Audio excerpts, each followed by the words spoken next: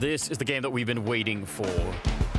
These are the two best teams in the world. They are fighting for the crown in CSGO. Flashbang into the window. Sip gets the headshot. He needs just one more shot. He's right in front, and Sip, he's toying with him. He takes him down. Of course he does. Waiting right around the corner. Could line them up, and here it is, the slaughter.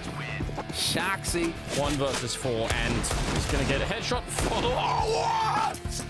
No way! We have found our first finalist right here. This is just what they are capable of. They crush your dreams. It's elimination. Somebody in this one goes home. Perfecto back behind Nuke box. CZ's not going to get that kill, but here's Electronic. Double kill and the third. They push first and second from Flamey. He's looking for a third. Oh, and he just slides right through Fallen. NaVi have done it to 30 rounds deep, but Team Liquid sent packing. It is Championship Sunday here for the Blast Premier Global Finals. A year of elite competition has led us to this very moment where today we will crown the winner, who will grab themselves $600,000 in prize pool for first place, and this beautiful trophy right in front of us. It's been a crazy year of Counter-Strike action, but we have been blessed with so many exciting and great moments featuring the best teams and best players from around the world. New champions have been crowned, new players have been discovered, and we are still not even done. This is the moment you have all been waiting for. This is what it's all about. And this is what we love about Counter-Strike. I am your host, James Banks, and I'm ready to guide you through all of this action here today. And alongside me, as always, I've got the ever so stunning Maniac. Thank you, thank you. I am so excited. I'm actually trying to actively keep my energy low a little bit right now, because I just want to scream. We had so many questions at the beginning of this week. Would it be the best team in the world? Would it be who's going to be the best player in the world? Who's going to make it? Who's going to disappoint? We've had always some answers, but now we find out more today. And then I've got Pimp, the man who always brings the kind of questionable decisions at times. You know, you like to throw a curveball out there every now and again, but he is the big brain player out here. The big brain player. I'm glad you said that, you know. I'm just as excited as Matthew, let's be honest. We have Simple going up against Saivu, the best two players, I guess, ever to touch Counter-Strike at this point. I feel they're really, really up there. So having them facing off in the first game, and that's just the warm-up for the final, could we ask for anything else? Well, let's look at where we're at. Let's look at how this tournament has gone so far. This is the overview of where we're at. And it's only fitting when it comes to this seeding that we're left with the 3 best teams in the world and the 3 teams that were seeded the highest. And I'm so happy about it. I am so happy about it because a part of me was scared because this tournament was just after the break. I was scared, what would the result make sense or not? Would any team disappoint? But no, they didn't. We still have the NaVi, we have the Astralis, we have Vitality, and they're fighting for the crown. And one thing I'll say, you said about teams that disappointed, right? No, the big teams didn't disappoint, but we also had some teams that pleasantly surprised. Yeah, Liquid. I think Liquid has to be highlighted here of the team who didn't make it into the top 3, but definitely were the most impressive outside. They were playing, coming in with Fallen, a new player to this lineup, I wouldn't call him in-game leader yet, but soon to be in-game leader, I think, helping out Stu2K with the calling, with the expectations that sure, if they had a good tournament, they could maybe win 1 best of 3, but they won 2, and they did a good job getting all the way to 4th, playing some stunning Counter-Strike, and even took Vitality all the way to a 16-14 match. So I feel Liquid gave us only positive signs for the future. So outside of the top 3, of course, they were my, I guess, surprise of the tournament. Now, yesterday, we did get the matchup we dreamed of, Astralis taking on Vitality. The first 2 games really gave us all those epic moments, and then Vitality, they fell flat. I know, James, and depending on what jersey you wear at home, you might either be elated, happy, or extremely disappointed, because for the Vitality, obviously, Dust2 must have felt a little bit horrible. It must have been hard to stomach it, because Vitality was in control. They were 14-10 in the lead, and then it was through clutches from Magisk, from Xip, 5v3 situation being, look at the scoreline here, it's 14-10, and then Astralis were able to push it back. They pushed us back, they won Dust2, and doesn't matter if Vitality had a good reaction on Overpass.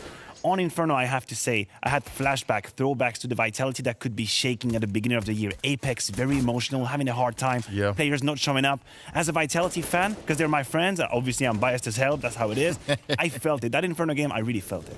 We are got a bit of bias with us on the desk, Why right? not? You've got your Vitality, I've got my NaVi, and Pimp kind of just goes with whatever people is feeling the flavor of the month. Yeah, the Danes hate me. I don't know why. They think that I don't like Astralis, but as you said yesterday, they did a fantastic job. NaVi, on the other hand, against Team Liquid, right? That was a good good performance. That was the NaVi where we felt, okay, NaVi, when you're playing Counter-Strike at this level, we can start to count on you. We can expect you to be up there with the very best, and we can even expect a close matchup. The way they manhandled Liquid, who were playing a good game of Counter-Strike yesterday, to me was very impressive. NaVi, they started out slow, but as we've spoken about so many times up here, James, every single game, they get better and better and better. And that's why I will not count them out today either.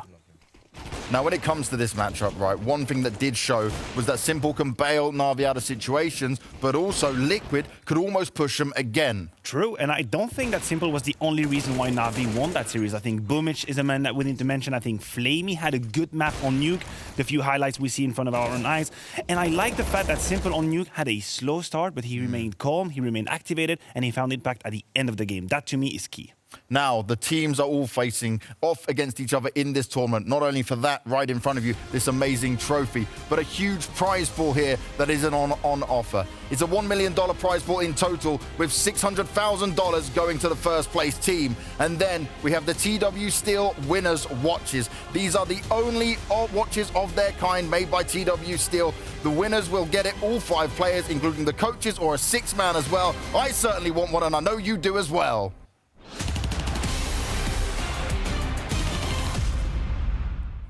But before we go any further, let me introduce you to some special guests we have here over at Venn. They will be joining us for the official watch party. So it's over to you, Smix and Digon. Global Final Watch Party right here on Venn, your new home for the NA qualifiers and path to Blast Premier. Make sure you subscribe to the Venn Esports YouTube channel for all the latest updates. Hi everyone, I'm Daniel Digon Gonzalez. That is Smix, and we're here to hang out with all of you. Thank you very much, Digon. We know what it's like sitting here staring at chat, waiting for the games to continue. Well, today we have got you covered. Our virtual watch party will be joined by a long list of CSGO stars, including Pasha Biceps, Nothing, Miss Harvey, Guardian, and Kitty Plays. Plus, freestyle god Harry Mack will be here to get us hyped for the global finals. But before we get to all of that, please welcome to the watch party one of the true OGs of Counter-Strike for over a decade, Miss Harvey. Hey! Hey! Hi, guys. Oh my goodness, Steph, it is so great to speak with you. You've also got an impressive but ridiculously long title at CLG. I'm gonna try not to butcher this. Director of Esports, Franchise Dev, and Outreach. Did I nail it? Yeah, it's a hard one. Even I myself struggle saying it, but you know, I do so many things that we had to cover it all. But Steph, it's been a while, but I'm so excited to have you on here. How are you doing? And are these the top? I'm so excited to have you on here. How are you doing? And are these the top 3 teams you expected to be here in the tournament? I'm doing absolutely fabulous, and good question. I think that the scene right now is quite awesome. It's great to see Astralis back on top, but I think there's something about me and Liquid. I really wanted Liquid to be there, but it's not going to be for today. Yeah, not today. Hey, we wanted to chat a little bit about your transition from player to now Director of Esports, Franchise Dev, and Outreach at CLG, or like I like to call it, the Dofdawa Kulga. Yep. It's the acronym for it. It's a great acronym. Yeah, I mean, it's been challenging. I'm sure I'm not the only one in that station. Like coming in from like most of half of my life being a competitor and having to redefine who you are and you know, just have a new purpose. Yeah. It's super hard. So you know, you can never get the competitor out of me. So it's great to be on these shows. It's great to sometimes compete still. But I'm trying to make a difference somewhere else. When it's not in the server, it's outside for the community. Well, Steph, I think we can all agree we're all fans of Counter-Strike. That's what unites us. And going back to the tournament, we have gathered the predictions from all of our upcoming guests today. So let's go ahead and take a look. Are there any predictions that stick out to you that you may not agree with? Or are you thinking, wow, everyone played it safe? You see Guardian just didn't make a prediction. He took the easy way out. So what are your thoughts? Well, I don't know if we took the easy way out. I think that Zywu is so impressive. Like every tournament that he does, I kind of have to go with him. He can always by himself for carry the team on his back. But when it comes to the grand final, I think we can't just not vote like for Astralis. And I know they're not in the best form they've ever been, but still, like, you have to go with the legends. So I wouldn't count Vitality out of this grand final if they do make it there, but you have to go with Astralis. Yeah, I think that's pretty safe. Again, only one person picking against Vitality, I think, believe getting in there. So we'll see what happens. Hey, Miss Harvey, thank you so much for swinging by to celebrate today's global final. We are partnering with Blast to give away a special edition Blast TW Steel watch, as well as 10 $100 Steam gift cards. That's a lot of skins you can get with that. All you have to do to enter is follow Ven Esports and Blast Premier on Twitter or on Instagram, and quote tweet who you think, or comment who you think will win the final. If you follow the experts, should be a pretty easy guess. Winners will be announced via DM tomorrow. TW Steel is also offering 20% off the Blast Special Edition watch with promo code VEN. It's time to head back to Copenhagen to get back to the tournament. Everyone's playing for this trophy right there. So let's get back to the action. Banks and the boys, take it away. Thank you very much, Degon and Smix. That is our official watch party, but it's time for us to watch what really matters right here and now. We're going to get ourselves to a break, but when you come back, we get the pre-show for Vitality taking on NaVi.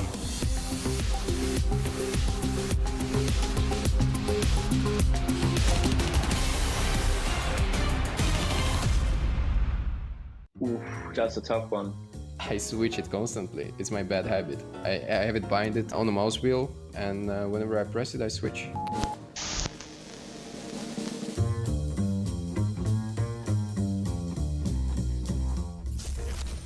The Juggernaut of the Colossus. I will go for the Juggernaut.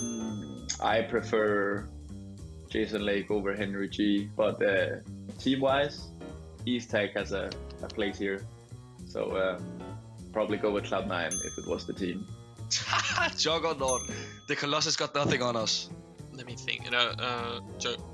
Colossus, yeah, Colossus, that's fine. I'll say Colossus. I like their approach to the building a new team more than I liked from Juggernauts. The Juggernaut.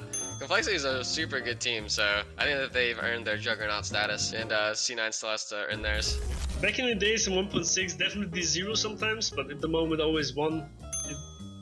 I always felt 1 was more natural way to play Counter-Strike.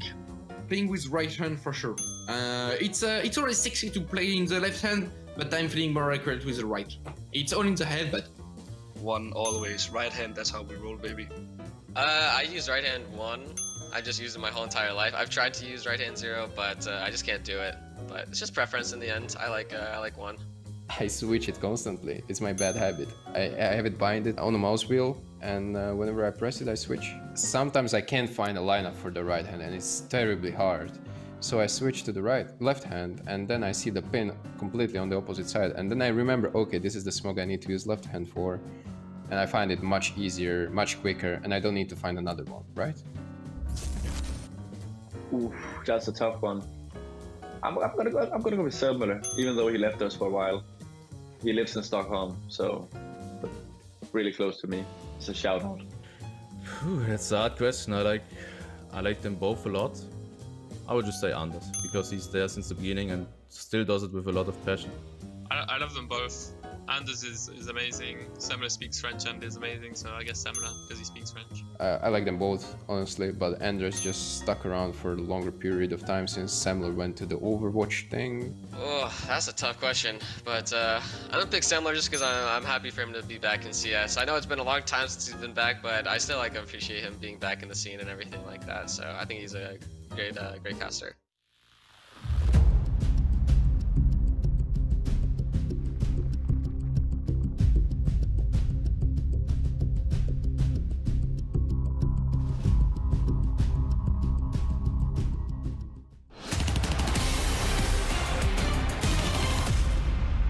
Things have been looking good for Vitality, and all the individuals are very much dialed in. It's a nice headshot. He's in a great position here, Glaive, to try and do something, but he's checking it, and he fakes it another time. Styro in a 1 versus 3. You never underestimate NaVi. That is not a good idea. It can end up horribly wrong. Flamey takes over control room, and Stewie's got a nice Tech 9 headshot. But Flamey, another 3K. That could have been an easy kill, but it's Hunter and... Oh!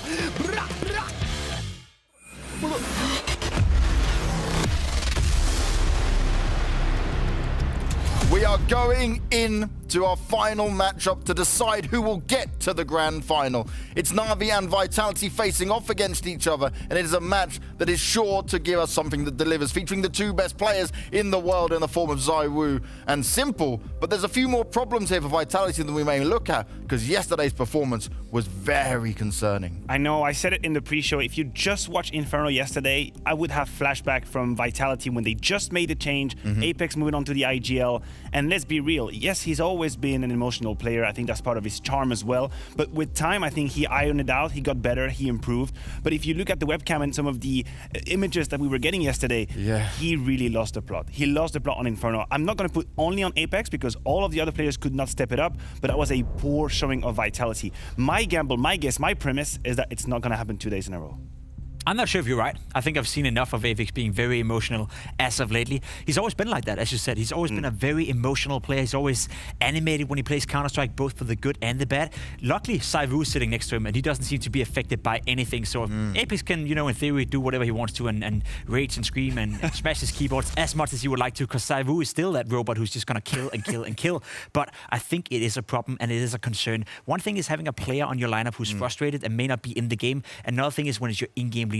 I have never in my life seen Glaive like that, for example. You cannot be the in-game leader of a lineup without keeping your cool. You need to be the guy in charge of your team. You need to be the guy keeping it cool, even when it's not going well for you individually. So Apex right here on your screen, sure, maybe not the best individual player as of right now, but as an in-game leader, I think he's been doing a fantastic job, and that needs to continue today. You cannot get rattled out by a poor individual performance. Yes, a leader must lead by example for sure, but Maynard, you touched on a really good point there, is that they really are in a situation where the other players didn't step up either, and my biggest concern was NaVi. We'd hyped him up. We'd been so happy with what we'd seen by this man, and it was missing yesterday. The thing about NaVi is that how he started at the highest level was insane. It was quite unbelievable. The stats he had in the first few games he played with Vitality got us all by surprise, caught us by surprise. What the hell is this? He was, what, 127 rating or something at some point, and we thought, for how long can he keep that up? Is he just going to be the next huge thing, the next huge rookie, making it into the top 20 of 2021? Now, yesterday, he slowed down. There is nothing to say against it. He slowed down. And when you have a matchup that is so deep, so thick as NaVi versus Vitality, everyone just barely underperforming is going to be a problem. NaVi needed to do more, and he's going to need to do more today. And he obviously was the man that swapped out for Shox, who was coming in hot from the previous map. And actually, we get to catch up with Apex, who was speaking to Freya specifically about that. Even though we saw Shox having a really solid game on Overpass, of course, he got subbed out coming into Inferno. Do you see that as a potential disadvantage of the rotating roster kind of format? If, you know, one player is having a really good game, then having to sub them out coming into the next map? Well, to be honest, he didn't have a good dust too either, so he can be on both ends, you know. So, yeah, obviously, he was really good on the Overpass. He did such a great Overpass overall. But yeah, for us, the most important is the way we work. We don't care about having substitutes. I mean, who is coming or who is coming out. The most important is the way we work and how we see the whole process. So obviously, it was maybe hard for him to go out, but he knew before the game, so there is no problem about that yet with the team. And that's much like what you were saying there, Pimp, right? You had this discussion on it, whether it should be a thing like you said, what Anders and Semler said after that game ended, but this is the right decision to make. It's always the right decision. When you practice with a certain player on a map, you stick to it no matter how it's going. Misuda right now as well, it's not like he's been playing much better. He's currently the lowest rated player in the entire tournament. That is a roaring signal, because you have NaVi right now, you have Misuda, who up until this point have been doing a fantastic job working with this six-man roster within Vitality, but as of so far in this tournament, they've not been performing. If that doesn't change today, I think they're going to be in a lot of trouble. And then we come on to NaVi, who have only got better along their road. It started off in a terrible fashion in a game that everyone said they were going to win. Yeah. And then it became not just the simple show, but this team performance, NaVi, we keep focusing on. Your first sentence could be the beginning of a voiceover for NaVi. It started really shaky. They had a lot of trouble, but then finally they showed up. And now this NaVi looks to be full force. Their game against Liquid and the last one they played as well, they looked a lot better. Simple is doing Simple thing. We had Electronic bailing them out of situations when Simple was quiet. It happened a couple of times. We had Boomich finding Impact. Bit probably played his best map last time around on Inferno with NaVi. He's been struggling a lot, but now he found form. And what I really, truly appreciate about NaVi is that they remain calm when it mattered the most. NaVi used to be also a team that could be emotional, could be animated right now, and miss the plot when it mattered. But here they stayed calm. They figured out solutions, and Simple, but Boomich, or Bit, or Electronic, they stepped up. And now you just mentioned him there, Boomich. This man has been able to take the team finally by the horns and run on forward with it. We've been mightily impressed with what he's offered. I think he's been fantastic so far. He's been great in the opening department. He's been great when it comes down to closing down rounds. He's making plays. He's creating space for his teammates. We even have a comparison of Boomich going up against Apex, and I think that's going to be a talking point for this matchup. It's even going to be a win condition, because so far in this tournament, Boomich have been playing better than Apex has. You can see right here in the stats, it's slightly better, but the opening kill department, right? Boomich is so much more effective. He's creating a lot more space than Apex is as of right now. Then, of course, you come down to the calling. I think Apex, as said, have done a fantastic job transitioning into being the in-game leader for Vitality. But if Boomich continues with this level of play, if he continues to create as much space as he's doing right now for the likes of Electronic, for the likes of Simple, and Flamey for that matter, then Boomich is going to be an asset for NaVi, and he could be their win condition. Now, both teams are toying with the six-man roster. Vitality certainly a little bit more detailed than we've got from NaVi. But let's take a look at this, Vito. Let's see what we're going to get, because we know one thing, right? Dust 2 probably on the cards, maybe, yeah. Bit of Nuke in there. Bit of Nuke, a bit of Dust 2. In terms of ban, it should be clear-cut. It should be Vertigo flying out the window, and it should be Train as well. I don't see why these maps would be here now. With NaVi and Vitality, you have two teams that sometimes can be stubborn in the picks they go for. So I might get surprised, but if Logic comes, it should be a it could be a Nuke pick for NaVi. That's the map they've picked the most, and they've played pretty much against anyone on the field, and that could be a Dust 2 for Vitality. We see NaVi going through with the Nuke pick, and then Vitality could pick Dust 2. That would be, again, their stubborn pick, but it did work out for them, even though they lost against Astralis, or they changed things up with an Overpass. There's one caveat to that one. I just wanted to mention it, right? Because we talked about it with Astralis and Vitality yesterday. Astralis picked Overpass against Vitality. That was Astralis' pick, but Vitality played a good game of Counter-Strike. Up until that point, Vitality were one of the best teams, at least by statistics, on the map of Overpass. So if you're Vitality, you're gaining a lot of confidence from winning Overpass yesterday, and you know it's going to be a punish pick against NaVi. So why not go for it? It's a gamble. I agree. I know. It's a gamble, but it makes sense. The problem is that for the longest time, the T side of Vitality on Overpass was shaky. And yesterday, Apex touching on the interview, Shox was massive in finding the impact, finding the calls, and the difference, truly. Now, they're going to pick Overpass, which means they will start on the T side, which makes me a little bit shaky. I got to ask you this, though, right? We're now left in a great situation for Vitality with both Inferno or Dust 2, whichever they want to feel more comfortable on. Because, okay, we saw Bit play really well yesterday, but that was the only time. I'd say Vitality would go for Dust 2 here. Here's the question. How traumatized are they from that Inferno performance versus Astralis? We would need to be a fly on the wall in their actual team house to see what's happening, because there we go. Yeah. That's my point. Are you ready to play Inferno again after what happened? It's simple, right? Because you saw them yesterday on Inferno. It was not looking great for Vitality. Whereas for Dust 2, you made the argument yourself. Vitality should have won Dust 2 against Astralis. They lost an amount of clutches against Sipnix. They lost clutches to Magix. Had they won just one of those clutch rounds, they probably would have beaten Astralis on Dust 2. So when it comes to confidence, when it comes to feeling out the maps as of right now, I think Vitality are super, super happy with this veto. They got everything they wanted. And they should be able to win a veto against a team like NaVi and how they sit up at this point, but it's whether they can do it on the server. We're starting off on Nuke here, and this Simple versus ZywOo moment comes back into it, because you guys were praising Simple as being the best CT player on Nuke. Oh yeah, no, he's an absolute beast. There is no way around the fact that Simple on the CT side of Nuke can find impact everywhere. He's so fast. Now, we need to take a minute to touch on this. Simple versus ZywOo, I tweeted it. We might be looking in front of our eyes the first page of the book of the best player in 2021. We are going to have a lot of duels between these two players, and these are the first steps for us to say, maybe 12 months from now, he should be the number one. Remember back in Blast Global Finals how he played in that game? Remember when they won the trophy? Remember they went third? These are the moments that matter for these two players. I know it's not only about the individual. Counter-Strike is a team game, and what matters is to win. But if you're ZywOo and Simple, that is your first opportunity to mark a notch for 2021. I'm a little bit scared. When it comes to Simple, right? Because I was looking up the statistics from yesterday, and Simple on the T side on Nuke, he's not performing this tournament. No. Against Team Liquid, he went 6-12 with 41 ADR on the T side for NaVi. That's simply not good enough. Of course, on the CT side, we know how good he is. We know how impactful he is. He's roaming around with the AWP, constantly finding kills, constantly being annoying. He shuts down yard, then he goes towards Rams, then he goes towards inner, and then he goes back yard. So he's here, there, and everywhere. But on the T side, where NaVi is going to start, most most likely since they picked the map of Nuke. Simple has gone missing the last couple of games. That cannot happen against Saibu. That cannot happen against Vitality. And I want to tie it back to the conversation about Boomich, you know, and what he's bringing to the team right now. An impressive stat. NaVi in this tournament have won 60% of their T rounds. 60%. Wow. That's a huge win rate for the T side. When they are 5v4, about 90% of conversion on their T side. This truly has been the pinnacle for them. They've been winning via and by their T side. So we have to give credit to Boomich, maybe Blade chiming in as well. But in a world where Simple, as Jacob is pointing out, can be slow a little bit on the T side, that's a huge feat for NaVi as a whole. And one thing we know is it's going to deliver either way, because these games in the past between them have always gone to overtime. It's time for us to get ready for this game. It's time for us to see who is going to take the opening map in this lower bracket run. It's NaVi going up against Vitality. Is it V for victory? Is it NaVi Davi all the way? We're about to find out as one of these teams wants to get one step closer to the final.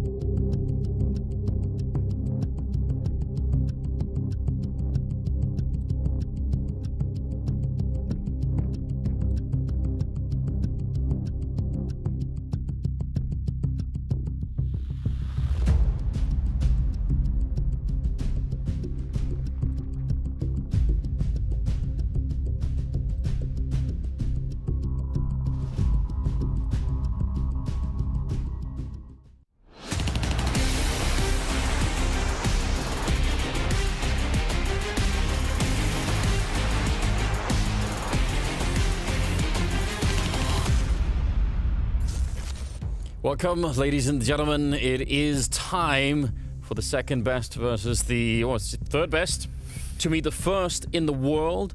I actually can't believe it's worked out like this. This is so exciting. Isn't it? I mean, top three teams, here we have them. The top three teams finishing at Blast are the top three teams rated in the world, and they rated themselves, Anders. This is what you were telling me going into it. It's like the teams ranked themselves, and this is how it played out. They did a good job, and it played out. It's better than you would have imagined, because it could have easily just been top three, but jumbled a little bit around. So, you know, Vitality waiting instead.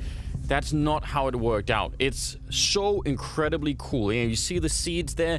That's what we've ended up with as well. I think this is fantastic.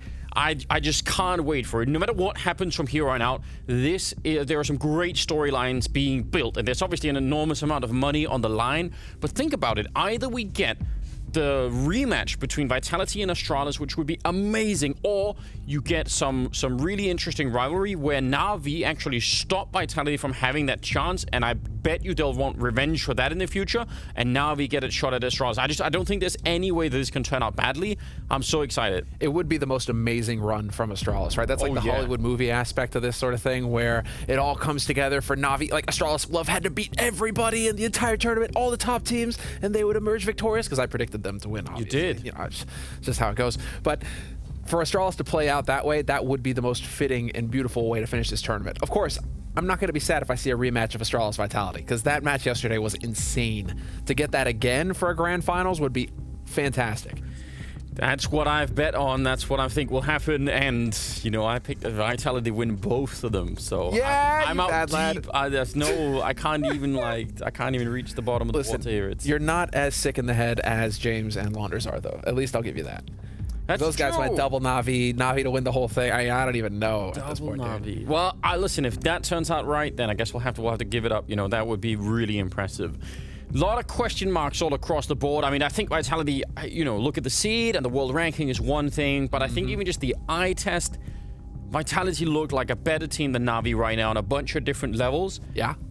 But that doesn't actually mean that NaVi can't win this, because they have some absolute freaks on that team.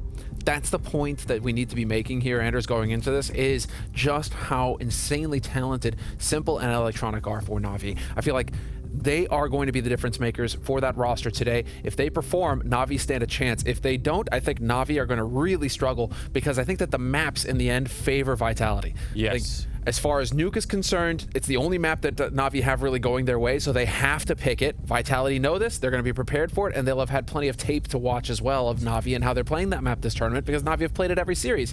Whereas Vitality, it's a little bit more up in the air, and they're going for the punish pick with Overpass. I love that for the second map from Vitality. That's them just playing the confidence, like, hey, we'll take you anywhere. Well, Cyru's 96 of the blast score there, and is 94 for Simple, and that's, I mean, that's a matchup that the desk talked about. You have to talk about it. I mean, that's one of the things that'll be so interesting. But we did also see, I think, in that best of 3 yesterday against Astralis, that, you know, Vitality they're not immune to that tilt factor. They not at all. Clearly getting frustrated, and I mean, that can't happen today. It did happen at the end of the best of 3. It wasn't like right off the bat. They were, you know, but you could tell Apex was definitely feeling the pressure towards the end there. And hopefully that will, I mean, but again, if the pressure is on, if you see Simple and Electronic playing very well right off the go, and that could be really hard to deal with. Well, I like that. I mean, you and I were casting that game. We got to kind of speculate a little bit as to what was going on with Vitality. I mean, Misuda and Nivera underperformed yesterday. There's no getting around it. Apex really struggled on Inferno as well, to the point where he was getting up in the match, like just standing up from his seat. So who knows where his head was at. But I got to give a quick shout out to Chad Sponge, the doctor, the madman when it comes to CS. He did provide Captain Counter-Strike. He provided some stats showing, you know, perhaps the reasoning for Vitality benching Shocks, you know, in terms of performance, individual performance. Shocks who was struggling. Yeah. Where I want to challenge him though is just like, Shoxy dropped, you know, nearly 30 frags on Overpass the map before. He's been fired up all tournament long. He's been overperforming all tournament long. So I was kind of like, I get it. You're gonna, you want to do the thing where you practice the thing, but I know it's Shoxy, dude. I know. Well, I completely get both sides of this argument, and I think if you take on like take a longer view, you should be on the side of benching Shox in that match. Yeah. But you know, in the moment, it's so hard to deal with. It's so hard to watch even. So I kind of get it. I kind of understand what they're doing on the Vitality side, but I kind of agree. I mean, yes, who isn't a fan of Shox at this point in time? He's amazing. But yeah, when he puts on that kind of a performance, and then I think it's only because it's also matched with the underperformance of Nivira and Misuta, because obviously if those two had been playing really well, we would have cared a bit less about it. So I don't know. One map as a sample size probably is not quite enough, but you know, it's an evolving story. I'm so happy that Vitality are testing this for us, because it is really interesting to see how it's all unfolding. Yeah, some headset being fixed there, but I think otherwise we're just about a player away from being live into the server, and then obviously we'll be starting on Nuke, which is, I mean, all on its own a very interesting match. I think if NaVi manage to pick up Nuke and win it, then we've got a very serious best of 3 on our hands. If they don't, I mean, the NaVi they're going to be pretty deep into it, you have to assume that Overpass pick is going to be still pretty good for Vitality. It's the best chance that NaVi had. And you know, coming into this where you're thinking, okay, how is the veto going to pan out? You know, NaVi's second best map is Train, and that's Vitality's auto ban, right? So already NaVi were kind of playing with an arm tied behind their backs coming into this when it comes to the veto, because their strengths are limited against Vitality. They had to go Nuke in the first pick, and they have to win Nuke here. So a lot of pressure on NaVi, but come on, this is the #3 team in the world. They're up to the task. Let's find out if they're going to be able to live up to that ranking. Here we go, ladies and gentlemen. NaVi starting on the T side, Vitality on the CT side. And we do not have a kit in play at all, which on Nuke, I actually think is a very big risk. Now, if you shut it down before they get onto a bomb site and get the bomb down, then it's not even a topic of conversation. But we'll remind you if it gets to that point. Simon out here, clicking away at range. They do have a couple of pistols down there upgraded against him, and I'm sure he must have figured that out by now. Shocks catching Electronic coming back out, and there's Saibu hitting the headshot and taking down Simple. So now 3 versus 5. It doesn't even look like there's going to be a bomb plant here. Nivira catching him mid-air, and this is all looking wonderful. Boomich is doing a little bit of work here, but now Vitality, they should calm it down and just remind themselves of the lead that they have. Well, you've still got 2 absolute savages alive here for Vitality, and ZywOo and Shoxi on pistols. It feels like those guys just, well, ZywOo just overperforms no matter what, but Shoxi and pistols, it's a match made in heaven. So still very dangerous. Oh. There's ZywOo just taking Boomich out of it, and there's Shoxi. So there you go. Sure enough. Oh man, yeah, and that was good, right? Because it did look like they kept fighting for a while longer than they needed to. So just the calm, like everyone stay still, don't move too much. He's not seeing a lot here, is he? Yeah, that's a pretty thin angle. Oh, we have enhanced the picture. All right, run it through the enhancements. Miami, where is it? Like put the sunglasses on. Yeah, like what is it called? CSI. Wow. I guess he just let it get to his. Put the glasses on. Listen, that even that might be a Boomer reference at this point in time. So it might be too old for you to know, but can't be that old. Can't be that long ago. Perfecto has bought a Zeus on the T side. I admire it. I don't see how is he going to run up and use it against someone? He's in the edge of the smoke. Okay. I appreciate it. Wait, what? Yeah, there we go. Nivira's gonna get the deny on that one. Maybe just not expecting him to commit like that. But it is Perfecto, and unfortunately with that Zeus, he has yet to find anybody. He might be able to get close enough. No, Nivira's backed off. I'm trying to look for him here, man. I'm trying to help him out, but it's just not gonna happen. 2-0 for Vitality on the CT side so far. And okay, you know, it's not. We've done a lot of focusing on Vitality, and obviously ZywOo is just going to be just a massive factor for Vitality. He's he's player of the year.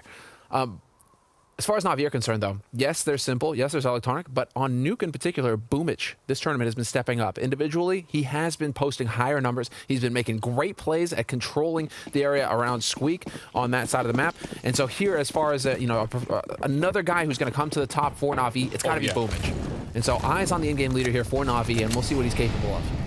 I actually think that's even more true because I think the style that Boomich has when he's playing really well is so hard to predict. Oh, wow. Apex. You know, he was set up for that. He was the only thing his eyes could have been looking at was that little pixel movement for him to put down the smoke. So the fact that he was falling asleep and not seeing that is very, very unfortunate. Early kill there, and it's Simple. Again, we talked about the importance of having him early and having a big presence in this game.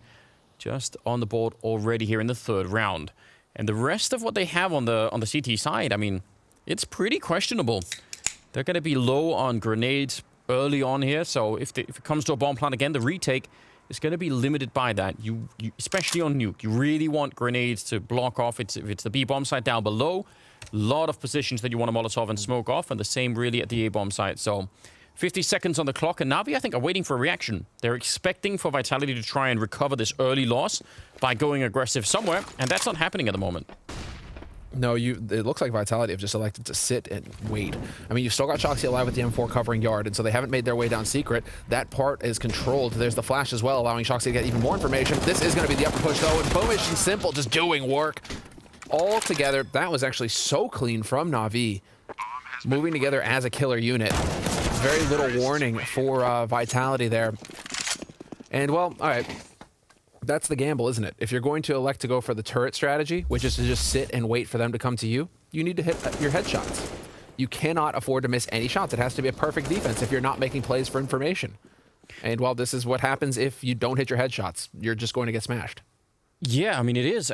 But I think also at that point in time, they'd just been waiting inside of that A-bomb site for so long, and there was no real warning. Normally, you'd have, you know, smokes and flashes to set it up so that you have, you know, just a little jolt of adrenaline if you're on the defending side. You're like, oh, okay, now we're going into action. But that was just really, you know, from a lot of boredom right into to something aggressive. So maybe they just got, you know, caught sleeping a bit, just like Apex was, which I'm not sure. I mean, that can't really be happening. Now, they did buy into this round here, Vitality, which, again, I think we'll judge it on the outcome. If it works and if they can actually, you know, win this round, then it's probably all fine. Shox is right here, but ooh, he nearly actually transfers that.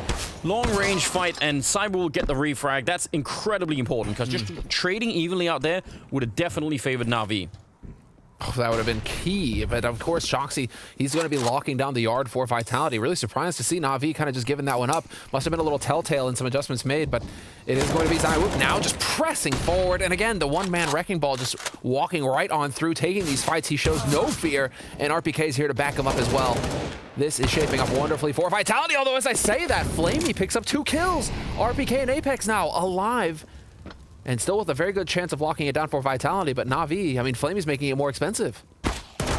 He's up there. He had the right idea and the right angle for it. Was very low on health. A couple of things to think about this round. I'm not sure if NaVi realized that actually Vitality bought in that round, because normally if you go to that position where Shox was holding, you would Molotov it. It's one of the most common positions to throw those Molotovs, or flash it, or anything. And they were just jumping around the corner, sort of expecting maybe to find almost no resistance, or at worst, the USP or something, or a deagle. So it sort of looked like maybe NaVi weren't quite expecting that, which, again, you make a couple of small assumptions, and it can absolutely backfire.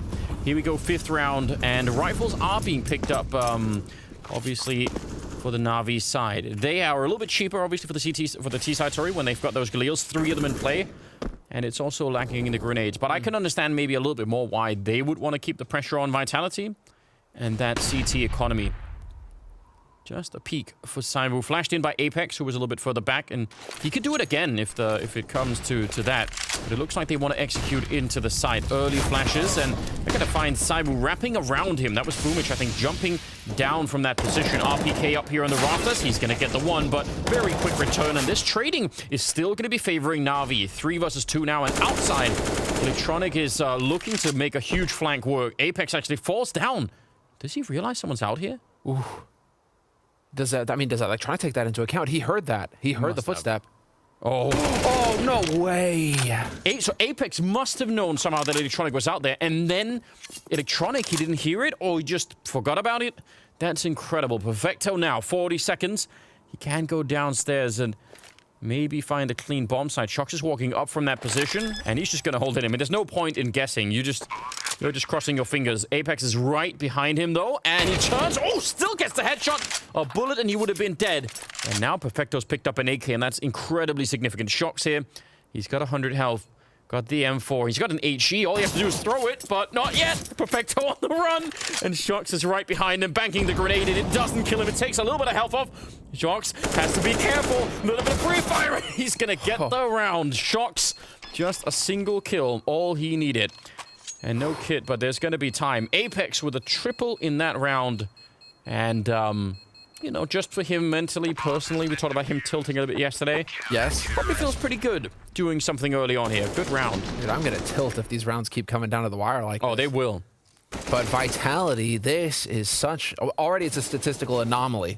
Because they gave up the first kill, and they only win 25% of the rounds when they lose the first kill in the round. It's so good. These teams are so good now at converting those opening kills into success, into round wins. And so for Vitality to go down a man and then come through in a clutch, this is one of those half-defining rounds. So important, and it's really going to be messing with NaVi that slipped through their fingers, because it feels like they had everything there going their way. It's just... Well, Apex catching Electronic looking the wrong way. I think that's what does it. If Electronic gets up onto the high ground there, I don't know how Vitality are able to work their way back into this. That was really, really significant. I control the high ground. I mean, how are you going to stop him? I know. We have that. Sixth round is coming up now. Because they got the bomb plant and the $800 bonus, it means obviously NaVi will keep the pressure on. That was also a 1-on-1, so, you know, that's Vitality losing 4 rifles and NaVi getting the bomb plant. Of course they're going to buy. Of course they're going to keep the pressure on. And I think Vitality absolutely know that. Now, a big difference is Saivu on that AWP finally, and Simple does not have his to counter it with, although he does have an AK, and they try and put the pressure on. He shuts them both down. And that's a disaster. 3 versus 5 now. And NaVi need to take it easy. They've already got Boomage pushing up very far, but remember that bomb back there? And then, again, allow Vitality to make another mistake, and you've got your round. Why are you trying to bully the Undertaker, is what Simple is currently wondering. Because that's a bully strategy. That's like, okay, cool, they're going to be a low buy. Let's go mess him up. Let's play aggressive. And Simple is ready. This is how he handles that sort of situation. He just shoots you in the face. 2 kills, making it a little bit more difficult here for Vitality. And I'm sure that it's crossed Vitality's mind now. Unless there can be some magic here from Apex, it's almost a situation where you want to save the guns. Yeah, it's not far off at least. He is thinking about it. And Shock spotting out at least the 1. Good count for NaVi to even know that. Just realizing, yep, someone's in ramp. They're not all just stacked on a bomb site. Saivu, that's a nice headshot to take down Flamey. Could we get another one? There is a little bit of flame up there, so he's having a hard time spotting anything. Apex actually does turn for the kill, but Saivu can't get away. And that will lose them the AWP, which is a real shame. Shock's down here, really far away from the action, but I don't know. I mean, I'm surprised that Saivu misses that second shot, to be fair. Yeah. It looked like something could have been working there. It looked like they had just the beginnings of maybe something, but it was rough because Apex is immediately getting shot in the back. He couldn't even escape. If he could have got the kill and ran into Hut and just, you know, dodged out there, that would have been really interesting, but fair play. It will be NaVi to pick up the round and make it 2-4. Still in favor of Vitality, but their money, I mean, their economy can't sustain this. This is why NaVi kept the pressure on and just kept buying, and they will even lose that last rifle. This is great news for NaVi. If you're a NaVi fan, you're not at all worried about the scoreline right now. No, it's still so early in the half. I'm just so happy to see that they were ready for that aggression. Simple and Perfecto, they had the firing squad just ready and waiting as Vitality came around the corner, and that was impeccable stuff. And so NaVi just letting Vitality know, you know, you may be ahead in rounds, and you've had a couple of rounds go your way that maybe they shouldn't have, but you can't take advantage of us that way. You can't try and bully us. And so Vitality now going to have to take that into account, and we are going to get a force buy out of Vitality. And I was curious to see if they were going to try and go for some risky plays here, and it's looking like it. RPK and Shoxy playing aggro outside. Electronic going to get caught. Point blank. RPK with the CZ. All right, that's exciting. I think Vitality had probably done the math and thought, we're going to, even if we save here, that even in the upcoming round, we probably can't really do much. Like, it would have to be mostly for Masters or something silly like that. So why not just try and do this, and then hopefully the round loss bonus will help us out later on. And then there's always the outside chance that you actually make it work. Simple's very low on health. And the other part of the team here, pushing into ramp and trying to take that over. Once they get the bomb down, this would be such a different round for NaVi, and they could start to feel a bit more safe. But as long as they are in this weird position where they have to navigate across the map, it's pretty tense. Well, RPK recovered that AK as well. And, you know, talking of, I mean, players that kind of underperformed, Pimp actually talked a little bit about that on the desk and also on his Twitter where, you know, he kind of called RPK out a little bit, just saying he underperformed in the series versus Astralis yesterday, and he has been one of the standout players for Vitality recently. Him and Shoxy have really stepped up on an individual level. Gonna get some aggression coming in, though. Oh, man, they're going to win both those fights. I was going to say the coordination between those two is actually really good because you could tell how distracted they were about what was coming in from hell. Instead, now the bomb does go down. It's still a 2-on-2, and don't get me wrong, this is still a fantastic round out of Vitality. The AI prediction there, still saying NaVi. Let's find out. They obviously do not have a kit, but they do have that AK that's been stolen. No smoke either to try and put on top of the bomb, and that's a problem. Flamey with one headshot, and it catches Saivu trying to jump on out of there. Good round out of Flamey, a nice triple kill, and I mean, NaVi probably shouldn't have been that close to losing the round, but when it gets out of control like that, you're just happy to make it through. And we know Vitality going to be saving. It'll be the next round before they could do much of anything. Well, we need to see some, we need them to be a little bit patient here, Vitality. They can't let things get too far out of hand. And I mean, at least facially, you know, we're seeing the team keep their cool for now. Not too many Apex reaction moments just yet. But when we started to see more of the Apex, that's when things started to work against Vitality, I think, yesterday versus Astralis. So still early days. I'm very conflicted because I want the Apex reactions, but I'm glad we're not seeing them because it's a sign that they're, like they're keeping their cool. So I want, want both things here. You also predicted Vitality. I mean, so it's like doubly painful for you. Yeah, it's true, isn't it? But I mean, right now, this is going to shape up a little bit more into the norm here. I'm very curious to see for Vitality what the play is in the next round.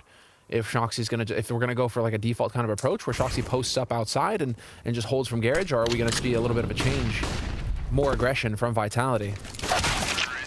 Because now NaVi are starting to feel it. They've got bank, they've got money in the bank, and so far they've succeeded in tying it up 4-4.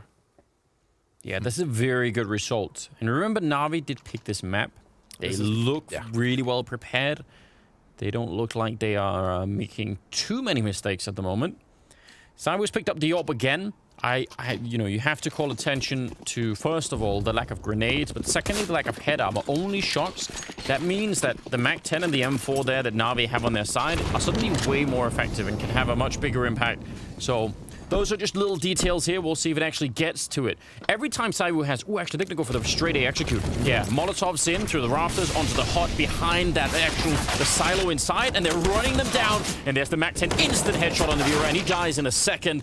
Electronic and Perfecto will follow it up, but I mean, just the straight execute. And again, Vitality don't have the counter nades, and they don't have the head armor. Like, there's a lot of problems there. But that A execute it's a classic by now on Nuke. It's a classic by now, but also just for NaVi to call that and to execute it so quickly. No hesitation, just getting straight out there. The smokes haven't even cleared, the initial smokes haven't even cleared from Vitality before NaVi are pushing onto that upper site. And so that is such a change of pace from NaVi, Anders, because usually NaVi, we expect them to play slow into the round and take their time and then set up in the very tail ends of the round is when they start hitting sites. NaVi showing that they can change the pace is only going to destabilize things here for Vitality. That Molotov that they throw that goes in and lands, by the silo, where that's sort of the default position for almost all A players to stand there, it does something incredibly annoying if you're that A player, because you have a choice at that moment. You can either sit inside of the Molotov and fight, and obviously that's not going to be that great. But the reason why you want to do that is because you actually want to swing to your right to catch them as they come out of the hut, right? You want to catch them in that really confined space. But if you do that, I mean, you're sort of sitting in the fire almost, or you can stop yourself from sitting in fire and then take a smoke and throw it down and, extinguish the Molotov, but then you're letting them out of the hut probably. So it's a really annoying timing if you're there. And I mean, as soon as you do it, by the way, they obviously know where to look. They see the smoke instead of the fire and they know, all right, great. Almost certainly someone is there, and they'll find you inside of that smoke no matter what. So it's a really cool Molotov. It does a bunch of different things. And why does it sound like a horror movie? They'll find you. They will. Don't breathe. It's like Alien. Oh man, you're stuck in a locker. Yeah, isolation, stuck in a locker. Don't breathe. Hold your breath. Simple's slowly walking by. Yeah, someone could definitely make that as a little animation with Simple outside instead. That'd be good. Why you bully me? Totally. I'm down. All right, Zywoo, let's go. I mean, he's got the AWP, and he is posted up, ready and waiting, but it's going to be Shoxy who's going to get tested here on the ramp. As a Deagle, he's also being shot in the back. Seems like a really unfair fight at the moment. Boomich making his way down. We haven't seen it too much yet. I mean, Boomich, making the jump down here, but otherwise, it's just really pistols in the play. Well, they're going to pick up the AWP again. That's kind of good news. I was going to say they might have lost that. But Boomich vent diving is actually one of the most interesting things about NaVi, I think, on this particular map. We're on the T side. He's really good at that. There are some players that are really good at doing it. And also because he loves playing with the MAC-10. So even if you could have had something else, just sometimes being super quick and mobile about it will get you down there. It is going to be 6 rounds for NaVi, and as you just saw, they caught fire. They've won 5 in a row. All right. Boomich is he's commanding this squad. He's telling them what to do. He's in-game leading. He's also highest on the server on the ADR, so he's just doing everything right now. What a joy. Clearly things are working out. I'm not shocked to see low utility damage on the side of Vitality. They are legendary so far this tournament, and how ineffective their utility has been. Yeah. NaVi trailing a little bit behind, though, makes me wonder. But they're still on the T side. It's not CT side yet. Oh, this is aggressive, but I love it. It's kind of an all-in, right? You miss the shot here, but he doesn't. He usually doesn't. And he's going to take down Perfecto as well. Yeah, you have only one chance, but some players just do not care about that. 5 versus 3. And that is one hell of a way to get your team back in. Now, just hold on. Everyone calm down. Flamey trying to sneak in, but RPK will catch him. That's so cool as well. He stops at that angle because that's right where the right eye peek advantage is going to kick in. And so he knows, okay, at that point, he'll be able to shoot me without me being able to see him. So now I need to just duck right into the angle and do it quick. Go hard at it. So cool. So cool. Just the awareness of it. Zai was a beast. But that is a must-win kind of round here for Vitality. The first round where they can do the full buy with full nades, have everything going for them. Yeah. And then Zai plays aggro as well. And Vitality needed to show that they had some fight in them. Otherwise, NaVi were looking likely to just start running away with this first half. And, well, I mean, as far as Vitality are concerned, I mean, for both of these teams, essentially, as we get a little bit of a walk down the vents, Zai was already in position down here. Could get some action in a second. Yeah, I think he's going to have backup right above him, so I don't think he's too worried about that window. Boomage going down, so bomb plant, I don't think that's ever going to happen. Oh, he takes another one. A quad kill where it looked like he was just never even in danger of getting fired back at then. So incredibly quick, which, you know, we've come to expect that by now. It's actually nuts right now how much of a home map this is for NaVi. 75% win rate, 12 wins, 4 losses. I mean, that is just... Yeah. And that's over the last 3 months. I mean, this has become their map. And every series, that's, I mean, it kind of highlights how much of an upset that was when Liquid beat them on this map. Oh, yeah. I'm sure they didn't enjoy that, too. They didn't enjoy that, but that was, I mean, you know, good on Moses and the lads, because that was really against all odds. Yeah, I think actually they were really, really refreshing surprise for this particular tournament. I think Boomage started this round with 14,500 in the bank, just as a bit of a marker for how well NaVi have been playing the last many rounds. So it'll take a while here before Vitality really manage to run down their economy. Here we go. Similarly execute, but this time Nivira is there to stop them in the hot. So RPK not putting out the smoke. He's fighting instead, and Nivira is back. Merely could have had that double kill. 2 versus 3, and Vitality are doing a much better job. And it all starts with that early kill from Nivira, just to, you know, slow things down. And they'll end up winning that round 6-6 now. Vitality tying it up. But you see how you could match those 2 rounds and how that execute worked on top of each other, and you just see a massive, massive difference. Anti-rush nades and the whole kit and caboodle. Did nobody communicate the symbol that the guy was on rafters there? That was weird. Yeah, probably not. Look at this. I mean, but that's seconds after his teammate dies there. So, okay, maybe some communication didn't quite happen there on Navi's side.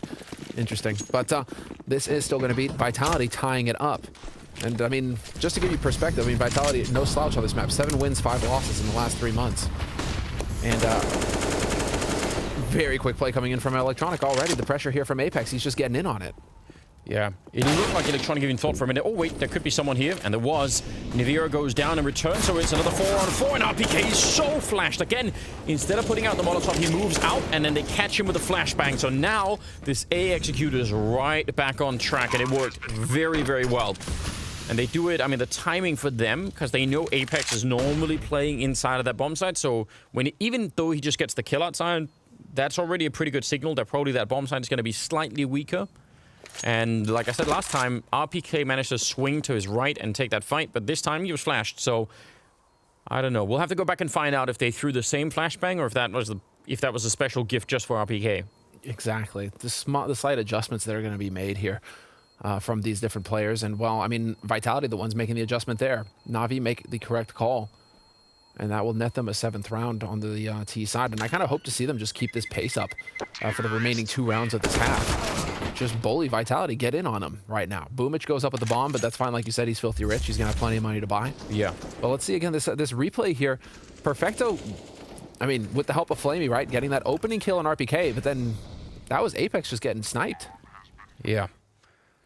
Whoa, no, there we, no. A little bit. It's starting to mount. It's starting to build a little bit here. And actually, let's take a look at Apex's individual performance. 8 kills so far. He's not bottom, though, because Nivera is sitting there with 5. Yeah, and Apex, I mean, I think Apex has been playing just fine this game, so I'm not so concerned about that. It's a flick and a half taking down Perfecto. You love to see it. I mean, one of the rounds that got them back into this was obviously that double kill from Cyber, so he's just at it again, but he is just being jumped on with steel-plated boots. Boomich right on top of him. 4 versus 4 now. But that A bomb site is again under attack. Boomich does go down eventually, and I'm actually a little bit surprised that no one from NaVi in the lobby here tried to put some pressure on, because I mean, they had Boomich in a deep position. Electronic is also pretty deep on the map, so Yeah. he's like the secondary player here that could do something interesting. I think that's the big one where, you know, Electronic not able to chime in and help Boomich out there. That's got to be so frustrating. Boomich gets killed from Apex in a position where Electronic can't trade frag.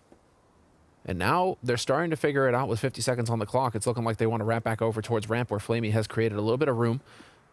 And Vitality are going to start focusing on the bomb sites themselves by the look of things. Yeah, it could easily be sort of a B crunch here. If Electronic gets a kill, then they're good to go down towards B. Simple nearly getting caught, but not quite. RPK will drop. So the question is, down on the lower part of the map, could Apex be a bit of a hero? It's Mike coming. Oh, he's going to get caught by Electronic. Won't even get the opportunity. That's a very important kill. I thought maybe he could have snuck in. Bomb is going to be going down. 20 seconds left, and NaVi, he'll have to back on out and save this gun, because they're not going to have much else for the 15th round that's coming up. So, wow, what a rough turn of events. Yeah, Boomich here. This... Oh, wow. I don't know what you say about that. Yeah, sometimes it just works. Timing is on. I'm wondering, where is Shoxy? What is Shoxy doing when he gets flanked? Because he dies right before here by Flamey, and what that makes me think is that they've misread the situation, and that Vitality are thinking this is going to be an upper hit, and so they're not focusing on ramp, they're focusing elsewhere, and that just, it's like one domino hitting the next one, and it all just falls apart, right? Yeah. Because Shoxy looked like he was focused on yard, and that was obviously not where he died from. I mean, you also wonder slightly if... So, Simple gets the kill on RPK in lobby, and not that long afterwards, Electronic is essentially opening the B doors down on the B bomb site. So RPK is going to say, oh, they were in lobby and they were sort of walking towards the ramp, but that doesn't really imply that they're actually on the B bomb site, or at least that Electronic is. So I wonder also if just the sort of the weird mapping of the NaVi players in that round could have thrown them off. I mean, it could have been perfectly fine information for RPK to say that, yeah, at least Simple was in lobby, that's how I died. But Electronic, I think, it might have just completely caught them by being that far into the site. So we'll see. 15th round here. Last of the half. And NaVi, if they've really convinced us at this point that there was a reason they picked this map. If we didn't know it already, then you're getting a taste of just how good they can be. Again, it's Cyber with an opening kill for Vitality. And it seems like a lot of what Vitality are doing right now, or a lot of the success they've had, has to do with him and opening those up and just getting those early frags. It's kind of a lot to rely on, but I guess if it keeps working, then why not? Let's see if they can get that 7th round. But that is the big deal, though, Anders. And, well, I mean, NaVi are the ones who are battling up ahead because, again, Vitality have the similar stats where it's like 75% win rate if they get that opening kill. And yet NaVi are, you know, Zywoo's getting the opening kill, and NaVi are still finding a way to win. So they're battling uphill, and that's just how powerful this T side is for NaVi. NaVi going to take down Simple, but he gets traded. Yeah, RPK's up here. Flamey's going to be walking in. That smoke will not cover him at all. So 2 versus 3. Cyber actually take a little bit of damage there. I think it was a Molotov or something burning him, so he's going to be unhappy about that. 35 seconds, and Electronic, he's trying to move around down the lower part of the map. That's only going to be relevant if Perfecto can vent dive in here and not get caught. He has the bomb, so if he fails this and gets caught somehow, then I don't know what they're meant to do. But right now, Electronic is trying to clear that up. He's going to get the kill. Oh, no! The bomb gets stuck. 15 seconds. All he had to do. Oh, it falls back down. They can actually pick it up. Electronic, does he have time? 9 seconds. Is he gonna... He could turn around and just try and kill him. I mean, they have to come for him, surely. They're running right behind. 3 seconds. He's gonna have the bomb plant, but they're on top of him. They're right there. RPK to take him down. And Vitality will get that 7th round on the board in an absolutely ridiculous fashion. It was all about getting down that ladder. That was the only thing that mattered. What a way to conclude the first half, and we've got so much more to come. At the end of it, top of the scoreboard, it's Cyber with 14 kills, right behind him, Boomich at 13. Second half is going to be absolutely explosive, and it's coming up after the break.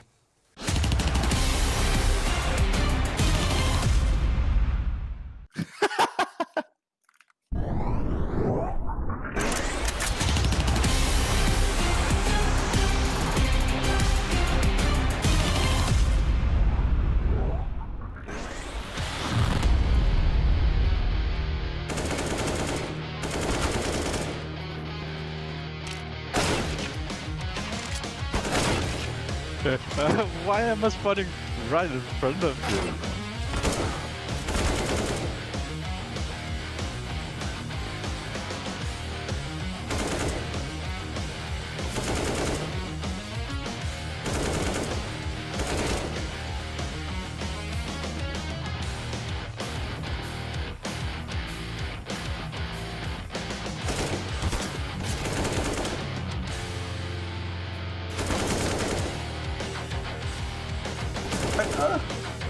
Come back!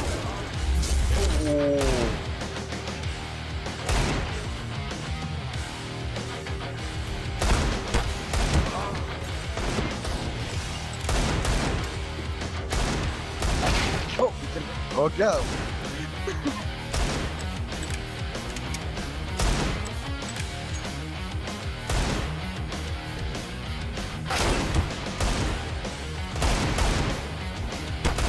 What is this?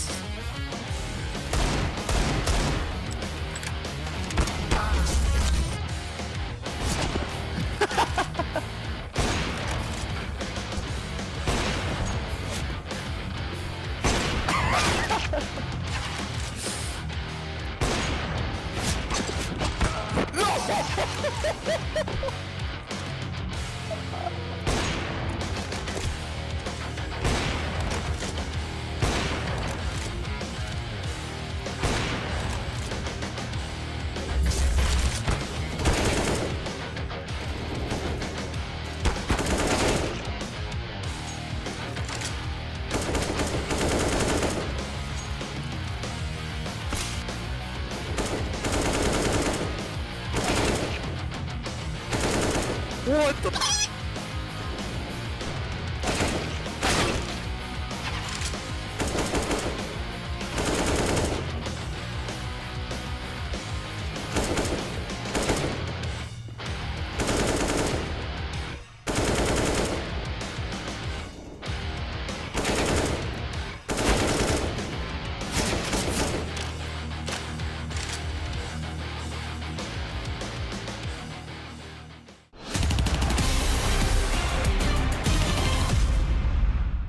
Welcome back, ladies and gentlemen. It is the second half, still the first map in this best of 3 between NaVi and Vitality, and it was cut clean down the middle, 8-7, 8 in favor of NaVi, which I think on the T side of Nuke, really impressive. And I mean, we're just seeing all the reasons why NaVi picked this. It looks like they've got it lined up for a win right now.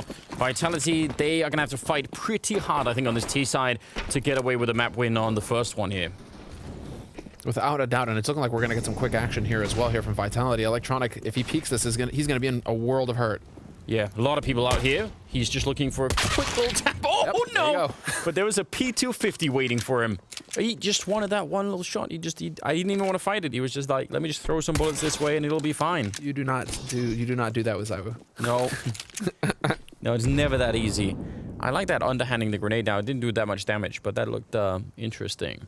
So, 4 on 5. RPK, not that far away from maybe finding the top of his head there. That could have been really dangerous. Let's see if they're going to be able to make the... Oh, yeah, he sees the gun barrel, and he's within range. They're going to just overwhelm him. Boomich in trouble. Simple trying to reload that CSET 75 and closing the door behind him. But yeah, Bomb is going to be going down. And NaVi, how do you retake this? I don't even know how you could do this. 3 versus 5. You need Vitality to give you some fights. You need them to go and, yeah, take a fight like that. An instant headshot. Otherwise, I don't think you're going to walk. When the crossfire's in here, I mean, it's just a giant web that you're walking into at this point in time. Perfecto goes down. Cyber's looking for a bit more and challenging Simple, and he'll find that headshot. He's not even reloading. He's just looking for more headshots, and now they're coming for Flamey. Could have almost knifed him, but I respect the fact that they didn't. Might be a little bit too much on the line at this point in time. Super sick. And hold on, we're gonna see. All right, this was the opening duel versus Electronic. But then what's even better is that that's just the fake from Vitality, because obviously Electronic's info is, oh, they're going down secret. And so Vitality, you know, NaVi are going to be shifting around, trying to cover that angle towards the lower site. No. Vitality then goes straight up into the upper site and just catch them completely unawares up there. So it works out wonderfully for Vitality, and that was an excellent pistol round. Bit of a planned strategy, and then playing, you know, light on their feet, just reacting to how the round developed. I love to see it, and that's the kind of calling we need to see here from Apex if they want to find success on the T side, because to be fair, the first half went pretty hard against Vitality. Yeah, it did. And I mean, if Electronic in that round is the only, you know, anchor that they have outside to look for what's happening in Yard, they lose him, they just lose all vision out there. And Vitality exploited. I think that's probably true. They probably did improvise a little bit there. RPK is holding as the rest of them are going down secret. It's always nice to leave someone behind that red container so that you're not getting flanked while you're walking down here. Because you can have some pretty wild timings where the CTs will walk in through the smoke right behind you. So I can understand why they want to do that. Molotovs. Oh, it's a fadeaway shot. Fire at his feet, and he just made that work. That's really beautiful. He's back for more, and Simon will take him down. So no second chance there, but it's always Flamey. He's trying on top of the flames as well. I mean, it's probably worth it if he could do it, but not quite this time. And RPK is still outside. He's been holding that the whole time. I mean, that's even good information, right? Once the bomb is planted and they exit this bomb site, they at the very least know no one is going to be that far back. I mean, they could still be in the vents, but they don't have to even check it, so that's also helpful. They'll have that focus, and well, I mean, it is a position for NaVi where they're just going to be thinking about saving these guns, I think. It's just too much of a stretch. Right. Down a man, going for the retake against rifles. You've only seen rifles, so there isn't even a weak point for you to exploit. At this point, you're just thinking, okay, hold on to these guns for the next round, and let's see what we can do then. And well, that is going to be, well, it should be another beatdown here for Vitality. Really, this is the biggest save from Vitality picking up this pistol side, because Nuke is actually one of the 2 maps that is CT-sided still, 53%.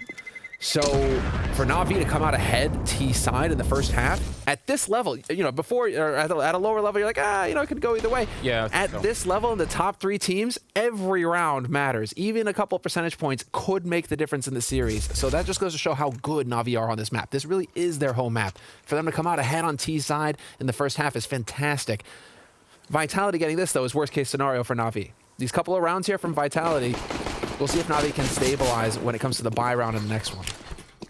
I'm very, very interested. And I'm also interested to learn, I mean, I think because Vitality are such a team that's so well prepared and have so many strategies, I think out of all the maps out there, Nuke might be one of the highest on the list in terms of what you can make out of that. Like how much the map will give you back if you know what you're doing. Because you can shift around the CT defense to such an absurd degree. I don't think any map compares. You know, maybe Vertigo. Again, those double-layered maps, the rotation time on the CT side is almost all that matters. And if you're good at that, if you're good at manipulating that, it's absolutely wild what can happen. So we'll try and keep an eye on it. NaVi didn't really play their side quite like that, and you don't have to, but I could see Vitality being prepared in that fashion, and that'll make it really interesting. Good couple of kills there with the Mac 10, and no real surprises in this round so far. Dude, I swear that's the stuff of nightmares to me. Like surprise CZ behind a door. And that is a very common setup that we see from CT side as well. CZ up close, right at the door, and you're just waiting. In fact, we saw it yesterday, right, where the guy tried to open the door at the same time as the T's were trying to open the door, and it just kind of went, didn't really work out for him. But that is, we're seeing that strat quite a bit now from NaVi. And why not? I mean, CZ up close, it's a hand cannon. Yeah, and it's, I don't know. You're right. Sometimes you can get ridiculous multi-kills with it, and I don't know how to do it personally. I would just be having nightmares if I'm taking point down there as entry, and you know, every time it's like, is there somebody behind that door or not? Is there somebody there? Just be freaking out. How do they decide? Is it like seniority? Who gets the farm? Just get the youngest kid in. Like, you go. Open the door. Open the door first, and then tell us what you see. And it's electronic this time. Just ready. Yep, surviving. Yep, there it is. Yeah, well, 10-8 the scoreline. 2-round lead for Vitality. NaVi picking up rifles, but I'm noticing that is not an AWP on Simple. And he has an extra 3,700. He can't he can't miss. I think he would have had less if it was a misbuy. Did someone drop it? I don't know. I am not smart enough to figure this out. Someone will have to help me. 19th round, though, and Scout versus AWP, of course it makes a difference, so we'll see. Oh, what an entry! Navira taking down Flamey, and he was just falling back from that position. The timing could not have been better. That was so clean. And we talk about him and his performance overall. Oh, no. Apex, I mean, who's to blame? We'll never know. But that is a little bit unfortunate. Still, 4 versus 3, and NaVi, remember, they can't really fight hard for this. They just do not have the economy as much as... I'm sure they would love it. I'm sure they want to. It's so risky to go for this. Perfecto will find a free kill there, but is it still even worth it? They're so far away. I mean, do you let Vitality get up to 11 rounds? Yeah, I think they have to. Oh, man, it's such a painful one. I mean, you have to get a kill within the next 2 seconds, and I just don't see it happening. They don't have time to, you know, they're going to be backing off to save these guns. And while with 3 guns, maybe they can drop some MP9s in the next round. Simple will have enough for an AWP, so you could try and make some plays here. Simple will be able to pass that AK off to somebody. And so, NaVi, actually, you're going to get a fairly decent buy out of this. Yeah. The thing is, though, for NaVi, is I think Vitality, they play with so much confidence in that sort of scenario because they realize that NaVi have gone to their default. Like, Simple in the garage, all the way back in the garage, no action in yard, you know, just Flamey holding ramp. Like, it's just, this is, if you see this, you know what to expect from NaVi. And so Vitality don't waste any time at all. They just power down and they know what to do, given the fact that these guys are prepared. And, well, Apex, look at that, a little bit of a chuckle even. Yeah, it's comedy. One thing with the round, it's comedy, right? If they lose it, it's not fun. That's how it works. True. Now, you know, just talking about NaVi and his performance, right? Whatever ends up happening here, just keep that round in mind. That's a huge round, and it's on him. I mean, that opening is worth so much. So, I don't know, put a little gold star by his name in the back of your mind or something like that. Just remember it, because the scoreboard is not everything. RPK and NaVi are taking a lot of grenade damage, but they've got shocks down here, and that's interesting. But they don't have any idea that Electronic is close.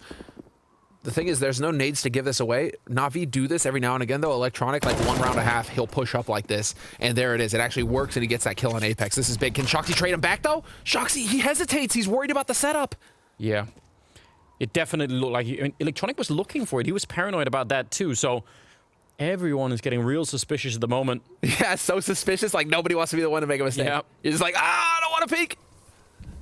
Shox is looking out there and saying, I'm not seeing anyone else outside. The bomb is dropped far back. NaVi are inside. We're going to go back and take a look. Try and see if they could find anyone. I don't know if they want to try and help out. Shox out here. 45 seconds, though. I mean, they're actually running this clock down slightly low, considering where the bomb is. That's a very good catch. Boomich taking down RPK. Makes it 5 versus 3. And now, I don't even know if you're Vitality. You need some very, very easy, clean kills here for this to be close to worth it. Shox outside. He's been spotted. So I don't know if they can make their way through here. It seems very unrealistic. 20 seconds. They could still do a lot of damage to the NaVi economy, and that is a secondary objective in every single round. But Simon maybe on his own. Shox, that's a pretty good headshot. Time is running out. 10 seconds left here, so I don't think they can actually do it. But one more kill would have been huge here. Again, the difference between 2 and 3 when you get the rifles away is really huge. Three rifles left on the NaVi side means they're building money. They're still making some. Whereas if you take that extra one left there, it would be interesting. Suddenly they'd be losing money, and you could do a lot more. Yeah, somebody has to force. Well, we're gonna see. Yeah, that's Boomich, and Boomich again. It's worth mentioning. T side really solid with the vent drops. Really solid around Squeak. CT side, he has been marking fools there. He is so good on point this tournament. He's really figured it out, and so he is a nightmare to deal with in that position. RPK is gonna have his work cut out for him. Yeah, if he's gonna keep holding there. And man, Shoxy just got rocked. He did. He's not gonna hit the follow nade there, unfortunately. I mean, looking at the NaVi scoreboard, though, Boomich is top, Electronic is behind, and then everyone else is in a cluster. But, you know, it isn't the Electronic and Simple duo and everyone else far behind. I mean, actually, you know, as much as we love that, this does look like a slightly healthier version of NaVi. And I'm sure... Well, this is the winning NaVi. This seems like the winning NaVi, yeah. And obviously, we all know it's only a matter of time before Simple, you know, is bored of being down there, so that's also probably going to change. Now look at the setup here. Very similar, except for Apex not getting killed by Electronic early, but Shox is down here again, and the rest of the team, they're over in lobby. And what's so interesting about this is you could do anything you want with it. You could crunch the B bomb site, but you don't have to.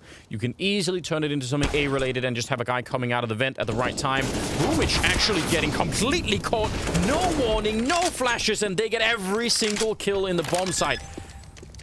That is a completely naked walk-in. Normally, again, you throw grenades, and it signals also to the CT side that something is happening. But this time, they just walked in, and it's mega risky. I mean, if someone is holding those angles and you're just walking in like that, you could be dead in a second, right?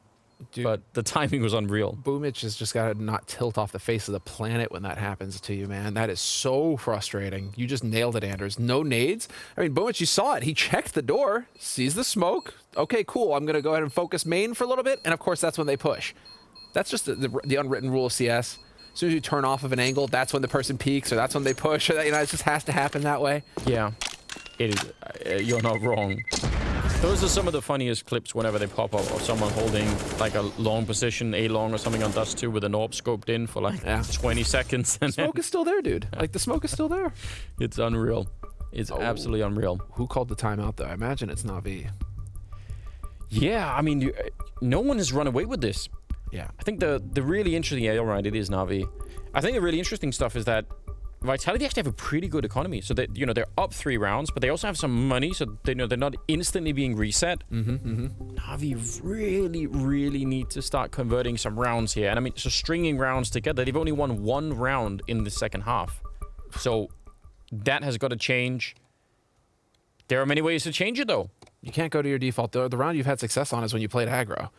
Yeah. So you know, I mean, but you got to get aggro on a different part of the map. If you go out there with electronic again, you're going to get simple bopped. and hot and shoot people with the AWP. That's a fair point. Just shotgun them. Yeah, do that all day. Or lobby crunch them. We saw like an attempted lobby push, but you can push from squeak and hot and ramp at the same time. It's really interesting. And especially when they've been running this 4-1 type setup, Vitality looks like they're going to go real quick right through into the smoke, but the spray is great. So what? He takes him right through the smoke. He just spun and took down Electronic. He had no idea where he was. 2 versus 4, and Flamey and Simple, I mean, they can't even get close. They just have to get away. What a ridiculous human being. Oh, Vitality just spanked him. That was savage. And Anders, that's what they were doing. Electronic, he was gonna do the same thing. Push up under silo. Simple is in garage right now. Simple was gonna be there to support, and Electronic was gonna push up the same way he killed Apex that last time they found success. So they were gonna rinse and repeat on Navi's side. Yeah. But Electronic, because of that, he's in position to put that spray through. If he's out there, he's in position in mini to put that spray through. Except that Vitality also have 3 guys there just ready to spray through the smoke. Absolutely outrageous. Oh, man. Here's something that would be very interesting. They've put quite a bit of pressure on that squeak door now. If you get the right spawn, and I wonder if they're trying... If you get the right spawn on the T side, if you spawn far enough over on the bomb side, you get out of here. It's so crazy. So crazy. All right, sorry. You can jump up on the silo and jump up onto the mini roof and just jump right down and kill the CT that's playing there. Yeah. And if you just put the same pressure on Squeak Door, he's going to be very... if it's Boomage again, think of how incentivized he's going to be to just guard that. If you're quick about it, you can absolutely catch people off guard. So I would love it if they tried to do something like that. But this time it looks like they're going to slow it down. They want to take it cool. Don't want to be throwing anything away. It's 13-9. They have got a very good lead. And NaVi... I mean, they keep saving some guns every other round, which is, I mean, that's what's keeping them in this right now. Yes. If they lose all the rifles, they're really toast. Actually, it felt like some indecision there from Vitality. It looks like they were about to set up for an execute, and then they called it off. So something is got them right in the nick of time. They called it off, and something warned them that they needed to slow down the pace a little bit. And so this smoke going down, it's either Shox or Apex that throw this smoke. So that's some information for NaVi to go off of. They always, it's either one or the other that throws this exact smoke that Shoxy just threw. So Electronic can kind of have an idea that somebody's out here now. Yeah. I'm wondering why he put out that smoke or the Molotov. I'm something I don't know. Simple. Right position. Really quick about it. But now he's a little bit trapped in here. Cywo's on the other side. And Simple will take him down. That's a massive fight to be winning. Cywo's been very much outperforming Simple in this game so far.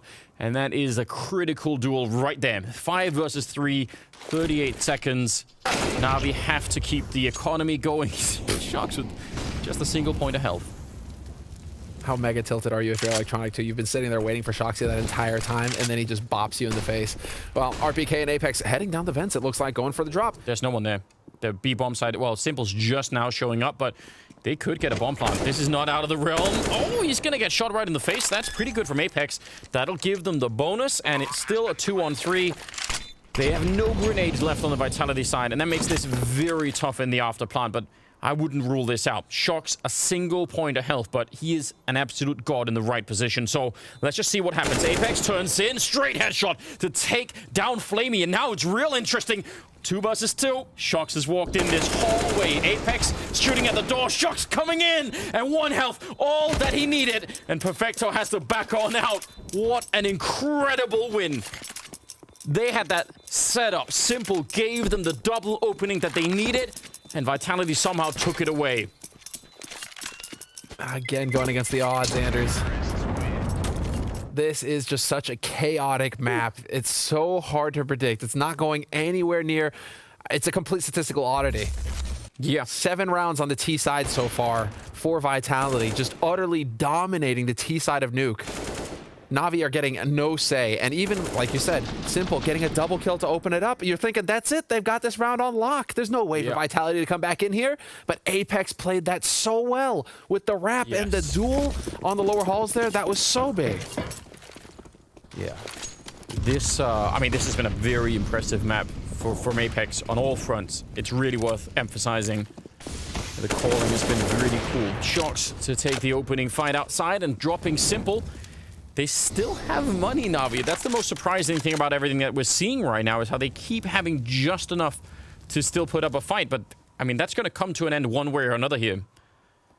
First of all, they're running out of rounds to do this with, but certainly their economy is you know, it's right on the edge. They have $650 total amongst them right now, so round loss bonus will not save them if they lose everything here. Set up Boomich is downstairs, so he's just playing that angle, and will probably just, you know, smoke and run back and buy some time if he can. Hope to pick up a kill before that happens, I guess, but this is dangerous for Electronic, but is he going to get rewarded? Stepping, making a bit of noise. Yep, there's the smoke from Boomich. And I can't believe Electronic is not looking behind him. But they got it to go down early enough where Vitality, they can still back around to halls if they need to. It's going to not leave them a whole lot of time, but they still have that option. And it's looking like they want to hold on to that option. Electronic must have heard him right there. He must have heard something. He hasn't moved in a really long time. He's still in the server, I could tell. Boomich goes down, and now it's 25 seconds. Oh god, they're gonna run straight for it, and there is no one on this B bomb site. They just do not have the read. Remember when I said earlier how much you can manipulate that CT setup? And, I mean, there's just no one here to deal with it. This is not quite a free round. They obviously worked for it, Vitality, but they just needed that opening. And that's gonna be 15 on the board for the Frenchman. I mean, this is an outrageous performance coming in from Vitality. But I'm wondering right now if NaVi aren't their own worst enemy. Zai was about to walk up here. Ooh, he turns around. He's only got 9 health. Yeah, Electronic. I mean, it's such a difficult position to find yourself in, Anders, because every time it's like, eventually, you can't just keep playing to save. Eventually, you need to play to win the round. Even if you're behind in the round, you still need to be out there fighting. And I'm wondering right now, you know, it's like, Electronic, is he playing too passively in that yard, giving up too much space? I mean, that's just one example, but there's plenty of examples where NaVi, they're playing very safe, trying to save guns for the next round. It's just that you're going to eventually run out of rounds. We talked about, you know, simple, you know, combat AWPing. You put, like, we haven't seen really any of that. I kind of agree with you. I think there is that bit of a problem. And in terms of what you brought up as well, NaVi being their own worst enemy, we need that space meme, you know. Oh, they always were, you know. that's just how it's always been. There's no... Oh, man. That is the truth. Really, I mean... That's the most true thing that's going to be said on the broadcast today. Electronic, he's playing with the lights off. That's the problem. You know, he needs to turn those lights on, man. Every time they succeed, he's got the lights on. Is that real? Why are you changing things? Why are you changing things in the setup? Listen. Somebody call Electronic and tell them to get those lights on. Someone fact check this claim. We need someone to go back and check. If that's true, yeah, of course. That's what's changed. Back on. Check the socks that you're wearing. Are you wearing your lucky socks right now if you're NaVi? Maybe tweet at Electronic and see if he does better on the second. Look at this. Turn it off. How can he see his screen? Simple plays in the dark. We know that. Boomich too. See, look, this is his habitat though. Listen, Simple hasn't moved. He's playing with the lights off. I don't think he's playing with the screen off. So. If he is, this is the most impressive thing I've ever seen in my life. So. I mean, he is top ranking Electronic 16, but it's a bit of a struggle right now for NaVi, and you really got to give it to Vitality. They have done a fantastic job. NaVi have not been able to fall back to their default. The only thing that's worked for them was when they went aggressive, and they haven't been able to make that work again. Yeah, but because we've been talking about the outside aggression. I mean, and it could be simple with the ult pushing in. Boomich on the hut with an MP. Boomich with the MP9 on this map, or a Max 17. He's wild. I mean, it should be a problem for Vitality, and it's not right now. And with a lot of question marks. Let's see what they could do here. 25th round, and they're jumping right down to try and catch Electronic off guard. Not quite succeeding, but that was that thing we were talking about earlier, putting the pressure on, and still might work. Perfecto, though, cleaning it up. Oh, that is amazing! Quad kill at the end for Perfecto, and he had to spin and cover that entire angle all the way from mini all the way into the site, and he did it absolutely wonderfully. 10 to 15, but that is absolutely Vitality trying to exploit the pressure from earlier, putting on that squeak door, and just trying to catch Electronic. Vitality going through the playbook now, though. Yep. Yeah, that's when Shoxy gets up on silo like that, it's not uncommon for him to see him just jump down and try and go very quick mini. And so NaVi, they see that, they're ready. They know what's coming next. Really sick play there from NaVi, and that could be a round that can finally, I mean, 5 rounds on CT side Nuke, Anders. We're not asking for much here. It's so doable. It's so doable. So NaVi, it's all just vanquish the demons in your head now. Silence them. You are capable of taking on Vitality. Shox, he's got the suspicion. I think he just saw his foot or something, or maybe it was on pure instinct. And Electronic, though, he is, I think, the one that popularized playing inside of those smokes to begin with, or at least he made the world very much aware of what was going on. Gonna win the fight against Apex. Oh, man. Yeah. I mean, a quad kill from one of your players in a round, that does get the team a bit fired up. And if you can get this one, finally, Vitality, I mean, they're not quite going to be out of money, but it is getting close. I mean, this is doable. If they get to 11-15, it's going to be a stretch from Vitality for the rest of the map in terms of having all of the economy going. Sammy with a nice little flick there to take down Electronic. And now we really need to think about the time. 40 seconds. It's just a 5-on-3. They have to get a bomb plant at some point. Just try and lure them into that and don't go fighting too much. Boomich here. Timing is everything, and right on top of the grenade. That worked out just fine. Well, that was the most beautiful HE as well, right on top of him. Nivera survives it, though, and, well, what is this? Zywoo's just going to get assassinated. Flamey.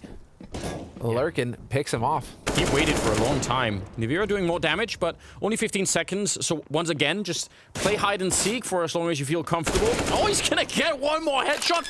Is he gonna fake it? No, he holds it straight down. Perfecto actually running for it. It looked like it. I would love to see that in slow motion. How close was he to actually tapping his face? That would have been an absolutely devastating way to lose it. That was a 5-on-3 that ends in a 1-on-1. This is... Ooh, he's got the right idea, but Nivera, I mean, one bullet would have done it. That's so tough. Why is it the first thing I think is like, what a man. Like, that was a man fight from Nivera there. He's like, all right, let's go. You know, just get the kill on Vents, just juke Flamey completely into the open and take him out. Just a couple seconds more to play with there, and Nivera's got some options, but it doesn't go his way, it doesn't break his way, and it's going to be 15-11. So still map point for Vitality, but NaVi showing some fight, and I'm glad to see a timeout getting called here by Vitality for a change. You're going to have a little bit of time to work with. You still have a couple of them. Yeah. Use them. And you still haven't even gone through your whole playbook yet. True. We saw the Shox mini drop there, so just go down the list again still. You have plenty to work with. Simple is near the bottom of the scoreboard. I mean, only Flamey at 13, but Simple is at 14. I still can't understand why we're not seeing more of the aggressive AWPing. I would love that. I mean, you saw from Cyber pushing up through the ramp room and getting that double kill, but Simple could do that all day as well. And he just has, I mean, it almost feels like at this point he's playing a very, very restrained sort of version of himself, which I can't really get behind. It looks like they might try and sneak in. They could have actually diverted back in through mini there, but it's Cyber and Shox instead. Remember how many times it's been Shox on his own out here, but now they have a little bit of a double team? I would suggest that makes it way more likely they're going to end up at the B-bomb site. Now you have the buddy system. Apex needs to get across at some point, however. That bomb needs to get picked up. All right, Apex is going to find it. Electronic takes down Shoxy, though. That's going to throw a wrench on things here, Anders. Yeah, right at the edge of the smoke. Yeah, it definitely will. I think the rest of them probably would want to put pressure on the ramp, and maybe especially with if Shox and Cyber can get all the way to the ramp, because then they can sandwich in that ramp player really easily. Yeah. The thing is that they didn't find Simple where I think they were hoping to find him.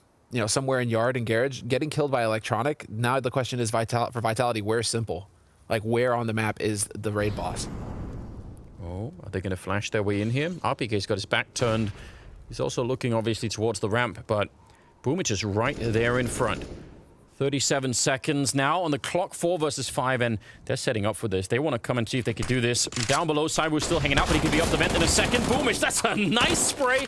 And with Perfecto's help, that'll shut it right down. Yeah, I think Cyber wanted to come popping out once they cleared the bomb site there.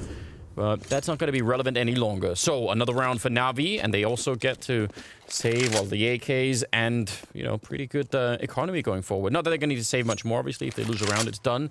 So 12 to 15, and Vitality, no bomb. And by the way, those bomb plants now are going to start to make a difference. And in the last 3 rounds that have all gone to NaVi, there have been no bomb plants. So that's really worth thinking about. They don't get that $800 bonus, and it's interesting now. It's real interesting.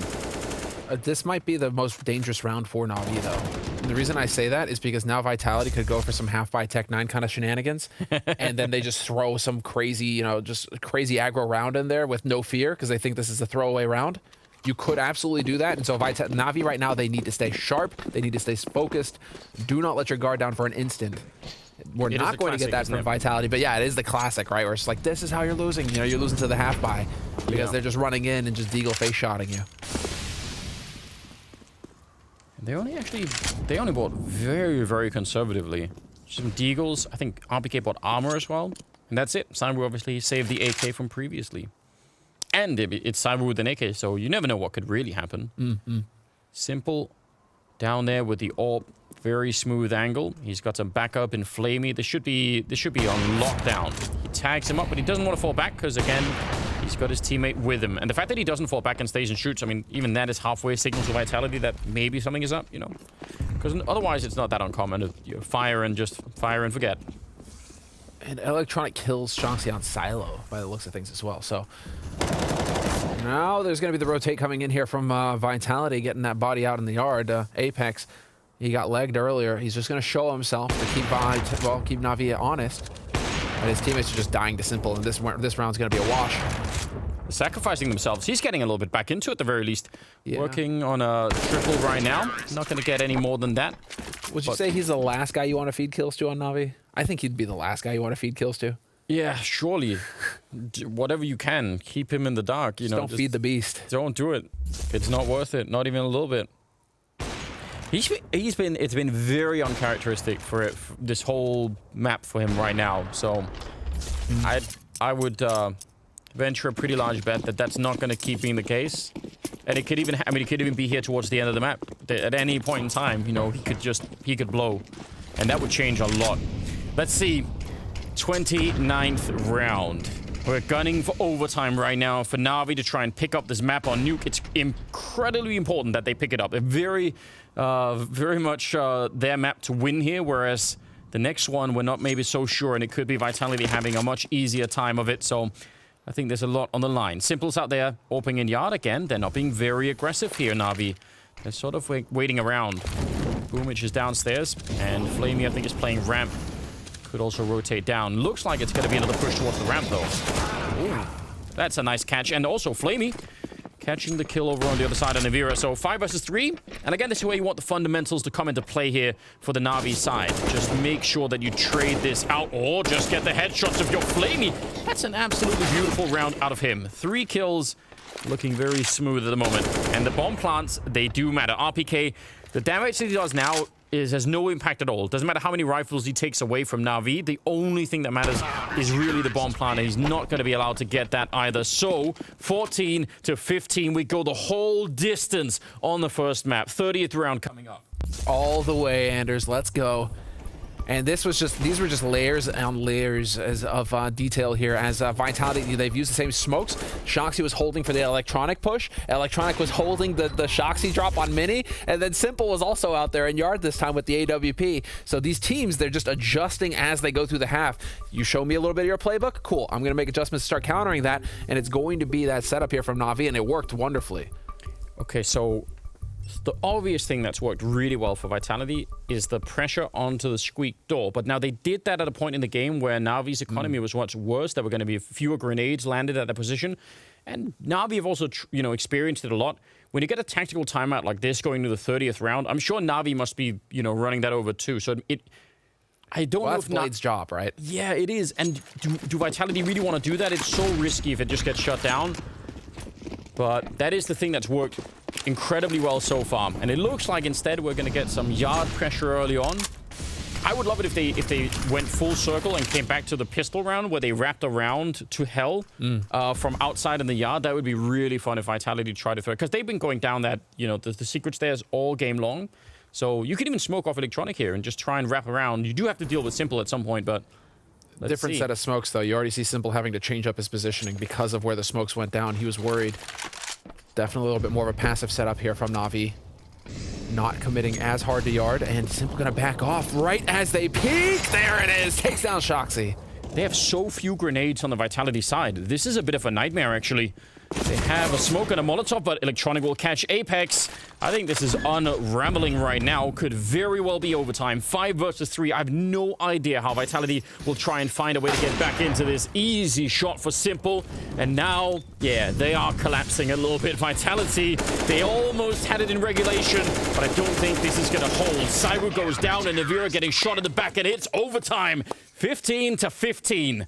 What a great comeback here for NaVi. That was not easy to do. They had to win, what, the last 6 rounds in a row, maybe more than that, to bring it back. That was incredible. Oh, yeah, shoot, we can't see, can we? I think they lost 1 in that, but you're right. They were on fire, so they won the last 6 rounds in a row. Yeah, they just went on fire. And yeah, that was NaVi just really coming into their own, finally recognizing what was going on. And so we're tied up 15-15. And really, I mean, this absolutely had to happen for NaVi. Yeah. I mean, you got to be so happy if you're a NaVi fan, because going into this next was going to be Overpass. And Vitality just looked absolutely indomitable on Overpass, and NaVi, not so much. It would have been a real grim scenario for you to get battered on your map pick on Nuke and then to go into Overpass for NaVi. Here, at least now, NaVi have put themselves in a position where they can win this and potentially, you know, take us the distance. And I'm not gonna lie either, because we were criticizing Simple from earlier. I know he had that 1 round where he sort of got fed a couple of kills down there with the triple, but he's actually quietly moved up to 21 kills, which is only 1 behind Electronic, who stopped fragging. You called it, Anders. If you wanted to buy the dip on Simple, you're too late. Like, that is already, like, it's up. He's gone fully parabolic, and that is incredibly bad news for Vitality. This could end so badly. Yeah, and this is, I mean, just Simple, really, you know, you feed him kills, you give him confidence, and he just ramps up from there. Apex is agreeing with me. He's like, yeah, I know, the guy's a real pain in the ass to play against. I know Apex, he is. That's why, you know, he's top 2 in the world. That's one of the, actually, I mean, come on, we do have to remind people, we got the #1 versus the #2 in the world right here. ZywOo versus Simple. Yeah, it's outrageous. I mean, again, we are so fortunate to be in this particular era in Counter-Strike, just all across the board. The current, I think, the rivalry right now between Vitality and Astralis is probably the best that I've ever seen. I love it so much. I think it's so incredible. And then NaVi's right behind it, because Simple and Electronic are so good. I mean, this is the thing that I really think that NaVi, for a large part, are really carried a fair bit by that. But if you just fix a couple of small things on NaVi, there's no reason they couldn't be #1 even, because if you just look at the team, like I actually think if you just look at the fundamentals of NaVi, they're actually significantly worse, I think, than Vitality and Astralis. And the fact that they're keeping up, I think that says a lot about what's going on. This is just all so interesting, but we're going to get back into the game here. It's overtime, ladies and gentlemen. First to 19 rounds. We'll walk away with a map win here, unless it goes to double overtime, of course. Cyber back with the AWP and out fighting straight up against Simple out here. Wants to try and take that. In fact, NaVi and Shox also pushing out there with him, and they're going to be really quick, and they're pushing up into the garage. So that is a lot of map control, and we mentioned earlier they could try and do that wrap towards dark. That would be so interesting. This is how you change it up. But now, yeah, you have to catch Simple, and he's aware of it. Yep. Sees you coming from a mile away. Electronic, though, you cannot be in main. That was going to be the next point. Electronic in main. You know Vitality are going to check you. Yeah. They're not going to let you get another free kill there. So Vitality now with a man advantage on the T side. And again, you give these teams a man advantage, they know how to work it. It's going to be the boa constrictor now. Flamey's doing something that's very, very cool, because they lost a huge chunk of map control. They're trying to reclaim it by pushing into the lobby, and they win the fight against RPK. Absolutely critical. If they lose that, they're probably done. But the problem is, if they just stay inside of A and ramp, they're getting flanked. They can't actually just hang out there any longer. So now it's anybody's guess. I don't think any team, and none of these teams right now know exactly what is going on. This is a classic Nuke round. All out confusion. Counter flash coming in. Nice shot from Perfecto. And now he's just hiding. Spots another one, wants to take a little bit of a fight. He's doing so much damage. And the bomb, yeah, it's going down, but Perfecto knows where 2 out of 3 are. He's seen one, he saw the bomb. They have a perfect read right now. Apex will still get a kill, but let's see. This retake, it should be doable. Boomich goes down, but a quick trade. Simple runs in, picked up an M4, and just takes him out. NaVi, he's 1 bullet away from death. Just needs the headshot, and he's gonna get the spray instead. Survives on 2 health, and Vitality get the round that they needed in regulation. What an opening to the overtime. What a bonkers play, dude. NaVi in particular, he's bottom fragging, but that's the thing, man. When you come up with the high impact kills, the clutch play to get your team the round against Simple, no less. What a monster play. Yeah, Shoxy giving it. But I mean, these are all of the adjustments coming through, and yet somehow Vitality, they nearly lost that round. And all off of RPK getting kind of caught asleep. Yeah. I'm so shocked because, again, I just thought the information that Perfecto got was worth so much. They're running through the fire, trying to vent dive, and never putting out the Molotov. Well, then. Was that miscommunication? Is that where it's like, I thought you were going to throw the smoke? They're all just pointing fingers at each other? Yeah, I think there's even a fire extinguisher on the wall right in there. They had all the options laid out in front of them, and what was that? Maybe. Well, the highs are highs and the lows are low, Anders, because that's going to be a deflating round here for Vitality. Not only do you come off of a massive clutch, but then you kind of just flub around the second round. I don't know. Maybe what actually happened is, because you know everyone always gets taught to stop, drop, and roll if you're on fire, but the key is you have to put the fire out first, guys. You can't be like, I know you want to follow those instructions, but they did drop, so I mean they definitely technically, but they happen to have been pierced by a bunch of lead bullets first, right? And that's which is not part of the it's not part of the plan. Not exactly what you want there. Oh, that's, well, I mean, listen, I would love to go see the replay because, yeah, you're right. It is somebody's job, surely, to do that. The timing didn't work out. Did the smoke get body blocked? So, I mean, we didn't see from our perspective, right, what happened there. Could be one of those hilarious smokes that if you throw them at the wrong angle, it doesn't put it out. Let's what just happened? see. So, fire is there. They're sort of, I mean, it is, the fire actually doesn't look like it's covering that much. They're just running. I think the fire is deep in Squeak, and they just ran.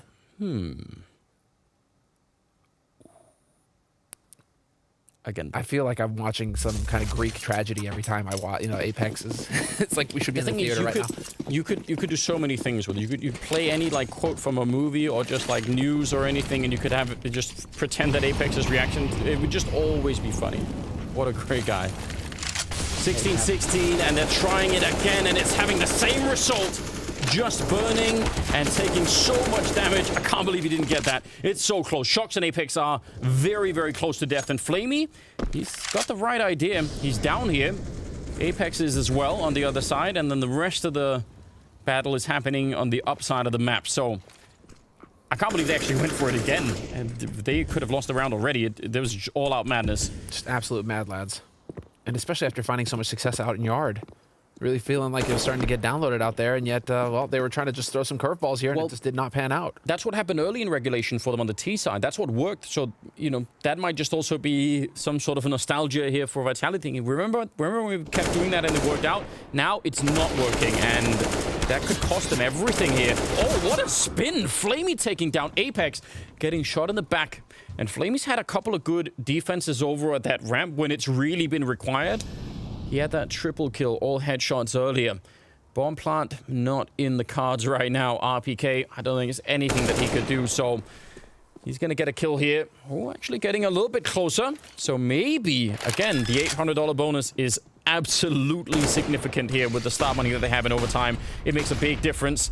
Throwing in grenades all over the place. 20 seconds left, and now they're starting to get just a bit closer. And surely there's not much he could do. I think Electronic is right behind him, about to shoot him in his back, and that will be it. 17-16 in the first half of overtime. Electronic now top of the board, tied with Saiwu. So it's between those two. Actually, Boomich is up there as well. Boomich is right up there. Simple is nipping at their heels with 23 kills. I mean, everybody on NaVi is getting activated here, whereas Vitality, they're starting to kind of drop off. It's starting to slow down on the Vitality side. We've still got NaVi sitting at 13, Shox at 15. I mean, Apex at 16. Like, these guys are not up there right now. The only guy who's going toe-to-toe is Zaiwu. How did he not get the kill? Oh, God. I could understand Apex reaction here. Oh, this is madness. Here we go. 2 more rounds for NaVi. They take it away in overtime. Otherwise, Vitality would need 3 in a row on the CT side. They are absolutely capable. Saw how much Cyber was doing on the CT side, how aggressive he was, and how well it worked out. So maybe we'll see more of that. This time he's a little bit further back, though. But keep in mind, I mean, the T side for NaVi, they came out ahead 8-7. They did. They were looking good on T side. I think Vitality, if they manage to pull this off and have a flawless CT side, that will be one of the biggest upsets of the tournament. That will be unbelievable. Yeah, I mean, you're right. Historically, that doesn't look like it's in the cards at all. Zywu's shifted up outside of Nyard right now. He's going to have that AWP posted up, and he was the playmaker for Vitality on the CT side. You're right. So curious to see if he's going to get aggressive or he's just holding back. For now, he's just going to be holding back. Deep smokes thrown from really far back in T-spawn. So that means they're airborne for a really long time. By the time they land out there, you could be somewhere else and relocating. Perfecto. Throwing in a bit of a Molotov to force someone off the hut. See if there's a follow-up down behind the bomb site. It doesn't feel like this is what they want to do, but they do have an entire new set of nades. I mean, there's the Molotovs and flashbangs to throw. So they could also just be baiting out some counter nades. 40 seconds. Classic slow round out of NaVi here, but let's see. There are more grenades. They just keep Molotoving that hut, and now the counter smoke comes out at 30 seconds. That's actually real impressive. That is a sexy smoke. Yep. That is a silky smooth smoke. They're not loving this, are they? 23 seconds and the clock time is really running down. Shox is waiting in the corner. He's going to take down Flamey. And yeah, they're walking in. They're feeling the pressure now, NaVi, and it is not working out the way that they had anticipated. Simple on his own. He's getting toyed with on the ladder. Who was that? Was that Apex having fun? I would love to see that. He was sticking his little head up from that vent. That is hilarious. Dude, that smoke was so sexy. And this is Zywu's perspective up top, as obviously once the firepower starts, once the firefight starts kicking in, Apex is straight memeing on Simple. That's amazing. But this is the smoke from Zywu, and that is just the sexiest smoke. Yeah. At 30 seconds left, dude, that's nightmare fuel for NaVi. What do you do when that goes off in your face? Yeah, because, I mean, we could tell that that was the last smoke that they had, Vitality, but the point for NaVi is, if there is another smoke, then it would be around the 16-second mark when that would go down. Yeah. So they can't chance it. You know, they don't have the information that we have. We could have said, well, just wait, and that's the last grenade they had. Don't worry, you can still do it. I mean, you're right next to the bomb site, so theoretically you could, but they have to assume that there's going to be another one, otherwise it's just too big of a gamble. So what a turn of events now. Tied up 17-17. Technical pause, as you can tell, before we get back into it, but it's already been fixed out. Great work on the admin team. Gotta be careful, Apex. Apex is, he says, ready as soon as, like, the split second that Flamey joins the server. Yeah, he's just like, come on, go. Stop wasting time. He's wound up right now. He's wound up. He wants to play. Well, the countdown has begun for the round, so we're going to get into the thick of it here. Tied up 17-17. No bomb plant for NaVi. It's worth mentioning. So no bomb plant for NaVi, no bonus 800. If they do not get a bomb plant this round, and say they lose it hypothetically, NaVi can actually be in the doghouse going into the third round. Who is that coach behind with his head in his hands? They look stressed out here on the Vitality side. They look like they're a little bit worried. Oh man, let's see. It's all still in play. Nothing has been decided yet. Apex trying to be aggressive, but now he's realizing, wait a minute, they could also be up on that high ground, and he wants to fall back. I still think that's interesting. I think they heard him, but I mean, even this is going to buy time, and maybe even grenades of NaVi. It's not impossible that they'll try and Molotov this container just to check if Apex fell back there. So sometimes even just a little bit of aggression will be enough. But Cyber goes down. Simple. We talked about that battle. We haven't seen it really all that much, but we know that Cyber's had a way bigger impact on this game so far than Simple has. So just a couple of fights like that can make a huge difference. 4 versus 5. They have the entire yard. And Vitality are just in a lot of trouble. They have 2 people downstairs. That means that A bomb site is basically a 2-on-5 if NaVi show up, and I guess the same is true for the lower part of the map. If they just get the timing right here, NaVi, Vitality are so far away from being able to help each other. Vitality are super screwed regardless. Yep, they really are. And it's just you losing the yard. You just lose so much control. Another kill rings in. Now it's 5 versus 3, and the problem has not got any better here for the CT side. Yeah, NaVi now, I mean, they're just going to boa constrict you to death here. It's going to be just all of the kills. And it's just Shoxy alone now. He nearly could have caught Simple, but there was time enough for the rest of the team to come back. It wasn't like that was going to win the round. And so Shoxy could be putting himself in a position to try and save the gun. And, well, that's just not going to happen. So, Nuvera, you're out of luck, buddy. Oh, man. Just to give you guys some context on that, right? NaVi, 82% win rate if they get the entry kill. Like on a round. That's it really matters. They don't throw away entry kills, right? It is very uncommon for NaVi to screw that kind of situation up. I mean, this was very well done. I think you're absolutely right. They did constrict them, and I mean, it's even that metaphor works even better because they do really wrap around that whole, like, just out in the yard. It's very, very hard to deal with. And I think Vitality even knew. Now, NaVi, when they're in that position, they tried to push out. You remember that? They tried to go aggressive in lobby, which I think was a very good idea. Oh, no. Burning and Simple. He'll take down NaVi, and they're going to go make a push for it. 18-17. They just need this round, and they will win the first map. RPK goes for the swing, but he is flashed, and he can only get one. 3 versus 4. Missed shot. Shox is going to try and fall back, but he just can't. He's stuck in there. Saiwu, combat orbing, and now it's Apex. He gets caught, and it's 19-17. They pick it up in overtime. NaVi, what an incredible amount of effort they had to put into this. It was their map pick, but my God, that must have taken a lot out of them. What an absolute battle, Anders. We could not have asked for a better first map in this best of 3. If it had gone the way of Vitality, the way it was looking like at the beginning there, I was starting to just write off the entire best of 3. Like, all right, Vitality got this. We're going to Overpass, and it's going to be absolutely brutal for NaVi. But NaVi fighting back in this fashion, showing true grit and heart, it's a fantastic lower bracket final now. Now we got a game on our hands. I'm so excited about Overpass coming up next. Yeah, we definitely do. And I mean, someone's going to have to just plot a chart to graph out Simple's performance in this and just watch how it changes towards the end. Absolutely unreal. Just winning a couple of fights against Saiwu, but overall, I mean, that took everything out of them. It's the way he puts you on a timer. Like you said, he starts off low at the beginning, but you know the train is coming. You hear it coming in the distance. You're like, we got to finish the map before they show up. Unbelievable. Nightmare. What a game to start with here. We are going to go to the second map, but not before a break. Stay tuned.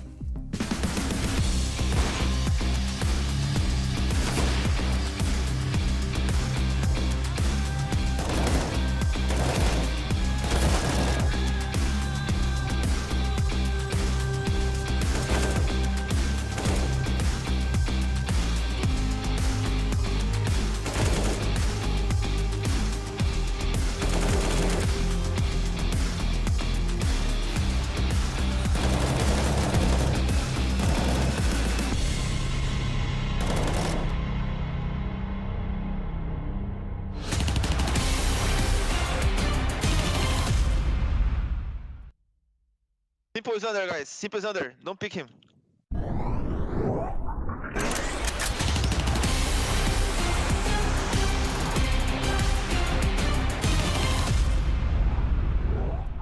Oh,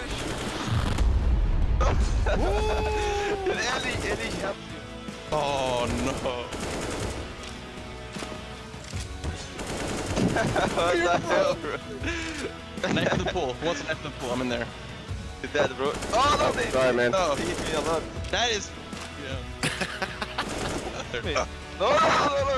You hit me. Right, wait. Sorry, I Come got on, scared. How? One tap only, guys. Activate. One tap. Let's go, one tap song. Okay, one tap. I'll lose this one. Oh, man. What? Oh, the double. Oh, set back. Come on, Cam. No! Who's camping in the ramp? It's John, of course.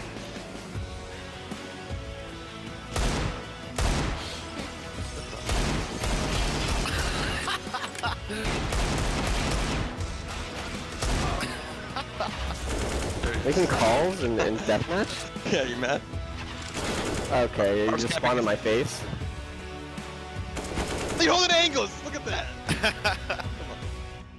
Dead, bro. No, you don't come here. What the Hello? This is my angle now. Hi. Yes! Easy. Okay, no scope? Only? Yes. No scope, let's go. Yeah. Okay, okay. Man. That's shady. This would have been your map. Hit a shot. No scope. Oh, you were dead, bro. What did I ask? What did I ask? You were dead. No! I'm insane! I don't know what to say! Yes! Oh, I'm waiting for John. He's hiding inside. Oh, you're dead, bro. You're dead, bro. Man, this guy with knife waiting. I was at least waiting. We have to sign a contract to make sure no scope on him. Oh, why are you looking there, bro? You dead, Tipo? No. You dead too, bro? You should no. He's owning. It's close. Get up, bro. Oh my god. No. A knife for you, bro. Oh, how do you kill me? Ooh, revenge. Everyone's insane on this side. Oh my god. Yeah, bad reflexes. He's so can't be Nice shot, Sasha.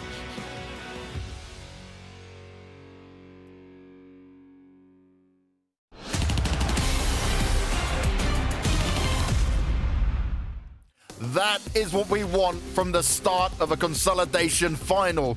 They're both grinding hard to make their way to the grand final, and this time around it went the full distance and some more. NaVi took it over the line, but Vitality, they'll feel the sting after that one. Oh, you feel the ghost of yesterday for Vitality. We have to be honest. Kudos to NaVi for fighting back. They were down 15-9 when Electronic finally found some form. As a whole, I think NaVi came together at the very end of this game, you know, varying the rhythm they would play with, sometimes slowing things up, sometimes accelerating, taking Vitality off guard. But I have to feel, mon cœur, j'ai mal. I'm hurting because Vitality had it in their grasp. And again, the ghost of yesterday. They lose the map. The ghost of yesterday was them losing the map for sure, but one thing you got to look at is Electronic at the beginning. He seemed to find himself awkwardly being bullied. He couldn't get much done, and yet we credit him being such a good yard player. Yeah, he was struggling a little bit in the beginning, right? We often talk about Electronic. We talk about being maybe, if not one of the best entry frag players in the entire world. In the beginning, he was struggling a little bit. In the pistol round, he couldn't get it done. The following round, well, Electronic, he couldn't get it done. He was dying a lot first. Right here, you see him being caught off guard as well with the AK-47. This was a very important round as well. Vitality ended up winning this one, so not so well. Electronic, he was struggling, as you said, in the beginning of the game, but Electronic turned it around. After these, you know, instances where he was not doing too well, another pistol round where he goes down as the first guy. I don't know what happened with him, but he started to play well. He found the first kills, he was doing well, he was being assertive for his team. The kills you saw right here, you know, that made him go 1 for 6 in opening duels up until the point you see right here when he then for the rest of the match went 5 for 6 in opening duels. He found the first kills. This time around, bullying Shocks. Finding another kill up towards Silo right here. And again, you know, being constant moving around on the map. The next clip we're going to see Electronic, he's going to be towards Secret. Another little lurky smoke coming out from Electronic, getting another kill. He was the power behind this comeback for NaVi, putting them into OT. So yes, he was struggling in the beginning, but he was the biggest factor as to why they fought their way back into the game. Now I remember you two saying to me about, oh, if we're looking at Boomich as being the third star of this, we've got a problem. Well, again, he is doing so much work. He's delivering 7 duels won out of 8. That is massive from Boomich. And I think this map is once again the story of Simple taking a little bit of time to activate, but his team is actually allowing him to take that time and wake up, because Simple ends up at, what, 27 kills, which is amazing, of course, but he was quiet for like 75% of that game. He was slowed down, and it was the Electronic, like Jacob is talking about. It was Boomich with the opening kill, and it was Flamey towards ramp as well. Flamey was tested, I think, 3 times in that B lower defense, and he always got 2 minimum. That's just a stellar job from Flamey, and a great victory for NaVi, moving on to Overpass. Now, moving on to Overpass, yesterday we saw the great Overpass performance coming out of Vitality. So right now, it's everything in their favor, surely. Shocks were doing one hell of a job on Overpass yesterday, and he needs to be activated again. Maniac touched a little bit upon it when we came into the pre-game segment, saying that the T side from Vitality sometimes is a little bit hit or miss. The CT side, we know what it's capable of. You got Saivu, you got Shocks, you got RPK doing a good job towards the B-bomb side as well, so that's stable. Whereas now, they go into Overpass, they pick this map, so they will have to start on the T side. And as you said, after a strugglesome Nuke where they must have felt they should have won that game after being up 15-10, do they have the mental capacity to do it? Mental capacity. For Vitality, it's going to be in their head, in their heart. This is where they need to find the answer on Overpass. If you ask me, do they have the Counter-Strike to win this second map? Hell yes, 100%. Vitality can win Overpass. But how much did they hurt? How much did they bleed after that loss of Nuke? How much can they reset? And I'm looking at Apex, I'm looking at the staff, I'm looking at the team to just come together and accept the fact that the first map is over, focus on Overpass. They have what it takes to push us to a third, and Counter-Strike deserves that third map. Well, one man who's going to be reset coming into this, though, is going to be Masuta. We're going to see him sub back in. Yeah, he'll have to do better. He'll have to do better than he's done so far in the tournament. Coming into this matchup, he's the lowest rated player in the entire tournament. He will have to do better. Let's see if he can do better, right? That's going to be the next thing with all of this. But before that, let's throw it back to Digon and Smix as they've got the watch part going on. And I hear they've got a few special guests.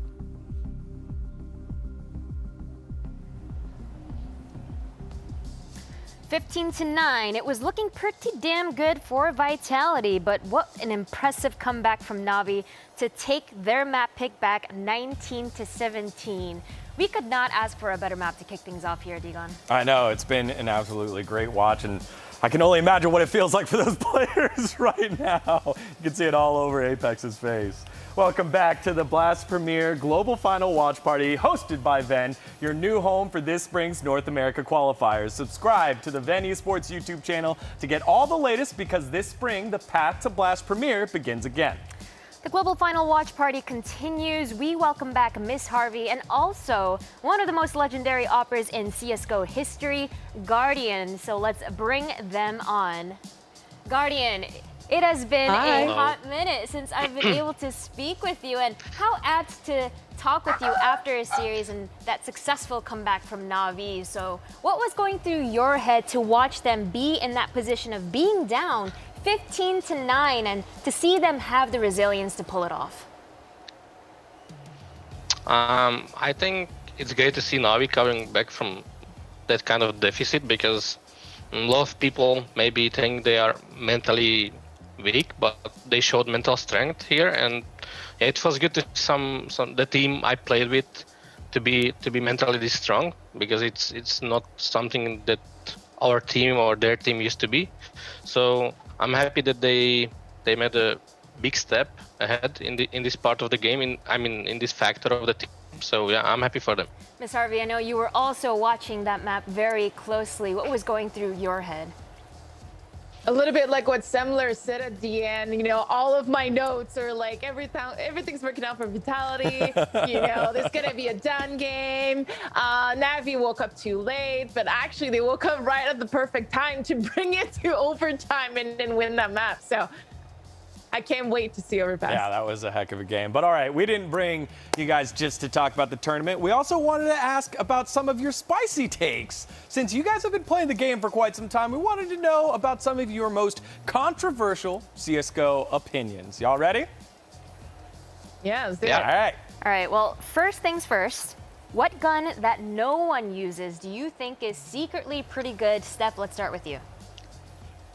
Yeah, I mean, I am someone that uses the classic, and I have to say I've been using the Tech 9 since it came out, and I still use it. So I'm gonna have to go with the Tech 9. I know some people still use it, but I never lost my love for it.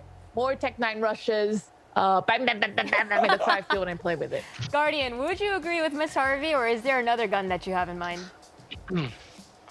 Well, obviously Tech 9 is still pretty strong, so I agree in one like in this part, but I have one secret weapon that is really good for the kind of players like Nico is, maybe Scream, Forest, one tappers, is the second machine gun after Nego, which is M249, I think.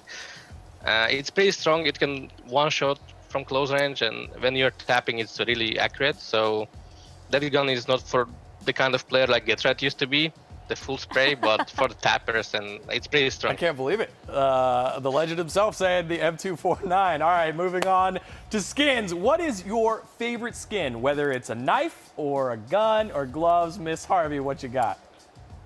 Yeah, I have to go with the Owl, obviously, and the Glock Fade, because for me, they're conversation pieces. I play in a game, and I'm like, let me drop you this skin, you know, so you can have that great entry confidence, especially on pistol. If you matchmake and whatnot, you drop that Glock Fade, and you're like, let me give you the power, and it creates that kind of chemistry with some of the players that potentially could be a little bit toxic to you in games. So those are my two favorite skins that I have that I use. Hey, Guardian, how about yourself? For me, the Asimo skin will be always special, especially on the up, and unique, because in the beginning when the skins came, I said I will never use any skin, and then I changed my mind, and I got a gift from my ex-teammate back then when I played for Virtus Pro. He's a Scucher, Emil, and he gave me the op Asimo, and I still have it. I have the same op and I'm using it still. So that will always be the special one for me. And in general, I love the skin. It's very simple, and I love simple and good skins. That's awesome. Well, thank you guys so much for taking the time to chat. That will be it for now from the Global Final Watch Party. But when Blast comes back from the break, get ready for map number 2 of the Consolidation Final. Go NaVi.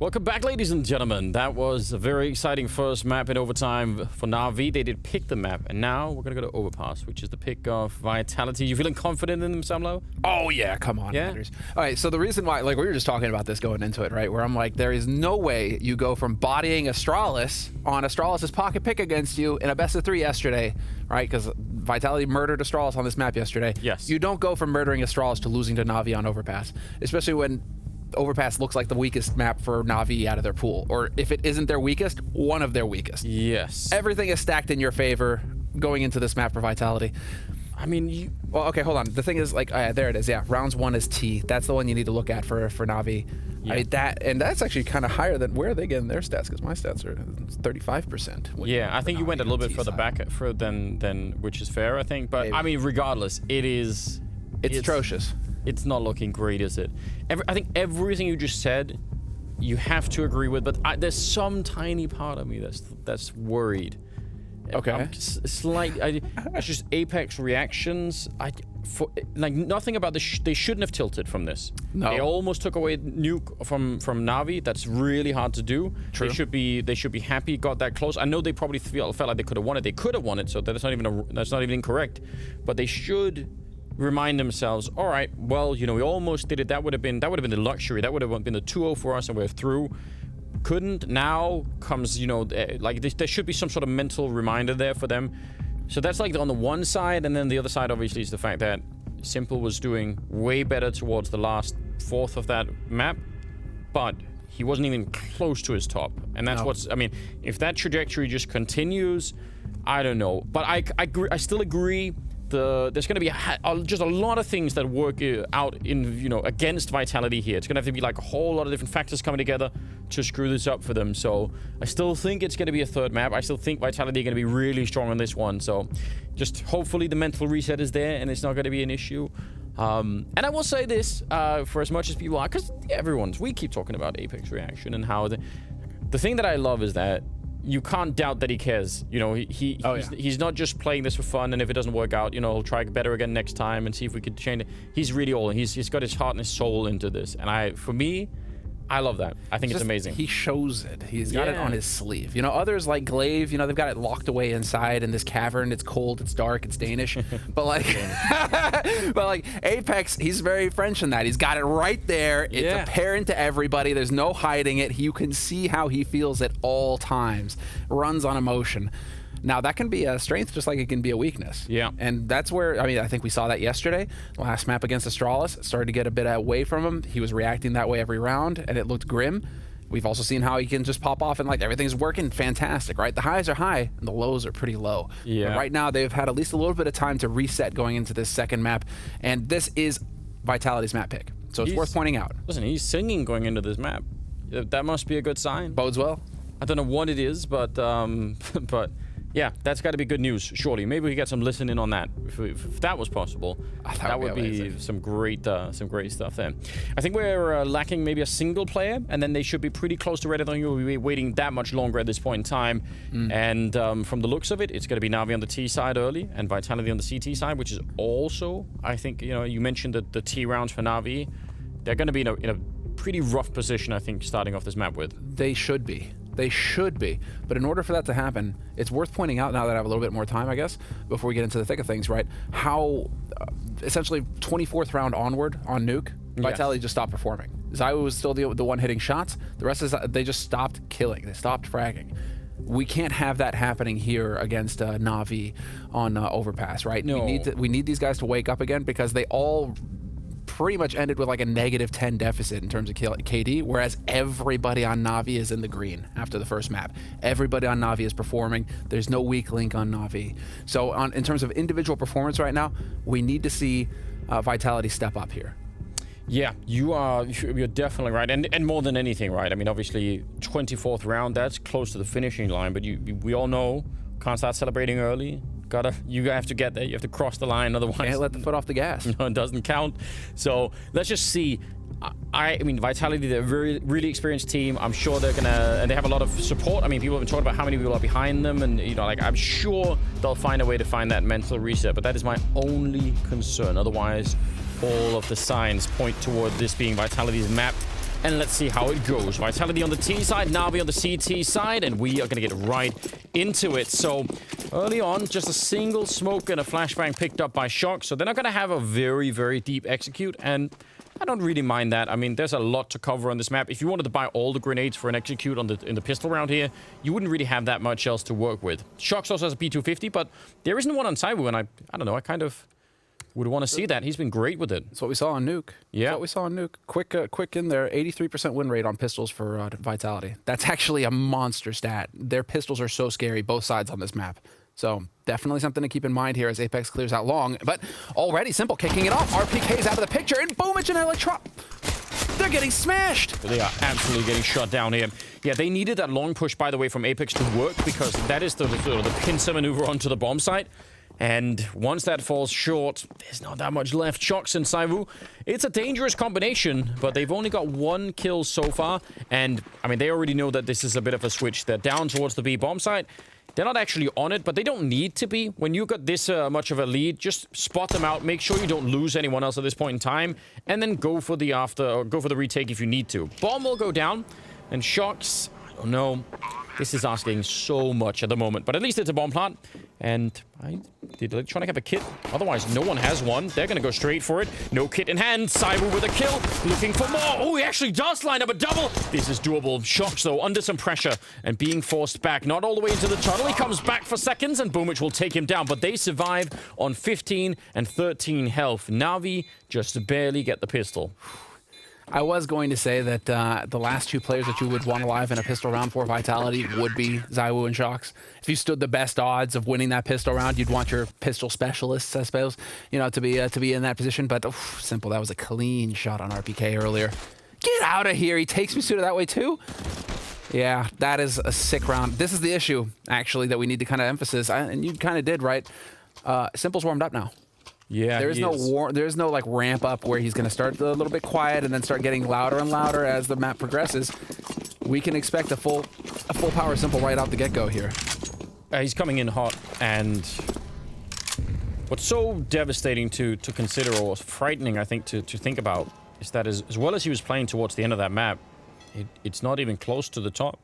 There's so much more still ahead, which, you know, I'm sure Vitality are not thinking about that right now, but if you haven't seen it before, you could be in for a bit of a treat here. Now, this buy out of Vitality is incredibly powerful. There's only really the AUG that's a very dangerous rifle here against what they have. The rest are SMGs, and they can still be good, but they're not going to pack quite the same punch. And I think more than anything, if you end up retaking against, you know, like an AK that's holding a corner, or even a Galil holding a corner, that could be really scary. So that AUG on Simple either needs a really, really high output, or they need to catch some of the people early on going into a bomb site with one of those SMGs. Perfecto and Flamey have a bit of a setup here. And I think a grenade, a Molotov, in fact, but instant kill. Yeah, they're running through the fire, but that's going to be traded, and that is probably still worth it. Oh, but a follow-up! More Molotovs coming in, even if that was Perfecto's grenade that killed him. I mean, he would have been dead either way. That is rough. Brutal. Double molly. Slow, you know, just loving the smell of napalm in the morning, NaVi. They really, they just carpeted the entire entry with fire. Except that, you know, RPK doing that Forrest Gump impression, this time Forrest Gump did not survive. Running on the edge of that napalm, just not happening. Not a good look at all, is it? Boomich, I don't know if they spotted him, but now they'll definitely know. Simple is up there on the high ground, taking down ZywOo. No problem at all with the AUG, and he'll just continue to do that. And I don't think there's much Shox could do. 6 seconds here. I don't think he can get the bomb plant, so he's going to go down. And the AUG does come through for them at the end. I mean, it was the setup earlier on that made this possible, but still a pretty good triple for Simple. And that'll be a 2-0 lead in favor of NaVi. And Vitality, I don't know, they did some damage, but this is, I guess, on the other side of it. When you buy those SMGs, you're not going to be quite as frustrated that you lose them. Yeah. And now they know they can definitely rebuy them. But they know they're going to be up against pistols here. And Boomich is even, I mean, fair enough from Boomich as well. Might as well just cut some corners. You know they're not forcing, so USP is perfectly fine here. Just click those heads. And well, I mean, it's very early days. It's very early days here. Oh, yeah.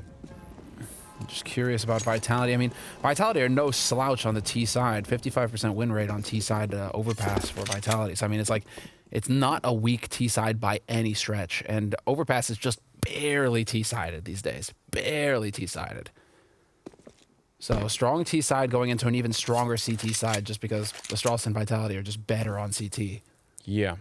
No, I mean, we should definitely remind people because, you know, whatever the result is at the end of this half, you have to consider that probably NaVi won't be really strong going into it. RPK and ZywOo out here. They've got Deagles. Haven't seen anyone yet. Oh, Boomich, though. Again, just with the USP, but he's just going to be buying time. And he's got backup here as well. Apex is very far back with the bomb at the moment. They need a pretty great opening to make this even close to possible right now. Your Vitality, you need, you know, clean headshot on someone important with a rifle, and then probably even more than that, like a good follow-up to get the bomb down even, and then maybe we can talk. 30 seconds on the clock. NaVi have used pretty much all of their grenades, so that's worth thinking about.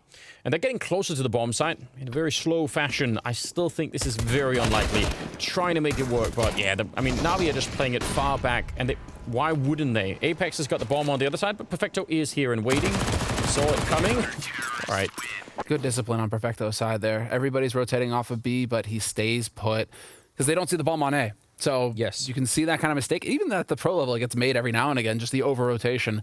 But Perfecto showed some good discipline there, stayed put on the site, and Apex, well, no joy this time. No bomb plant, and so they might be a little limited here coming into this round. I mean, actually, Zai was going to have enough for a full buy. Yeah, no glass cannon. Were you hoping for the glass cannon? I was hoping for the glass cannon into the quad boost. It's all like straight off the bat. It would have been, well, probably wishful thinking, but it would have been cool. It would have been sick.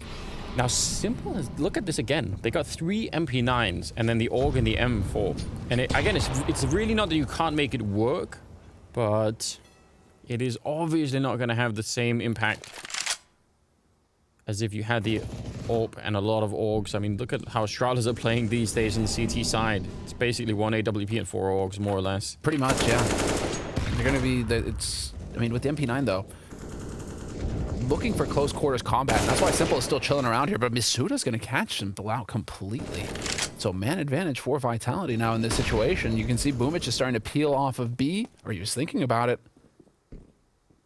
Do you just gamble B instead and just hope that this is going to work out given your inferior firepower here on NaVi's side? I'm also confused about Simple playing that much alone. Now, Electronic was up at the restrooms roughly around the time when Simple got killed, but he actually had a flashbang. I mean, he could have flashed over to actually help Simple jump out from the stairwell there and just gone to fight. I don't know. Seemed like there wasn't much coordination between Electronic and Simple at that moment. 35 seconds. Vitality moving on to the site. They still have plenty of time to go for a bomb plant here, but Perfecto winning the fight and the follow-up. Oh, Masuta. That is a very much needed double kill for him to take. Third in the round for him, and Shox is already watching for Flamey, who's trying to get that flank in. Electronic on the other side with the AUG, but I think this is all on Flamey to try and open this up for Electronic. Otherwise, I don't think it'll work out. And Shox, I think he's already seen it, and he still goes down. I can't believe it. He doesn't win the fight, and now it's a 2-on-2. No smoke on top of the bomb, so they're going to have to go straight for the fights here to try and get it done. Electronic not quite hitting it. Masuta finding his 4th kill.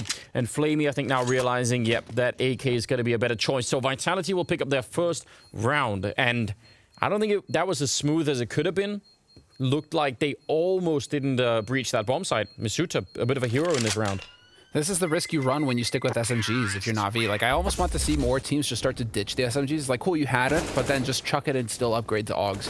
Because with superior firepower here, NaVi, I think they win this round. I think they're just held back by the fact that they're just missing that little bit, right, that the rifle gives you over the SMG, in that you can back up Simple. Maybe Simple plays passively and backs off to the A site instead of lurking around connector, you know, if he has a rifle instead of an MP9. You know, it's these sorts of things where it's like, you know, the gamble. And again, I mean, if nothing else, you could say there is some consistency in Simple getting the MP9 pushing up, because obviously you see the problem is if you've got that medium range, at least he was trying to go aggressive. Now he's got the AWP, and that is an Overpass classic. Pushing up to the corner and just sniping away at whoever was there. Nice shot, nice early takedown. RPK not going to be a factor in this round. That's as bold as it gets. Just straight up, no, like, just straight peek. And Vitality, I'm so surprised to see that they just got completely caught out by that. And so now with the man advantage, and that's been kind of the theme, NaVi, when they get that man advantage, they just don't let go. And so Vitality have got their work cut out for them in this all-important round. They need to chain rounds together here, Vitality, to start getting some momentum shifting their way. Otherwise, NaVi can just get that lockdown, and, well, it is going to be the split onto A. We've only got one smoke left on the Vitality side, but the flashbang will do almost all of the work. And Simple, he was just forced back there. He didn't want to stay on the bomb side with the AWP, so bomb goes straight down. And actually, in spite of it being a 4-on-5, that looked remarkably easy for them. You see the AI prediction there. Not looking too bad for NaVi, but I'm not so sure. Boomich goes down. Simple next. It's Apex with a big double kill. And that should call the retreat here. NaVi, yeah, they pick up the AWP, and they're just going to be backing out. That actually looked so much easier for Vitality than I would have predicted earlier on. Mm-hmm. And if we had Electronics cam footage, you know, I think it would be a bit of that meme thing showing up on Reddit or, you know, Twitter or whatever, where he's just staring at his screen, totally white for like 10 seconds. Because I swear he just ate 3 flash grenades, you know, as Vitality push onto that bomb site. That was a brutal execute coming in from Vitality. If you're caught in the open the way Electronic is, I don't think you have a hope or a prayer. Because he is just like, you know, even Zaiwu's getting flashed. There's so many flashes coming in. And you're seeing, I think, part of the problem as well is obviously that there's the smoke at the bank, but there were at least 2 Molotovs. You see them actually right here. It's a great angle. Yeah, perfect. Look at that. 1, 2. There should be a third here. There's a third. You know, like, where do you look? You're just... You don't. What a nightmare. You're just out. Buy some really good sunglasses next time. Hope you can make it. But I think some of the Molotovs there as well, on top of it, made it tricky for Simple to stay on the bomb site. Normally people try and ult from behind those boxes, and, you know, like that should be the big factor. And I don't know, Simple just got really pushed back in a way that I would have not normally expected. So that's interesting too. Simple here. Yeah, he's looking for someone. Not going to catch anyone there, but it's kind of close. Shots ringing through. Now, where are they going? They're looking for the B bomb site. There's a big stack down here. The AK and the AWP are both here. Boomich has moved up really far. Let's see if he can catch anyone. Cyber's jumping right out. And again, the flashbangs clearing the way for a Vitality early on here. Looking good. It's not like Vitality are good at dealing damage with their grenades, but their flashes have been just tip-top. Perfect so far to create openings for themselves. Bringing it back to a 4-on-4 is a big deal. Look at Simple rotating already up to the A site. He's not going to be there in time, and they have so many grenades. They should be able to Molotov and smoke this out all day. I'm actually shocked that they haven't thrown any yet. That gives him a big opportunity. That's very dangerous. They could have easily been a snap kill there for Simple, and then suddenly it's a 3-on-3, and who knows how much more he does. So I'd say that's leaving a little bit too much up to chance. I realized they didn't want to signal that they were there, so I don't mind that they didn't throw them from far away, but once you're on the side anyway, might as well do it. But anyway, very, very quick decision called to run back there as soon as they heard the ult from Simple. They were just straight to the A-bomb site, so that's a nice job. That's going to tie it up 3-3. Indeed it will, but it also sets Misuda up, and I'm really happy to see him getting kills. He's currently top fragging for Vitality. He kind of had a big struggle against Astralis yesterday. We didn't really see a level that we expect from him. Yeah. He's definitely been performing well. It's just that he kind of faded in that series yesterday. So if him, given the chance to play here against NaVi, starts off strong and maintains that, shows up with that firepower that Vitality need. Ooh. Nice hunt. You see? Like, if he shows up with this kind of firepower for Vitality when they really need it, this is a big opportunity for him to shine and really come through when his team need him. Oh, you're definitely right. And it's such a great luxury because we keep looking at Sairu and Shox and all these names, but both those players, and I mean, I think Pimp was talking about RPK underperforming quite a bit. Yeah, if someone RPK was absent. Yeah, like if someone like Masuta could do a lot here, it'll create space for the rest of them also to start to get a bit more into it, and probably also feel like, okay, we've got to help him out because he's doing a lot of work here. Anyways, 3-on-3. This is really great news for Vitality. They're doing a fine job at the moment, and NaVi are trying to hang on to the economy as best as they can, but they lost the AWP at the end of that last round. And that is, I mean, that's a massive kill. On top of everything else that Masuda was doing in that round, that makes a big difference. They've still given Simple the AK. At least they know who's buttering their bread these days. Just give him the AK. Let him hit headshots. Doesn't have the AWP? Fine, fair enough. Give him the next best thing right now on the server, although Apex, I thought perhaps he was going to get peeked there. The smoke has just cleared, and Electronic is going to actually back off and play with Simple. So showing a little bit of presence, but this is still Vitality setting themselves up for that B hit. Boomich, Flamey, and Perfecto are about to get hit here. Yeah, and it's going to be a hard hit as well. Good trades, though, Perfecto. That's an important one, taking down RPK, and now it's not looking that hot anymore. 2 versus 4. Still some time left to try and find it. Cyrus spraying through the box, but he wouldn't get the kill. And now Shox on his own. They shouldn't be fighting him this hard. Just wait, they're coming for the smoke. They're going to get him anyway, but maybe take a deep breath there at the end, NaVi. He had nowhere to go. They will get the round, and from Vitality's point of view, I mean, you see the smoke that goes up that, blocks off part of the defense, but it doesn't really matter in the end. They still just get completely funneled in there. Mm-hmm. And again, this is where you would want to say, where are the flashbangs to make this way more doable? Because we've seen them on the A-bomb site, but there were definitely a lack of grenades there to make that work. I mean, Boomich wasn't blind, and he was standing out in the open completely. Yeah. So they just did not put a flash in a position that would catch him. They were worried about Monster, it looked like, a little bit more there, Toxic. And that just did not happen, did not pan out at all for Vitality. Still, money to buy for Vitality and back into a default approach here from Vitality. So they're like, okay, enough of the shenanigans. Now we're going to hold, and we're going to see, we need to get a little bit more presence over here towards mid, at least initially, but they're giving it up again. It really is the focus on B here for Vitality. That's the game plan. Yeah, and they feel satisfied that no one was pushed up long, so they have a timing here where they want to hit it. Already been spotted, but Perfecto, all he does is a bit of damage, and now Flamey by the barrels. He has to come up with a massive multi-kill, or this is not going to work out. They do line up. Flamey coming up with a triple. No one checked it. He was alone on the bomb site. The backup was all the way up at the sniper spot. That doesn't really count. He should have been dead almost immediately. That is massive. That's how powerful that position is, though. If you manage to stay alive in it, no molly on you, no pressure on you. Look at this. Just impeccable stuff. And this is also working with Boomish. The thing is, between the two of them, they're setting it up to draw attention from Vitality. Vitality are so used to checking. They've been conditioned to worry about the site or short at that point, or L-bend, right? That they have to check it. And in the meantime, Flamey is just murking them. So now, Vitality, like the fact that they are trying to really speed up. I think you're right, Anders, that they've got a game plan that they're trying to execute on that B site, like a timing window that they want to exploit.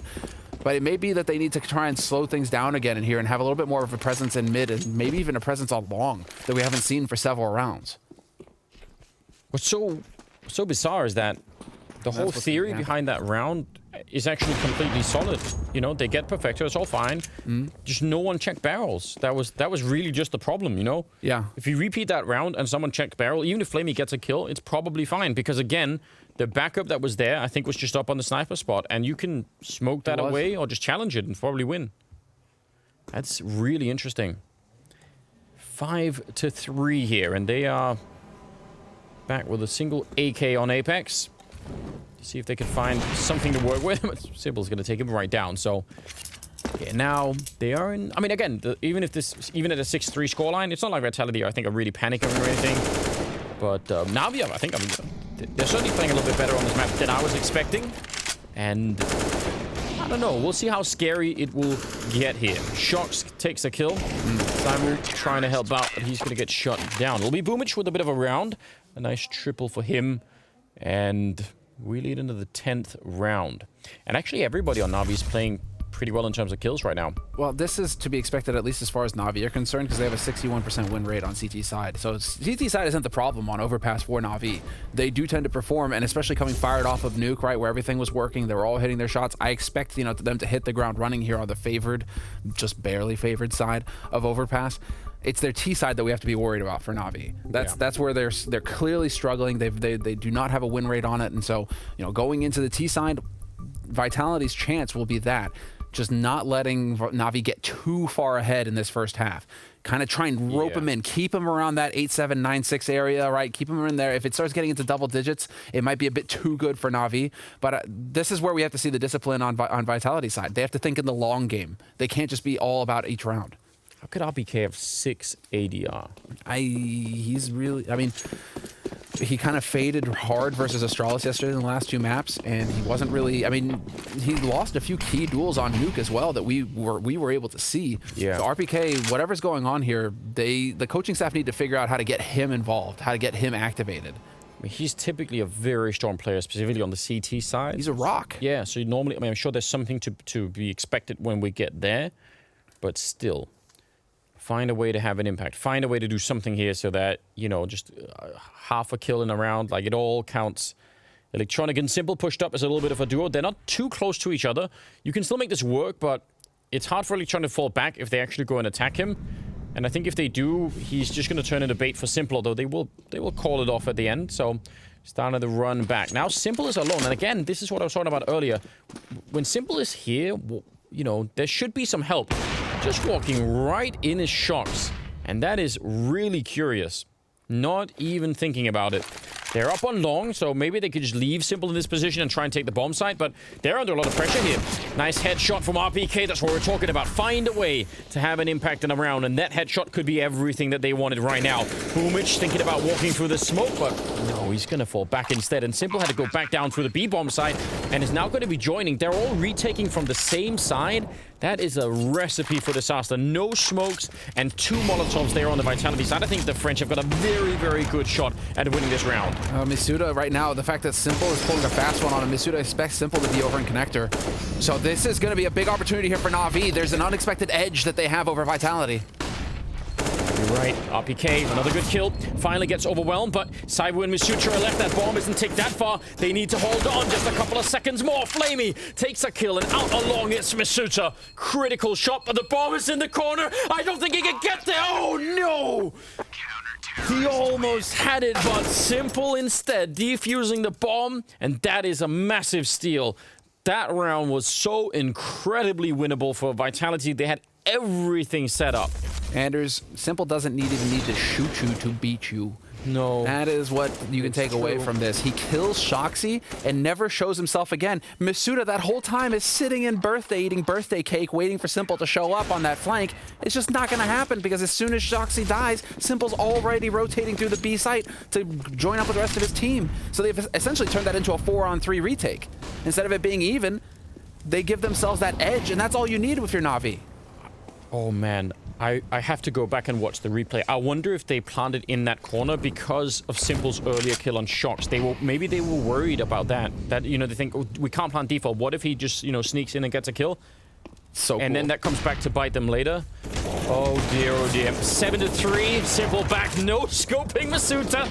Combat AWPing in the middle of the map, and now he's going to pick up an M4. He actually gets another headshot. He's so hard to kill, and Flamey chimes in for a little bit of late action there. It's now a 2-on-3, and I don't know, I am getting very nervous at the moment here. In terms of scorelines, yeah, sure, like 7-3. They could still do a lot, Vitality, but you're just getting that really weird feeling. Simple is starting to look much better. 13-6 on him. I mean, yeah, it's just, this is the difference you get when you see Simple just hit the ground running immediately, right? Nuke, the beginning of Nuke, the first map of this series, he's bottom fragging, very quiet, not really having too much of an impact until the end where he starts to ramp up and take over. Here, he's just taking over right from the beginning. So you're having to deal with this now, Vitality. The pressure is fully cranked on. But you have put yourself in a winning position now if you're Vitality. If you buddy up on the B site, there's only Perfecto here. How do you win this? Yeah, I mean, from this angle, you are always going to be showing your angles first, and the AUG is such a weapon for that. Now, the flashbangs, again, they've been doing a lot of work for Vitality, and they take care of Perfecto, no problem. Flamey out of the open, 10 seconds on the clock. He might as well go for it. I don't think he's going to be planting the bomb here. He actually will behind. This is madness. Sneaking in and seeing him. And it will be a round for NaVi. I thought maybe Apex just wanted to straight up fight him, but not quite the case. And 8-3 the scoreline. NaVi winning 5 in a row. Oh, man. Yeah. What is going on? Flamey overperforming as well on an individual level. Not going to lie, he's definitely been taking some heat this tournament, criticism, because he's been bottom fragging. He hasn't been really coming up with the kills. Right now, he's sitting at 12 kills right behind Simple and coming up with the clutches. It's like, it is really like the meme where just NaVi are just powering up. You know, they're just sitting there screaming at the beginning of the tournament. It's like every DBZ episode ever where it takes forever for him to turn into the Super Saiyan, except that when he does turn into Super Saiyan, you know you're screwed. That's what's going on right now with NaVi. They've had this entire time, all tournament long, to power up, and now it's just starting to click in on the last day. It absolutely is. It's working out very well for them. 8-3. They can still turn this around, Vitality. There's still space in this first half to actually get something done, but not forever. Shox has managed to walk... They must surely wait outside of B. Shox is so far deep in on the map on this side. If they just wait, he can win the round. All on his own. This is mental. I have no idea how he got here. He must have walked right past Electronic and Simple out there. The rest of the team... surely they wait. Surely they just said, you know, wait for Shox to do something. Oh, Electronic is walking up behind him. Shox isn't looking this way. Let's see how this works out. They're turning their back. There we go. Shox is going to be the first to turn around. Oh, man. You could have flipped a coin. Who knows how that would have turned out. Okay, so that's an important kill, but it doesn't actually... Well, it does do something. Flamey goes down, and Perfecto, he had fallen back, I think, based off of that Electronic kill, so it still helps them out. Brumich catching a kill on Shox, but the bomb is going to be planted here. And the after plant should be favoring Vitality quite a bit. This round should be favoring Vitality now. Yeah, exactly. The man advantage, site control. Still a couple of nades here for Na'Vi to work with, however, so they could still try and go for this retake. But, I mean, Vitality, they've got all the post-plant positions. This is super solid from them. And they don't have a lot of money either, Na'Vi, so if they lose the rifles, that's very bad news. Kill there on RPK will help them out a bit. Simple. Smoking up the bomb for a little bit later. Masuta taking some damage. I think he was wall-banged a bit to go that low. There's Boomich with a headshot, but hunting for it, not going to be quite enough. Masuta hitting some good shots. Boomich. Yeah, Saiwu just has to stay hidden. Don't show yourself. He doesn't have a kit picked up right now, and it will be Saiwu to pick it up instead. Surviving on 3 health and Vitality, a much-needed 4th round. After losing 5 in a row, they desperately needed that round. Yeah, finally getting something to go their way. And that was off of some decisiveness there from Shoxy. Got to give it, yep, right here. Beautiful kill on Electronic, and Simple had to stay on long for so long afterwards because he thought that perhaps they could be pushing up mid onto the A site behind it. And so that positional play from Shoxy made all of the difference. And the real issue, however, for Vitality here is that that's a fluke, right? Getting Shoxy up into that position that quickly, that's not a round that you can reproduce. And so what's the winning solution for them now after that? Is it just swarming mid and hoping that you catch Simple getting aggressive now? I mean, they're going to get help from the fact that now we don't have money. That's a fair point. One thing. Also, I didn't even realize, but Boomich ran out of bullets in that fight. If he had more bullets, I think he would have won. Because he had to switch to the USP, and that's why Cyber could even get away. Oh God, that'll happen. But ooh, Anders. Oh, here we go. Oh, why? Na'Vi are gaming right now. Is that? I don't know. It's a very Na'Vi type round. Listen, sometimes you got to go for the BDP.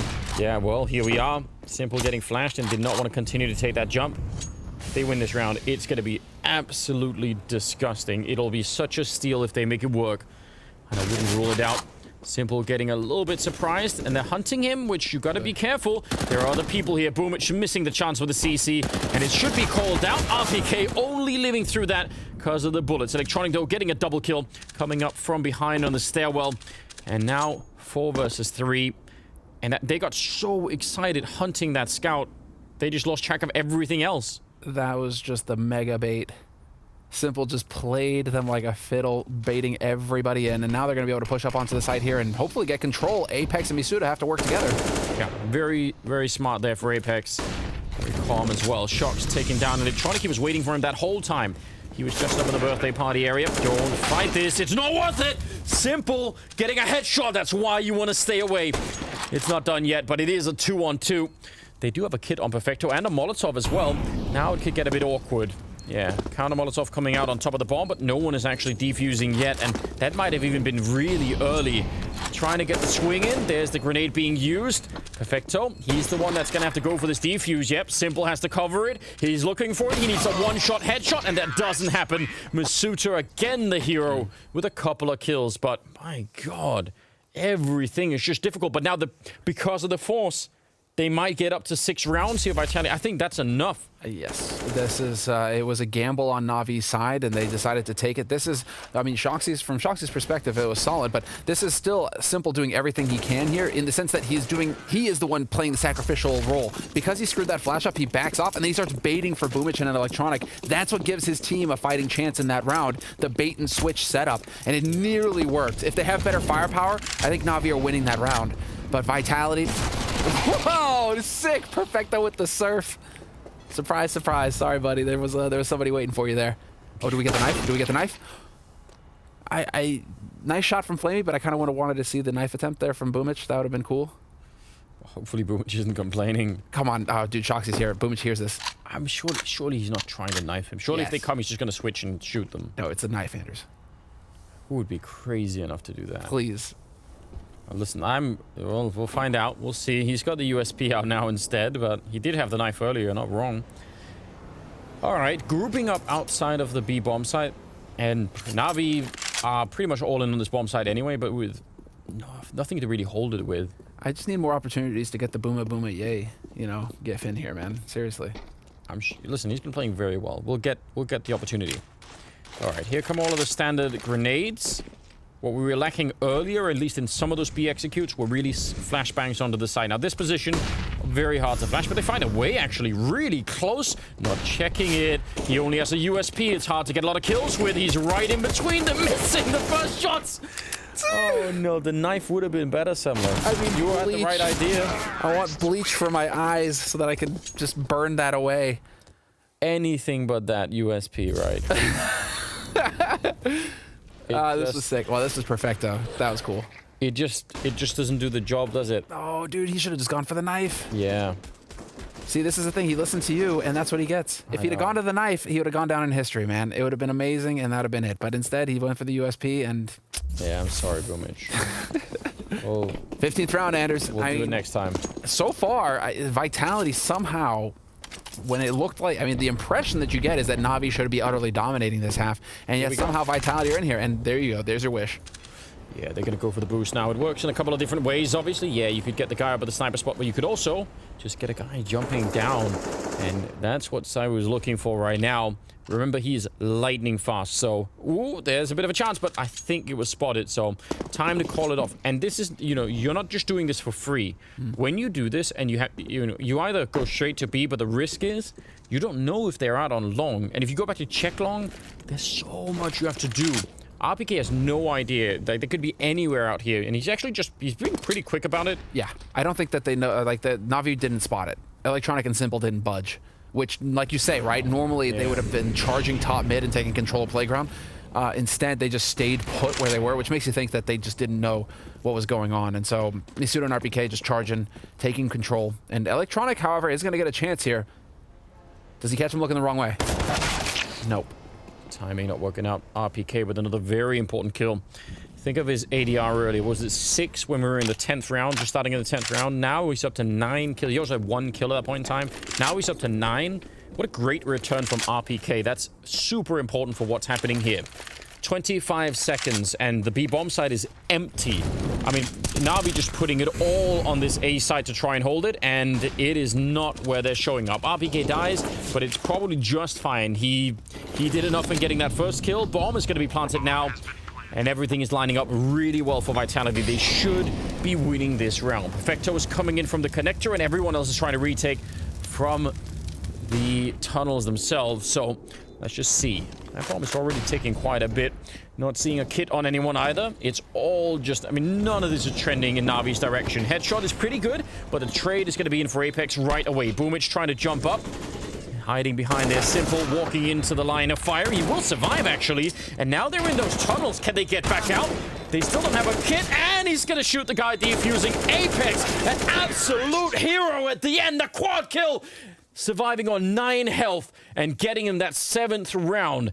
What a monstrous performance at that last round for Apex. That just secured them, I think, a very, very good shot at winning this map. We're going to see if they can in the second half. It's coming up after the break.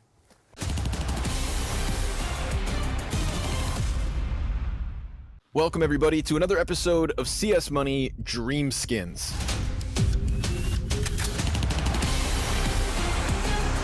Bubsky, you're joining us for an episode of CS Money Dream Skins. We're going to be talking Desert Eagles with you today. I chose Desert Eagles for you. Is it your favorite pistol? Yes or no? Yes, you always have money for a Desert Eagle, even though you're an eco. So, like, it's the most satisfying pistol out there for sure, so it's my favorite. Is red your color scheme? Is that your go-to?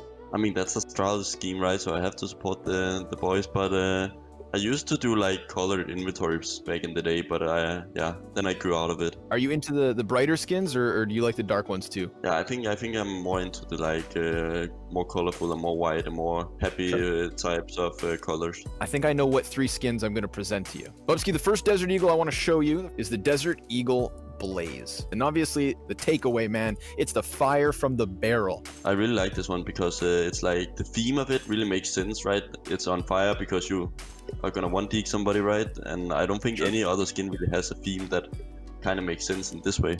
We're going to continue with the red theme. This one's going to get a little bit busier, though. I'm going to offer you the code red. This one keeps with the reds of Astralis, the black base, and then the white tones. I'm going to throw it in factory new so that the colors really pop. Does this one float your boat? The attention to detail is much more clear compared to the older skins, and this is kind of what I liked about the newer skins. For your third option, Bubsky, I present to you the print stream. I really like it. It kind of reminds me of the Neo Noir colors, right? It's very bright. It kind of reminds me of some of the skins that maybe Valorant has. So, what are your thoughts on this one? We're going with the print stream for sure. All right, Bubsky, we've gone ahead and selected the Desert Eagle print stream, but I think we got to talk about stickers now, man. What are your thoughts? Yeah, I think skins or stickers is a great way to make your skins unique. I've got a couple of options here, man. 2 stickers I think make this print stream look a little bit better. The TSM. I think it's really great. I think it has a really, like, as far as I know, the print stream also kind of got a holographic effect. So I think it really suits the theme kind of well. Thinking about more the holographic or the pearlescent effect, it's the G2 Atlanta. This one also has some history in it, right? Since it's Atlanta and it's the first major that Astralis ever won. But I think it looks great as well. Is this your dream deagle? The print stream with the G2 holo. Like if we win this blast, I'll swear I'll buy this deagle with this combination. So Bubsky, there we go. We've got your Desert Eagle all shiny and slick. I just want to say thanks, man. Thank you for joining us on CS Money Dream Skins. Thanks for having me on the show.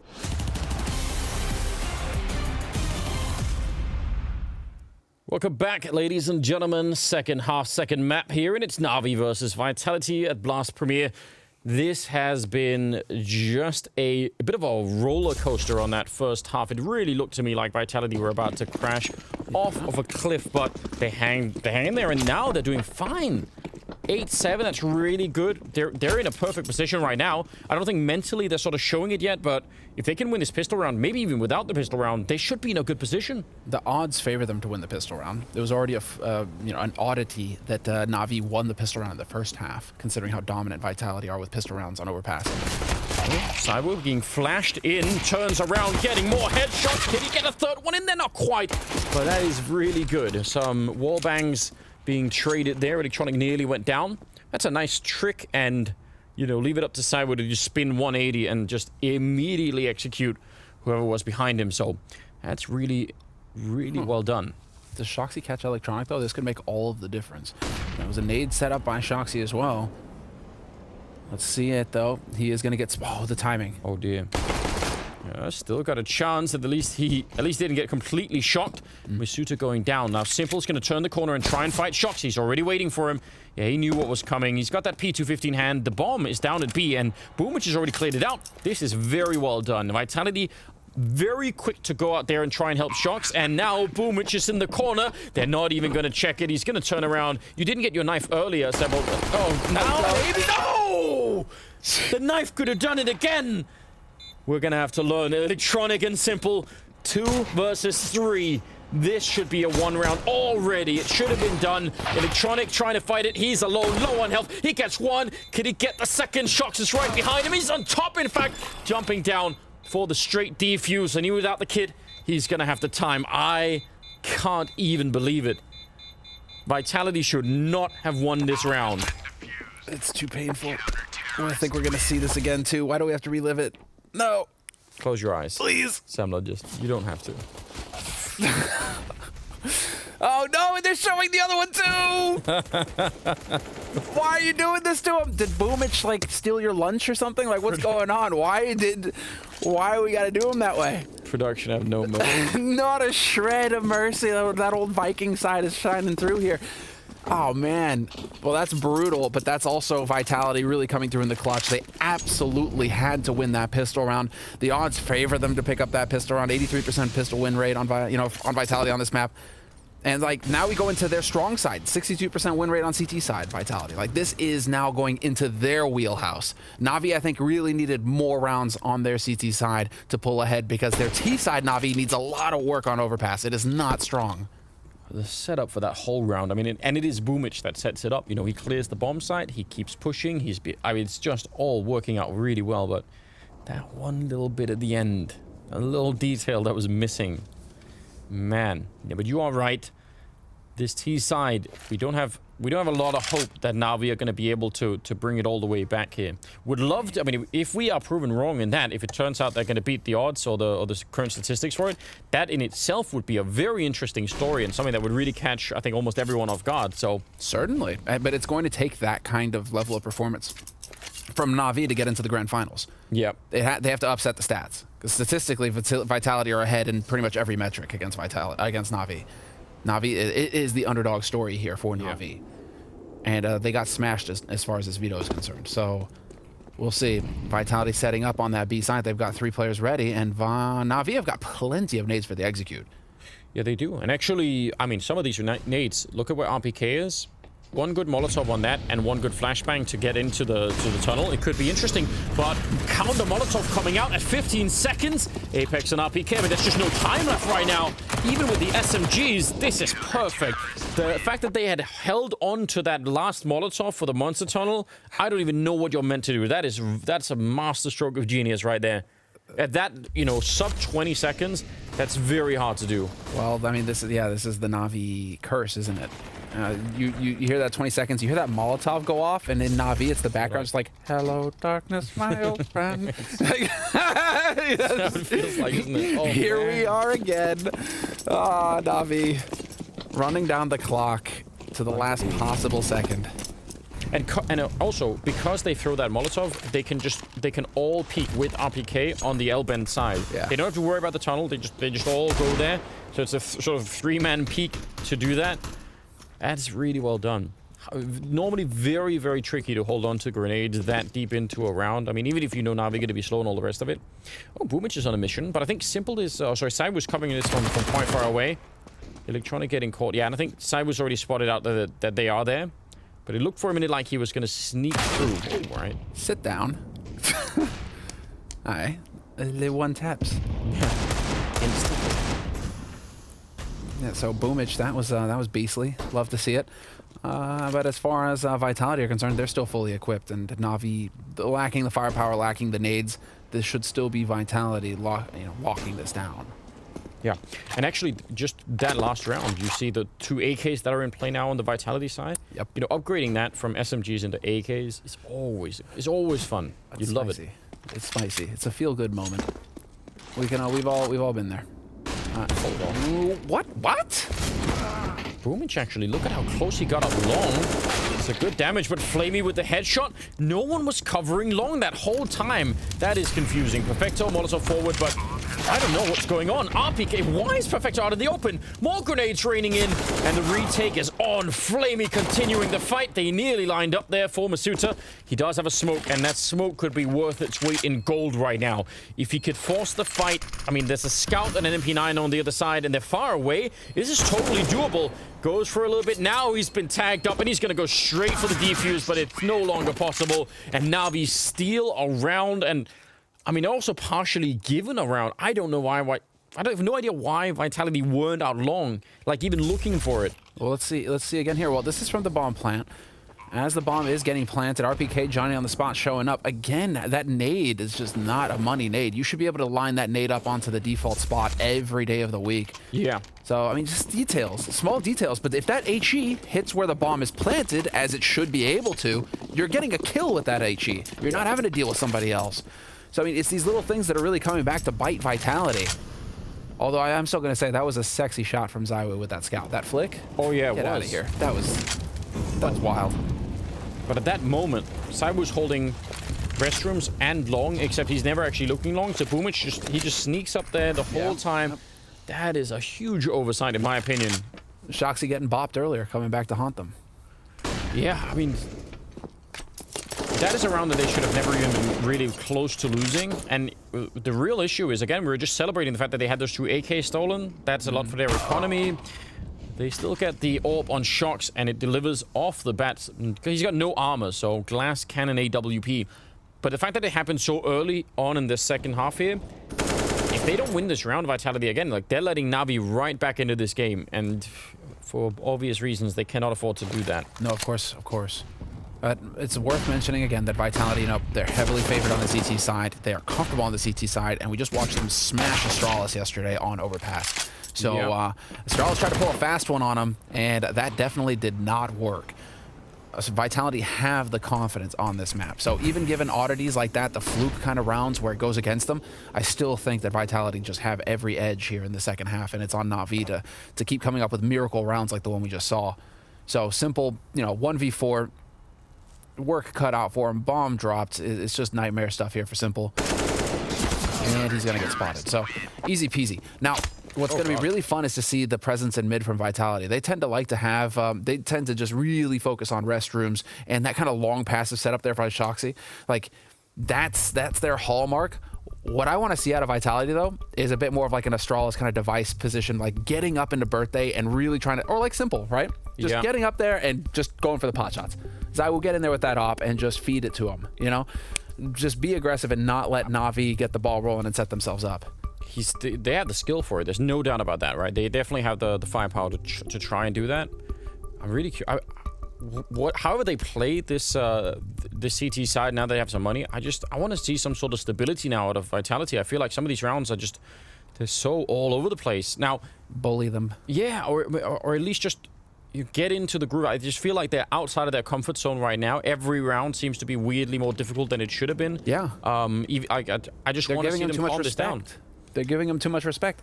You're the #2 team in the world. Maybe, but also, but not even. I mean, you've got the #1 player in the world. Just before, when Shox was running back from long and getting caught, there's absolutely no reason that happens. They knew that Boomage was there. Just they need to really find a way to calm this down a little bit.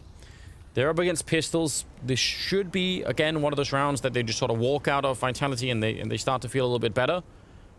I really think that they are a little bit more stressed than maybe we're realizing. Yeah, I think they're giving a bit too much respect to NaVi, and that's coming back to bite them. I think that's what cost them on Nuke in that second half, where they just let it slip through their fingers. And now, you know, it's about getting in here and knowing that you are the better team if you are Vitality. You need to make the plays. So Shoxy, he's changed it up. He's no longer got that AWP. He's got the AK. But again, he's in this one-and-done sort of position here where against pistols, close quarters, he can get overwhelmed by flaming electronic without a doubt. And sure enough, he will be. That's a good shot from Saivu. And I mean, normally in that position, it could be even worse because they could pop flash you. So yeah, I've never enjoyed that. No, neither of us are big fans of that spot on the map. Shock's probably going to be kicking himself that he didn't at least just get the kill. I doubt that it will change the outcome of the round, even though it's annoying. I think they're going to be just fine anyway.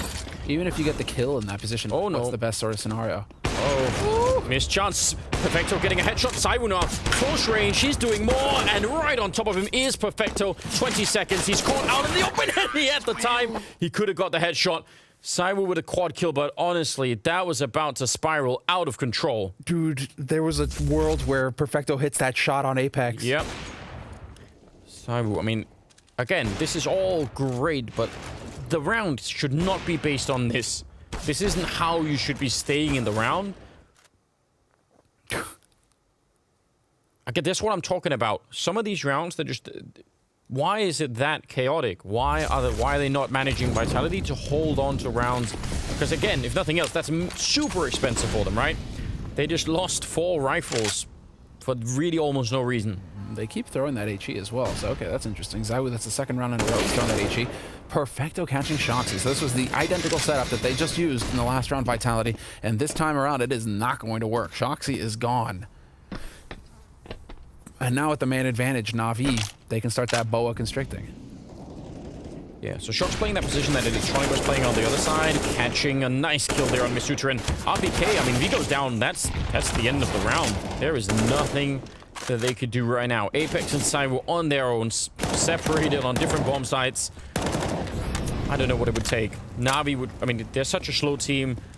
Normally, they don't just, you know, straight run onto a bomb site. That would be the dream right now if you're a Vitality, for them to just try and go for it and let you have that fight. But you know they're going to slow it down. Electronic is sneaking up on the A-bomb site, so he's going to be checking that. When he finds an empty site, they can just rotate back. They've got all the time for it. Yep, he's going to be saying, yeah, well, could just run the bomb over here and I'll cover it. Or you can wait for me to go and shoot them in the back. I mean, all of those options are on the table. Yeah, they're going to bring the bomb back. Why not?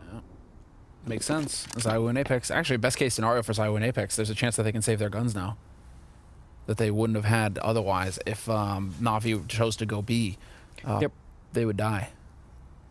There are just a couple of things that I'm wondering about with that position, and I think I brought up the same thing when Electronic was holding that position alone, because he was, and you know, he had Simple just really far back.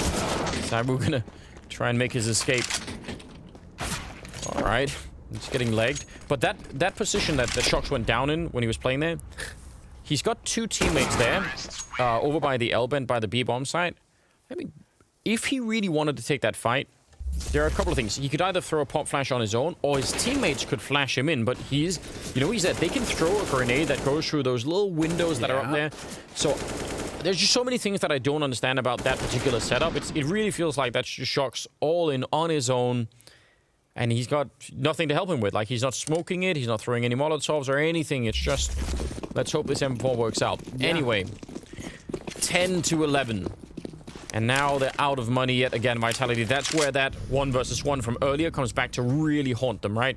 Even though they won it, it just depleted their entire bank.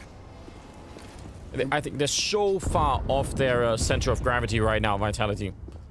And look at this setup here from NaVi, holding so far back. They don't even care that they've given up mid, given up restroom. Electronic is just sitting pretty back here, just waiting for these pushes to come through. And, well, ZywOo's going to walk around the corner, or is he? He may just hold. Nope, he's going to hold, and he works out perfectly. So Electronic gives up that AK, and now that's so unfortunate that Electronic felt like he had to go and push there, because now that opens up the flank, and NaVi have to worry about aggression coming through from Vitality from different parts of the map. Yeah, they pretty much have to push B. I guess the only real advantage is there's not a lot of firepower on the other side, but still, the fact that they know that this is going to be a B push right now, that could still be pretty dangerous. Huh. ZywOo's fallen all the way back. He didn't want to try and flank them. He just wants to try and see if he could get a little bit closer to the B bomb side and help out. So 40 seconds. What do you do now if you're NaVi? You've got not even a single set of nades going. You've got a couple of smokes to work with here. Simple's gonna have to get something in. Boomich is trying to make some noise in mid, trying to draw some attention from Vitality back over to this A site in case they were stacking, which they were. So this is actually not a bad situation, and this is actually prompting the rotation. But with 20 seconds left, Anders. Yeah, it's going to be low, but they think it's better. They assume that there's not going to be many people on this site, but ZywOo's going to get the early warning, and that's an... Oh, no, what? That should have been an easy kill. He was running out with a grenade in hand, and Simple will take a kill on Apex. I just can't believe it. That should have been a straight kill on Boomich, and with the time that was left, that's probably the round. What a... I can't even believe it. Some of these kills that are happening so far on this map...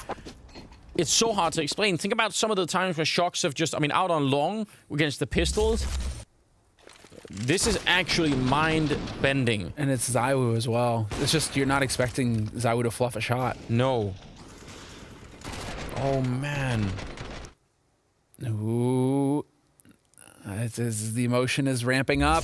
This is turning into just a horrible flashback to yesterday's game against Astralis. Like, I think possibly worse in a bunch of different ways. What's uncharacteristic of this is that it's almost breaking the trend that we're seeing where teams are just chaining rounds together. 3 rounds here, 4 rounds here, 5 or 6, right?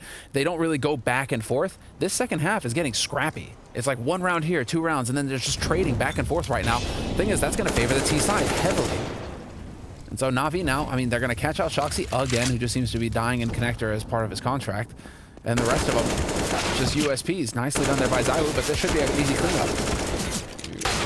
Running out of bullets, but ZywOo could do some more damage. That's a very, very nice spray. I can't even believe it, but he's very low on health. They know where he is, and eventually they're going to come find him. Electronic will get that one.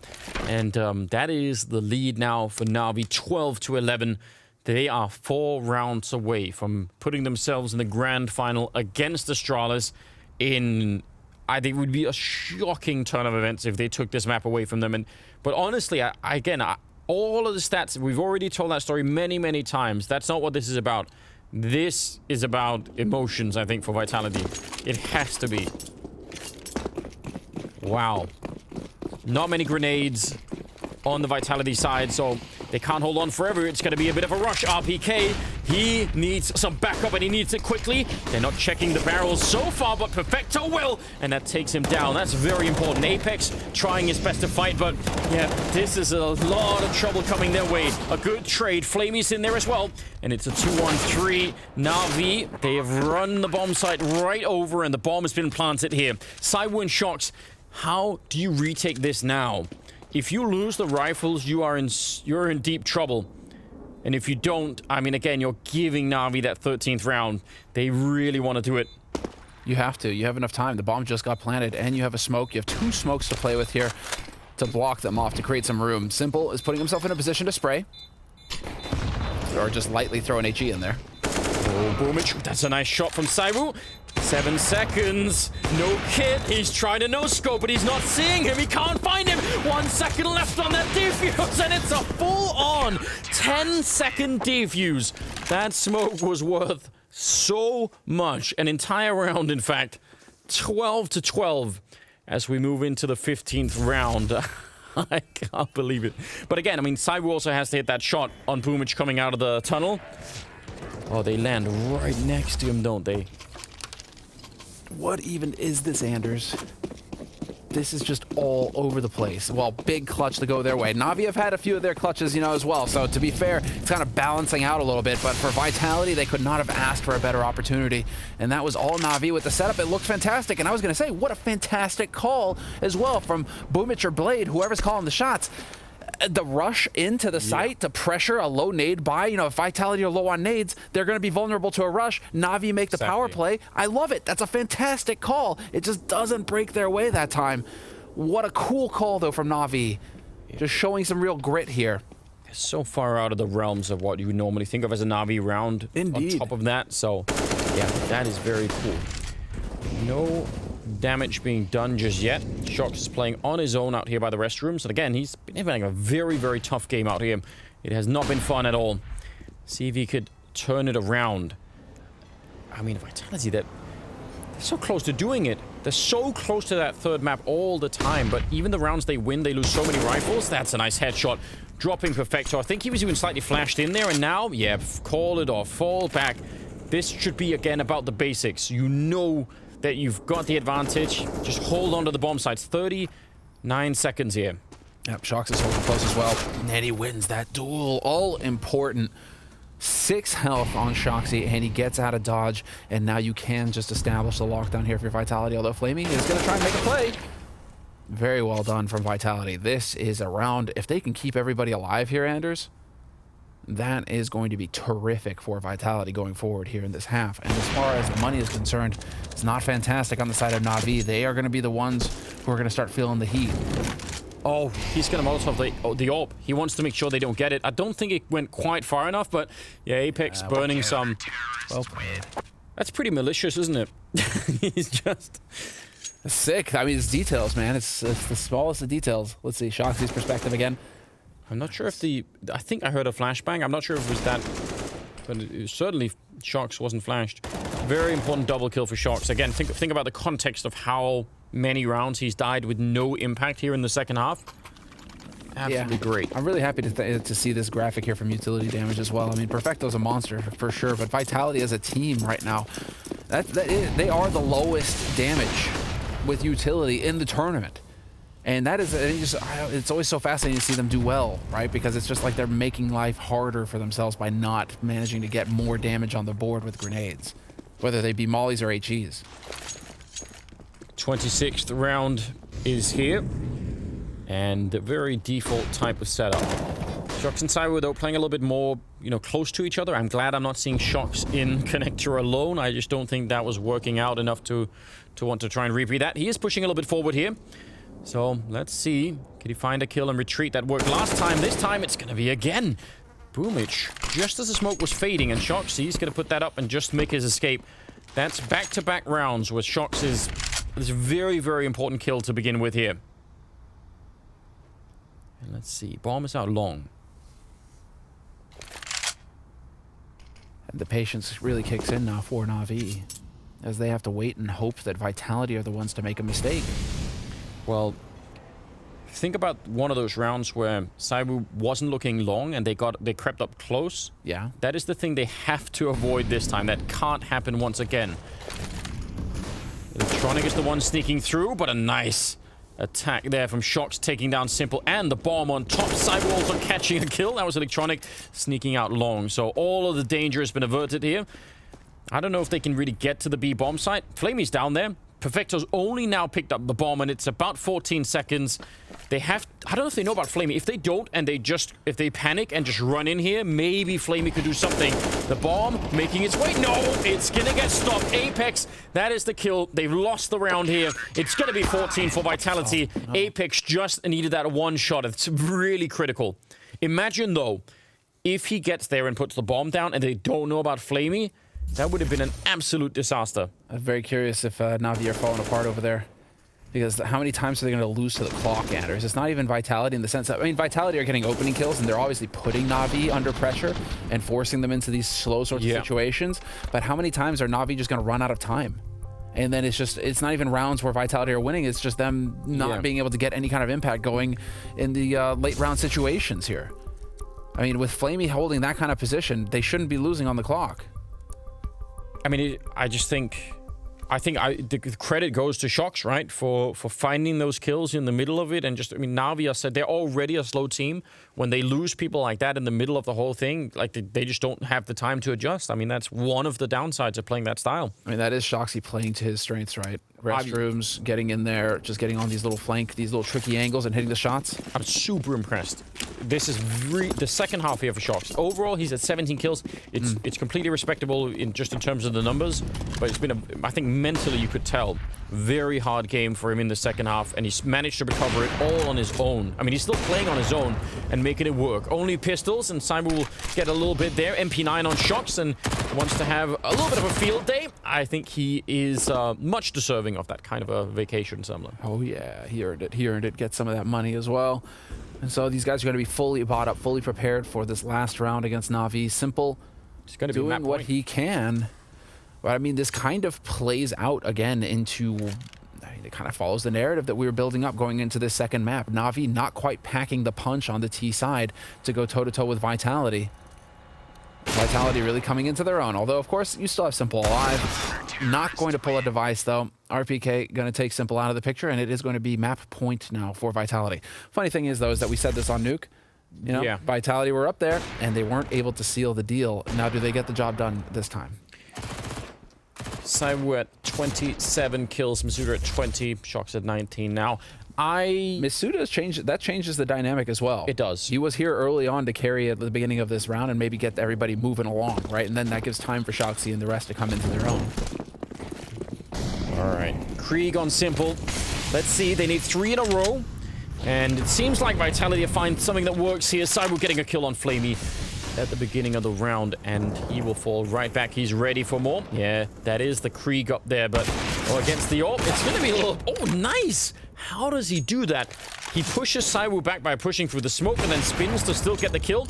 Now, can he escape? He's trying to make a run for it, and he'll make it back around the corner. But that was an incredibly cool move from Electronic. They smelled the rat. That was that smoke going down. Zaiwu holding angles, you know, playing aggressive that way. They were checking everything at that point. There's too much the veteran experience on NaVi, man. It's so hard to pull a fast one on him. Okay, well, now let's see. This is going to be a B hit, and if the timing is right, it'll be before Apex or Saiwu get back from the A-bomb site. Because then it's a 2-on-4 down there at B, and that could be interesting. Actually, smoke goes off from RPK in the tunnel. That's really expert timing. They have to push through it. They've got no other choice, so they're going to run out again. He has a Molotov behind it. The bomb is on the ground. Oh, no. NaVi, that smoke just absolutely foiled their plans. 30 seconds here, and it was Simple. What do you even do? He's blind, and he is going to be dead. 16 to 12. Vitality recover their strength and put it on to a third map. We're going to go the whole distance, ladies and gentlemen. That's what we wanted. That's what we deserved between these two amazing teams. But I have to be honest. This looked so shaky from Vitality.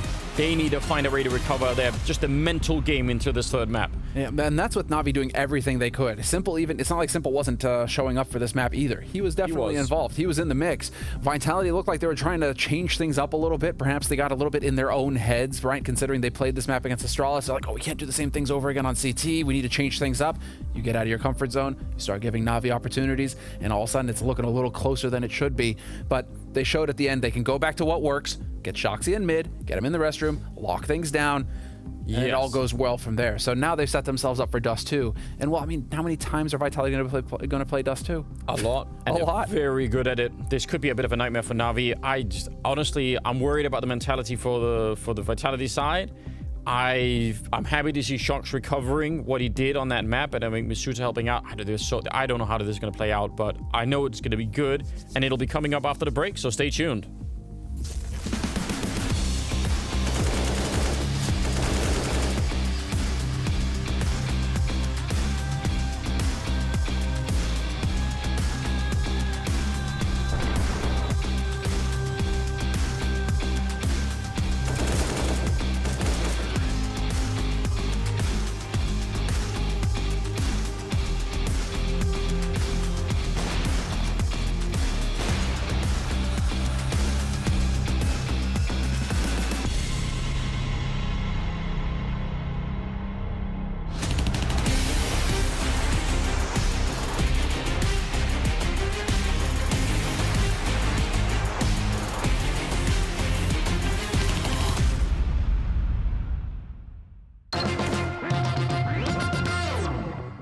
thing is, when you're in game leader, you're thinking about everything else than your crosshair sometimes. Your reaction time is not really good. Honestly, I would say I'm pretty average. I still think it's pretty good for how old of a man that I am. If you want a great reaction time, you should ask a guy like the Pre or Magisk or something. I'm not one of the most talented players, but I think I'm a pretty good player, so probably decent. I'm not so confident in my reaction speed at all. Hopefully, I'm gonna beat one of the other guys. Ooh, not bad. No way! This thing's a scam. Oh, that's so bad. Ooh, okay. I don't know what decent is in this, honestly. My mother has a very good reflex. But I'm not great, but I am good. My mom's better. I need my heartbeat to go a bit up. Oh my god, that was actually pretty good. I'm feeling the choke, you know. I start choking. Yeah. I don't know. It's good or not. I don't know. You know, as a bald man and an older man, things tend to generally just start slowing down. I don't want to make excuses. Okay, not ideal. I think it might be like the 50 hertz monitor on this laptop. I don't want to make excuses. That's what it is. Yes, I knew it. I'm feeling the choke getting out. Yeah, that's a young man score. To be fair, it's really early. We're not used to. We don't start practice yet, so that's my excuse. Are there any in-game leaders who have done this that are over the age of 30? 164, that's pretty good, but maybe some of the other guys is trying to pre-fight and stuff. So if they hit a really good one, yeah, maybe they're lucky, but this should be easy for me. Is that the champ time or what? I'm pretty sure it's like just better. Ooh. Whoa. Alright. I'm already satisfied now. We'll take that. That's average. It's different conditions. I didn't think I'd be taking part in this kind of a competition. I wasn't really fully prepared. I don't want to make excuses. It's admirable, you know, on a laptop, on a trackpad. I'm pretty pleased with how things turned out.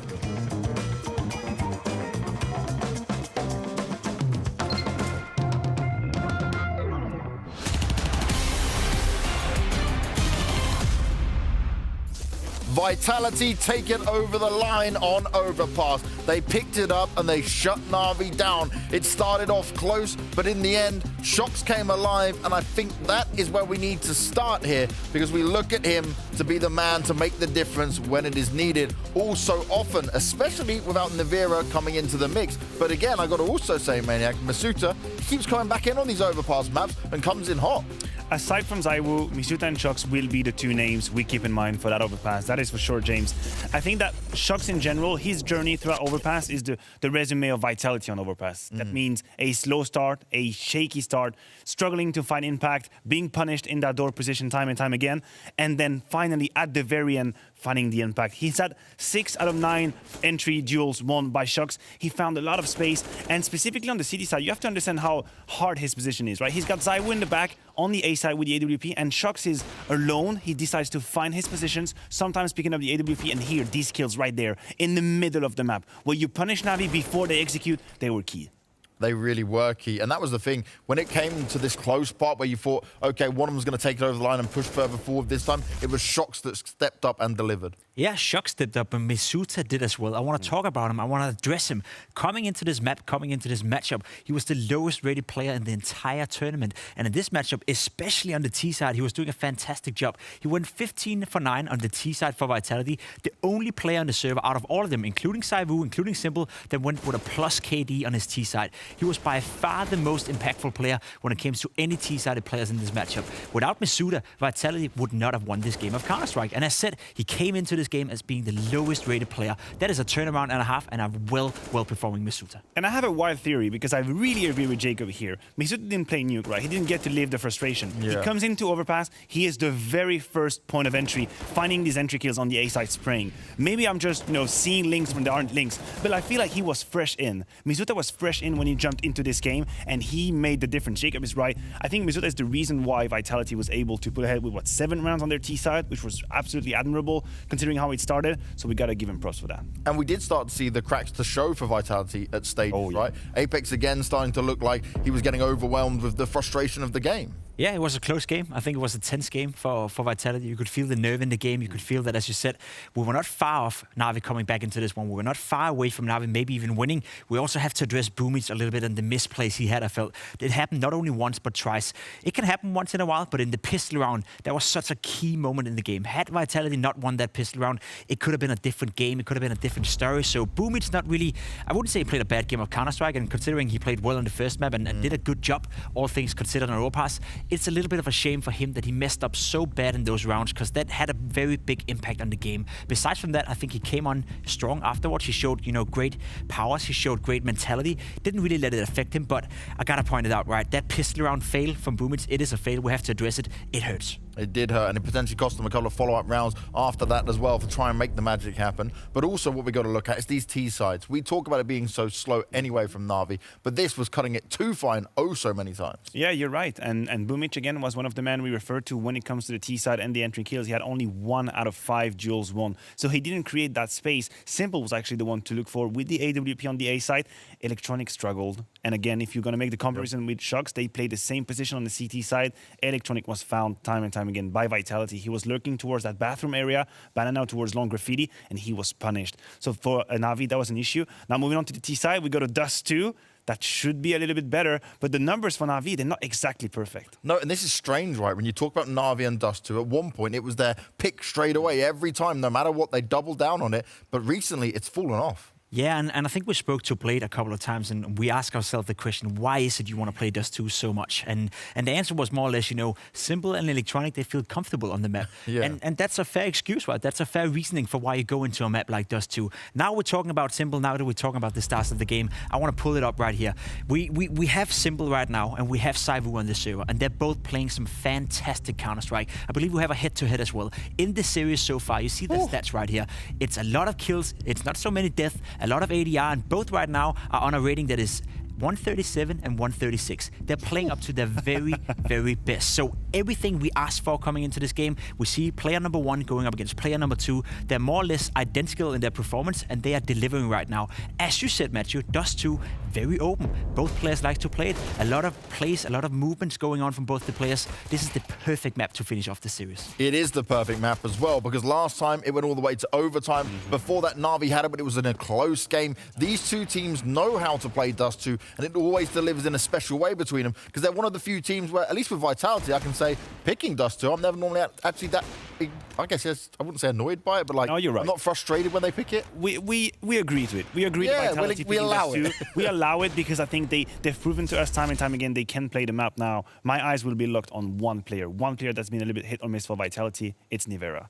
Nivera was the answer in many of these games in the past when Vitality had their deep run. He's been struggling. The new game was so-so as well. Misuta came in on Overpass, made the difference. He's benched out now. I think, we didn't see the graph, but I think Nivera would step in for Dust 2. That's what Vitality usually use. Makes sense. We know Shox has found his form at the end. We know Saivu is Saivu, and it's all right. But what about Nivera? Yeah, and this is the thing, right? We spoke about Nivera in quite a lot of detail. This man, when we first came in, all of the end of last year, he was coming in hot. He was being the difference maker to help Vitality in these situations. But this event in specific, it's not lived up to that.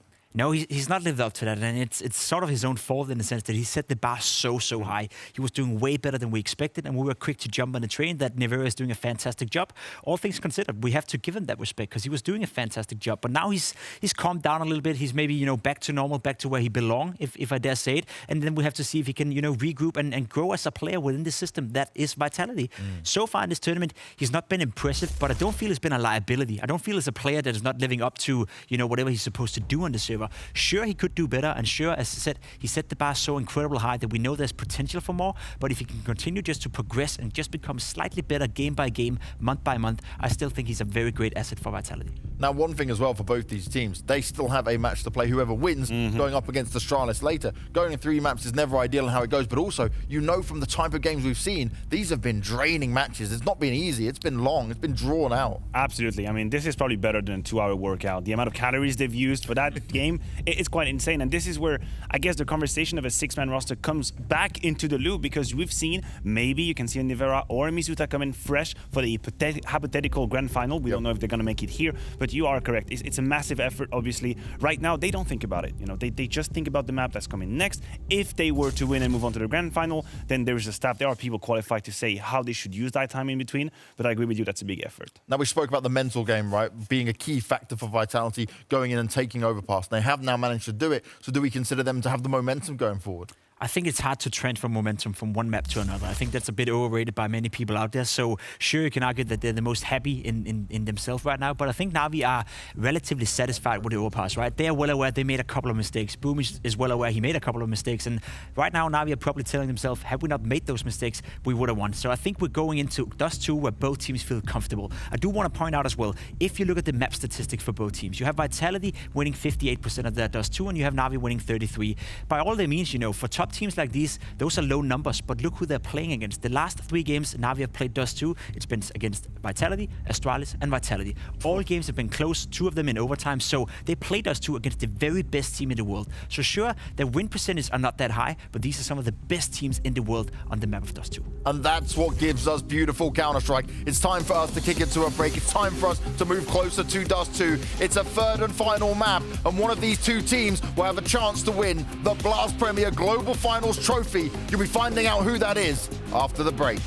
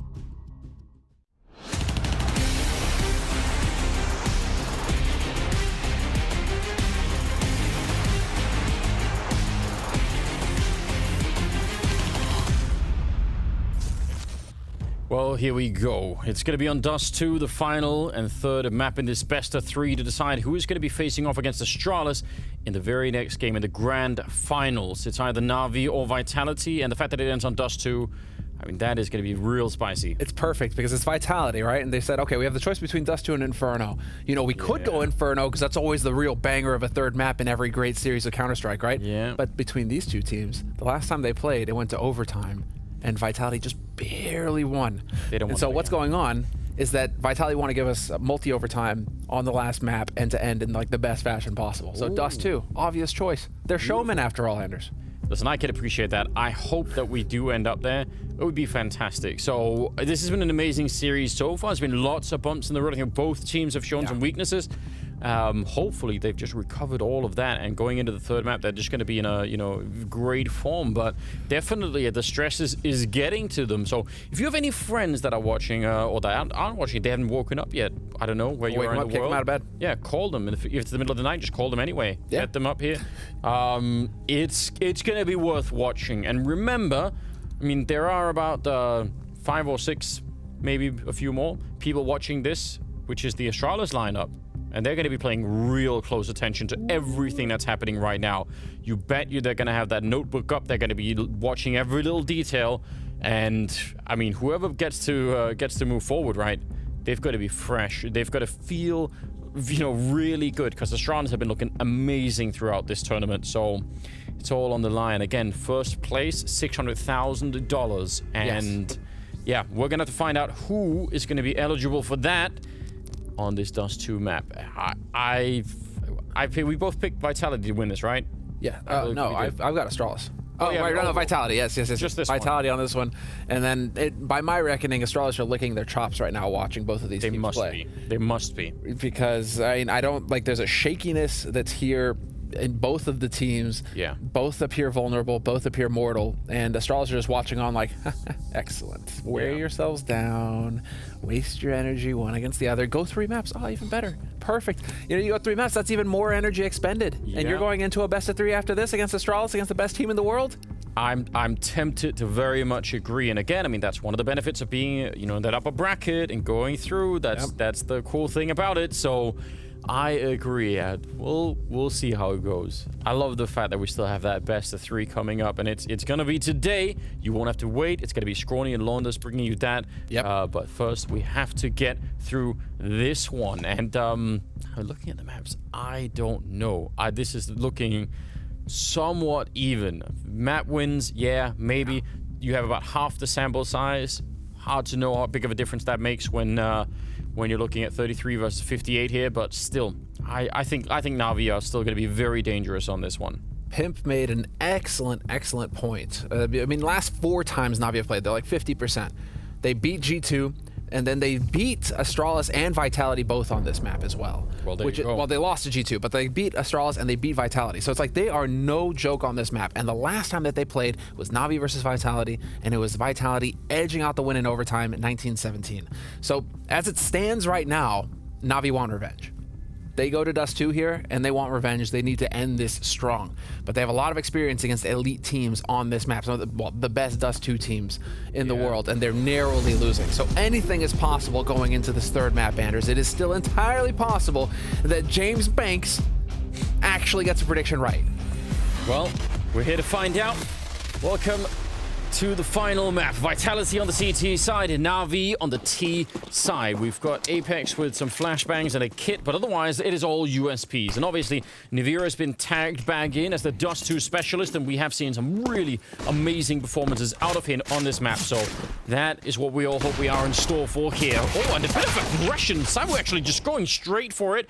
I think he was helped with a bit of a flash in there, but it didn't do quite the effect that I think they were looking for. I think they actually had grenades to follow that up, but no one was really flashed. So it's just a 1-for-1 trade in the middle, and NaVi setting up for what could be a B hit here, which, I mean, if Boomage can throw down... Well, he's actually quite far away. I was going to say, if he could smoke off the entry into B from Upper Dark, that would probably be way better than having the smoke in middle right now. But we'll see. Flamey not spotting anyone yet, although it's real close. Out in the open there, they'll fall back. No one dying. They could have, well, it could have gone either way. Well, I think they spotted 2. That's a lot of information. And yeah, Perfecto and Simple are going to work their way onto the B site now. They smell blood. They see that there's an opening here to take advantage of. Yeah, but it's NaVi inside. He's got that USP. He is fast running out of bullets, though. Apex will be there to help out. Oh, and what a headshot! He knew he was dead. There was nothing that he could have done to stay alive, so he takes just one more with him, and that is so important. Now pushing on to the site and winning the round is Vitality. No bomb plant either.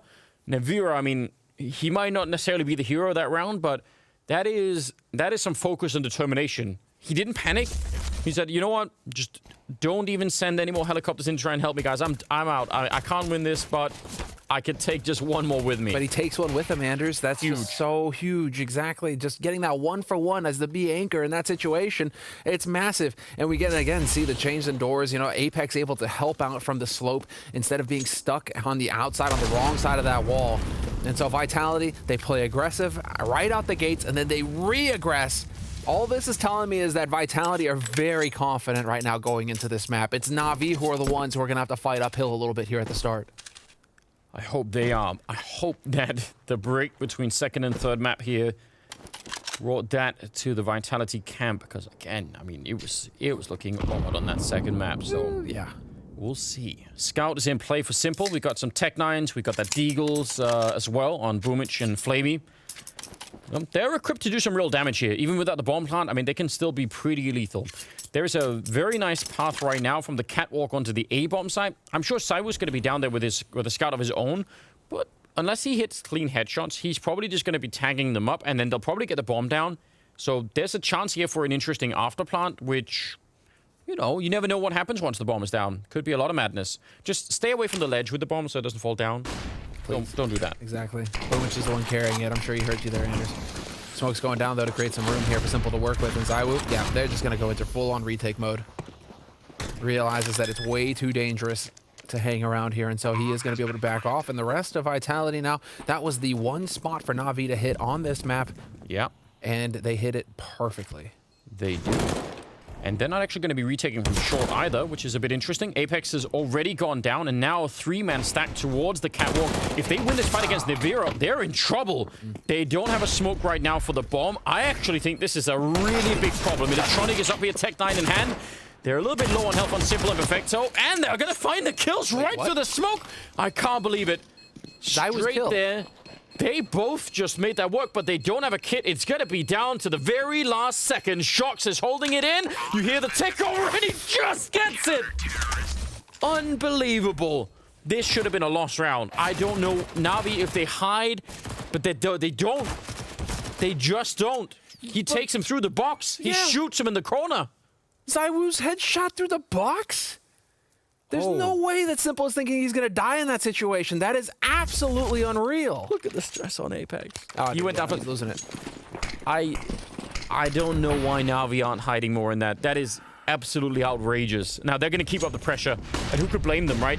They get the bomb plant. They do that much damage. They know that they're going to be low. Deep nade in there, and that softens up Electronic quite a bit. Apex down in the pit. He's got RPK, but Shox is pushing top mid. He's about to flank them, and that could be real interesting. Apex getting a kill, and now all of the focus on this. RPK goes down, but they still... Oh, now they know about Shox. Yeah, NaVi, surely they can't fight their way out of this. No, I don't think so. I think that this is Simple actually really just biding this time. He played this perfectly. NaVi played this perfectly. And there is one giveaway, one tell, and we can get into that in a little bit, although I think that they're going to have time. They might try and slow it down just a little bit. Simple. Back with the scout. Now he's positioned in pit, and he's going to be looking for a pot shot here if Zywoo decides to get a little bit too aggressive to peek for info at long. But that smoke that Vitality put down to get Apex into the pit is a bit of a giveaway, and I think NaVi took full advantage of it. They did. I just can't believe that Apex getting a kill still doesn't distract enough from mid so that Shox could do anything. NaVi getting an important kill. Saiwoo's up here with the AWP as well, but it's going to be Shox, and they're just walking right in. The cross smokes are there, and NaVi giving... I mean, maybe not the whole round, but certainly at the end, that could have been so much better.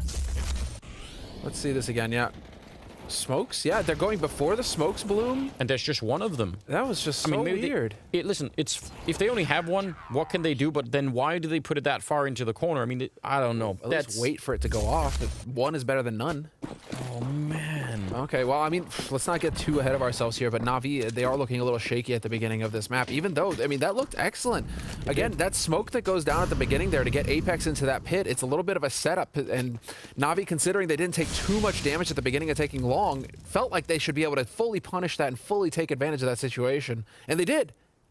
and then proceeded to just get whittled down completely by Vitality. Unbelievable. 4th round now. So we're keeping that AWP alive. They're going to get an AK and a Galil over it. Now they're up against Deagles, and Flamey's Deagle, it is on point. So out here, yeah, he's a bit worried. He doesn't want to die. They realize they're coming up the catwalk. That smoke's going to help him. And Apex, those are some really valuable headshots. Now he's finally going to go down to Simple. You see Saiwu AWPing on top here. Not quite tagging him yet. And he is going to win that fight. No scoping. He actually stabbed Boomich with the AWP. That's pretty aggressive. And Vitality win the round. Apex, those are some really important shots. It's so unreasonable, isn't it? Just like... This shot, get wrecked. And that's Simple that he's wrecking there as well, so get on it. But this is something that I think we can see a lot of here. We can expect to see a lot of from Vitality, is getting... ZywOo loves to play car. He does. That's his stomping ground with the op. He spends most of his time there. And so NaVi are going to have to play around this. They have to take advantage of it. Although this one at the beginning, ZywOo's in mid. He's posted up. We saw this battle versus the Vice, same thing here. ZywOo loving to get in there. And that was just tit for tat back and forth. Oh, wow. Actually did tag him up. Electronic lucky to be alive, but Simple will bring down ZywOo, and that's one of the battles that we were talking about earlier. Really important to keep an eye on. So 4 versus 5, still a lot of time. Actually, Electronic just pushing. They're going straight for it. Apex is on his own. RPK out on long, just there in time, and one-tapping Boomich right out of the round. He's looking for more. He's so calm, and it'll take down Perfecto. This is beautiful, but runs right back into Flamey, who just jumped down into the pit, and it leaves Navira 1 versus 2. And Simple's waiting for him. Very, very patient. Navira, he might walk into certain death here. How quick is he going to be on that trigger? Not quick enough. And Simple will take him down. Nice triple on Simple, and NaVi pick up their first round. And they just don't have the economy here, Vitality. If they force again, I would say that's a very early force buy if they go for it. They have an AWP on ZywOo, so I guess, wow. He just straight buys it. He just straight buys it, no fear. Only dreams. Imagine he'll put himself in a position to just try and... well, I mean, he's got to fight. The thing is, you can't back off. You can't show weakness against NaVi. Simple. Are you kidding me? He smells blood. He's never going to let you go. Well, I mean, it's... I guess that is when you have a superstar like that. You just think that's going to be enough. Flamey goes down to RPK, and that was out on long. Yeah. So that'll actually rotate RPK back pretty quickly. He's going to join Apex up there. What do NaVi do from here? They might be slightly surprised that Vitality have weapons to fight with in this round. Could be a little bit of a shock to them. RPK pushing forward. Molotov on top, but yeah, they're going to put it out and keep pushing. Shocks here. That MP9, not the best weapon for this kind of a fight, but it doesn't even matter. He's still going to win it. And Boomich has to reload in the middle. Now they're trapped on the catwalk. Navira's right behind them. They're actually jumping back in. He's got the Deagle. He one-taps him. Beautiful headshot on Simple. And now... Perfecto, I don't know. Can he make the cross against ZywOo? He doesn't have a smoke. He's going to have to jump, and ZywOo is lightning fast. ZywOo doesn't know. He has no way of knowing. I don't know. Right now, he's maybe thinking that Perfecto's out in mid, and that is going to be it. ZywOo, does he realize now? Yeah, he's going to hear the footsteps as he runs up, and there it is. Bomb gets fake planted. ZywOo going to hold and wait. Good teamwork here from Vitality. ZywOo and Shox working together as a duo. Yeah, and they definitely should. Molotov on Shox. Oh, they lure him out, but it doesn't matter. Nice spin for Perfecto. He just needs one bullet. The flames are right in front of him, and Shox is hoping that'll put the pressure on, but it won't. That's a beautiful 1 versus 2. Perfecto on the triple. Maybe not normally the guy will look for clutches for the NaVi side, but that is a very critical round, and that rocks the Vitality economy. They are going to have to save now. This is so well done from Perfecto. It's a tough break from Shoxy as well. He's top fragging for Vitality with 9 kills, but so low on HP coming through. ZywOo really needed to stay alive a little while longer there so that they could really crunch, but just didn't happen. And so now Vitality are going to be the ones. They're going to have to pay for that risk that they took. Simple obliterates ZywOo at long already. And this is a hard eco coming in here from Vitality. And so Perfecto, he's already worked his way out on B. He's going to see that nobody is there. And imagine he's going to communicate that over to his teammates. Yeah, I actually thought he was going to keep going. Well, the fight is back at long, but it's a little bit uneven in terms of the weapons. Worth thinking about this as well. Vitality normally on this map I think it was a little bit of a different scenario against the Astralis when they played it, but normally they're very powerful on that CT side. Yes. So the fact that NaVi have already made this 4-3, I actually think is really significant. And even in this upcoming round, Vitality, they're gonna buy, but it's gonna be kind of a weird buy. Again, that force up from earlier. I appreciate the confidence in saying we get the orb on Saiwu, we're gonna go for it, but the price that they're paying for it right now is pretty steep. I'm just waiting to see when Electronic wakes up for NaVi. You know, Simple right now is just absolutely beasting. And this was a buy round coming in here from Vitality as well. And so that is just going to be completely and utterly painful for Vitality. If they have to deal with losing a man like this every round. I mean, I don't know what NaVi is going to do here, but they're already on the site. Unless he gets a kill right now, they should back off and save Simple in the middle, and he's going to get Apex, he's going to get caught by Boomich. And that was one of the AWPs, I think, that he was trying to escape with and save. So RPK and Saiwu just across the map. This is a very, very, very good start out of NaVi. They are going to be so pleased that it's working out in this fashion. And uncharacteristically quick. Yeah, you're right. I mean, they get the kill in the middle, I guess they just say, all right, yeah, go for it. They go for it. And that's actually really cool to see here from NaVi.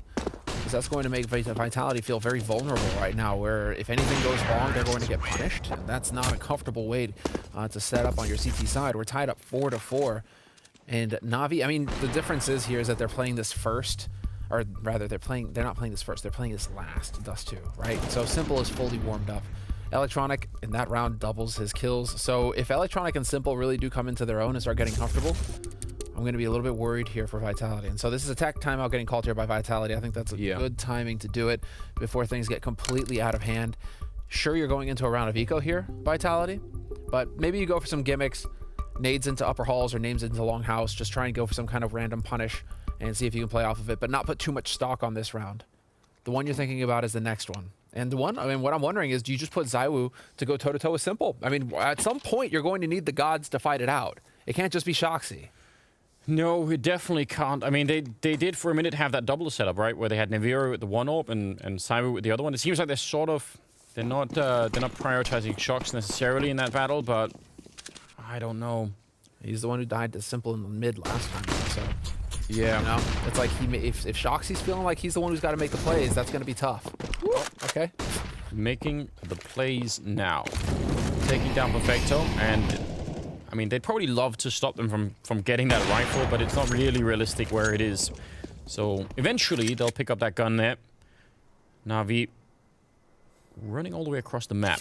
Electronic's been holding up a dark inside of the B bomb site. It's RPK and Saiwu kind of nearby. RPK has a P250. If he's close enough, you know, you could get 2 quick one-taps. I think that's the only way they win this round. Jumping through and putting a little bit of pressure on. We're not going to get those. Good enough shot from Saiwu, but at the end of the day, with that AK-47, I don't think it's worth risking it. I mean, how do you get in here? We've seen how lethal Saiwu was with the USPS, right? Yeah. But Nivera, yeah, I think you back off and hold on to this AK. Because there isn't a whole lot of hope here to retake against 3 fully bought up. Apex is rotating around through T-spawn, hoping to catch somebody out on that side of things. And Nivera's putting himself in a position where he can back off fairly easily here. Joxy, keeping him honest. I like it. We could even try and lock some of them into the bomb site, you know, just to try and deal a bit more economic damage. That could also be pretty valuable. Boomich is not going to go down, but he might to the bomb. They are going to have a harder time running out this way. Apex in the right position. He's not going to get the kill, though. That's unfortunate. And the Boomich is going to be far enough away, so they all live for the round. And NaVi now 5 in a row. Again, this is absolutely amazing. They have not let Vitality back into the game, and I can't help but wonder what would have happened if Vitality had gone for the save a little bit earlier on and then had some kind of a real buy afterwards, because this is the first time since that they've actually picked up, you know, all the rifles and grenades that they need. That's a long break to go on, and shot right through the doors. NaVi down to 14 health. Gets legged, but they don't put Saiwu. They don't put Saiwu in mid, and he doesn't go long to challenge either, although that's almost fading out of the meta, the quick long take. Instead, he's put himself in a position to get the kill on Cat, and this could actually work as Boomich is here. Yeah, but I think I don't think Saiwu knows. He has no idea. If Boomich just... Oh, he's going to smoke it off. If he just walked up, yep, now he does. But that did not look like I had any idea. It looked like the timing between the flash and everything else was perfect. Missed opportunity from Cyber, and he is perhaps lucky to be alive. RPK out here on long, and I don't know, Flamey shouldn't be leading this. He's actually going to go straight for it, and I'm really wondering about that. I don't know if they wanted to go catwalk, but if you go catwalk, you normally just want Flamey to be out there, you know, being annoying. Just his presence is going to be enough. That's a bit wild to see him be the first point of contact out there. Well, now it's safe to assume that you're facing a default. RPK gets that kill. RPK is usually around here over on pit. Yeah. You've already seen Zaiwu on the A site, so you're getting info here for NaVi, and they're thinking perhaps this is time to go for the split. Well, if they beat up Shocks, it will be. NaVi will be alone, low on health in the corner. He's only going to get the one spray, and it's an AUG shooting through the smoke on the other side, so they can't even do that much. NaVi, do you have more in you? Can you get one more kill before you go down? Because that will definitely happen. Boomich drops him. Very patient there. 20 seconds on the clock, and the bomb, it should be planted. Perfecto, trying to make the crossing. He's getting trapped. He's getting caught. It's on the ground now with 10 seconds. And Boomich is going to go pick it up. They don't have a Molotov or anything, but the fact that it goes down like that is very dangerous. Boomich coming back in and tracing him all along the wall, and they still make it work. Apex with the final kill, and that is going to be the round for Vitality. What an absolutely mental turn of events. Once again, the clock is Navi's worst enemy. Because up to that point, I'm absolutely loving everything I'm seeing. You know, you got Boomich who's playing catwalk quick, and he gets that information. Spot Zaiwu. Flamey sacks himself. I bet you Blade is like, yo, dude, we need info. Go kill yourself. Like, go find somebody over there and see what you can tell me. RPK shoots him. Like, they figure out the setup. They make the perfect call. They go together as a unit. Everything is there. It's just, once again, they leave it until too late in the round, and the clock kills them. Oh God. Okay. Yeah. Wow. I mean, for Vitality to win that round, it doesn't really fill you with confidence. You're not thinking, wow, yeah, that's it. That's the formula that they need. Yeah, it's all looking so thin at the moment. NaVi trying to get that simple something. He's so lightning fast, taking him down. And again, that leaves a single person on the B bomb site. And NaVi know. They definitely know. They see what is happening here. And now they definitely know. They hear the second ult there. They're going to be 100% sure what's coming next. Out the middle they go. And the bomb is in upper dark. Flamey takes down Apex with the smoke. This is a catastrophe inside of the bomb site. Shox is on his own with an MP9. And they're going to drop him. 2 versus 3. And Electronic is waiting for them in the middle here. He's actually going to go down. Now it's suddenly very spicy once again. Now they got double rifles as well. Double rifles to work with here. Simple, however, back platform. He's got all the room he needs. Nice little HE on top of him, though. This could do some damage. Overshoots just a touch. Okay, but they have a flashbang as well. This 2-on-2 is everything. I think Vitality are in deep trouble if they lose this. Simple and Boomich just trying to stay back and not show themselves too early. This surely, yeah, nice kill for Simple. And he doesn't quite get it, but Boomich is there. Perfect angle. NaVi win the round, and it just does so much damage to Vitality's economy. And confidence. Surely, yes. But what is it that you're going to be doing here? I mean, I still find it a little unfair. It's a bit of a tall order to ask NaVi to go toe-to-toe with Simple when you've got Zaiwu. It's like Zaiwu needs to step up. It's like Simple, you know, dude, it's the wire, right? Come to the streets. You know? It's just like, come to the streets, because like right now, Simple's calling him out, saying, hey, when are you going to come fight me, Zaiwu? Yeah. Why are you running away? Yeah, Why are you hiding? I'll fight your teammates if you want, but... Yeah, I'll just keep beating up your team, but at some point, you're going to come have to fight. You're going to have to face me, man. That is not happening just yet. 6-5 and the 12th round here. Double flashbang on Shox.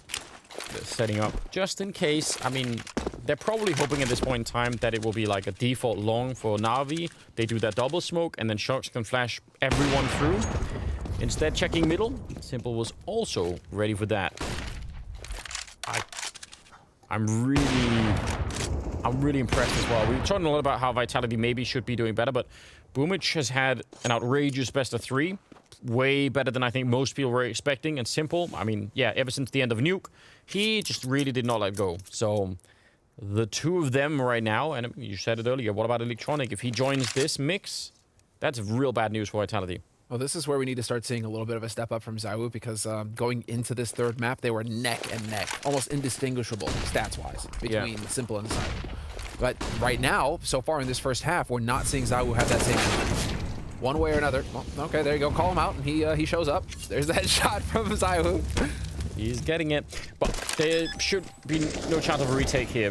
They just have none of the tools. They're still walking in with the AK, and I mean, that's a nice lineup for Flamey. He's taking that all day. That happened so quick. Shoxy's really appreciating it. You know, he's really appreciating Shoxy there. Yeah. Whoop. Again, the AK-47, I mean, they have enough money to buy. Maybe that's what they're thinking, but that seemed like low percent. ZywOo's got the money. So we'll get that off. Nivera's going for the rifle. Okay, this is where they change it up, perhaps. I mean, Simple is literally just calling you out right now. You need to go and do something about it. Well, let's see. Nope, not going to happen. Default setup here from Vitality, 3 to A. And actually, no, we're going back to ZywOo on Catwalk, so he's expecting that Boomich info play again. Boomich is out long, though, against RPK. He turns for the grenade, heads up play, and look at that win. He's pretty low on health, and he's actually gone... yeah, it's everywhere. There's no escaping. You could see him pull out the smoke, but... yeah, I don't think he could have done anything. Electronic and Navira, there's the flash in. Is he going to check the corner? Navira? Nope, he's not checking behind him. Oh, Electronic, he jumps the gun. He panicked and got nervous, and that got him killed. Wow. Man, 10 HP on Navira, though, man. That is so close for... that's so unfortunate for Electronic. It is. That says everything you need to know about the mental game, right? Yeah. He would have been just fine. Maybe could have got the kill as well. Navira back here, and this time he's going to beat Simple on speed. That's important. Perfecto. Very clean kill. And ZywOo just getting caught. And just like that, 2 on 3 into a 1 on 2. Apex on his own here, and they're waiting for him in the middle already. He's going to make a little bit of a jump. Flamey's right there, and he takes him out in a second. Apex cam. Ah, this is so heartbreaking. All of it.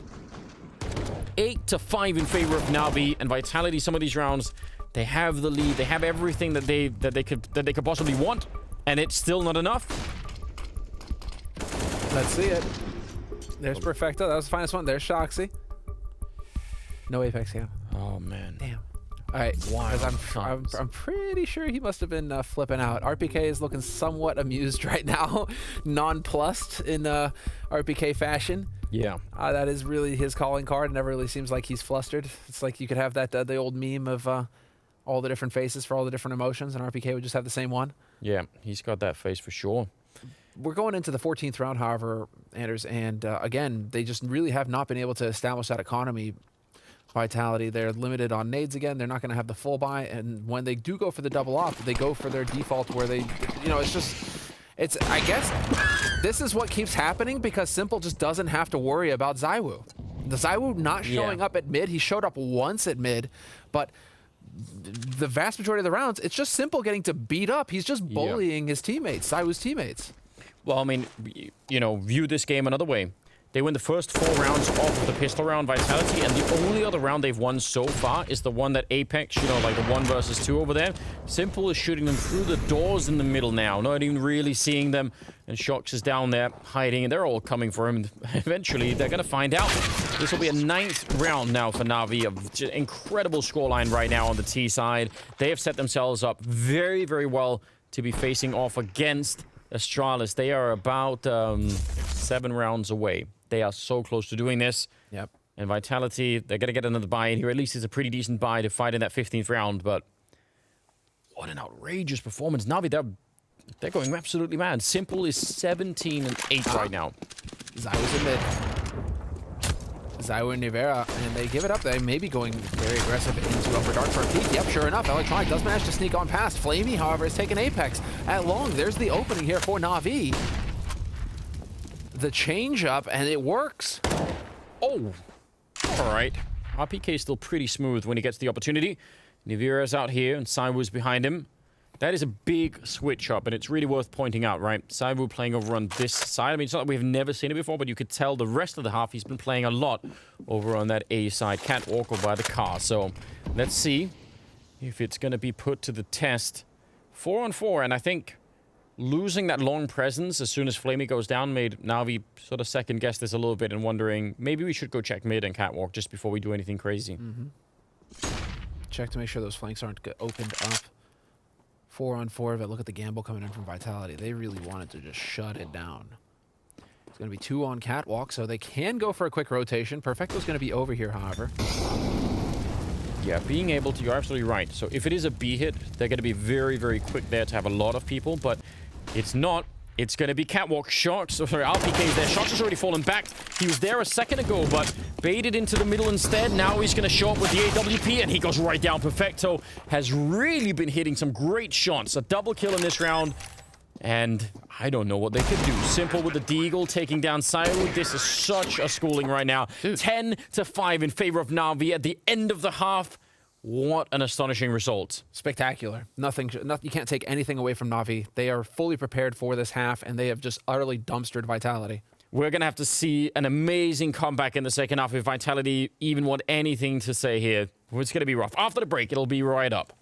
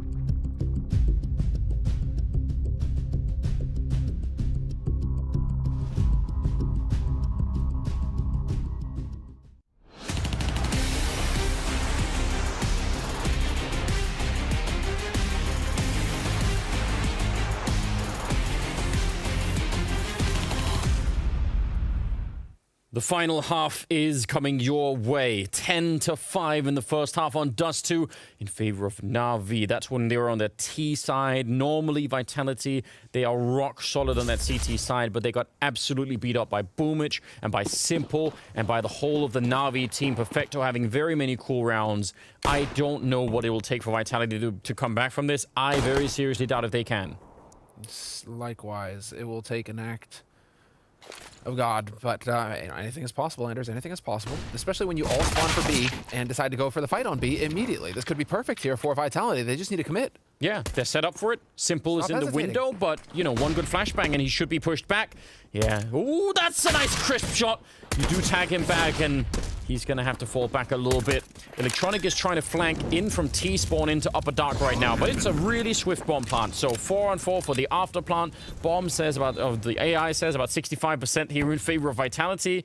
They should be good to go. Perfecto, he's only going to get the one. They push out, they clear it, they see that there's no one else in middle. Not only the kill, but the information is incredibly important. Now they know where the rest of NaVi are retaking from. And Electronic, he's on his own, and he will get shut down. NaVi with a good double kill. Vitality, I actually like everything about that round, especially the part where they go and they attack that middle after the bomb. It's so smart. I just love it when you get the B anchor who gets to set up back plateau on a retake. He's like, I know how to do this. Yeah. Yeah. Perfect defense. Double headshot from Nivera. He'll do that all day long from that spot. He knows how to play that position. Very well done. Surely, Samla, that pistol round was a must-win for Vitality. I would agree with that statement. They had to do that. It was looking grim. It was definitely looking grim. Now, well, to be fair, it was looking like they managed to win both pistols, and Vitality, they have managed to win both pistols, so good on them. All right, also taking out Bromwich out on long. Electronic, though, is going to become, yeah, he's going to try and charge through right as the smoke fades, and that could have caught someone off guard. Looks like they will be fine. Deep Molotov, and they didn't even need it, but I think it would have taken care of Simple either way. So they're cleaning this up very nicely, and you know, this is one of the main criticisms we really had for Vitality on Overpass, is that these rounds that they should win really cleanly with no struggle, they just didn't. They kept losing 3 or 4 players in all of these rounds, and now it's looking much better. Flamey getting shot right in his little feet, and that will be the round for Vitality, only losing 1. I think it's a small positive sign, but it is much better than earlier. Yes, you know, just like drop that guy at Mac 10 and move on, or just you can just get Kevlar Glock and move on. But it's looking like Shoxy's actually going to drop that AK for RPK, and we'll get him fully equipped. So yeah, Vitality now. I mean, that's perfectly fine in terms of how things have gone. The thing is, beginning of the first half, they chained 4 rounds together off the back of that pistol, and then proceeded, like you said, right, to win 1 round. It was nothing but yellow, nothing but NaVi after that. Now it's going to be the real test here for Vitality. You got the pistol. Now we need to see more. We need to see you chain rounds together, and we need to see you prevent NaVi from getting their foot in the door. Well, and so I'm glad you brought this up a couple of times in the first half, talking about Cyber being very, I don't want to say stationary, but his positioning over on the A side, yeah, very predictable.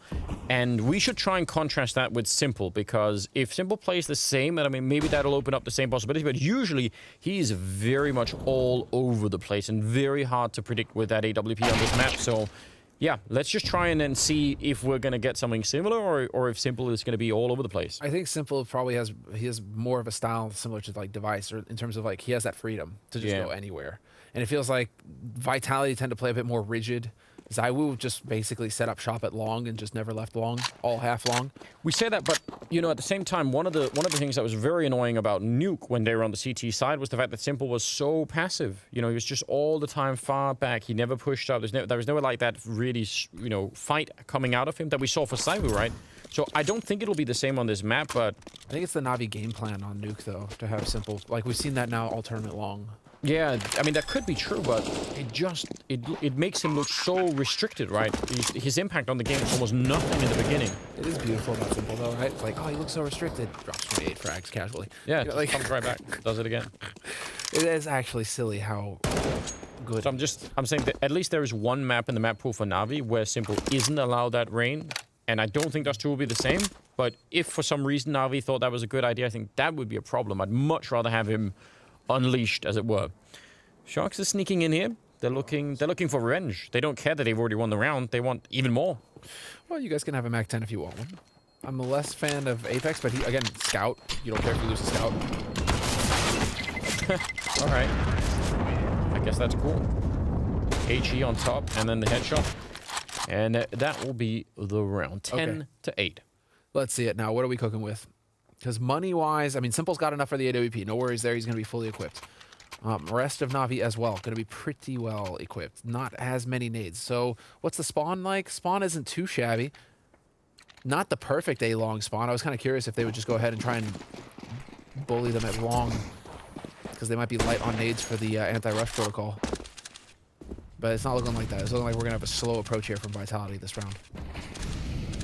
Apex, in fact, with the scout down the middle. Simple has the AWP, and he is alone on the catwalk for, at least for now.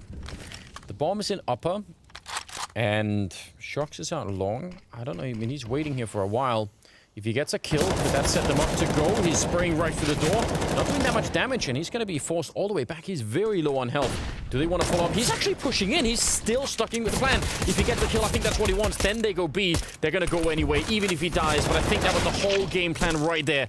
Saibu gets one frag, but it's not going to be enough. This org in the back from Flamey, it is doing so much damage.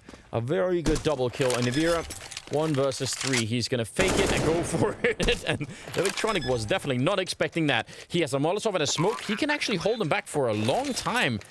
Oh, is he going to go check it? All right, go throw straight for it. They're both coming in from upper. That is a trick. He's sitting inside of it. I've not seen that before. Oh, he still goes down.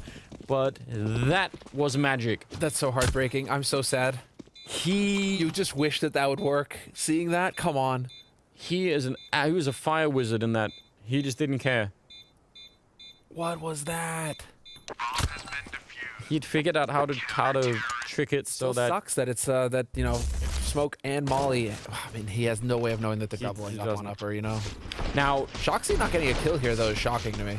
Yeah, I mean, he was on 6 health, right? Now, but here's what is cool, though. I mean, you have to appreciate this from Shock's point of view. He knows exactly what his role is. It is following through. He must do that because he knows if he gets that kill, the B people will start to rotate over. So, I mean, even if he's so low from early, he's like, I have to do this. Like, I have a whole crew of people waiting. He is the diversion. He's trying to draw attention over to himself. Getting a kill sells that fake a whole lot more, right? So it's like, yeah, just Shoxy's been top fragging the whole time. He's top fragging on the map right now. Oh, no, never mind. Zaiwu was caught up. Think about how many other people would have said, actually, no, call off the plan, guy. Like, everyone else would have said, call off the plan. I'm on 6 health. Like, I'm not going to re-engage long on my own to just, like, you know, just end it, went into something else, you know?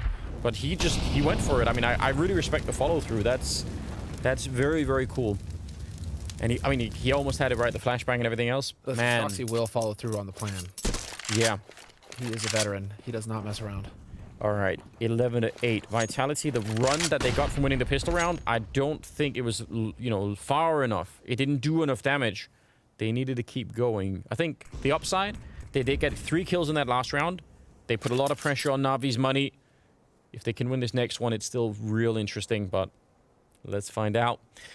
They are clearing out catwalk. That's always the first sign that someone is going for a B-split.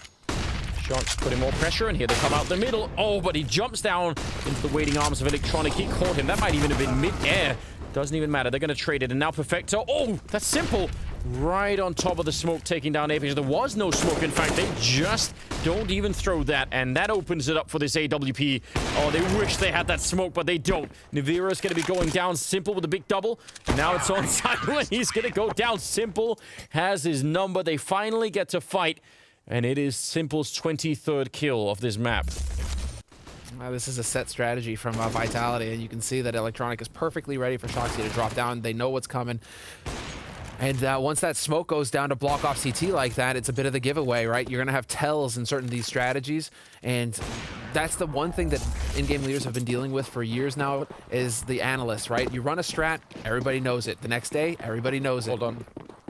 Apex, is he going to be smoky? Yeah, so he's throwing this long smoke. Again, for the B-split, nice grenade, but they want to do it again. They felt like they were close. I think last time they didn't have the smoke. They had a Molotov there instead of a smoke, which is why Simple could go for all those AWP shots. Vitality, I don't know. This is going to be shut down already. Perfecto is doing it all. He is spinning all over the place with the AUG and getting 3 kills. That dream is dead already. Some good grenades coming out, and actually Saiwu somehow finding a kill, and Apex gets through the window. He was about to get shot in the back. This shouldn't even be a 2-on-3. Gets across again. What a savage. And so Zaiwu now with the AWP, he's in a position to shine. He's going to have Apex helping him out as well, up close. They're looking for it. That's a nice smoke. They re-smoked that. They have to come for the smoke on the window. They can't really wait for the smoke to disappear. Zaiwu, he's low on health, though. I don't know. Here come the early nades. This would be huge for Vitality. This should have been a lost round. It was all going horribly wrong. Apex is going to get traded, and now Saibu's in here looking for the window, coming through the door. They're going to get up close and personal. They have a kit, and they have the round 13 on the board for NaVi. They're doing a fine job. It got closer than it should have, but man, I have so many questions. I don't mind the attempt at a really quick B split, but they ran into that HG in lower dark, and it looked like NaVi knew what was coming there. Because I mean, Anders, you saw the setup from Apex. Like they're running through their playbook right now, Vitality. And NaVi, again, these players, they know the nades. They see a certain combination of nades coming through. They're like, cool. And this is how we counter that. And Vitality right now are just running through. Yeah, but what should be so cool about that specific strategy is that because the grenade is thrown from so far away, by the time you hear it dink off the wall, they're kind of already doing the beast. Like, it should be so quick that, you know, they're just like, oh, yeah, it's a beast. Oh, wait, they're already out middle. Like, it's so fast. Because normally you throw it... I guess Sai was actually close to doing it now. They had the smoke on CT already by the time they were pushing. So, I mean, Perfecto's sitting on slope. Like, CT smoked, no presence mid. Still, I mean, the main thing here is that NaVi are just hitting shots. And a follow-up to that, just as you pointed out, right? You're right, Perfecto was on that slope, but he wasn't flashed. I mean, maybe that's something else to think about. No grenades to get rid of him, right? Yeah, he was turned away.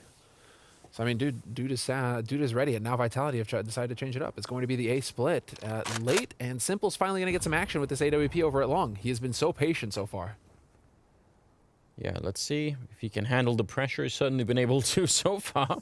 50 seconds on the clock, and some smokes going up. Simple back looking at Long. There's going to be 3 people here. He does actually move away. Oh, the timing is really unfortunate. Now he knows he's under pressure. He's coming back for it, misses the flick, and that will take him down. Very, very good opening. Boomich is next in line, and Electronic, Perfecto, Flamey. They don't have the money. Yeah, they're going to fall back. Okay. I don't know what happens if Simple stays looking long, and I guess we'll never find out. But that's a nice round for Vitality to get here. They are trying to hold on. They're lucky stars, aren't they? Yes, a little bit. Oh, thank you. He wasn't actually looking longhouse when we came through, because otherwise, yeah, I bet you even Flash, he pulls the trigger and gets one of them. But the fact that Simple gets nothing out of that, no help as well to Boomich, it's just a nightmare situation for the A defense there from NaVi. But Vitality, I mean, they've been hitting those B splits so often. You know, NaVi, they're not cheating over towards A. It's actually a really good time for Vitality to shift back over towards A, because NaVi, they're playing like 2-1-2 or even 3 towards B, expecting Vitality to just keep rinsing and repeating over there. Yeah. So Vitality taking advantage of NaVi having to be honest and cover everything, right? That works in their favor. So now Vitality, now that they've changed up the pattern, and they've actually managed to get it.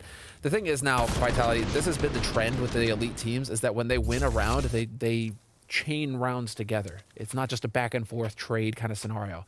So now, if that's going to prove true here, Vitality need to start putting some rounds on the board. For a whole bunch of different reasons, they are about to lose this, and then instead, it's going to be NaVi in that grand finals against Astralis.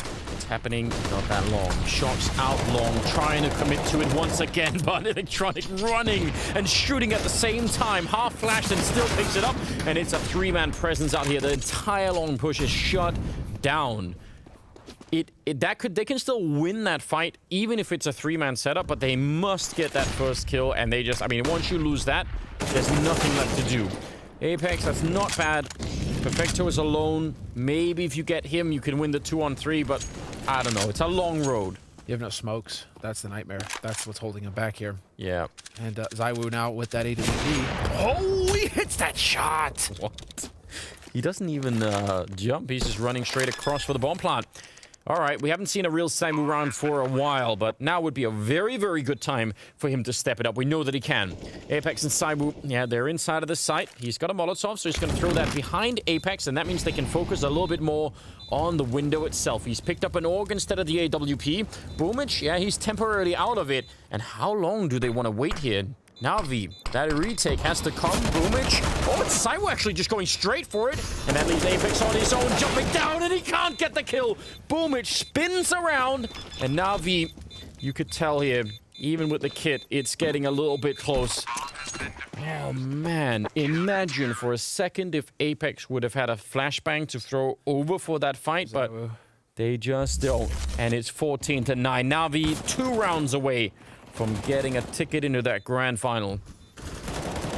And that's just a kick in the pants. Whoever is calling right now, I mean, Boomich or Blade, I mean, both of them together is probably the melding of the minds, but they have just read Vitality. Their CT side, their T side, feels like they're ready every time. Vitality finally go for the long protocol, just getting out there with all the nades, the full thing, and NaVi are ready and waiting for him with everybody there and their own counter nades. It's just a perfect defense getting established here by NaVi. And Vitality are just going to be left wanting. I mean, in terms of firepower as well, Simple is completely outperforming. It's almost as if Simple took it personally that he was not, you know, made #1. He's like, who's this guy? Zywoo? What? Oh, yeah. That's going to be a follow-up to that discussion, isn't it? Zywoo's not measuring up right now. We'll just put it that way. He isn't. 14-9. Vitality, at the very least, it's a sort of little consolation. They have enough money to buy here. I mean, could have just as well been that they wouldn't have got the bomb plant, and they would have been really in a slightly worse position. So let's just find out if they can keep this dream alive. It's been so shaky for them all along, and it is looking like another B execute here. Apex, so this kind of setup that Apex is doing here, that's going to be very signaled. He's going to throw the smoke down. Everyone knows what's coming now, and inside of the bomb site, Perfecto and Flamey, they haven't let down NaVi yet. Perfecto, though, he's going to get overrun, and Flamey lining it up. Nearly a double. Well, it was a double, but nearly a triple, and now it's a 3-on-3. The bomb is going to go down, but look at how low Nivira and Shox are. Yeah, damage has been dealt for sure. Boomich on the long flank as well. Apex, he's going to have eyes in the back of his head and worry about Upper Dark, but instead he decides to just back up with the rest of his teammates. They'll get that Triangle of Doom set up here on the B side, and it's all on Vitality now to hold. Again, they're taking their time, NaVi, before they even think about setting this up. Flashes are about to hang in there. Boomich coming up, shooting them. Oh, and that's so well done. Electronic as well. And Nivira, he can't stand up to it. He's going to get no scope by Simple, and they will find a 15th round. It is series point for NaVi. They're looking unstoppable right now. I mean, again, 3-on-3, retake B, not necessarily easy, but they take their time. They don't stress about it. They're just waiting for all the grenades to disappear, and then they go for it. And they wait for Boomich to be in position. Yeah. They didn't jump the gun. Communication has to be on point there because they throw it in right as he can swing in to help, right? The timing, if it's off by a second, Boomich's flank is useless, and you could have Vitality holding that. But that was some excellent team play there from NaVi to collect that round. Match point for NaVi and a spot in the grand finals. Can they get it done? Apex strikes out and takes Electronic. Man advantage for Vitality. So they're not going down without a fight, Anders. You love to see it. They're going to get through this smoke, though, in the middle. Oh, random spray. Flamey getting maybe a little bit more than he wanted. Simple's going to be there on the cross to take at least one. Now, Perfecto's inside of the bomb site. They smoke off Simple. Boomich on a bit of a flank, and they nearly get caught. But now, the tables have turned. He's going to drop that nade in there, and he goes down. Try to spray them all through. This is such a winnable round. 2 versus 4. Simple is in middle. I don't think they know that yet. And he's just looking at the edge of the smoke. Could he catch anyone there? Gonna be a little bit of a shot. And Zywoo actually catches him. Now it's surely done. Yeah. Perfecto, 1 versus 4. Man, I'm not sure. And they know where he is. Do you think? Oh, hold on. We'll see. 1 for 1. That's how it's supposed to go down. Apex trades effectively, and that is excellent. Now, NaVi, because of how close these rounds have been, they have no bank. So there is a chance here. Oh, there is. Absolutely. There is an outside chance that Vitality turn it on and start putting some rounds together. Now, I mean, when Boomich walks into the middle, it's a second away from Nivira just stumbling right in front of him. And he would have died so quick. The margins are really thin right now for the French side. Oh, what? No! No, he can't. He's doing it again. Zywoo goes down. Boomich! What are you doing? He's still pushing. He just wants to run and gun. He picks up the AK and actually finally goes down. But it was Electronic who takes down RPK. This is a ridiculous circus. Now it's a 2-on-3. Apex and Nivira left wondering what in the hell just happened out on long. And Apex goes down. How is this going on? They're gonna lose it to the madness of Boomich out on long, 16-10. And we're going to get NaVi against Astralis in the grand finals here at Blast Premier. I don't know what just was happening out there. I think, well, Electronic even wanted to help out there at the end, but despite his antics, it's just not possible. We're going to see Boomich. This is disgusting. So sick with the Deeg. Beautiful headshots. Takes out ZywOo. And yeah, well, collateral damage, but still getting the job done. That's all that matters. You're in the grand finals now if you're NaVi, and I think you can be very proud of it. That was excellent performance on Dust 2. They clearly just downloaded Vitality, and Vitality never really got the ball rolling on CT side. I think that's the main thing. Simple was just able to run amok. He had his way with them the entire time. ZywOo wasn't an answer, and ZywOo, you know, not really showing up on that last map, not in the way that Vitality needed him to. Definitely not, and some clear emotional problems on the Vitality team. There's no doubt about that as well on top. So I mean, just what a crazy best of 3, and it's probably just going to get better now. I stand by my prediction, though. Astralis got this. Yeah, well, I mean, that's not a bad prediction. It's working out real well all at the moment. NaVi fans out there. I mean, best of luck. But I think Astralis, you know, based on these performances. Well, listen, let's not waste time. Let's find out. We're going to go to a break, and then we're back with the desk and the grand final. Stay tuned.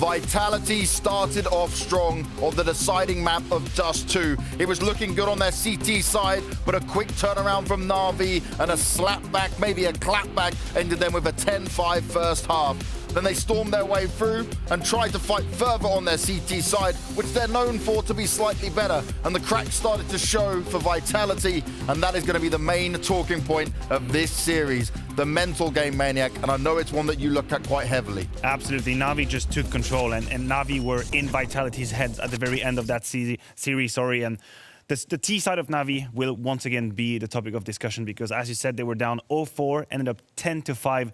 And this is a NaVi that is very refreshing to see, right? A NaVi that figures out solutions. Simple was a beast. And I don't really want to talk only about Simple because I think that was a team victory. But the amount of opening kill he found, he was 6 for 8 in opening kills. On the T side, he made life on Nivera so hard towards middle because no one could ever pick down middle. He was always ready, and NaVi abused that. Vitality won both pistol rounds. They converted both pistol rounds, and they were looking good in the beginning of both halves. And every single time, NaVi, to my understanding at least, had a better game plan. They knew exactly how to deal with Vitality. As you said, Simple found a lot of success with the opening duels. Boomage as well on the CT side. Complete lockdown. I believe he finished with +6 just on the CT side in KD difference. So everything that needed to work here for NaVi worked out against Vitality. Let's just imagine they didn't win a pistol. Let's imagine they didn't convert both pistols. We're looking at a map that could have been 16-7, 16-6, and it would have been a complete demolition of Vitality. I think NaVi deserved this victory, and I think they were way, way better than Vitality in this game. Sure, there were some close rounds, but still. There were some close rounds, right? But that's what it comes down to, the small differences in there. And we often talk about what Simple can do, right? And then the magic he can make happen in these scenarios. There was a lot of situations, though, for Vitality where they looked like they would be able to close it out, but they were losing the X situation. I know, and if you look at these clips from Simple right now, these are the reasons why we talk about the best player in the world and the combat with ZywOo, who's going to end up on top. These are the moments these players need to step up. I think ZywOo did a beautiful job in map number 1 and 2. He went a little bit quiet on Dust 2, but Simple, he stepped up massively. The impact it had on that Dust 2 game was incredible, and it broke my heart. It broke my heart as a Vitality fan, but as an analyst and as a Counter-Strike aficionado, I can only appreciate it. And that's one thing, right? You know, I sit there on the NaVi camp, you sit on the Vitality camp, and we enjoy the Counter-Strike moments, right? No matter what happens, we are blessed with watching these two guys go head-to-head across multiple maps and give us a real banger of a map. But I gotta say, when it comes down to it, Boomich right now, he's like a different person. This isn't the same Boomich we were seeing before. No, I feel like he's an X factor for NaVi right now. I think he's creating, as we talked about already,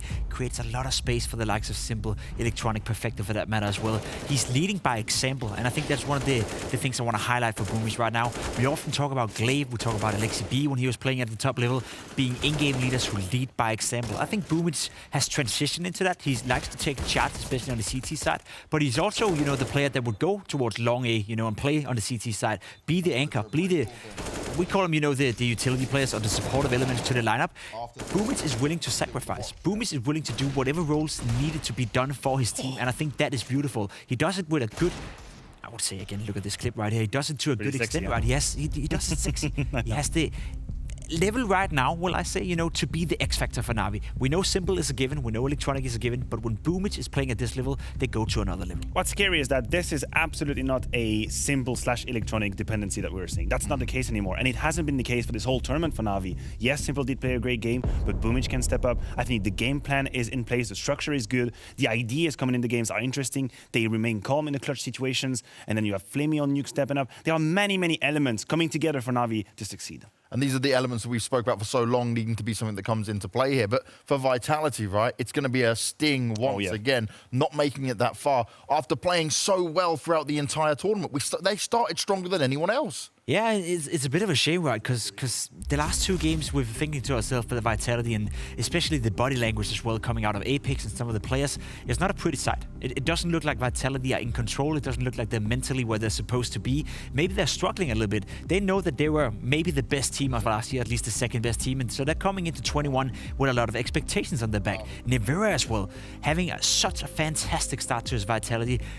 Tunus that now coming into 21, he can only basically fail, right? And he can only not do well enough. So I think we have to recognize the pressure onto Vitality right now is enormous. There's going to be disappointment on the Vitality camp. I'm going to bring up a clip to kind of sum up what happened to them on Dust 2, because I know the scoreline is pretty bleak for Vitality, but I want to say that they were in on it in a lot of these rounds. Look at this, 14-9. They find the entry kills on the B side. It's a 2-for-2 trade. At this point in time, to my understanding on Dust 2, it's technically winnable. But the problem is all of these retakes won't go their way. I'm not exactly sure if it is the philosophy they wanted to use. You could see here, I think the mistake that I can spot out is that Apex is abandoning the tunnel. Apex is abandoning the position, forcing then Shocks to stay as a turret towards tunnel. The problem is, if you have Shocks on that Xbox aiming there, he's open to a flash. I called it in a green room. I'd say Shocks is about to get flashed, and sure enough, Simple gets into position, waits for the flash. Shocks has no choice but to turn around. Boom, it strikes, and then electronic from the door, and that is it. The round crumbles.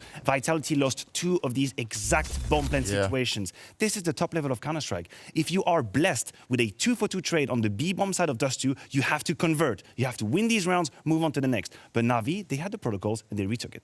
They did retake it, but now we have our finalists fighting out for this trophy in front of us here. It is going to be Astralis, the #1 team in the world, who have been waiting all day long for their matchup and their opponent. And they're facing Simple and NaVi, the 3rd best team in the world right now. And look at that money, $600,000 prize pool. This is the trophy they're fighting for. It's for the glory, it's for the respect. It's an Astralis who are trying to find that glory and fame of old and bring their name to the very top. It's a NaVi who have constantly made it every now and again to the playoffs, but they have struggled and they have suffered over and over again with not hitting the mark and bringing in a team performance. They're looking to change that again, but the last time they did it was Katowice 2020. It was a long time ago, and this $1 million that has been split in front of you, there is a hell of a big difference between that 1st place and 2nd place, but also, especially for the 1st place, TW Steel watches directly for him. The players, the coaches, everyone on the team gets it, and these are the only watches that are there. No one else in the world can get them, and you damn well know the players want them.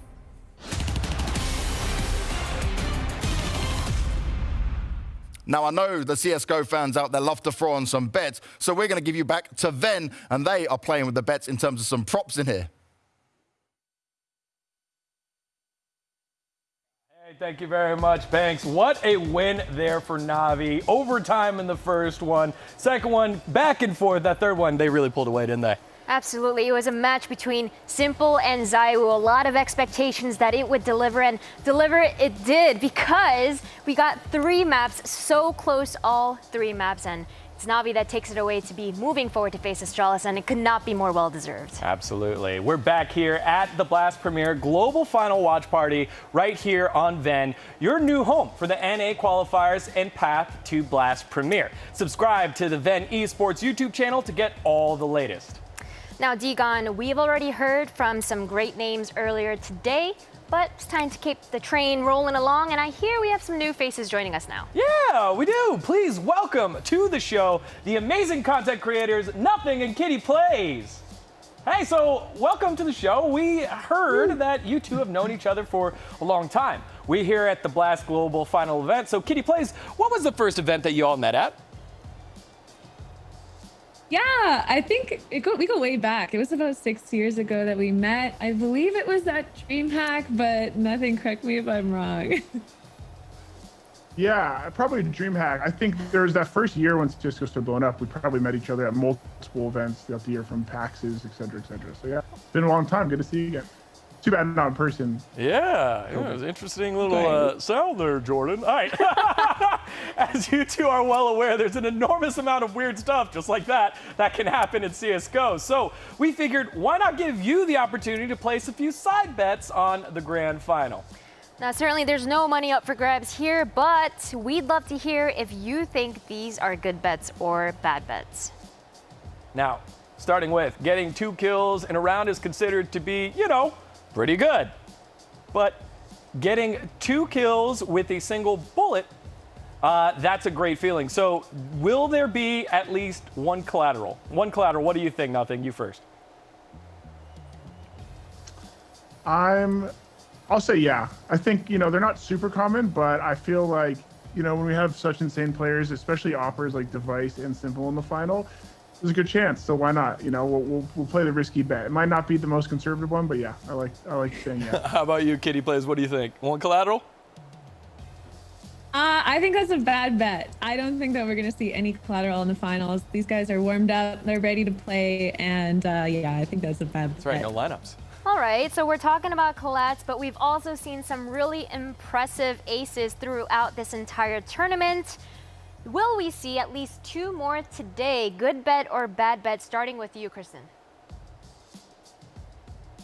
So I think this is a bad bet. Again, going back to these guys being warmed up, I think they're going to be trading each other throughout the match. I think it's likely that we might see 1 ace, but for us to have the entertaining second ace, I don't think that we're going to be seeing it today. All right, Jordan, would you concur or are you disagreeing here?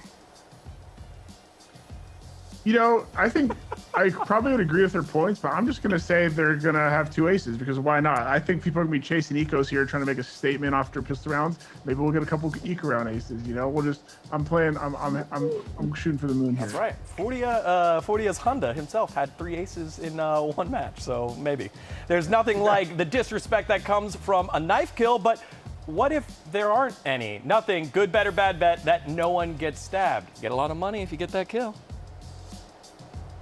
I think there will be a knife kill. We're going to see Simple in this final. I think he's going to try to BM somebody first map. So I'm looking for a knife kill first map. Do we have the odds on that as well? We should. Kitty, what about you? Knife kill, yes or no? Yeah, I agree with nothing, especially having Simple in these games. I definitely see him pulling something like that off. He always looks to be entertaining and looking forward to that moment. I think a lot of fans would agree with you guys on that one, that they would absolutely love to see that happen. But moving it along, we've talked a lot about different things that can happen in the game. And for this one, we may have to call in the judges just to define what may qualify. But good bet or bad bet that there will be an excessively awkward celebration during the global final. Jordan, starting with you. I'm trying to think, like, we got a lot of old school guys on both teams here who have known, like, they've probably got their embarrassing reactions out of the way. Maybe someone like Perfecto, like one of the players who's like newer to the team. I mean, he's not that new, but I think it's a bad bet that there'll be awkward celebration, but you know, you never know. All right, Kristen, what about you? I think this is a good bet. You know, when people are really high intensity, I think sometimes they forget the way that they react. They're in control of the game, not in control of their body after they get those epic plays or have those moments. Yeah, coaches count. I'm hoping for some awkward celebrations. Hey, so we want to know, we want to see right, it because you guys are professionals. I'm sure you've seen all of them before. Can you give us an awkward celebration right now? Are you two trying to celebrate with each other? Let's see it. Maybe we should try and get a high five. Yeah, try to get that high five on 3. 1, 2, 3. Wrong side. Come on, Jordan. Here, this way. All right. Hey, we'll see who got more right in just a little bit. You at home can also play along with Kitty Plays and Nothing. Let us know about your favorite CSGO bets on Twitter or on Instagram at Ven Esports using the hashtag BlastPremiere. Now, for now, thanks for the chat to both Kitty Plays and Nothing. We appreciate it very much. It is time to head to a break. But when the Blast Global Final returns, we will find out who will be bringing home this trophy right here at the Blast Premier Global Finals.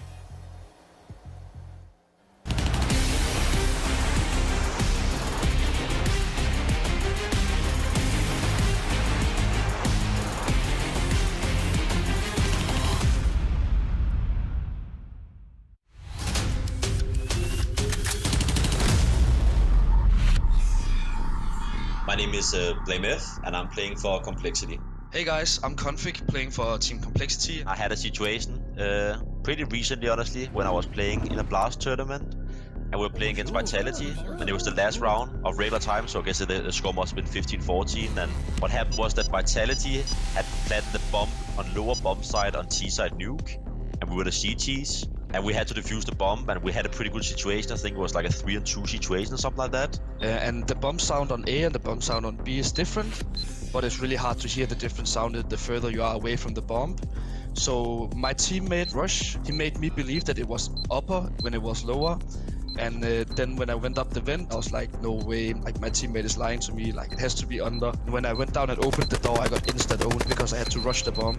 I don't know, like in the end it was just like a stress situation, I guess, and like a must-win round, and then the sound just betrayed us a little bit. That was pretty rough. It was a rough moment. We lost against the team. We should have won the match, but we lost because of it.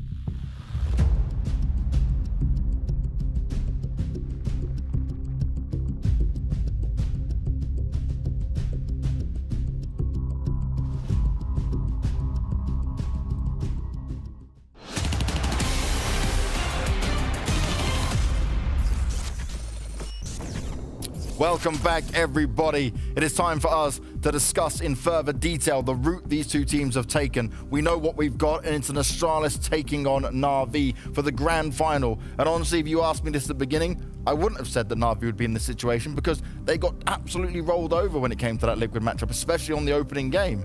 And now they're facing their toughest opponent yet. And my, oh my, it's a big fight indeed. Look at that prize pool. Yeah, it's a huge fight. It honestly is. And the matter of fact is, Vitality could and should have been there as the #2 team in the world. But it's actually NaVi, and it very deservedly so. They absolutely deserve their spot in the grand final. What's kind of cute as well is that both these teams lost a map in their opener. They could have been, for NaVi, was straight up losing to Liquid and then losing a map to Complexity. Very scary for Astralis. They lost a map to EG. But it's the beauty of a format like this, right? It's a double elimination. You have a little bit of time to warm up. But if you are the best team, you're gonna warm up and you're gonna play better. Now, when it comes to this, right, you look at the year last year, for example, for NaVi, started off with that huge Katowice win. We then moved into the online scenario, and it kind of went a bit wild again, right? They used the excuse for a long time that online play was affecting them. They maybe took a bit longer than other teams to adjust. Sure, and that's the thing, right? Because it's NaVi's own fault. It's NaVi's own fault that they were so good at Katowice. Everyone saw what they did at Katowice. Everyone saw Simple. Everyone saw Electronic. And we saw NaVi play the best Counter-Strike NaVi have ever played. They even said themselves in interviews after the game that this is the best NaVi ever. We are the best NaVi that has ever been together. Afterwards, as you said, the Corona lockdown, you know, the online era, all that kind of stuff. We had this high expectations, but NaVi couldn't live up to it. They were down here. So it's NaVi's own fault that we expected them to be one of the best teams in the world because they showed us they could be one of the best teams in the world. For them, throughout 2020, it was not a bad year. Let's be honest, right? They finished as the third best team. It's quite underrated, I would say. Only behind Vitality, only behind Astralis. You can see right here, sure, a bit up and down in the rankings, but overall, they were relatively consistent despite a strugglesome year. So yeah, NaVi deserves a lot of credit for what they've done. They do deserve some credit for their, let's say, consistency. The problem for them is that we see them play at a level that can be just as good, if not better than Vitality and Astralis. We just don't see it often. And this is the thing. Deep playoff runs, constant making it to the top 4, for example, then stumbling at the last hurdle. But it's always been the same case for these guys. We put them on a pedestal due to Simple. We do, you're right, and I think it's a compliment to the roster, if anything, because the story, the narrative out there is always, oh, NaVi's an almost, NaVi's a what if, NaVi's a disappointment. Sometimes they have a good tournament. Actually, their year was quite consistent. Yes, not that many championship titles. They won Katowice. After that, it was a bit so-so, but still the year was good. But because they have so much talent in that team, we can see what they do. We expect the highest from them all the time. Anything but the grand final is disappointing to a NaVi fan when you know what they have in the tank. So now this event, they're showing up. You're happy. I'm sure a lot of people are happy. But this is the kind of expectations we have. And I think we're not being that realistic when it comes to NaVi. But true, with what they have, they can do. They can win the titles. And we've always been talking with this roster, right? We look at it, we say, oh, we need Flamey to step up, or we need Perfecto to step up. Well, Boomich has just stepped out of the shadows, being the IGL, and said, you know what, I'm going to go and take it on my own shoulders, and I'm going to handle business. Yeah, he's been doing one hell of a job so far. I think we've been talking a lot about Boomich at the desk here, and I think deservedly so. He's been great in the entry frag department. He's been great as a leader. I think he's been calling some good rounds as well. I think we see some strategical depth to NaVi we haven't seen in a long time. We see them on Nuke, you know, switch it up whenever they need to. Individually speaking, yeah, we also talk about him, you know, holding up to his own. He's one up there, you know, have been top fragging a couple of games. You got Electronic, you got Similar on your lineup. So for Boomich to top frag, that in itself is very impressive. I cannot say a bad thing about him. Of course, he's had a couple of misses, but everyone will have throughout a tournament. I agree. And now, with the level of Counter-Strike we have at the moment, a team is never as strong as its weakest link. That's how I see it at the top level. Maybe 2 or 3 years ago, a player, 2 players could just take over because of the talent was so disparate, right? But now everyone is so strong. You need other players in Vitality or NaVi or Astralis to step up. Look at the discussions we're having right now. We're talking about Xyp9x for Astralis, stepping up massively. dupreeh playing well. Same story with Vitality. Where is Nivera? Where is Misuta? This is the era of 5 players activated on the server, which is why we expect more from the Boomich, the Flamey, and the Bit or whatnot. And that's why with Astralis, we always get that activation. But their year last year was a bit of an up and down one because they had players going through health problems. They brought in the 6-7-man roster, the first team to ever do it, even though not utilizing it maybe in the same way Vitality did it. They had a huge drop-off, though, in 17th position, which is crazy. But again, we look at Astralis, and again, we hold them as the best team ever to play Counter-Strike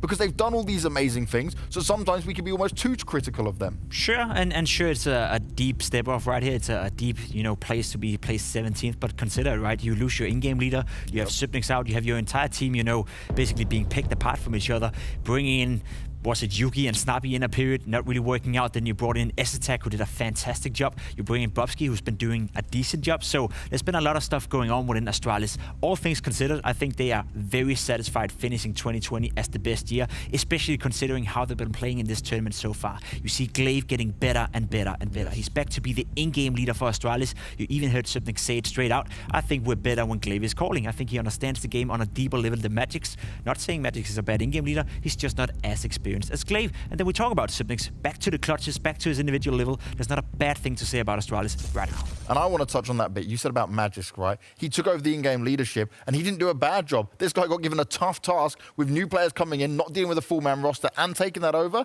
And then also coming back in, just goes, cool, no problem handing it back, and then fragging out again as well, doing what we know he does best. I think that's what is the most impressive about Astralis, is how not low the lowest point was. Because if you're Astralis, you had to stomach so many hits, right? We talk about Glaive, we talk about Xyp, and their medical leaves they had to take. Magisk, a player that was always individually very impactful, suddenly has to be an IGL. We heard from the interviews it's something that he had been doing in the past, so it wasn't as black and white as we think, but still not the role he wants to be in, not ideally for him. He still stepped up. His performance individually took a little bit of a dive. There's nothing to do against it, but now the fashion with which they have dealt with these problems and their ability to peak again when it matters the most and the tournaments come in, to me that in itself is a team that is successfully run. You know, the way they approach problems and they keep working. Think about the map pool.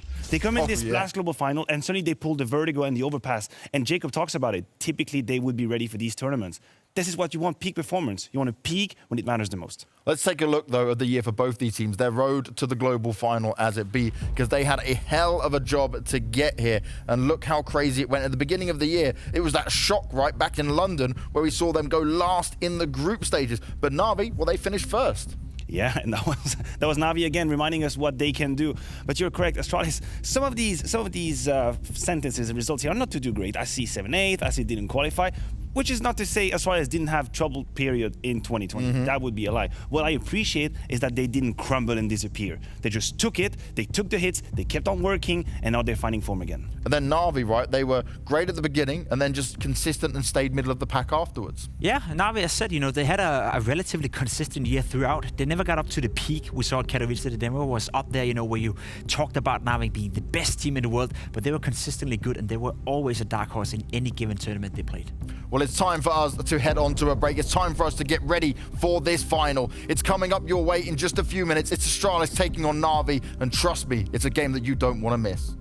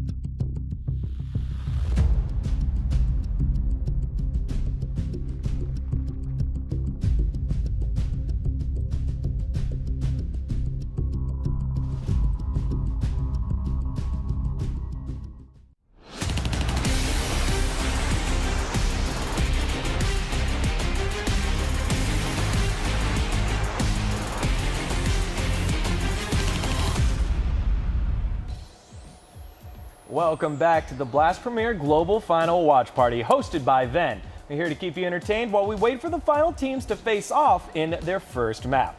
Throughout the day, Digon and I have been inviting some of the biggest names in CSGO to hang out with us between the matches, and we are not stopping anytime soon. So please welcome back to the party Nothing, who has hopefully fixed his puberty issues, as well as a new face this time around, Pasha Biceps.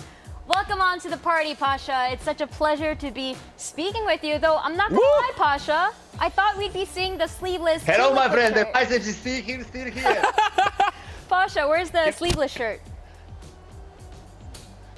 You know the liquid guys. You need to send me more this t-shirt because I changed the design and every day I can't use it because this is dirty. My wife said it's not good. So please, if you're watching this, send me more, please. All right, Joker Steve, if you're watching, time to send him some more shirts. Yeah, time to send him more. Jordan, how's the voice? Hey, test 1 2. Oh, hey, he's back. There's a difference. Okay, so as you can see, I have a little bit of a mix-up here, but I'm doing well, guys. I've expedited puberty over the course of 5 minutes. Yeah, fun stuff, fun stuff. All right. In the time before COVID-19, CSGO pros traveled all over the world to play in tournaments, and with a bunch of young guys roaming around the cities they're not familiar with, it's almost guaranteed that y'all got into some trouble, maybe some crazy shenanigans. So, Pasha, you got any crazy stories? Let's start with you, brother. First, I want to ask, as you are here, I would like to say, FIFA is very lucky to have you. You look so good. Thank you so much. Robin, are you watching? You should be lucky. Second, yeah, Fifi, good luck, man. the story about, you know what? In 2014, that was like 7 years ago. It was like an even DreamHack. That was like a major, and that was like after quarterfinal. I got interviewed, and the Jordan guys. Maybe for me it's a lot, but for you it can be nothing. Jordan come to when I got the interview, he kissed me in the neck, and from this time, guys, this is not crazy story maybe, but from this time when he kissed on my neck, guys, Papito being like a full tolerant for open for the life, and I'm changing my mind and everything. So Jordi, maybe this is not like a crazy story, but thank you so much. You changed the Papito, bro. Oh, my pleasure. I actually remember that in Sweden, right? Yes, my friend. Oh, but my brother, this is for a reason, you know, we've become closer over the years. Love, the brotherly love, and okay, that was pretty good, but Jordan, I heard a little rumor about you and Pasha here having a night out on the town. I think it involved a taxi. Oh, man. So, some people have heard this story. This is old story, probably, yeah, this is old story. This is, what is this, 2015, 2016, we're in China, I want to say. Maybe even, actually, probably before that. Probably even before CSGO. We're in China. We've been drinking. I'm laying on the floor. That's the kind of night I'm having. I'm literally laying on the sidewalk. I'm out for the count. I'm like, we need to get out of here. We need to go find some food. The taxis in China are not very big, right? Specifically the ones in the area we're at. So we're all in a group trying to get a taxi to go home. No taxi will take the whole group. So we say, okay, please just take a couple of us and we'll get another taxi and then you guys could take us. And they kept saying, no, no, no. And Pasha said, come on. And the Polish guys started getting in there. And then their English, you know, these guys don't speak English. So then Polish guys are trying to say stuff and they're not listening. And then so Pasha and the group's trying to walk around and the car's trying to leave, but they're still standing in front of them. And so Pasha said, what are you doing, man? Like, just to give us a ride. And the guy says, no. Pasha literally, to one of the small cabs, gets in a deadlift position, and while the guy's car is on, deadlifts the front of the car, probably 2 feet off the ground, and thinks at the time, I about lost my mind. I started rolling on the ground. I couldn't handle reality at this point, and that's still one of my favorite moments with the Virtus Pro. Jordi, that was the time when Papito was full of testosterone, my friend. This is why. This is the time is changing right now. Sasha, how many times have you lifted up a cab before? Because the way Jordan's making it sound makes it sound like it's very normal that you did that. That was first time in China. I did it, but I never did it again in Poland. But maybe we will meet again in China and we'll do the replay, right? So I think that is absolutely awesome. Yeah, anytime. You handle the car part, I'll handle the drinking. Yeah, babe. Papa loafing and Papa pizzas. All right, hey, that sounds great. Hey, everyone, thank you so much. We got to let you go, but thanks for stopping by. It's always a pleasure. Now, to celebrate today's global final, we are partnering with Blast to give away a special edition Blast TW Steel watch, as well as 10 $100 Steam gift cards. All you have to do is to enter is follow @Ven Esports and @Blast Premier on Twitter, on Instagram, or quote tweet who you think is going to win. Please do it. Winners will be announced tomorrow by DM. Now, back to Denmark for more of the global final. Teamwork is what makes the dream work for these guys out here. Zipix here in the corner, looking for more than one. Mac 10 good for the double, a triple. The MP9 goes big. All the win conditions you want from Astralis, they are here. 1 versus 4, and he's going to get a headshot. Follow. Oh, what? No way! They always get better game by game by game. This team looks like they could actually contend with Astralis. Talk about coming alive when his team needed it most. Electronic, oh, there it is! Double headshots, and it's the clutch! Electronic! This NaVi looks to be full force. Perfecto, though, cleaning it up. Oh, that is amazing! That is something special.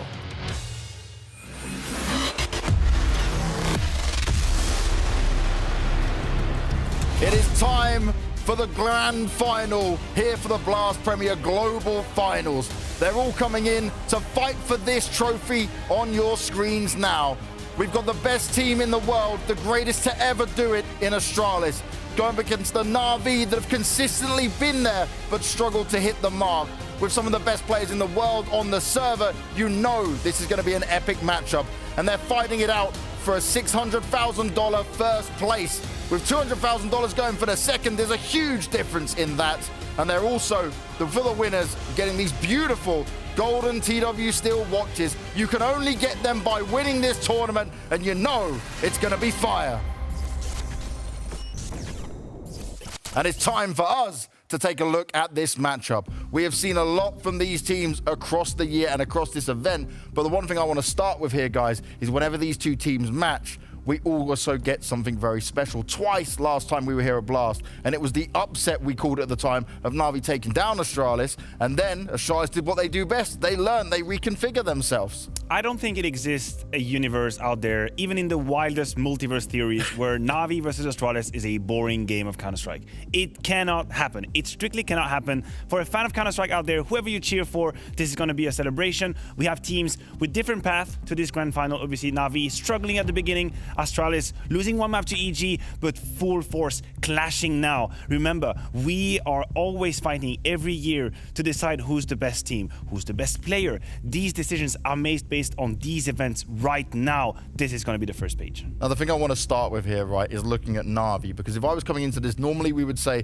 Astralis, 5 players that can always get it done, and NaVi, well, it's simple and electronic, but it has not been the case if we look towards the last few games here, at least. Yeah, because as Matt just said, right, it didn't start out well for NaVi in this tournament. You look towards the lineup, you thought to yourself, okay, without Simple, it's not going to look great for them.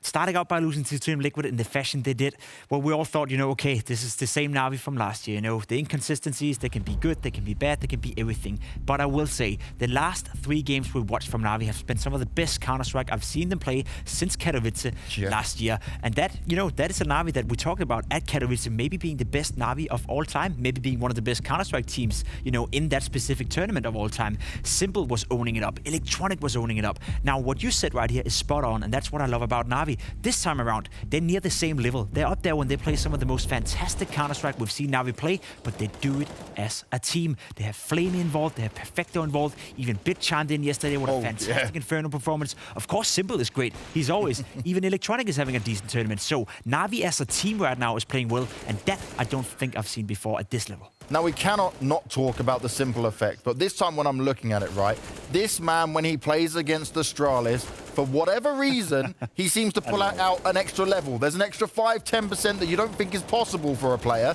and he makes it happen only against this team. Yeah, I think it's the champion syndrome, right? When you want to be the best and you go up against the best, well, naturally, you're going to give you 200%. And we've had multiple occurrences of Simple going off absolutely massively against Astralis. Now, we say he's had a great event. Well, again, that is the Simple effect, because he's actually on 139, which is massive. It's not a great event for Simple. It's an amazing event. He's on course to to win his first MVP of the year. Would NaVi win this grand final? That would be no discussion at all. Simple is head and shoulders above everyone. The next one on the server at this event is Dupree with 1.20. So Simple is not sharing, but you are right. This is not only the Simple show. You have Boomich, which is at 110 as opposed to 0.95 past 3 months. So Boomich is better, Perfecto is better. It's a team effort.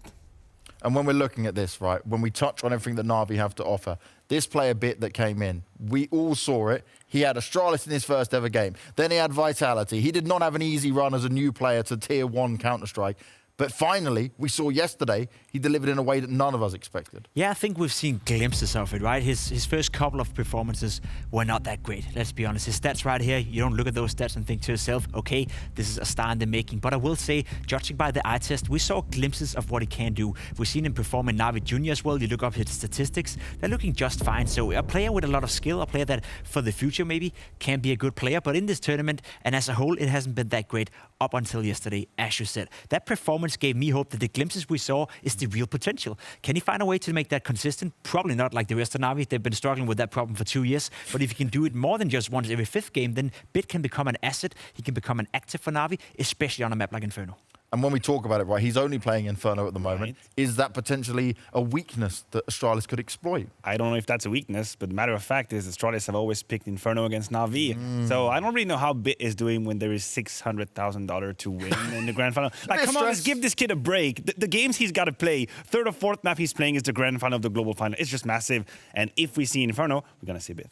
Yeah, we are going to see Bit, right? That could be crazy, but we'll have to wait and see if we get the maps to make sure that happens. But looking at Astralis, right, again, this team we know and love. We know what they've been able to achieve, what they've been able to do. They are running the 6-man roster, but so far in this tournament, we have not seen Bubsky because like you mentioned, Pimp, they're starting to move away from Nuke, which used to be the bread and butter for Danish Counter-Strike. Yeah, but not anymore. We even had one of the first interviews at the tournament talking to Glaive saying that, I don't know how we got that bad on Nuke. We even missing smokes we never missed before, and we don't feel comfortable on the map. So for him to say that, you know, for probably Astralis being the best team to ever touch the map in a period, was it 32 wins in a row or something along the lines? It was like absolutely fantastic. Yeah. To say that Nuke is no longer a map they feel confident on is quite a statement. Now that could be something he's saying for the show. That could be something they've been working on over the break. They could have been practicing it. Sneaky. But the veto suggests otherwise. We've seen Astralis remove Nuke in the second phase of the veto at least twice in this tournament. So something tells me that Nuke is not a map they want to play. And as Matthew said, you know, Astralis, there's a good chance they're going to pick Inferno, whereas for NaVi, there's a decent chance they're going to pick Nuke. Now, when it comes to Astralis, right, we know what they can do, we know what they deliver as a team,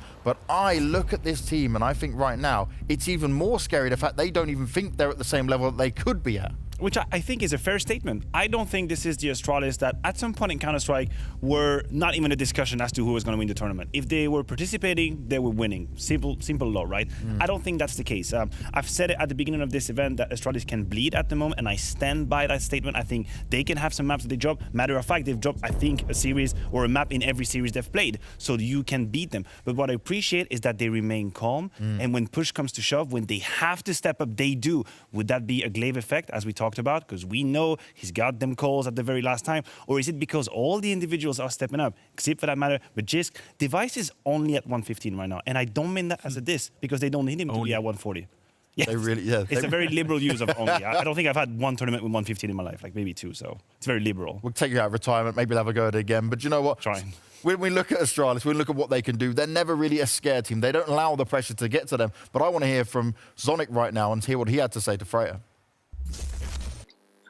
Speaking of that pressure, obviously we're going into the grand finals here at the global finals. You will be coming up to face against NaVi, who you faced a lot in the latter half of 2020. So what are you thinking of NaVi's form coming into this this first match of 2021? I think it's a classic NaVi. They always look a bit shaky, and you are always started to question them. They had a few bumps in the beginning of the tournament, but they are maybe similar to us, a team that you can never count out. The way that they have fought back in this tournament and the way that they've been playing is truly amazing, and we definitely need to play our A game if we want to beat them. And that's what it's all about. Playing your A game against the NaVi like this. They remember back at Katowice where they had to face this kind of NaVi, but they hadn't seen it since then. No, and I mean, the NaVi they faced at Katowice, let's be honest, even Astralis in the best shape ever would struggle against that NaVi. We saw Simple go absolutely nuclear. We saw Electronic having a good game. We saw Flamey finding a lot of impact. Now, Flamey to me is an interesting prospect because we talked a lot about him throughout this tournament. Is he, you know, regressing in his career? Is he finding his form again? It's hard to say, but I've seen glimpses and I've seen more positives from Flamey than I've seen in a long while. So he's as well going to be a great asset for NaVi. Well, let's see if Flamey can be flame on when we get on the server, but let's see the part that we love, the maps, the vetoes, what we're going to get out of these two teams. Well, I'm going to need you guys. I think the bans are pretty clear-cut. There's not going to be a Vertigo, there's not going to be a Mirage. We can just kick them up to the curb. I wouldn't understand why. Now, when it comes to NaVi, that right now is a Nuke pick. Right for the taking. Astralis is shying away from Nuke. They don't play so well at the moment. NaVi has been picking it every single time, so they're going for Nuke.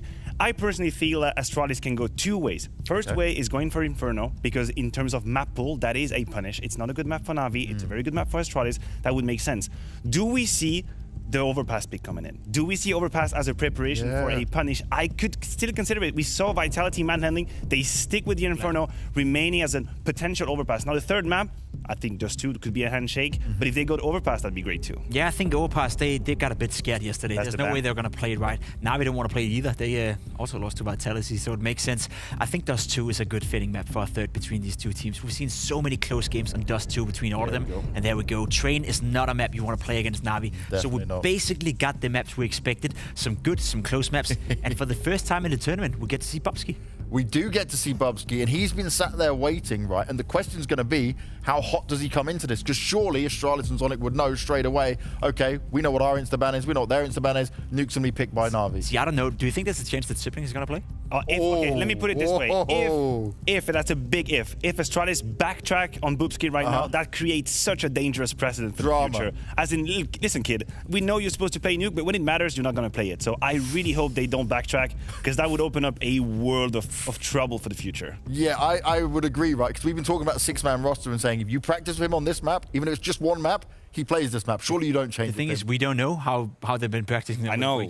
Have they been practicing with Sipnix and Nuke again? Do you think that, you know, Sipnix coming back into shape can be a better ramp player than Bubsky? Can he offer more to the T side? Do they want to go back? Honestly, we don't know. I don't think so. I think Bubsky's going to play, but who knows? Okay, if it was you guys, right, and you were in control and you could make the choice, I'm going to start with you, Pimp, as you are the Dane. What would you do? Bubsky plays or Zip plays? I think Bubsky offers something else than Sipnix on a map like Nuke. He can be more aggressive, so I'd probably stick with Bubsky and give him another shot.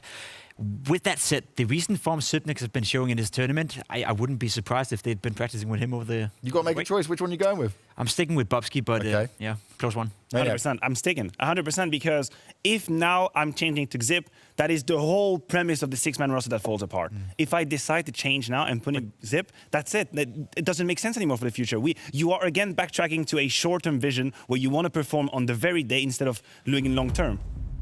And there it is. All right, cool. They are sticking to their gun. You got me scared for a second, Jacob. I was like, no, surely not. Surely not. Jacob put this into our heads, by the way, out of nowhere. I was pretty confident that Bubsky was still going to play right, but there was still a chance there could still have been this conversation. I just want to try to channel the topic, right, that if you have a six-player, I agree, we've been talking about it a lot of times, even with Bit on Inferno, you got to play a six-man. You got to play the player you're practicing with. All I'm saying is that there must have been a conversation, or at least Sonic must have thought at a single point, okay, when Sipnix is coming back into this form, when he's starting to play this well, and Bubsky haven't found much success in Nuke, at what point do we backtrack? At what point do we try to slot in Bubsky to another map? There's a conversation to be had, and I just wanted to challenge you a little bit. I agree, Jacob. I'm just going to tell you, here is the next 900 IQ play. Oh, here we go. You have to have different composition on the same map. That's your next level of Counter-Strike. Okay. When you can have a different lineup. So you want Sipnix on the CT side, lockdown ramp, and Bubsky it's not what aggressive? I mean. I mean different game plans with different lineups. But this is so challenging. The viewers have to understand the amount of work that needs to go into a rotating lineup on the same map. It's hugely challenging. But if one way you can guarantee me, look, we can play good Nuke with Zip, we can play good Nuke with Bubsky, then I'm saying, hell yeah, performance-wise, who's the better performing? Whoop, slub it in. But you have to have that guarantee, which is not the case right now. Yeah, we're going a little bit mental right now with like the theory. I like it. We got on some deep theory. I threw this question at you. I didn't expect it to go this far. But what we saw from Bubsky right last time around, okay, they're saying the Nuke wasn't bad, but I wouldn't say it's him. No, I don't think it's Bubsky making Astralis' Nuke bad, right? Glaive said that they were missing smokes, they were feeling uncomfortable, they're not feeling the confidence they normally play with. That's not his fault. It's not Bobski's fault that the rest of the team is not performing up to their level. Now, we've seen dupreeh coming back into shape, and he's going to be vital, especially on the CT side. He's such a good inside player, and we've seen NaVi, we've seen all the teams playing Nuke so far in this tournament, constantly abusing the inner bomb side. So if dupreeh's going to have a great game, if he's going to continue his good tournament and his good CT sides, that's going to be elevating that for sure. So, no, Bobski's not a problem, but he needs to be the difference maker as well. Playing ramp, you need to be influential, you need to be impactful, you need to be able to clutch, and so far, I haven't been impressed with Bobski. It's not his fault, but he can be better. Well, let's see if we are going to be impressed with him. It's time for us to throw it back over to Smix and Degon at Ven, because they are going to present you the grand final this special way.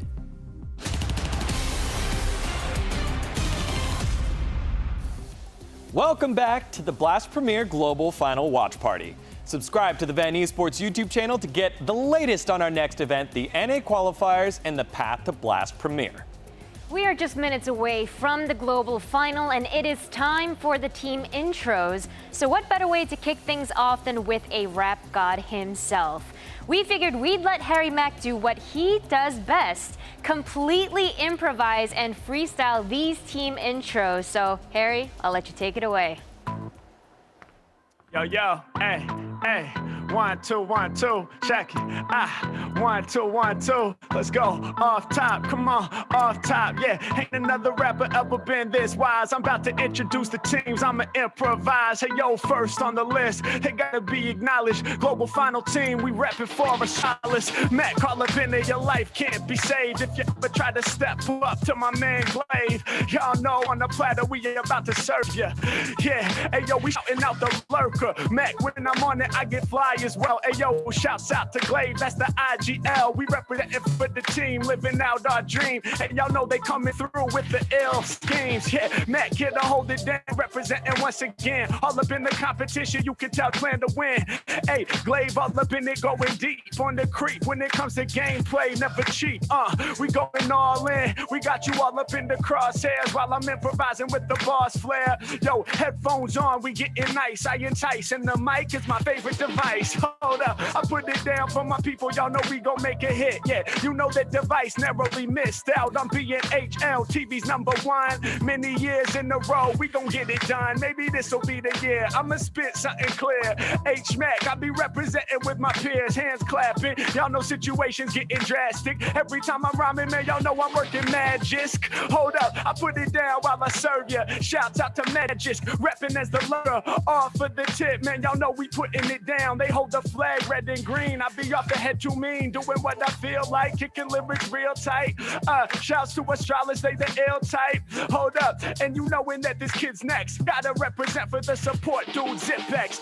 When I come right off the top, I'm the one you about to learn about. Took a little time to recover from the burnout, but now he's back in action. Behind the scope, and he's steadily clapping, snapping on all competition in the ring. Mac all up in it, I'm about to do my thing. Yeah, they move me to do it truly while I'm representing with the homie named dupreeh. And you know I kick a free flow for you, bro. Shout to the Double D duo, Device and dupreeh coming through. Never know beginners. dupreeh, the 4-time major winner. Yeah, I be dropping lyrics that are lovely. Enough respect to the rifler named Bobski. Mac, we go represent non-stop. You know they got that 2-year contract. I'ma kick these bomb raps for all my people off the tip. I do it gladly. But hold up, we about to rap now for NaVi. Mac, man, I'm probably the illest when I do this. Repping for the team, so check the way we spew this. NaVi, yes, I will perform for them. Y'all know what it means, they was born to win. Come on, I put it down and I rap with the sound. When it comes to lyrics, never getting played for the clown. Looking through the scope, too dope. I'm filling y'all with hope, then I take that back. Sacred raps in the crosshairs, taking shots. Y'all know what we bout. Yes, we do this. Enough respect out to Boomage. Hey yo, they be top choice. A great player plus an angelic singing voice. H-Man, call up on it. You know what he's about. Yo, Boomage, they be straight up staying on their route, representing the entry fragger and the IGL. H-Mac, man, I'm doing it well. I'm here to excel. Believe me, rappers, I'ma check those. Every time I do a rhyme, it's perfecto. Best believe that I be at at your service and word to your name, cause my skill's so perfect, making y'all nervous. Shooting from above, shout to perfecto, I'm giving you the love. Come on, we ready for whatever, turning around the corner. Tried to warn you in the game, yo, we be the best performer. Hold up, I'm so sick with flows that I vomit. You don't want it with my homie named Electronic. Come on, we out here doing it large. Yeah, they name is Electronic cause they so charged. Mac off the top and you know I stay clever. Is this the best, second best player ever? Might be. In fact, I'm thinking it's likely. I'm staying plugged in, kinda like I'm an IV. Yeah, I got you smiling, showing dimples. Every time I rhyme, I break it down plain and simple. Come on, and y'all know that I really got them bouncing right. One of the best players to have touched Counter-Strike. Yeah, Michael Jordan in the league. H-Mac, I got the lyrics they cannot believe. Hey, very strong-willed and emotional. That's how the game be. Shout to the rifler named Flamey. Mac all up in it, I be holding down the court, holding down the fort. Flamey always bringing that support. Come on, I'm improvising off top over bangers. Shout out to Flamey, hold it down like an anchor. Y'all in danger, cause NaVi coming through. Hey, they was born to win, that's what they plan to do. Hold up, the sniper rifle is vital, we about to hit ya. I'm shining just like a fixture, I'm here to paint a picture. I get the reward, headsets and the keyboards, mouse plugged in, and y'all know what we for. Come on, that be the global final teams. Mac off the top, repping for the rhyme regime. I'm here for all of y'all and I'm holding it down. I said all across the planet, they be loving the sound. Let's go. Yeah! Harry Mack, everybody, straight off the dome, and what better way to introduce those teams? Thank you so much, Harry. That's all the time that we got here at the watch party. Now let's send it back to Denmark for the global final.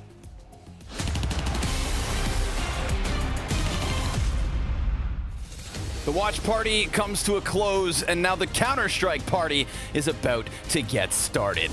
Over a year of Counter-Strike unfolding across 2020, beginning in London and ending in Copenhagen.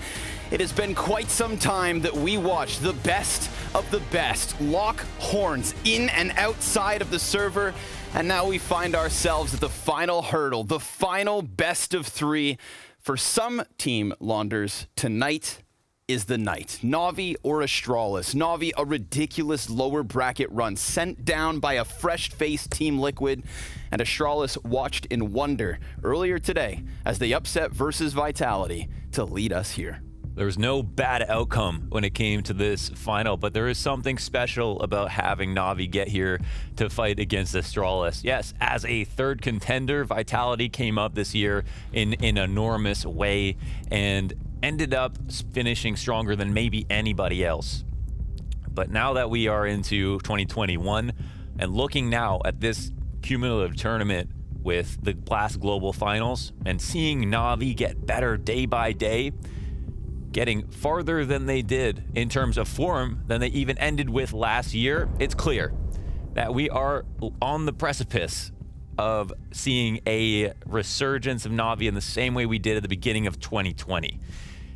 If there's a team that could beat them, that could beat Astralis today, it might not come down to the tactics. It might not just be the fact that Vitality you could argue has a better system.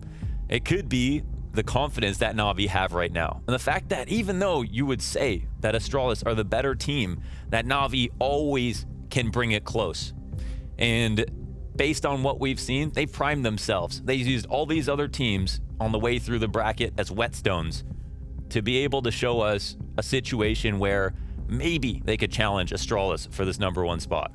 And a challenge is what this game is going to be. Astralis, who made ridiculous lower bracket runs to end 2020, have soared forward on the top spot to get into this grand final. So, without further ado, the inaugural Blast Global Finals begins between Astralis and NaVi right here on Nuke. And of course, we've got the Danes on the CT side. Smokes both sides of Squeaky Door. Who will be the first to fall? Seems like Boomich catches him by surprise. Falls in from Mini. Never the wiser. Astralis had no clue that was about to happen, and because of it, it's a 5v3 post plant. A T-side pistol round win. Is there a better way to start Nuke for Navi? Yeah, no, there isn't. And keys to victory, of course, is going to be Boomich to come through on the opening kill to be able to get that first kill on top of show us that his calls are having impact. And one thing is with Boomich that we've seen that's been kind of consistent, when he's playing well, the calling is also really good. And that's always a great sign for Navi and a reason why they got this far in the first place.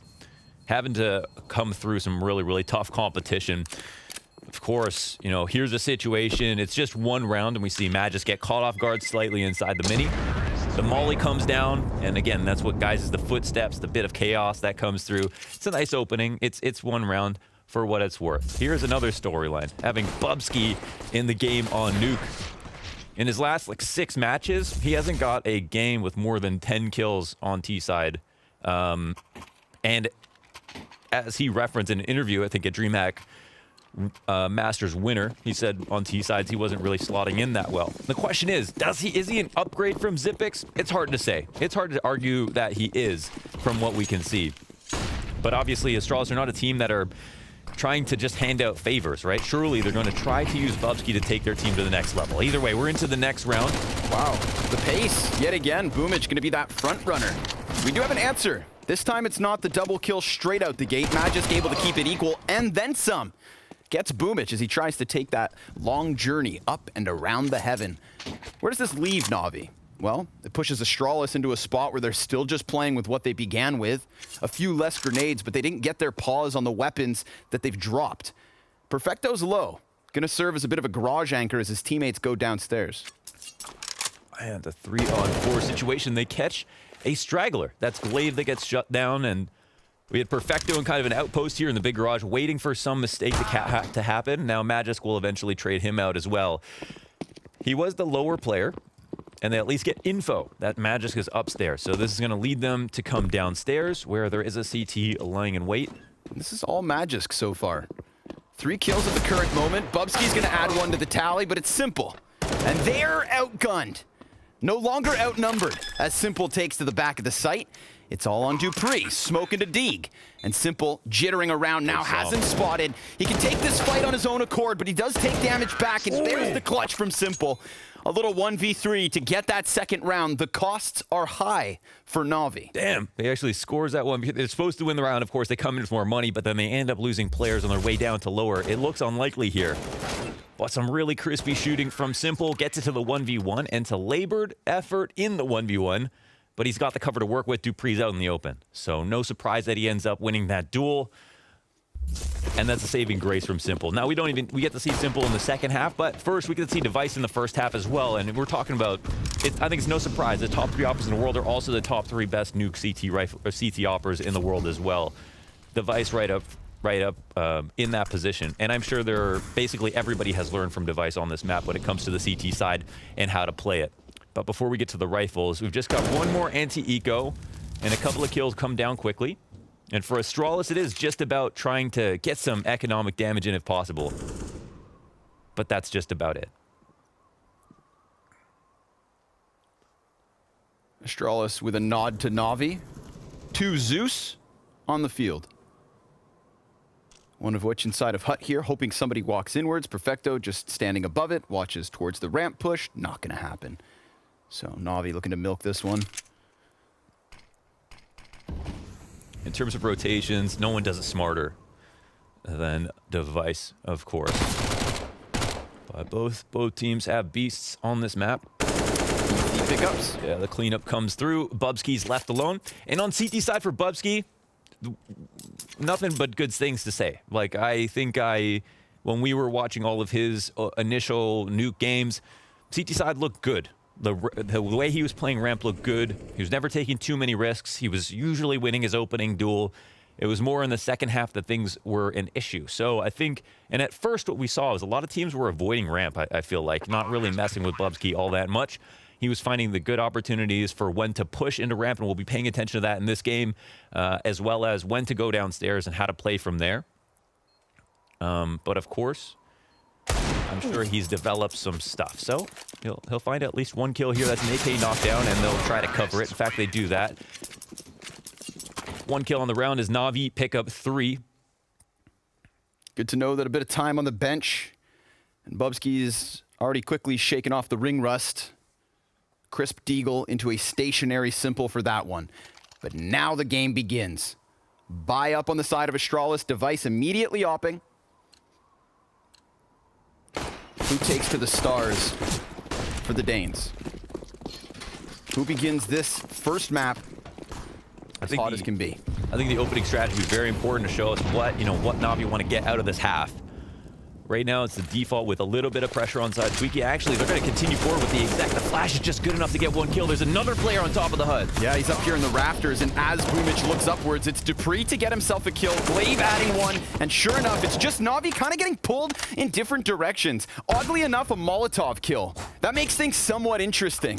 But Electronic then takes damage. This is interesting. And it gets turned back. Simple's out towards ramp. The problem is, will they make a mistake as to rotate into ramp in this spot? It's been left open for so long. We'll see. The CTs are starting to make their way over, and it looks like they might. Will he wait? This is an opportunity. There's another player right behind him who is not checking ramp at the moment. And Simple, he just has to get the kill. They'll use this to lead off. Glaive cannot rotate in time, and the drop comes through. Now it's a 2v2. Yeah, Glaive was way more focused over outside, thinking maybe somebody was encroaching on Hell. Simple buys enough time and then takes his shot. Glaive takes his shot and misses the mark. Back in with a second peek. Simple's got both of the crucial kills that got them down here. Bubsky attempting to challenge out through the doorway.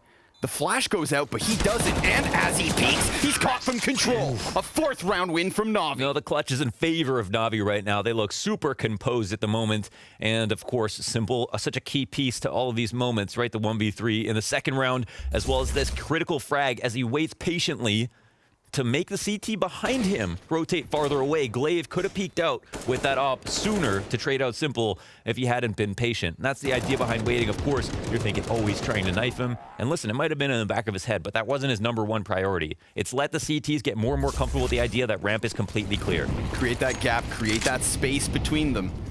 Dead on. Glaive got to the doorway before that trigger was pulled, and right out this one, we've got Glaive with a Deagle kill. Hey, no offense to Glaive, but you can see immediately, like, Device doesn't miss that shot, and he also doesn't die on the repeak in the same way. He is a cut above for that reason. Dupree's Mag 7 looking hungry towards lobby, but we have Navi moving all the closer towards ramp. It's going to be Bubsky under pressure. Bubsky at bat. Here on the crates, he waits, flash goes inwards, and he goes downwards. Now, Boomich has got himself an alleviating kill. The pressure off somewhat with this pickup on Device. You know, last round we saw Simple wait to draw distance between the CTs. Well, a kill like that will certainly pull Astralis in different directions. And in case any of those directions are forward through hut, Simple comes back. 45 seconds left for Navi to play.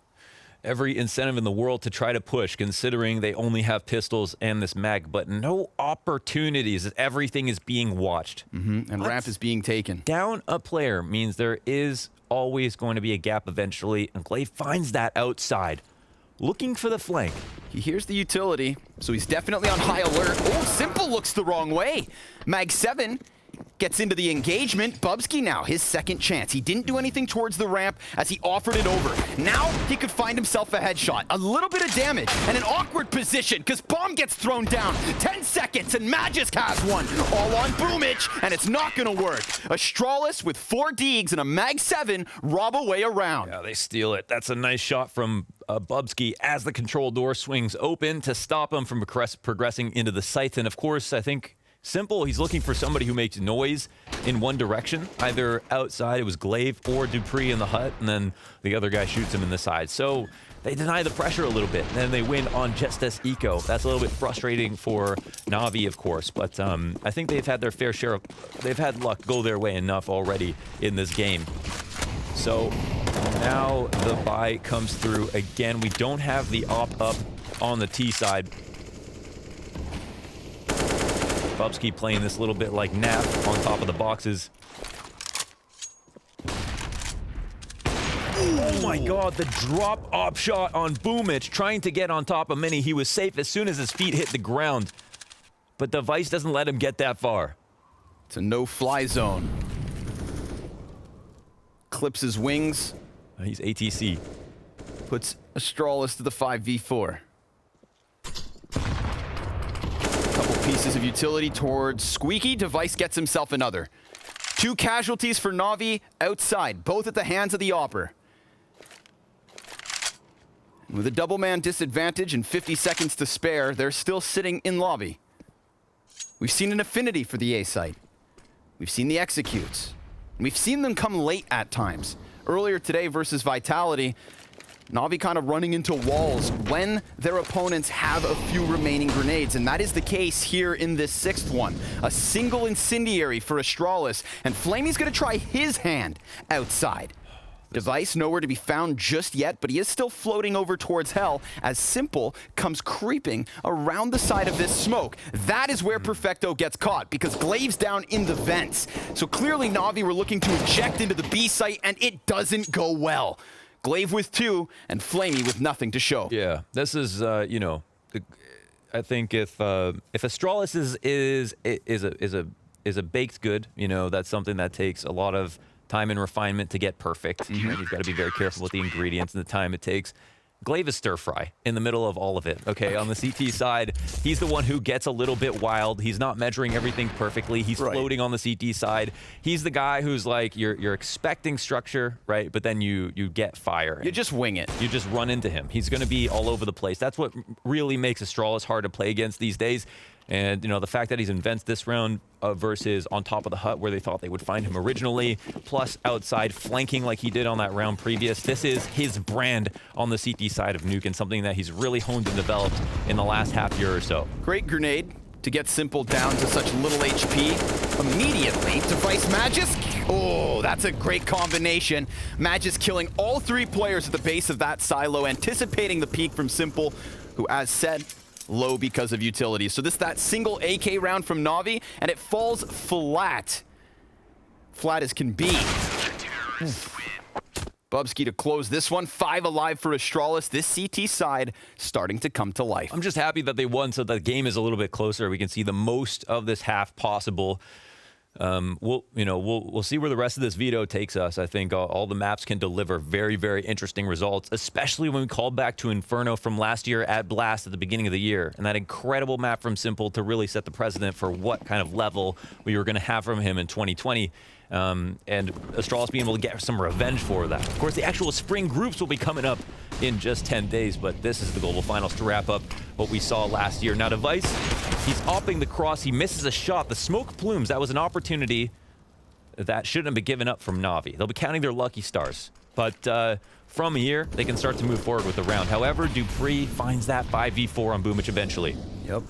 We get some movement downstairs from Astralis as well. As Glaive gets to the top of the secret stairs, he's got Dupree just underneath him, and there is a T in between. If he... Oh, okay. Device on the ramp, hits the shot, but doesn't take Flamey down. Electronic, this is a big challenge. And oh, Dupree, as he moves back towards ramp because it's been compromised, he doesn't look away. Body bagging Electronic before he departs, which is crucial.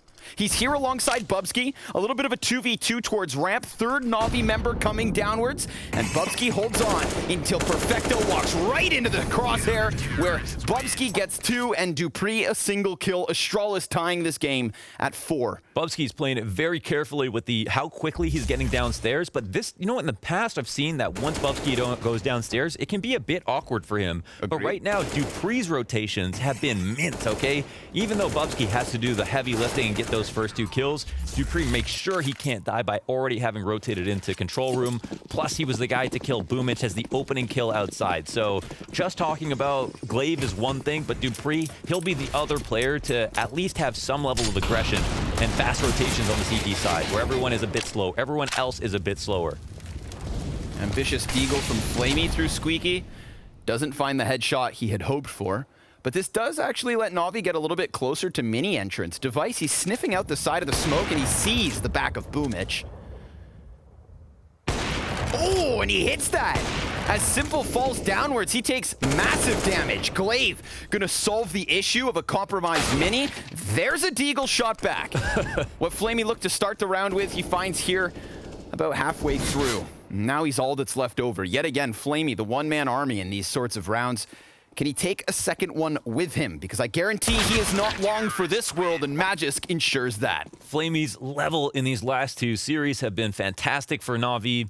As we kind of set this up, he's scored a positive rating in the last 6 maps, which you'd say the bar is kind of low there, but a couple of maps, 1.22, 1.26 versus G2 and Liquid in important matches. His impact has been known. He talked about it in the interview on the desk and just said that like he's very happy that his performances have come up in a big way. And it's no coincidence that NaVi have made it this far in the tournament, and Flamey has also performed super well. Of course, that sub-in will be coming in on Inferno potentially, but first we've got more action. A failed spray inside of the ramp means that NaVi can crack this open. Astralis are on fire, but for how long? Device is literally on fire, and he has to move away from that, offering up 64 HP. He retreats. NaVi sort of stutter. Man, that was a really rough spray inside of ramp. I'm not sure if that was Magisk or Bubsky, but neither of them came up with a frag. Very awkward situation. Ooh, perfect by Glaive. He just backed up around the corner as Boomich falls down from Mini. It's lower HP for Astralis, but they've got a chance here. Glaive, he's going to lose that second gunfight. Device from the skies looks, but nice grenades. Simple dunks it on him. And now Dupree's going to have to come in with a clutch, but doesn't look like he's even going to try it. This is NaVi giving us a tied game right away the moment Astralis have their lead, back to 5 rounds all. Well, you don't have to be a rocket appliance to know that Device rotates into heaven before the retake comes in. That's it, right? Rocket appliance? Something like that. Yeah. And I mean, you know, I like when they throw through 2 of them. Ensure you nail it on the money. Nothing but utility damage versus Device in that round. Yeah. Okay. It's a little bit scrappy, right? With the play that Astralis decided to make on the CT side with the double ramp push. It's something that I think I've watched every single demo for Bubsky so far. He'll push he honestly, you think of him as a super aggressive player, but he doesn't actually push through the ramp all that often. He'll do it a tactful amount of times, 1 to 3 times a half. Honestly, some games only even 1 single time. So, and he usually picks the right time to do it. Here he even has support, which is something a little bit new. There's no kill that comes of it. It's fine. It's a tactic that fails and it costs Astralis a round, but you don't win every single round or have a solid half just by playing passive every single time. This is not weird for Astralis. I don't think it's going to rock them too much. I think the main concern, of course, is that the map is just close in general and that NaVi are playing very well. Yep.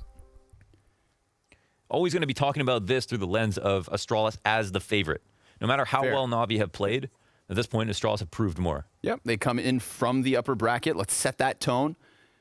It was NaVi who was sent down to the lower bracket at the very first step of this event because of a fresh-faced Team Liquid. Yeah. And slowly we've seen them rise. The souffle, so to say. Hopefully they can't pop like one. It is their final hurdle. This is that critical moment. 2 maps separate them from $600,000 and a first-place finish at the 2020 season. Boomich creeping out from Squeaky, doesn't see the player in Rafters, and he actually goes into Mini. Magisk, he's playing above the hut. Flamey's got a single kill. Now it's Magisk's chance at back. Good spray. He moves it downwards, and as Device had done damage, it kept it possible. Simple is going to get this bomb in, and we've got ourselves a 2v2. Bubsky and Device both with ops, though. Not an ideal retake situation. Deagle's out for Device. Utility in the play, but Astralis not yet using it.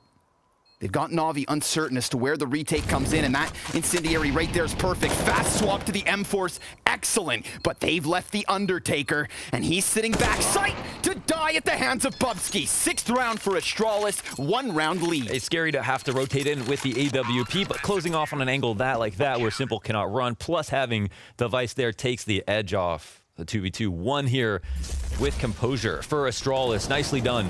They're going to be feeling good about this win. And I wanted to make a note here of the entry pathing from Flamey. The way that he comes out of ramp, or so he comes out of hut and wraps the side of hut and can't be seen the entire time from that position that I call fur. I don't know what other people call it. But in that position, he was able to go out and help the upstairs execute, plus hide from Magisk that whole time. And then Magisk still hit the spray transfer to kill him and his teammate.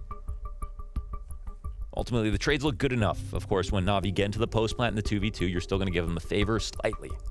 Of course, the T's in that spot would be, they would take that position 10 times out of 10. But they don't close it out. So the Astralis are aware of where they're playing from and now take a small lead because of it. The op changes hands. I don't know if Bubsky ran over it. I don't know how he could have, but maybe he was using that to op at ramp and now it's just in the hands of Device. Perfecto, big concession. He's only got a Tech 9 with his utility. Tough spot for him particularly. Early nades out of NaVi. Gonna set a tone outside. Electronics looking for the entry. Make sure you clear close. We have had Astralis get aggressive. I think Perfecto, Electronic. Oh, okay, hold on. Yeah, sorry. Bubsky will end up getting a kill. Glaive is looking for the push. I feel like to punish Electronic, but he's going to hear a couple of sets of footsteps as they run low on time. Of course, Bubsky's downstairs on B right now. He's on the other end of Glaive's flank, so they've got them boxed in. It's just a matter of timing, and NaVi, they're playing with that because they just go sprinting. Now Glaive has to give chase, and he sees the back of Perfecto. Crisp kill. 5v3. They've got NaVi exactly where they want them. Pinned in within vents.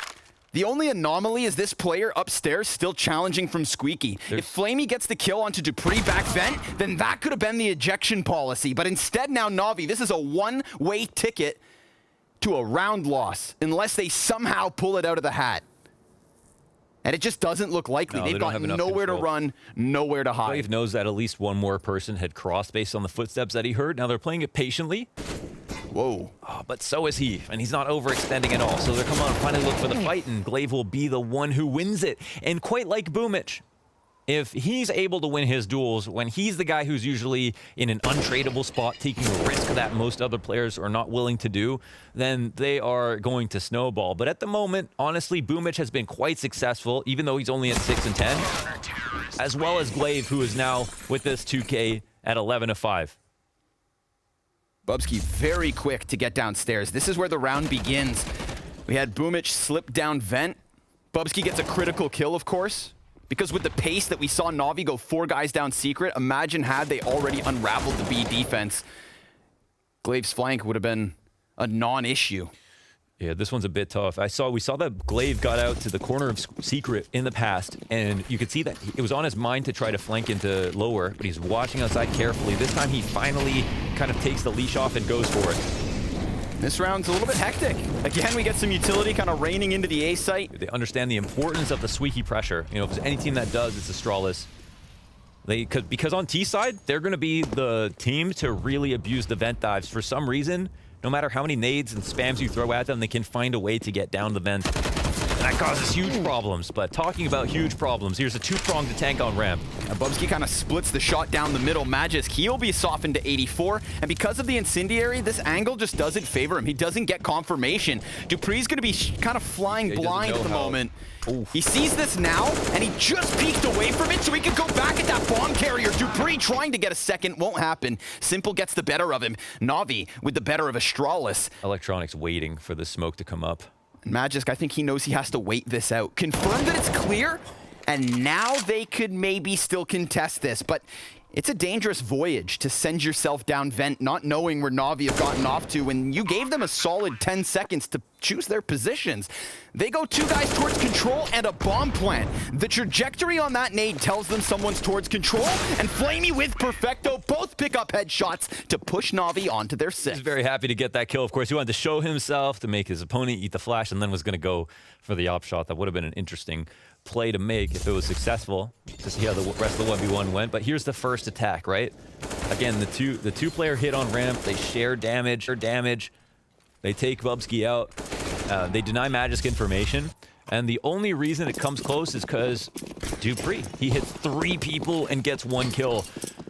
A huge amount of damage considering the spot that he was in. Nowhere to fall back from there. That was really his final destination in more ways than one.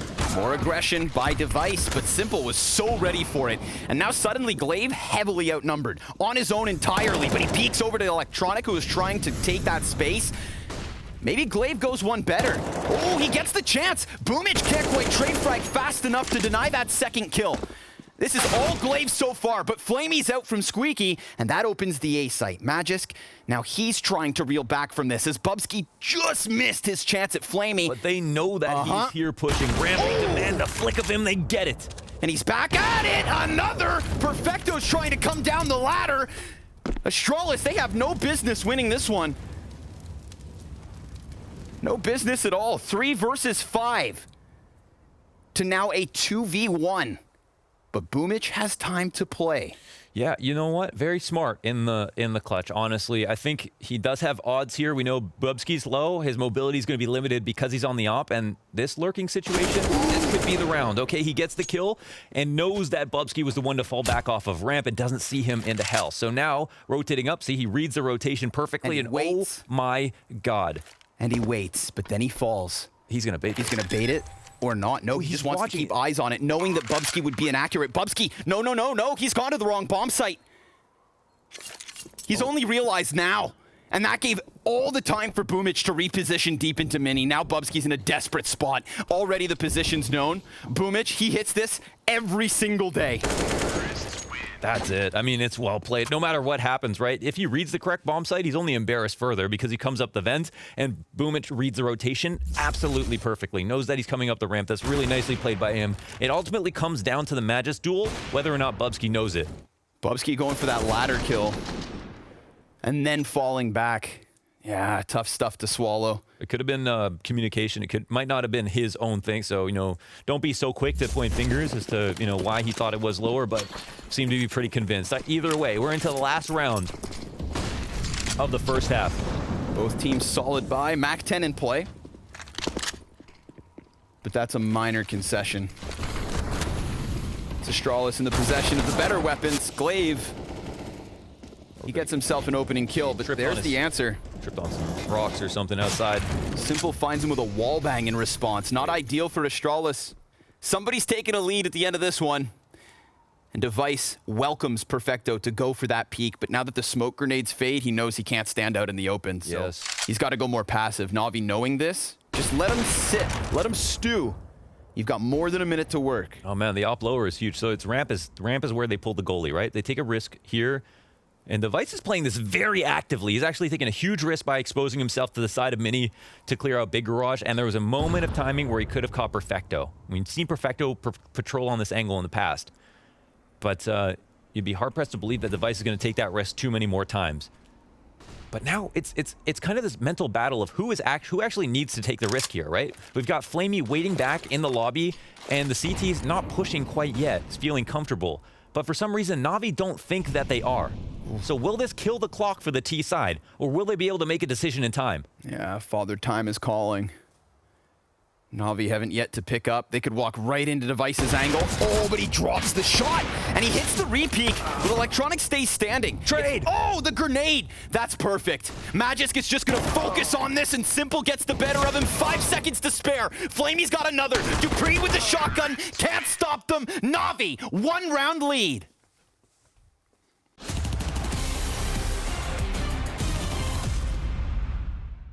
Ladies and gentlemen, another episode of the CS Money Dream Skins.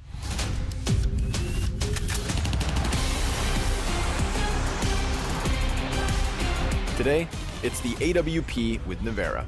For this episode, we're going to be taking a closer look at the AWPs, and for that, I have brought on an expert. I've brought on Navera from Vitality. Are you a fan of skins? Are you passionate about skins? Is it something that gets you excited? I feel when I have a skin on my hand, I'm playing better. It's psychological, but yeah, I really like skins. What op skin do you currently use? My current skin is the AWP Wildfire. There's a Phoenix on the skin on the op.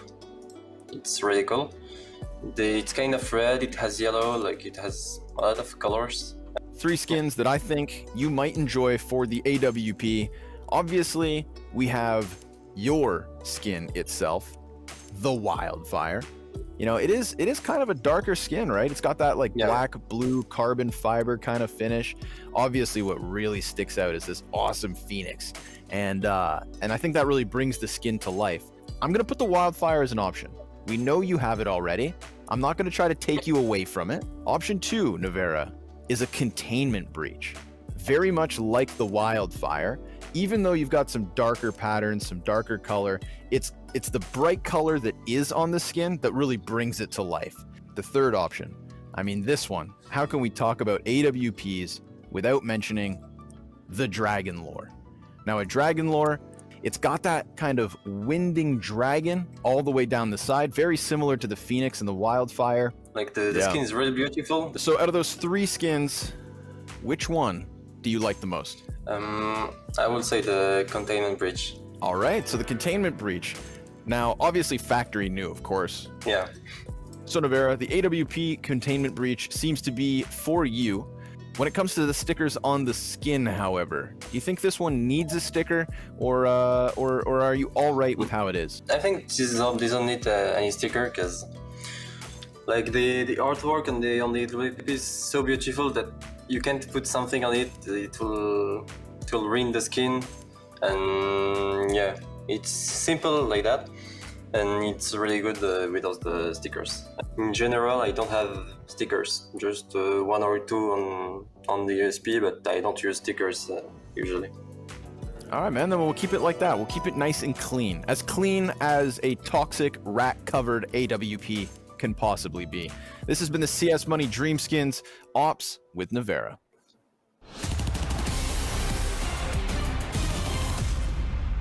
And so we jump back into Nuke, the first map of our grand finals here for the Blast Global Finals. It was a 4-0 start from NaVi, 5 rounds straight from Astralis to get on fire, a single round sprinkled in, and NaVi close with 3 in a row as they take to the CT side. Yeah, they played well to get here. There's so many good individual plays from both sides. A very interesting half. And now that we're past it, there are lessons to be learned, but we have to move now into the T side of Astralis and the CT side of NaVi. And Flamey here rotating down lower. Where's the support? He's trying to anchor this position, and a clean first shot to start it off. Not bad. Even, whoa, whittles away. 3 players off the play. And then Simple comes into the mix. Flamey's got a 4th. The ember from the ashes, baby. That was so clean from him. It's obviously something that he's known to do. There's a couple of positions where you think of Flamey, right? That's on ramp on Nuke, on overpass on B barrels. It's just a signature position, an angle that he likes. It's not something that you're going to learn from a textbook, right? He just, it's just a position everyone plays. He just does it better. Gets those wild spray downs. Does it with a pistol. Automatic guns not needed. Wait till he gets a Galil. And then the game really begins. And we'll talk.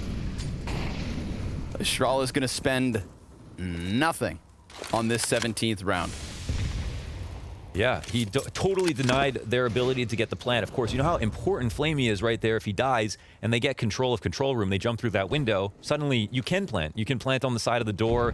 You have to actually worry about losing players before the retake even begins. Everything really falls apart. And the only thing Astralis needed in that round was a plant. Yep. The round win itself is trivial, to be honest. It's all about the economy starting out the half. I'd rather win the second round than the first. Starting to look like NaVi will take both, but Magisk has other ideas. MP9's making money. He's talking about Flamey and his multi-kill potential. Just 1 level up, right? Charmander, Charmeleon, okay? Yeah. But we aren't at Charizard just yet. Not quite. Maybe once that Galil gets passed over.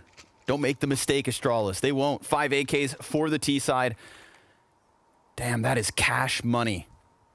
Yeah, that's the other thing we can't. We have to respect. If the SMG dies, then that SMG doesn't get $600 a kill for all the kills versus the eco. Yes, it's not a big loss to lose the SMG, but that SMG was your cash cow. So Astralis is setting up outside, but initial nades are interrupted. Of course, the guy who's always going to be interrupting these nades outside the smokes and the cross is Electronic. He'll have new timings to throw these every single time. He honestly preemptively throws his Molotov a lot, so anybody who throws nades out of spawn, they're going to get punished because you're not always reacting to the nades coming high and over. Sometimes you're just getting rid of it right away, and here the read is correct. So even though Astralis don't cross here, and Electronic can say that nobody has as well. So this just frees up the rotations a little bit, but they get the kill. Easy ramp hit. Flamey's not going to see a thing. Simple's in position, just gave up the angle, and even though he hits the shot, 2 HP makes the difference for Device. Flamey's gonna find the kill versus Glaive. Electronic tries to extend here. Whoa! There are players all over him, and he has the audacity to go weapon swapping. That's actually a huge save, right? He takes the off, he goes. They're getting out of there too. I don't think they're even gonna try to go for this. Electronic He's still sitting vent side, actually. There's just one player far Now away. they're gone. Yeah, okay. They will realize that this is a smarter course of action. Magisk will quietly hunt them down. He'll eventually spot one and fall back. But yeah, that's at least a round from Astralis. This comes with an open ramp and a kill that comes down on a rifling player solo, I think. So it's nice. We at least get the chance for Astralis to come back into this half. It's obviously far from over. We don't know where NaVi will take this. And because they keep the threat of majority guns alive, Astralis can't play the next round like an anti-eco. Keeping things full of life here at the start of the second half. No economic woes. Bubsky's pickup to Boomich, just trying to get down the vent. Just the audible. Okay. Yep. Wrong ticket. And then this kill from Device. Oh, 2 health, Mohan. Yeah. Only 2 HP to get that one. Thin margins. But again, saving grace for NaVi. Weapons extracted from that problematic position. Keeps things afloat for the 19th round.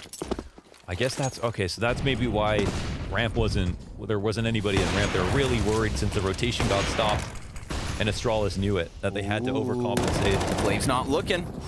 Electronic, his 4th kill of the map. I swear to God, those guys just watch each other's demos. Sure. Those two clashing outside. Ooh, here it comes. Utility over the top of Hut. We've got Perfecto with a headshot. Then there's a redirection over towards the ramp. This is where Magisk is looking for the entry. A little bit of a fallback from Flamey, but this draws them closer into Simple. And Magisk just wide crouch peeks into that one. That was a Honda peek right there. Hell yeah, it was. Magisk looking for more, and he gets it through the floor. Bubsky tries to find one back to the control room, but, well, he's actually not been able to stop them. It's a 2 versus 2. Boomich caught by Device, who walks over the control panel. Perfecto over towards Vents. With 23 HP, this one looks impossible. They are so locked into this post plant. Another ramp success story for Astralis. Magisk versus Simple. Yeah.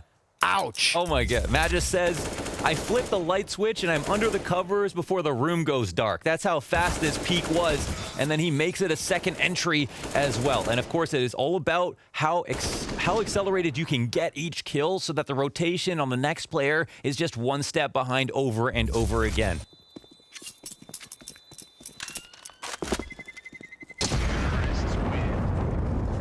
And there we go. Slips in, ensures the save. Oh, they're going to have to fight hard for this one. Yeah. Perfecto earlier. Incredible upstairs hold. Finally castered by Anders. Love that. Yes. It was so nicely done. And that wasn't an anomaly. He's been improving on small sites as well as here on upper. It's been crazy to see how underrated he has been as an aimer, like just a pure aimer. Came into 2020 with some of the best clutch statistics on the roster, or sorry, in the world. A very steep scoreline for the low amount of games that were played, but continued to show improvement. Ouch. Okay. Gravity, not an ally of Dupree. And oddly enough, that comes with a kill for NaVi, who have now taken over a second rifle. Electronics close on the smoke. God, why does this have the makings of a very sketchy upset? Yeah, when I see Simple in a position like this, when I see Astralis having 2 bodies low, I'm just starting to sweat for them. Remember what we looked at as like a very important piece of control here for the CT side? It's getting into heaven if they want to, or clearing it out. Now, Dupree, he's trying to find this extra player who might come to watch outside sometimes, who might be camping up here. I'm sure he's keeping in his mind that Simple might be here. But he's hanging out below, looks like he's going to try to flank ramp as they hit towards lower. He gets spotted by Perfecto, but this is a tell. Fake doors. Oh, snappy shot from Boomich. Keeps the man advantage. So Perfecto's rifle goes down, and Dupree's position's at least known to NaVi. Now, with Perfecto dying, Simple can get that M4 right back, and sure enough, his hand's now on it. Dupree looking to retreat. Simple still up in heaven. 2 T's peak from Mini, and 1 goes down. That's bomb confirmed. And a position here by Vent. Really good spot for NaVi. 15 seconds to spare, and Simple's position wasn't initially something big, but it comes out to save NaVi at the end of this round. Honestly, I'm shocked that he's even still in heaven in that position. Could have been trying to hunt down Dupree on the flank. Could have been a useless spot, right, if they had gone lower. Electronic must have got the info that they were running back upstairs. And, man, there's a couple of really cool individual tactics that we see from NaVi. First, you called it, the fake door to allow this peak to just have maybe a little bit more success. And then the all-you-can-eat buffet, Simple, coming back for seconds and then thirds with these very, very careful kind of shoulder peeks into the Mini. Yep. And Electronic getting the info sitting on secret. They were waiting for them at every turn. And even if Simple decides to maybe go play down in hell to try and chase Dupree towards ramp, even if he takes a kind of like a passive peek towards it, Dupree was floating back up to the A site to try and catch that. To me, it's the fact that Simple never leaves the upper floor. Yes. Goes from rooftop into heaven. Yes. Just never even bites on the possibility of the shark swirling beneath him. It could have been that because of the shark swirling beneath him, that he didn't think if he could have thought it was lower. You know, just to take him down a peg, not say he's some kind of like absurd genius. I mean, he makes amazing rotations all the time. So this wouldn't mean much, but if he thinks that he can't kill Dupree or get the better of him, that his next rotation would be either getting down the vent or getting through into lobby, into a late ramp, something like that, then of course the first step would be going towards heaven instead. But it ends up covering everything. And maybe you can credit Boomich for sending him back in that other direction. But overall, it's a very strong round played on an individual basis for NaVi. And that 20th round, well, that could be the one the analysts talk about post-map. If economically, it's the swing back for NaVi. They've got 3 AKs on this round, a real testament to the recovery that was just offered to them by Astralis, as Astralis themselves play double deagle. Then Electronic picks up the first kill, Dupree on top of Mini. This time he makes the jump. Don't get offed. And Device, oh, he's gonna drop the shot. Oh, they pull the flash out and they know he's waiting. Simple's down in secret. And they can't deny sometimes. They can't deny his position out here. They can only discourage. And Simple, I guess, can potentially just take the duel straight up if he wants to walk up late. And we'll see how prepared they are to watch it. He waits just long enough for Device to come back onto this side of the red box, but he still hasn't taken that ultimate risk. Oh, and Electronic off of Boomich's flash, then that's even better, because now everyone from Astralis is thinking about Electronic, and Simple comes up. Perfecto's gonna find one. The flick shot's not there, but it's Bubsky 1v5. 30 seconds, outnumbered, outgunned, and now trailing by 3 rounds. This CT side from NaVi. That was like a tourist trap. They got them walking around outside, taking photos of things, having them distracted the entire time. Meanwhile, Electronic's just going to work. Overpriced souvenirs. Yeah, exactly. They've just got their attention, right? Like magpies to a pile of silver. There is Boomich flashing once and then twice so that Electronic can take a peek every time Astralis appear to want to make progress. And that's it. They fizzle out like a flat soda. Astralis have no money into this round, and NaVi are very much in the power position. Deagle P250. The $1,000 that Astralis have spread across this team in the form of 2 measly pistols. NaVi, well, they've got nades for days. Incendiary first, and there's a little bit of a peek here from Flamey. Last time they came his way with nothing to work with, he just sprays down 4 on the MP9. But not wanting to take such a risk, he fades away to the 2 CTs over here towards Hell. It is an easy day in the office. Magic's hand cannon still not even given a target, but maybe at this point, with such a man advantage, they creep into it, and even then, he can't find the shot. So NaVi secure that 13th round, a 4-point lead, with a CT side that's looking to cement itself. Yeah, it already has. They've proved a lot so far. I mean, this is their lead to kind of throw away. What we've seen from NaVi is that they're extremely good at throwing the opening rounds and then pulling off an incredible comeback and looking like the stronger team. This is the rarer sight, and that makes it even more scary for Astralis because definitely they level up on CT side. Everybody gets a little bit better. Electronics had a bad game, and already on CT side, it doesn't look like his scoreline represents his impact. Fair. Very fair. challenge. Magisk, I like that spot. Just a little bit of an off angle. Boomich peeks into it. That's one of the most even and easiest fights that you can take on T-side. So whenever Boomich wants to give them that, then they're going to go ahead and try it. Of course, Magisk top 10 rifler. He's going to be able to pull it out every once in a while. So the round starts to progress. They get outside. They get the cross smokes going. It's a minute 10. They're looking very sharp. Simple on this passive angle down in secret on the right side of this peak. Glaive, oh my god, not ready for that one. Simple's gonna stick around with just the pistol. And then he goes back. No Second way. servings from Simple. No scope from Simple. And even further damage. NaVi, excellent hold down on the secret stairs. It's a one-man army. And as Electronic picks up that fourth piece of the puzzle, Bubsky sent spiraling down into the vents. A 14th round secured. Simple. The confidence through the roof, man. Gets the fadeaway P250 after landing this shot. He's not even thinking about shoulder peeking just yet. And Simple doesn't want to leave without this kill.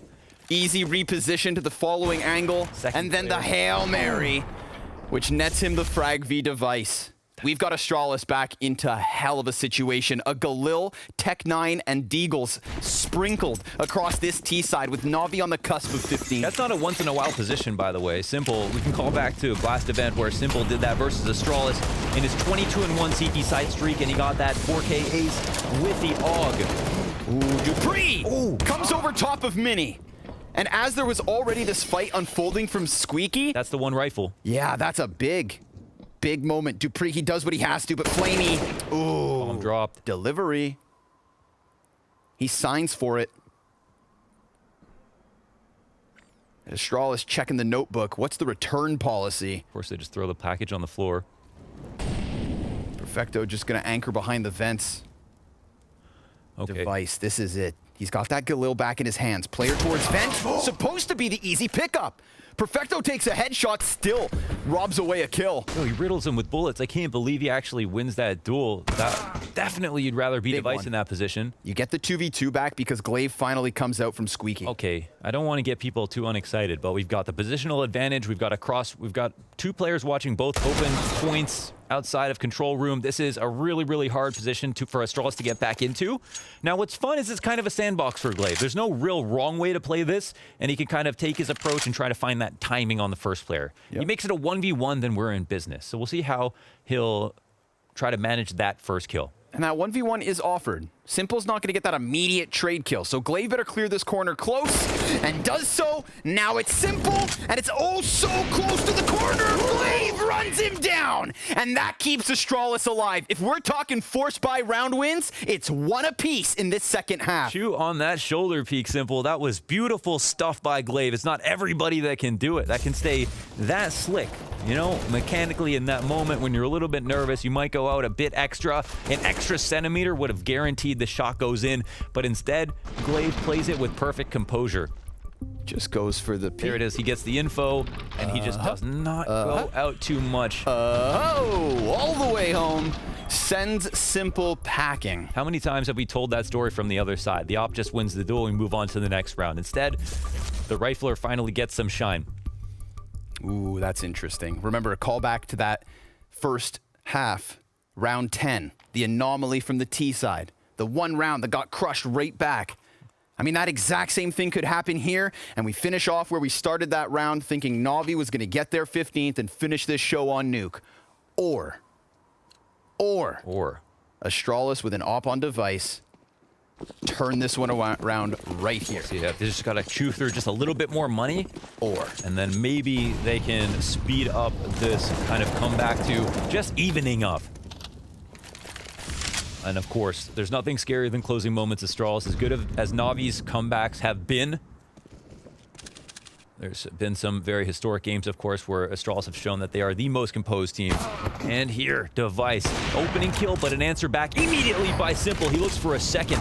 The shot does not go in. Yeah, they cancel out his peek from credit card, but they've actually got players close on him, both sides. Simple jumps into the fire. He's still standing, but not for much longer. Dupree finally getting the better of him. But you know, in that one moment, oh, Flamey slides out from hell. They can't refrag him. It's 3v2. They're going lower, and he knows it. They've got one player. They're clearing out Boomich the back back behind to go them. down through ramp. This is fine. They're just playing it cool, but they understand that Flamey got this information outside. Now they set up for a retake situation. Boomich comes in from the back. He's trying to be a bit slower here. Yep. Oh, that's so dangerous from Magisk, but it's on the money, and it's Flamey down. It's Flamey down, the guy who brought this round into possibility. Boomich with a headshot now pushes it all onto Magisk. He needs one more kill. Pops the window, doesn't jump, and catches him off guard. Magisk keeps it rolling. Instant read as Boomich tries to run out thinking he's jumped into the control window, wants to go for the stick to try to come back and fight Magisk because he comes out, but Magisk, he was lying. He broke that window open and just walked forward over top of the bomb. Another nicely played 1v2 situation from a different Astralis member this time. A position where maybe, Astralis, they were winning for most of the round anyways. Yes. It was only Flamey to answer back with that incredible 2K to give NaVi some odds. Early damage versus Glaive. Device not going to let off the gas pedal. We've seen NaVi win rounds with less weapons. Oh, Dupree, he gets pinched between the two of them. Magisk now, long distance fight, and Simple gets the better of it. Bomb in the open. A difficult situation for Astralis. Two players cross downstairs. This is where the protocols need to come in, right? If you know that they may have crossed, you can either give up lower completely and just overstack on watching this bomb outside, or make sure that they can't leave from that position. But either way, you've got to be deliberate about it. Really and it seems good like grenade. They're taking the former option. No defense downstairs at all. Calling out that position from Bubsky, taking away half of his health. Now they do have the smokes to get bomb back, and sure enough, none of this spam actually finds it. Yeah. So they're just going to go ahead and crank that dial, assuming that NaVi, as you said, choose to play the bomb. There's not that many members already downstairs in position, and now that they're scrambling, Device could go absolutely massive. This deep corner, Flamey's gonna check it, but he gets his head taken clean off, and it's only a singular kill, but here comes Glaive. They can all line up, one kill and a little bit more damage. Two of these players low. Bubsky, he gets perfecto. Now it's on Boomich and Simple to finish this retake with one flash. And Bubsky, well, if he swings this doors wide, it's Simple up close. Oh, it's awkward! Simple, he slides through and takes that 15th round. Yeah, that's it. Match point now, and Astralis after that had to chew through so much bank, only to find Astralis in a third round, still managing a bye, and then they pick the round up. Man, he closes the door and the boogeyman still comes out. Simple, slipping through as the doorway splits. And that's the 15th round. That's the clutch. It would have meant the world, of course, to Astralis. Now, where does that leave their money? They had 2 rounds, 1v1, and this player, they lose every single member. I don't think that the money's going to be in a great position, but what did they invest in?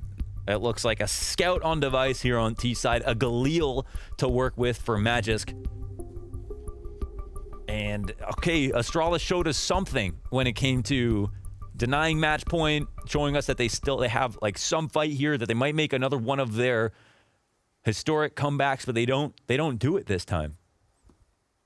Now they're down to a lot less. Just because it is the best opportunity for NaVi to strike doesn't mean that they can guarantee this round. They're still going to be nervous about closing this out.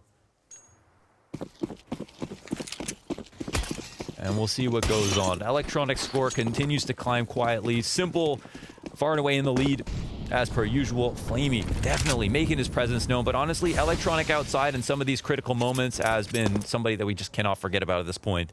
He has been such a problem. Device has not been able to kill him. Electronic and Boomich, in this exact same spot that we've seen in the past, have been causing him so many problems, and he's been able to pick some other rifler off under his watch. We think about how many players showed face outside last round from NaVi, and it's no wonder Device goes hunting with that scout, but he sees nothing this time around. This is tricky from Glaive. It could come down to a timing. It looks like Electronic, he's not going to be watching this time. Good recovery. Now it's Flamey at bat. Glaive takes that second kill.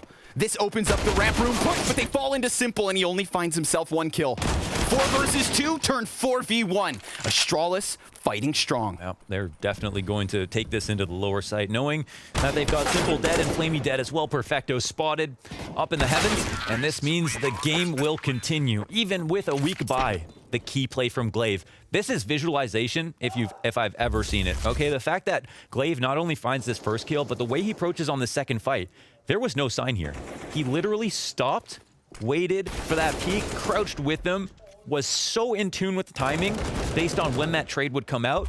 And even still, you'd give the advantage to the guy who was peeking, but Glaive, instant first bullet headshot, and he gets the kill that really just throws the round through a spiral. There's no way, without outside control like that and a 3v5, that they can come back into it. With a round like this and a buy like this, you can say that again. No way they can come back into it. 13th for Astralis, unless... I don't even know what. Yeah, well, impossible. It's I mean, it wouldn't be the first eco that we've seen from NaVi versus Astralis in this game already. They made some pretty cool plays. So Astralis are going to be somewhat concerned. I would love to eat my words for the sake of the show. For Simple's show. He's got that deagle up. Pull out a device. Do it right now. He's got Glaive just on the red box cross, 2 players beyond him, bomb included. Yeah, they don't spot anybody, but because it's not a normal round, they might not expect to. So it's unclear if they'll actually look for Simple in the big garage. But it's interesting because of the secret pressure at the moment. And Simple, he's going to spot him up top, looking for a second deagle. He finds 2, and he knows there's more outside. That's the bomb. And Boomich, well, he gets the kill to device. Glaive's going to try to recover, but it's Simple who just gave up that angle. So much damage done to the other players. This needs to be Simple to go even bigger. He would find his 30th kill with a single more. And now he's gonna hunt the back of Glaive. But it's a shutdown from Glaive. And back into the 2v2, there's 20 seconds. Still no bomb possession from Astralis. That could be the nail in the coffin. It's falling down into them. They have to go through Mini. There is no other option. Perfecto looking to lock on the cross. NaVi, a single kill away. And he dives down vent. Is there time? Is there time? Hold your breath! No! Or is there? He's got it! And Glaive's into the clutch. Glaive's into the clutch with incredibly low HP for the 2 remaining players. If they walk out this door, he needs to shut them down. Oh, a jumping deagle headshot! Are you kidding me? NaVi, 16-12. Look at that. That is the game. It ends on an eco, a second eco in this half. NaVi looking like the better team on Nuke. What does that mean in this series? The fact that they were able to pick up this map and look so confident the entire time is already the craziest part. But we've still got more in this series to show us. A P250 kill to close, man. With the amount of deagles that are spread across that round. Wasn't that a deagle? It was a P250. Yeah, okay. The one mixed in. The one mixed in comes in to close. I said that round was impossible. I said I'd love to eat my words. Delicious. NaVi, a hell of a win here for map 1. This takes us to Inferno. We'll throw this one over to James Banks and the boys on the desk. Now that is a game to kick off a grand final. That is an ending that I don't think we're going to forget anytime soon. Glaive, less than a second to go, manages it, secures the bomb plant when you didn't think it was possible. He's in a great position. They didn't have great health. And Perfecto, okay, you just jump and get the headshot. Flying, absolutely flying Perfecto. This is the historical round in Counter-Strike, I feel like. It begins with Simple hiding in the garage for about 50 seconds. James Banks next to me shouting, "Look behind Simple! Look behind Simple!" And he's just waiting for the right moment, finding the 2 kills, and you know, when that bomb gets dropped under heaven, that is it. NaVi have a shot at it, and the 1v2 at the end, Perfecto. I don't even know what the hell that was. Look, this is the bit when I was screaming, I was like, oh God, please look. And of course he lands the shots. And then when he misses on the Glaive, I'm like, surely it's done now. Yeah, Glaive did everything right in this clutch right here. I think Simple did a fantastic job as well. You'd see 9 out of 10 players not connect those shots. You know, we got to give credit to how good he is, and then Perfecto with the jump deagle. Right? What is that? What is that? I was straight up uninstall Counter-Strike. That's the thing, right? In what world does Perfecto think that's a good idea? Well, it makes sense, right? Because you're baiting for your teammate coming behind you. So even if Perfecto is not hitting that shot, Glaive probably wouldn't have won that round. Fantastically played by NaVi, and the second anti-eco. The second anti-eco as well. This is an Astralis. We said we were not confident in their nuke. They were not confident in their nuke, and now we have the answer. You're right. You're right. I mean, to be fair, NaVi did win both pistol rounds and converted on both occasions, so they did have a good start in both situations. This is a Navi that is looking deadly. You know, just a couple of names that we have to mention right here. Simple, again, is on course to win his first MVP of 2021. I don't think it's deniable to him. Even if Astralis were to win this final, I think Simple should be the MVP. That's just my 2 cents. But you have other people stepping up. You have Flamey, Ramp, doing an amazing job again. Triple kill with the pistol, the USP, surrounded by opponents, finding his form, finding the kills. 20 kills as well. It's not only one man, it's not Simple only, it's Navi as a general stepping up together and pushing us to the second map. And people might think, why do we keep mentioning, right, the whole fact of Navi playing together and coming together as a team? Well, it's because we never seen this before, right? We get it once in a blue moon and it's happening again. But what's also happening again here is Device cannot match up to the likes of Simple. No, there's no doubt that Simple were the better player in this matchup. I don't think Device had a bad game. He didn't have a good game. He was quite average, to be honest. And that, of course, is a problem. Device is supposed to be the star player for Astralis, especially when you're going up against Simple. You need an answer to him. Another player I highlighted coming into this matchup, Dupree, having had a fantastic tournament so far. He dropped the ball a little bit in this game. I hate to say it, but he didn't play well. I told and I specified that on the inner bomb side, Dupree had to have a strong game to shut down for Navi, and he couldn't do it. He was not good enough. Dupree, as said, a fantastic tournament so far, but in this game, he was a bit of a liability for Astralis. It doesn't happen often, but when it does, it's influential. Unfortunately, not in a good sense for Astralis. And there's one thing we got to look at here, right? We spoke about this before on Nuke. When it was the T side for Navi, it was Simple, who just couldn't get going. He couldn't get activated, but he brings out his Astralis form again. Yeah, and he steps up at the very end as well. I think it's been a recurring theme for Simple in that event that he might have somewhat slow starts, but I guarantee you in the last 7, 8, 9 rounds even, he's going to pop off. And he's had the same moments right here when he's holding with the AWP in secret, and you can feel it coming. You see his crosshair, you see the way he's peeking angles, you know he's popping off. And that's it. He just needs that one action, and then he's just running around. He's one step ahead of game all the time, and he matched up. Just to touch quickly on the Device versus Simple, if you allow me. Device, 3rd best player in the world in 2020. That comes with a responsibility. The responsibility to save your team if as a team you cannot find the answer. Simple did it, Device didn't. Now looking at this, right, Bobsky will go out, Zip will come back in for Inferno, but Flamey will go out on Inferno and Bit will go in. We have to see Bit play as well as he did yesterday. As said, Bit has not been a liability for Navi, especially not in Inferno, but he was a great asset yesterday. He was doing a good job, and he activated Navi on Inferno. If he can replicate that performance, Navi are looking dangerously dead, and they could potentially take this final 2-0.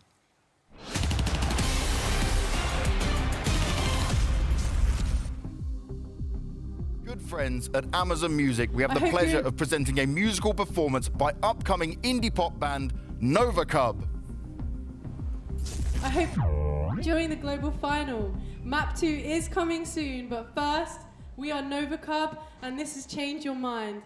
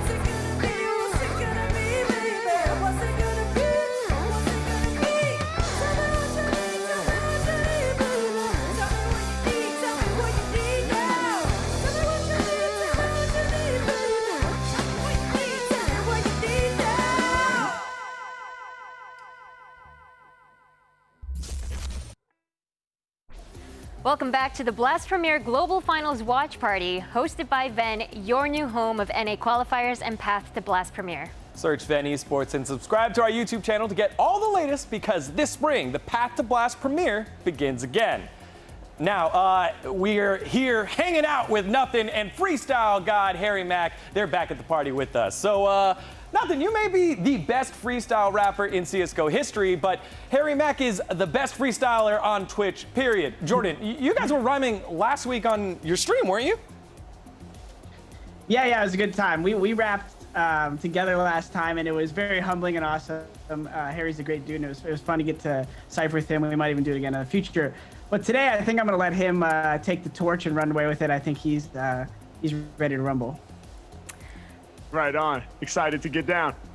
Now, here's how the freestyling is going to work today. Harry is going to start freestyling about CSGO, and then Jordan, you are going to give him some CSGO terms to fit into his bars. Is everyone ready? All right, let's get it.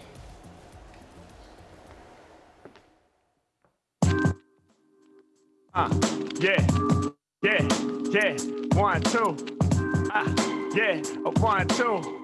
Mac and Nothing, we about to come through. Come on, yeah. Check it out now. Come on, check it out now.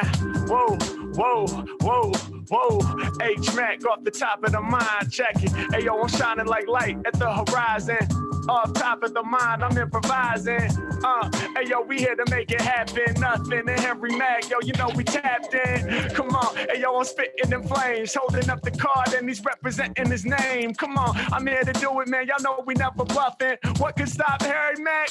Homie, nothing. I'm here for y'all. You know I be rhyming well. I'm the leader like the IGL. That's the in-game leader. I'ma break down the acronym. People lose their mind each and every time I rap for them.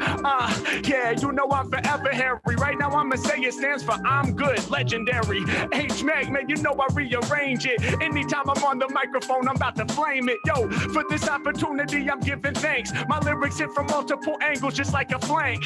Yeah, we coming at you from all sides, cause every time I rhyme live, people know it's a vibe. Hold up, yo, when we spittin', man, they knowin' it's great. Matter of fact, I'm cooking rappers kinda like a flank steak. Man, I'm here for my people and I'm never gonna lose. Hey, yo, I do it discreet like a ninja defuse. H-Man coming after y'all, you know we coming strong. Problem is, there ain't no defusing this bomb. Harry Mack, man, you know that every single time I show up, I light the fuse, top of my head, and I blow up. Yeah, and y'all know when I spill, I get ill. When Sun raps, it's one tap, one shot kill. Come on, it's Harry Mack, man, they love what I said. Lyrical one tap, hitting rappers right in the head. Yeah, code red emergency, I killed the game, certainly. This kid's boss, I change my angle quick, hit you with the flick shot. From one side to the other, do it quick, then I hit you dead in the head, no recovery. I get free, H-Mac, they in my crosshairs. Yeah, I be moving through with the boss flair. Yeah, and you know they couldn't do me. Mac off the top, man, I'm about to spit it rudely. And when it comes to bars, I'ma do it in a new way. My whole team liquid, word to Stewie 2K. Mac all up on it, the funky individual. I like tracks on fire, call me the smoke criminal. Still in the show with villainous flow. Shout my homie Nothing with the cards, killing it, bro. H-Mac, step into Nothing, you taking a chance. You know he's got soul. Ain't you seen the flashbang dance? Come on, yo, he got the moves that are vital. Posting the clips on Twitch and going viral. Mac off the top, kicking all of the bars. He's breaking into the dance now that he's done with the cards. Let's go. All right! That was so sick. Man, Harry Mack and Nothing, everybody. You want to talk to us and talk to our guests? They're hanging out in the chat on the Ven YouTube channel right now. Just search Ven Esports on YouTube and join the party. But for now, let's get back into the action. Blast, take it away.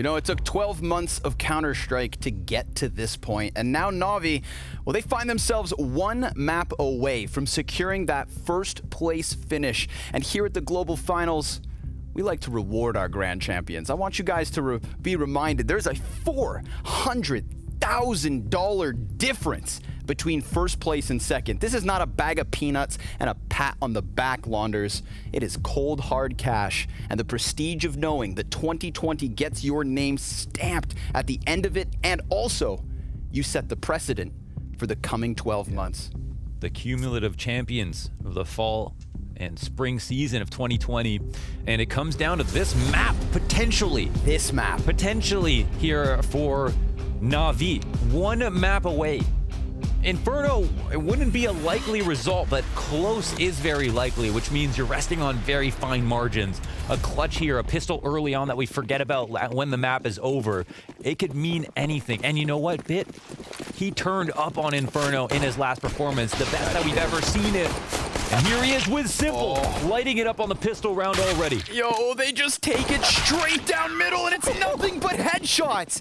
Everybody's alive. Simple's got 3 kills, and NaVi make this one look easy, but it shouldn't be easy because this is a map we've seen limitations from. Yes, we have. We have to be reminded that there have been limitations, but there's also been improvements. Sure, there's been improvements. So here's the thing, right? So we've seen Bit kind of hit a power curve on this the last time they played it. The issue for Bit is that he has an incredibly complicated position on CT side. They have him filling as the extra guy who goes over to B when they need a 3B setup. He plays on lane, he plays on arch, and he plays with Simple, which means he has to rotate constantly around that op. And Simple, he likes to move.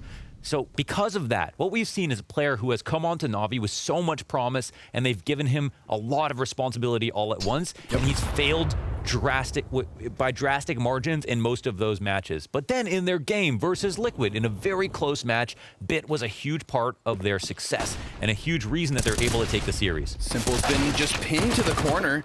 Bit's gonna come out with that MP9, trying to manage it, but sure enough, we've got 2 kills coming in from Astralis. Bomb offered over. Low HP for both Device and Electronic.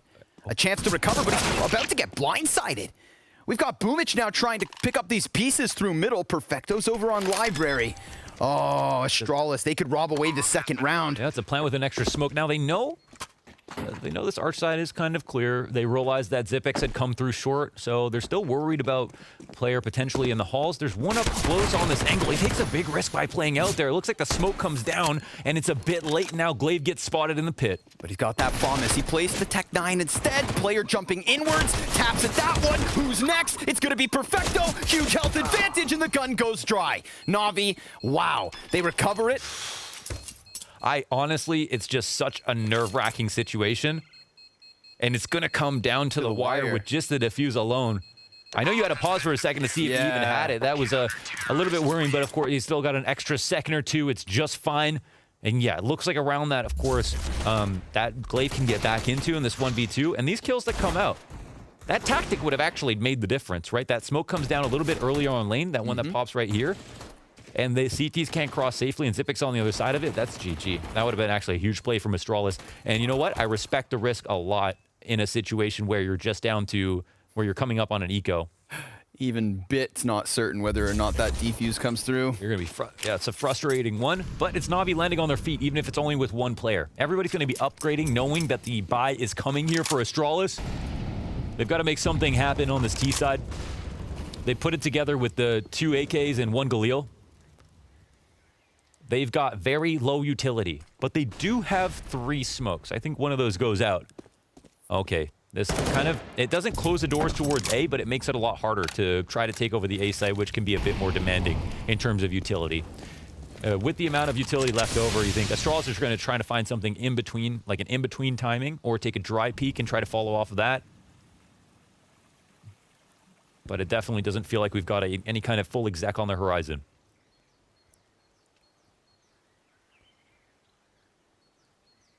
Looks like they're willing to try to test the waters at A. Bracket is wide open for them. We've got one inside the cubby, which could be the strongest spot of the round. They've got one player to take his attention away and Bit. He's going to have an opponent here to fight, and Glaive the whip back. What on earth was that? Just smashes him. Bit even hits the headshot, but AK better than. Simple Eats a flashbang from Xyp9x, who's supporting this split into the A site. Player on bomb site itself is Electronic. 2 kills from that FAMAS. The MP9's all that's left over here for NaVi. We saw that previous retake just barely slip through last round. Glaive susceptible. The 2 worst guns that have to come in for the retake. But if I'm Glaive, I just don't move. 9 HP. Yep. Oh, but he does. All right, he offers the peek. This does open up the round a lot, actually. Now we're even. Xyp9x over in pit with that Mac 10. It's the AK on site that could make a world of difference, but it's a split between Zip and dupreeh to close this one out. Similar situation to the last, but this time, Astralis to the scoreboard. They do it, yeah, but they invested with the 3 AKs, and they lose 4 players, so it's still going to be an expensive buy, and now NaVi have an interesting decision to make. This is an absolutely absurd kill from Glaive. I mean, you have to... You have to underscore it. That is so insanely impactful in that position, and Bit was in the perfect spot. We saw Mousesports as a reference match over in DreamHack Masters, abusing Cubby versus Astralis to win over on their CT side, and I like to see that Navi's game plan has lead them over to this one position. It was such a strong spot. It was constantly in Glaive's blind spot as an IGL, I feel like, and it's interesting to see it be a part of the game plan now with NaVi here on CT side. Electronic takes to the top of the bicycle. Oh, he's taking spam damage. Down he goes. At this point, do you just cut your losses and leave? Yeah, it was the idea to stay alive for as long as possible, but, you know, anytime he shoots, he would just instantly get zoned and killed inside of the pit. No odds here for Astralis as they fall back to the B site. Or, sorry, and NaVi, that is, of course. And we'll try again in another round. But the idea was that a lot of the times Astralis were clearing out top mid in, you know, particularly counting grenades, but I think that they were less. They would less often molly out the cubby. And so the player in the cubby could sit there through the entire period of bracket control, fake into B hit, into lane hit, and eventually find a peak or just get info at top bracket. And that was what kept getting utilized versus Astralis. Seems like such an innocuous position, right? Like a position that actually doesn't matter that much. But we don't know if Astralis have really solved those issues and if that can continue to be a problem, especially if they know that NaVi don't often use it versus them. And we'll see.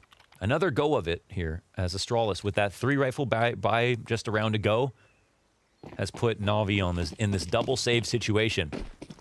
Tough spot for NaVi and a good chance for Astralis to make back some of that money.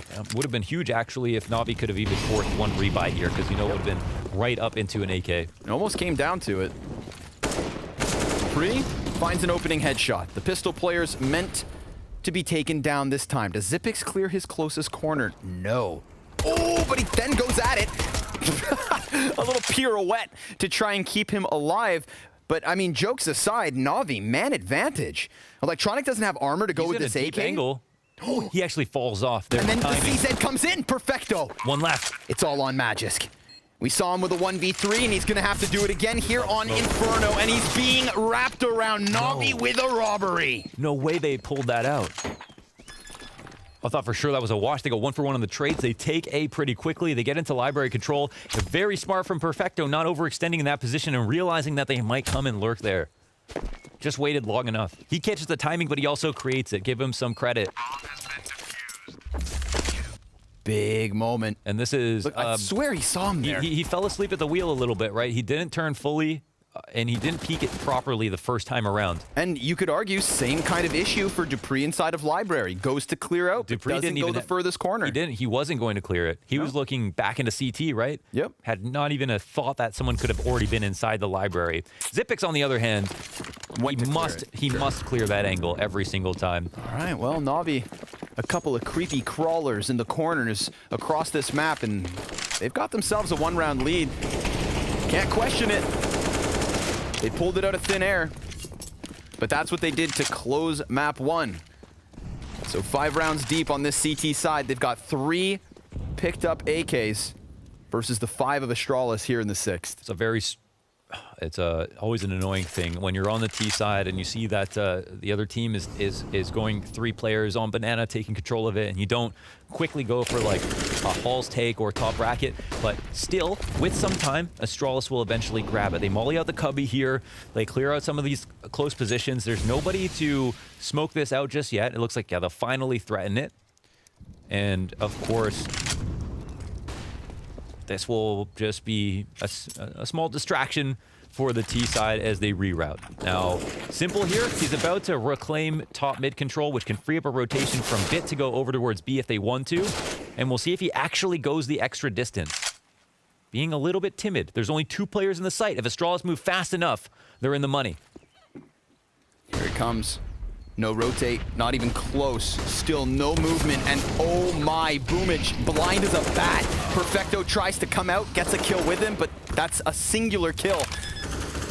Bomb plant for Astralis, and because NaVi weren't even close to come over, no bolstering of that B bomb site means we're tied at 3. You know, NaVi on CT side on Nuke, they never play without information. Simple is always the guy to go out and get that. He's in a number of positions in one round, all over the place, making sure that NaVi knows something. But more than that, he's finding safe openings. And it feels like he doesn't have that same level of confidence on Inferno and doesn't really go for the info in the exact same way. But here they could have benefited greatly from it. This is a position where Bit could have supported with flashes to deny the entrance into the B site. And, you know, playing in a standard spot like that, top of the second oranges, eating flashes, no cover to use. Of course you're going to die with a full exec that comes in. But this is a cut and dry round from Astralis with a punish on the fact that NaVi did not respond to them at top mid and on the top of banana, and then went through with an execute they knew was going to work. They knew this was going to work. So now it's about what the response will be from NaVi. What do we expect? What do we get to see? Simple cannot play scared. You know, don't want to put tons of emphasis on him because it's also going to be B players. But sometimes as the Opper, he will be the B player, right? I want to see a very complicated itinerary from Simple in terms of rotations almost every single round. Whether it's these deep peaks or on top of banana, constantly changing it up in the exact same fashion that we see from him on Nuke. Well, you know what? Bit kind of has that complicated itinerary. The last time we saw them on Inferno, it was him that was moved all over the map. So we'll see if they can both do it. We'll see if this is going to be costly. Bit, double kill. Stops that bomb. Lays down the incendiary and dives back beyond the balk. Sure enough, Simple at his side. Oh, that's so much info. And you could see that Perfecto instantly. He's like, okay, well, this is a spot where we know they're light on the banana control with the bomb going towards Halls, but he's not in a position to go and take over control of it. They're down a player. Off shot through the wall. Simple sees him from the balcony. That's just a warning shot, but it counts for damage, whether it's confirmed or not. Yeah, it definitely hurts. Dupree sent limping back. We've got 2 Ts, the top of mid. Boomich looking for a little bit of information. Still, of course, time for Astralis to move this back to the B site. They've got the utility for a full-blown execute. And because Dupree's so close to death, I mean, maybe he sticks around to Balk, keeps these guys committed, and then we get this other 2-player play towards B instead. And that's exactly what's going to happen, but it's still coming in through a form of a split. If Glaive gets this kill, then suddenly we've got a very precarious spot for Perfecto. Instead, it gets unraveled before the ball ever gets rolling. Smoke down both directions. Perfecto plays in front, and Device gets that kill. Now he can take a chance, but with no teammate nearby, Boomich is going to challenge this, and he stops the plant right in its tracks. Yeah, good play. This one fizzles out. That's actually just a small thing, an individual decision, but, you know, Perfecto has no excuse for taking that fight, right? Because he could get the kill, right? But who cares if he does? What he needs to do is delay. And so making noise and responding to Device, putting shots through the smoke, only jeopardizes the rotations. It forces Boomich to have to make a play like that. But that's not a position where he actually wants to spam back. When Device wildly sprays through the smoke to try to get that kill, you ignore it. You're in the winning position. That is not your fight to take at all. And it's really Device that's happy to hear the bullets coming back, so he has a chance to get back into the round. Yeah, hones in on him. Don't take that bait. Could have been a worse situation for NaVi. All things considered, content with the pickup. That was an insane sequence from Bit in the halls, right? Totally changes the course of the round. If he goes 1 for 1, I mean, Astralis, like, it's hard to even say NaVi are winning at that point. So 4v5 round win from NaVi to take the 4-3 lead. And poor Electronic looked like he was checking radar for a minute there. We've had 4 rounds go back and forth between these teams. Who's going to stabilize? Who's going to establish that little bit of momentum? And when? Spot a Hall's control. Dupree likes to go down to the bottom of Boiler and just hold this hard right angle onto the site, like right here. Just sits there and waits for a mistake to be made. Bracket control get taken over. Simple finally going for this re-aggression, and he does punish as soon as Glaive is going to set up for nades. This is going to show him something. A lot about the intentions, in fact. They retreat off of it. Dupree lingers a bit.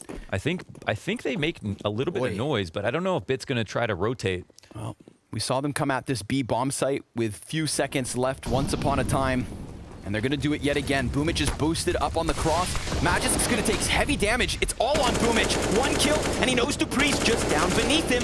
Can't find it through the smoke. Still, there is time to plant here.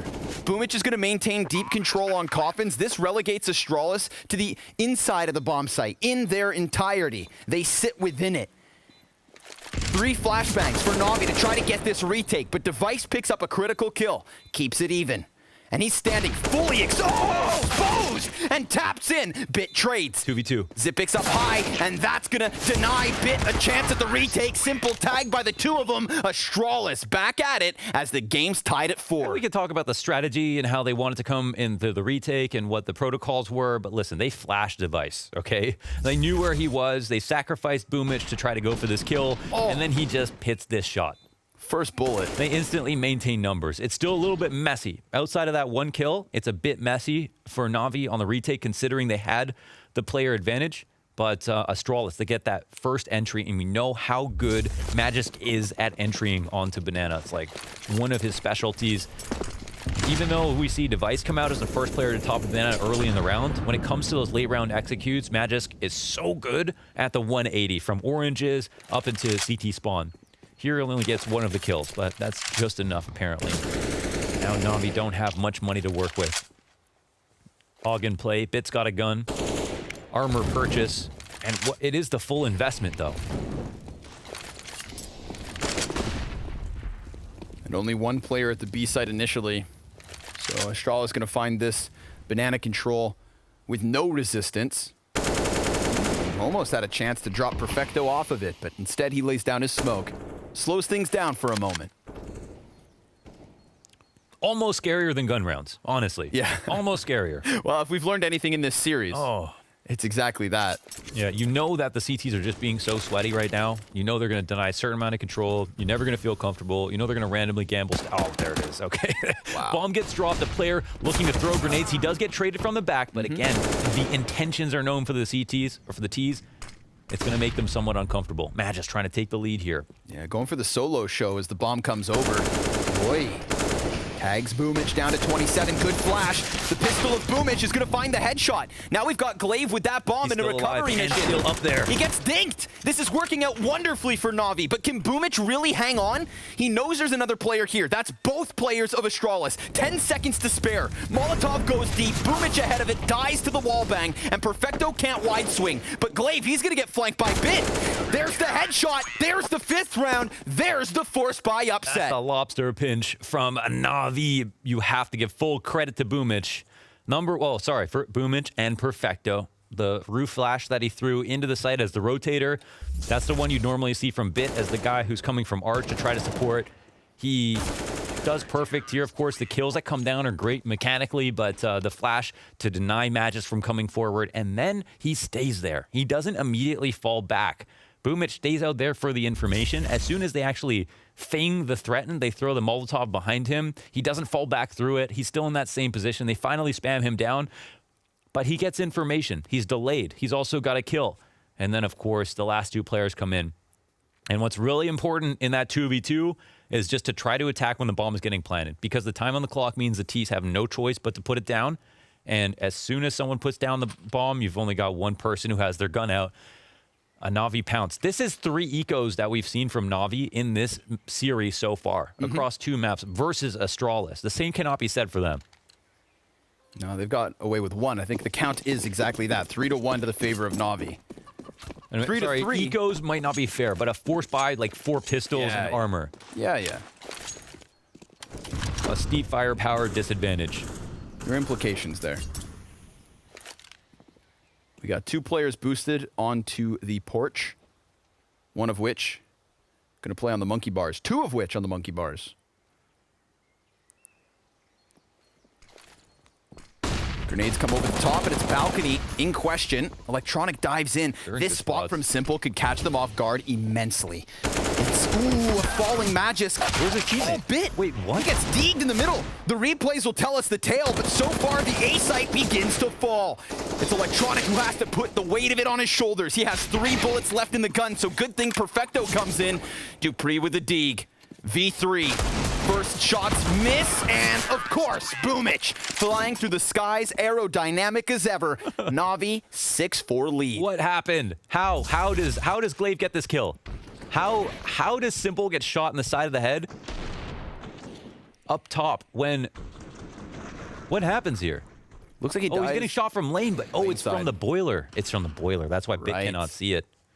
Okay, all right. Well, that makes a lot of sense. I was wondering, you cannot run up lane without Bit seeing that, but the setup works out well. Electronic actually prepared for the Halls pop. The read is correct for the CTs. They felt it coming and they were right. And that smoke that kind of pops in front of him works perfect, because then he's sectioned off away from Pit. Yeah, it allows Astralis to find a little bit of footing, but then it's the next step forward that cuts them down. It's so important, I think. That's something that doesn't get talked about too much, but for the IGLs to have a correct read or two, you know, despite winning rounds, if you have the wrong setup, you might feel lucky or relieved to win those rounds, but for the confidence of the IGL to know the strat that's coming, finally be correct about it, have the setup, and everything goes as planned. Everybody has faith in the IGL.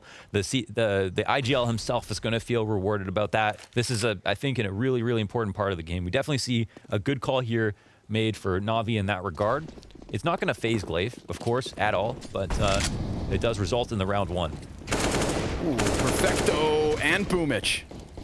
Rock solid B hold. Money being made by the MP9 as well. A single dink seems to come the other way, but a full house from the B site defense and an empty hand from Astralis in that one. Yeah. Understandably, with the lackluster guns, but now we've got to buy. Sometimes we just dart by these kinds of rounds because they just are not too easy to win, but it's the amount of damage that they do that matters the most, and they don't get any of that.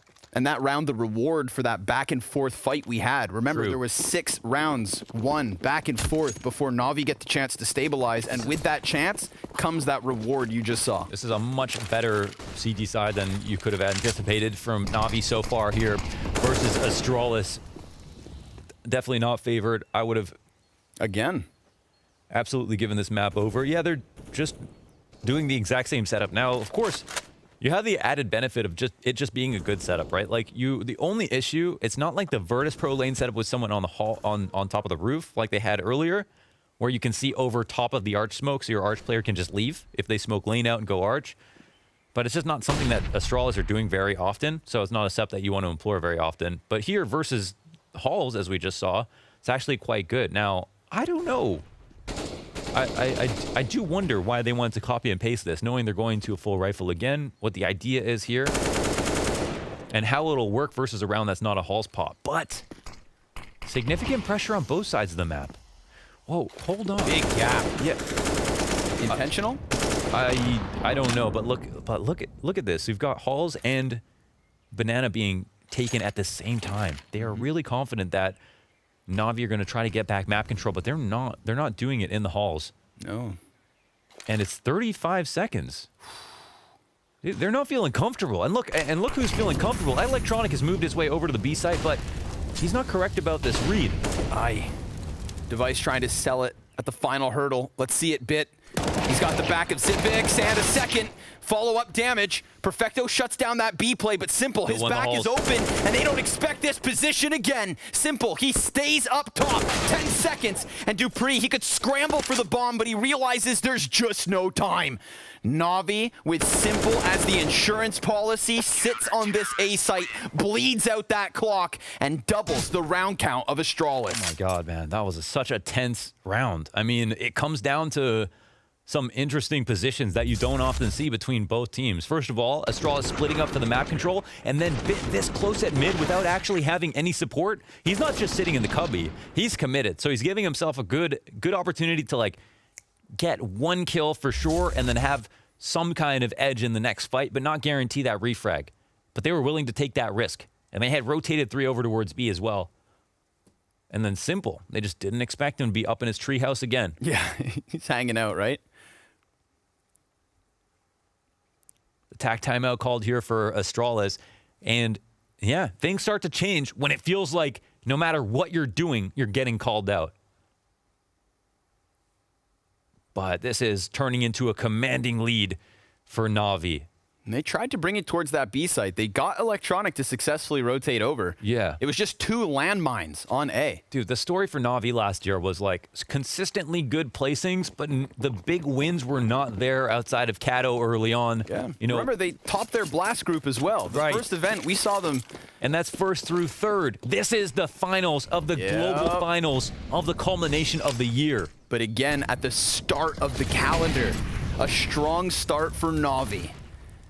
And not actually, excuse me, not a strong start. The fact that they have ramped up over the event. There was a period where everybody thought these guys were going down. Oh, yeah, it was so rough in the first. I've honestly never seen them play that badly in the first 2 days. And their game has just elevated to an incredible level since then. Boomich gonna eat a couple flashes, still manages a kill alongside Perfecto, who seems to have been flashed in the process.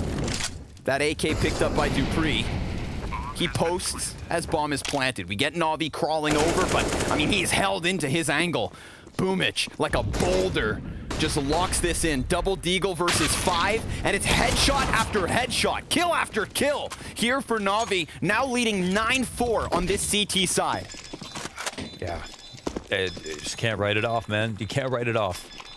We get a bit check. He's just, feels like he's just doing so well as well. I mean, things just are starting to get calmer and calmer here for NaVi. The trades are coming through. They look very comfortable. The support is great. You know, it's a very demanding position where the Perfecto is at any one moment, because as soon as they turn the corner on B, he needs to be able to flash in, spam through as he is. But he always seems to be in that spot, in CT spawn, as they're turning the corner, ready to assist in with Boomich, who, of course, is putting up good numbers himself.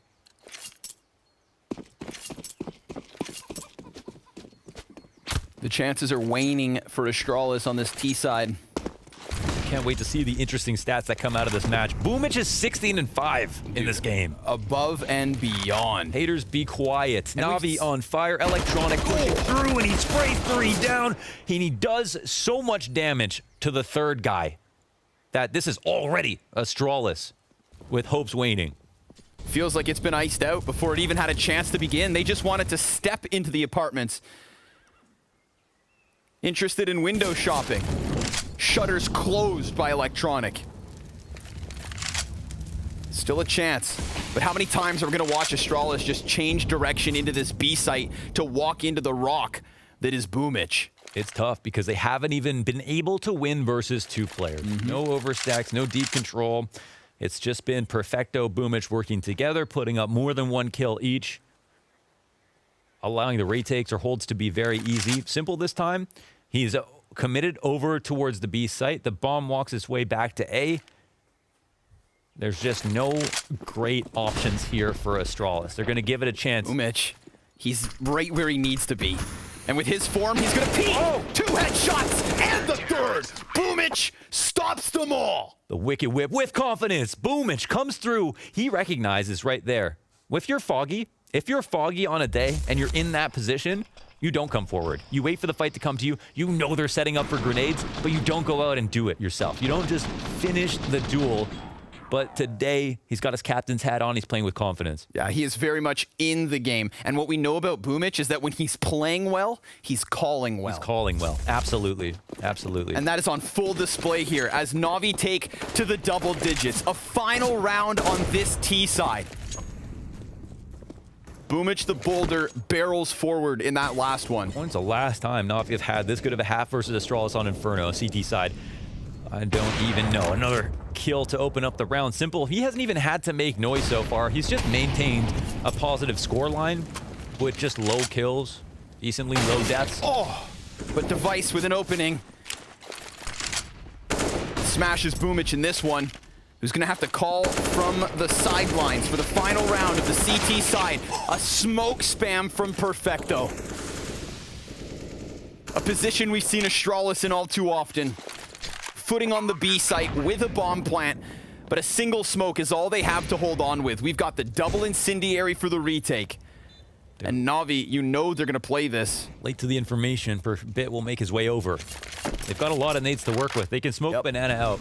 That's exactly what happens. Cuts off Dupree. We see him come back, currently walking through it. Plays on the forefront of it. Then the incendiaries are thrown forward, but neither of them are on the money. In fact, Dupree, he cuts down 2, and this could be it. Astralis looking for the 5th, but Simple, he's got that deagle. And it's a close 1v3. He gets all the kills he needs, but it's a round for Astralis nonetheless.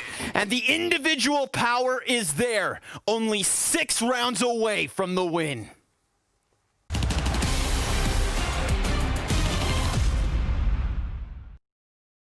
Simple is under, guys. Simple is under. Don't pick him.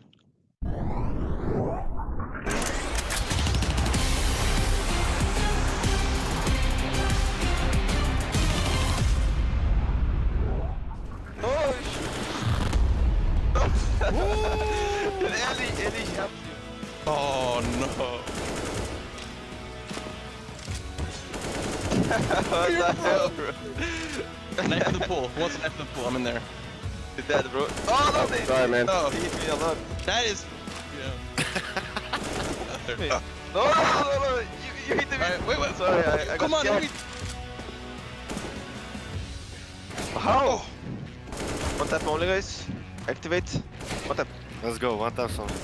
Okay, one tap. I'll lose this one. Oh, wait. What? Oh, the double. What's up, dog? Come on, camp. No! Who's camping in the ramp? It's John, of course.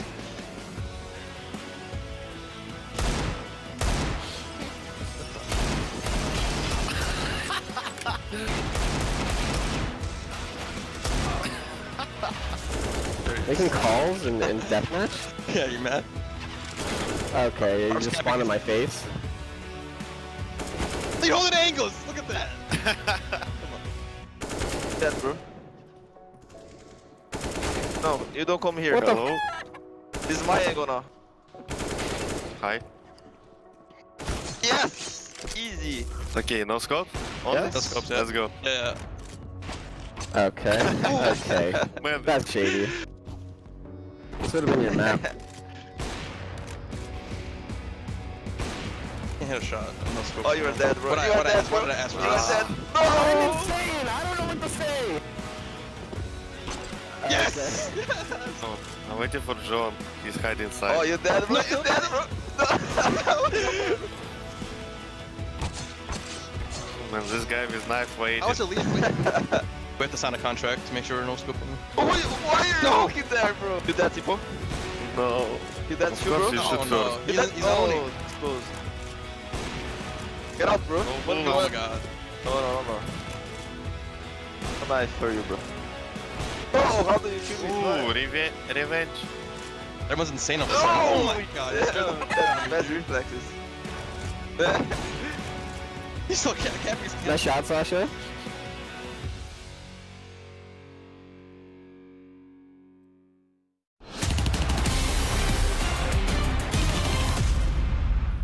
And so NaVi have Astralis against the wall at the moment. That back and forth round count in the middle of the half, Mohan, that was going to set the pace. It was going to set the tone of who stabilized.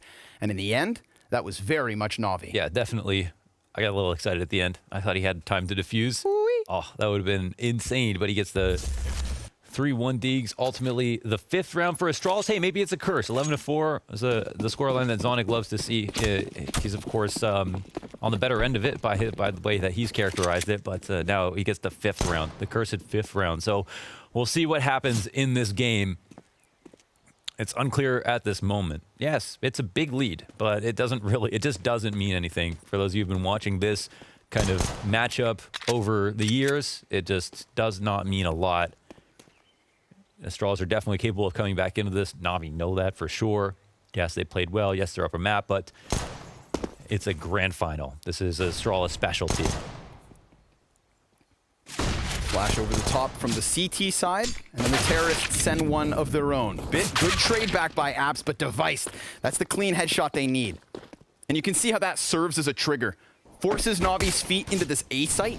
Magis taking a dink. That actually buys a little bit of a timing here for Navi, but an attack from the back. Perfecto's been cut off from the pack.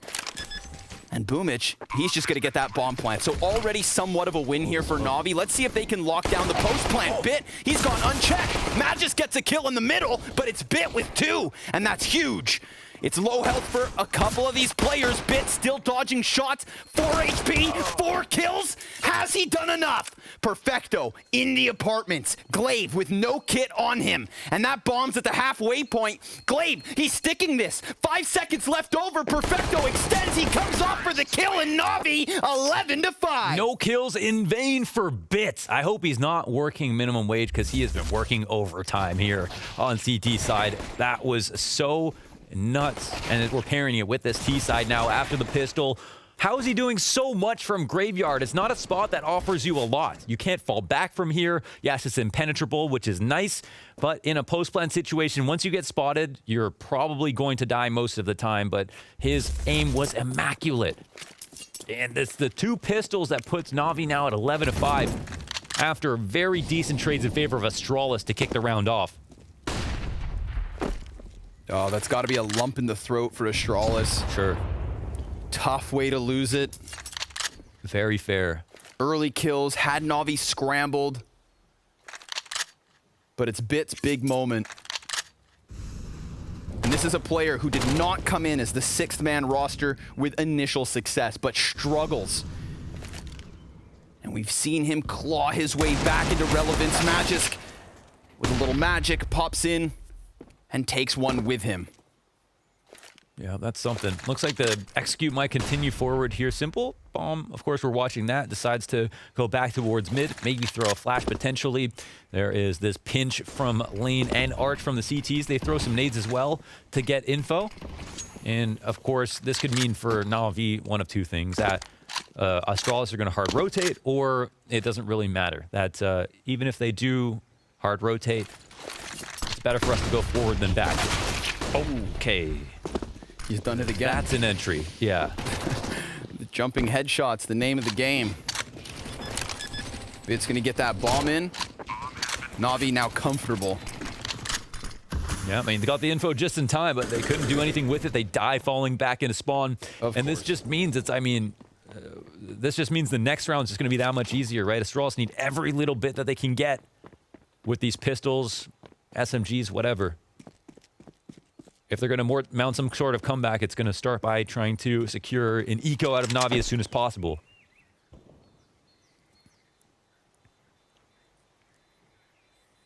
But it doesn't look like that's the case. Grim Reaper comes knocking. Not as Vincier take 12. And we've got a no money play one more time here for Astralis. But this is not a situation where they're just thinking about damage. They're thinking about round win every single time. They have to. At a 7-round deficit, they got to play it for its most. We've got Mac 10s, of course, still across the board for Navi. And with this much of a lead, with this much of a confidence, map win in your back pocket, you know what Navi can do. They could very well just slap a disrespect sticker on this round and get real wild. We'll see.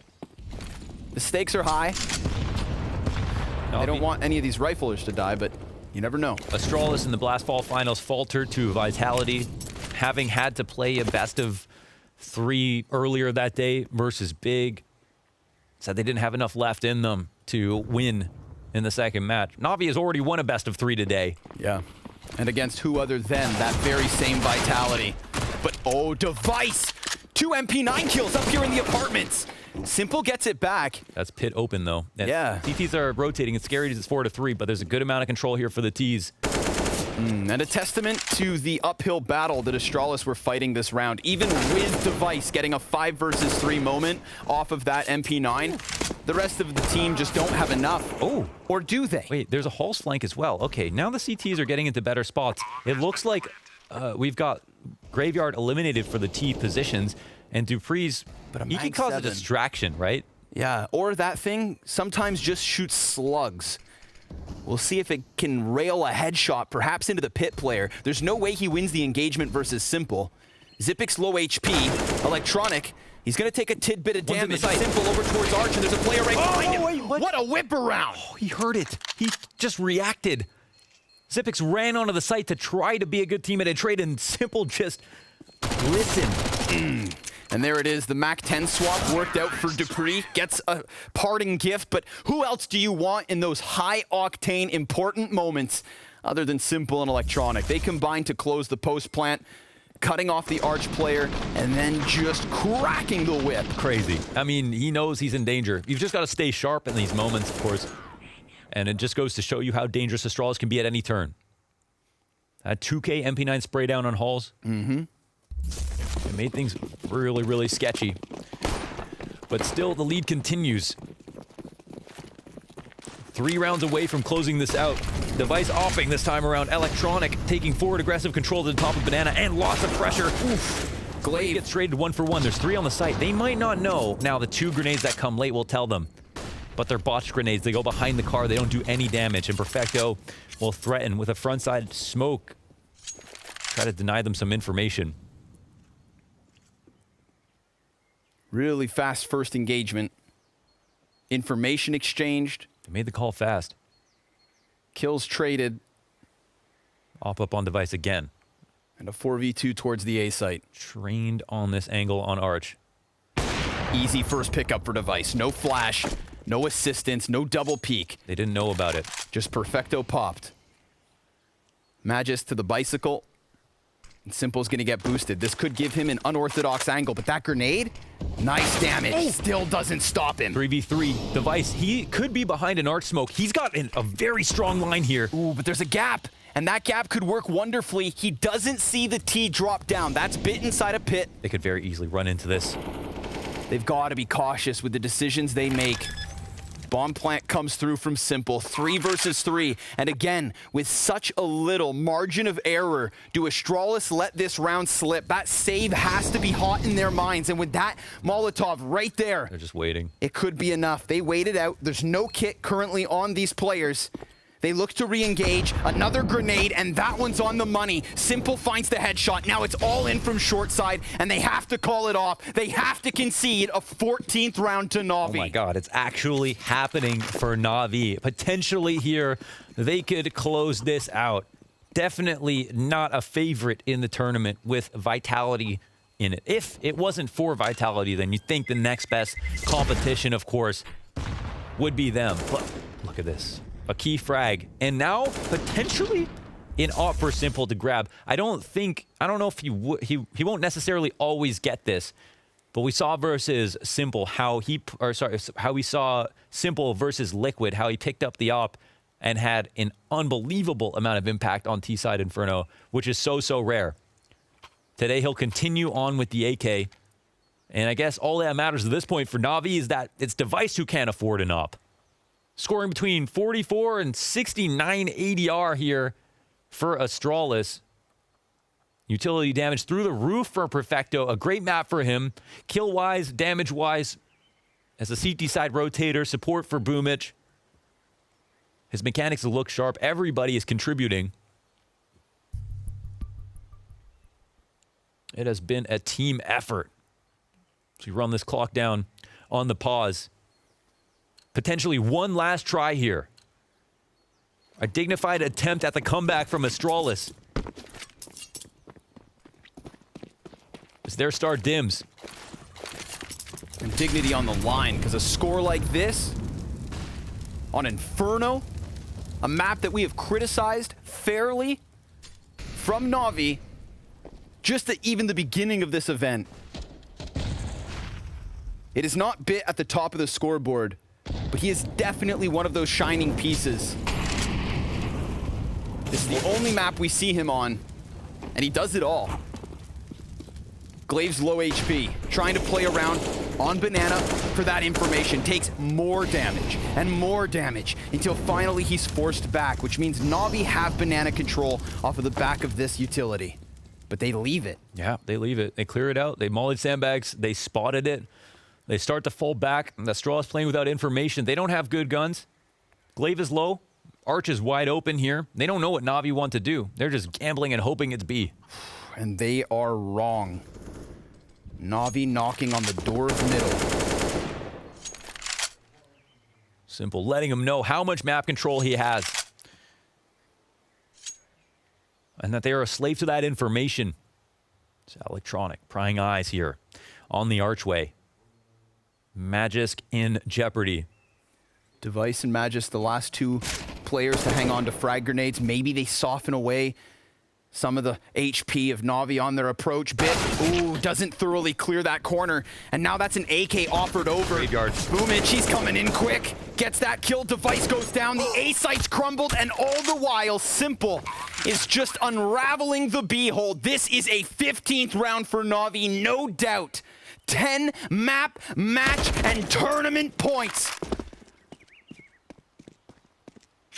A masterclass on Inferno. Oh my God, Simple. They literally took both sites at the same time. At this point, it doesn't even matter if Simple gets a kill. He's going to get info on so many players, but he also just assassinates them both. So they got to be excited about that one. As we touch on 15, just not the scoreline you would ever expect on Inferno versus Astralis. I thought with certainty we were going to get Dust 2, as well as they played on Nuke. You'd think. What's wild again is ever since that back and forth spree of rounds came to a close, it has been nothing but NaVi. 11 of the last 12 rounds.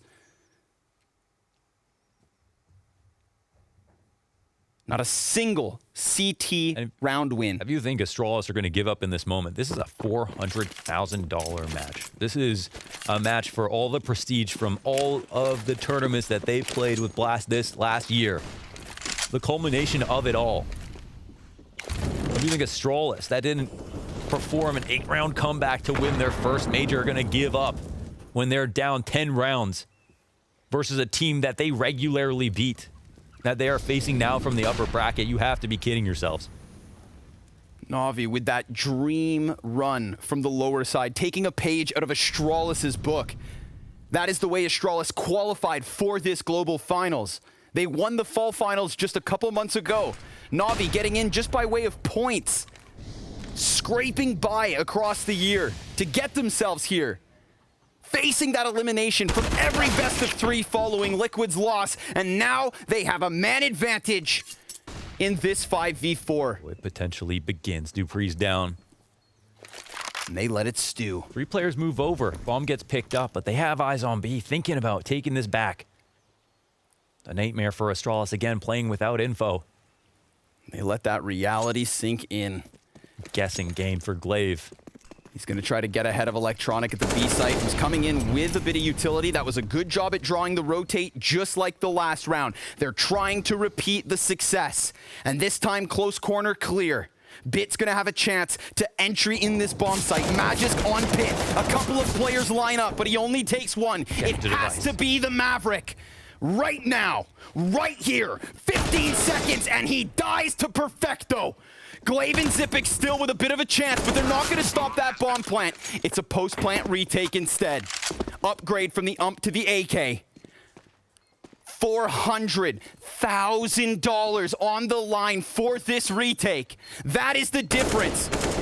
And it's all on Glaive. Low HP for 3. NaVi, they've got it. NaVi have done it. Your Blast Global Finals Grand Champs. They finally do it. They stand in the face of the odds. They come through the lower bracket. They start off a despondent, losing, poorly playing NaVi, with Bit not showing up on Inferno, with the whole team failing, Boomich behind, and then Boomich, Electronic, they come into the fray. Simple stays consistent. Bit shows up, and they conquer their Inferno and beat the statistics. That's right. The Undertaker and his team, they get the better of every single challenger sent into that lower bracket. A fresh-faced Team Liquid is the one who sent them there in a 2-0 fashion. Two of the best players in the world between Simple and Electronic, but a system that we questioned. A 6-man roster that could have upended everything they worked for. Simple, #2 player in the world, but the #1 team here at the Blast Global Finals. $600,000 for NaVi to start this year. Feast on this.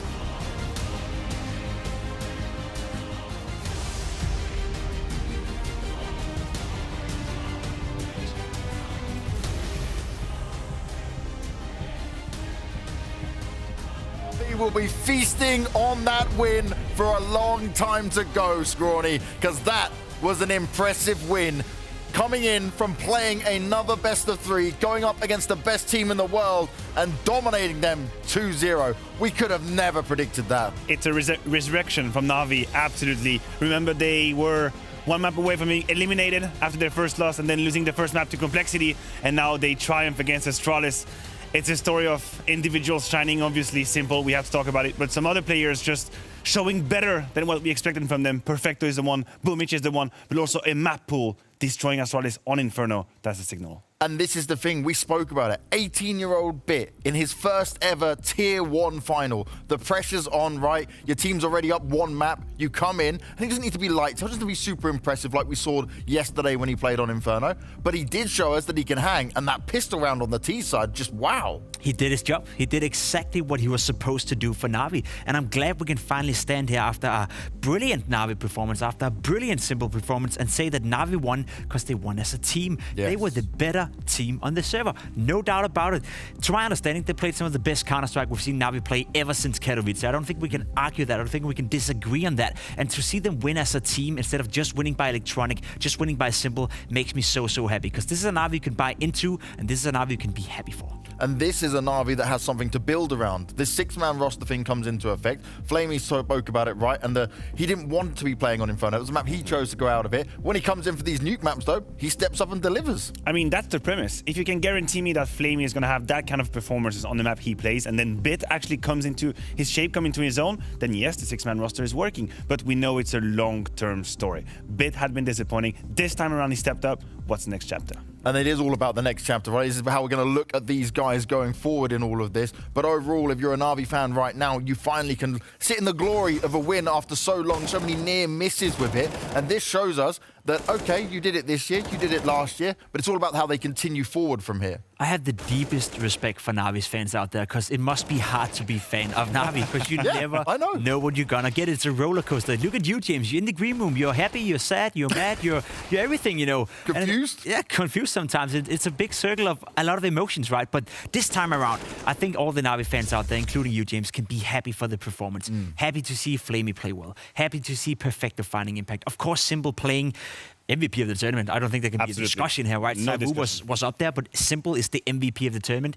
NaVi won everything. They won, they won the tournament. They won as a team. They won $600,000 as well, and that is a lot of money, especially in the area. So everything that could go right here for NaVi was just perfectly fine for them. Well, you were just mentioning Simple himself is standing by for the winner's interview as he's just bagged himself the grand final win. Simple, how are you feeling after that one? Because that wasn't just a win, that was a dominant victory over Astralis. It was great. That was a great feeling. That's the best feeling you can ever imagine for a player.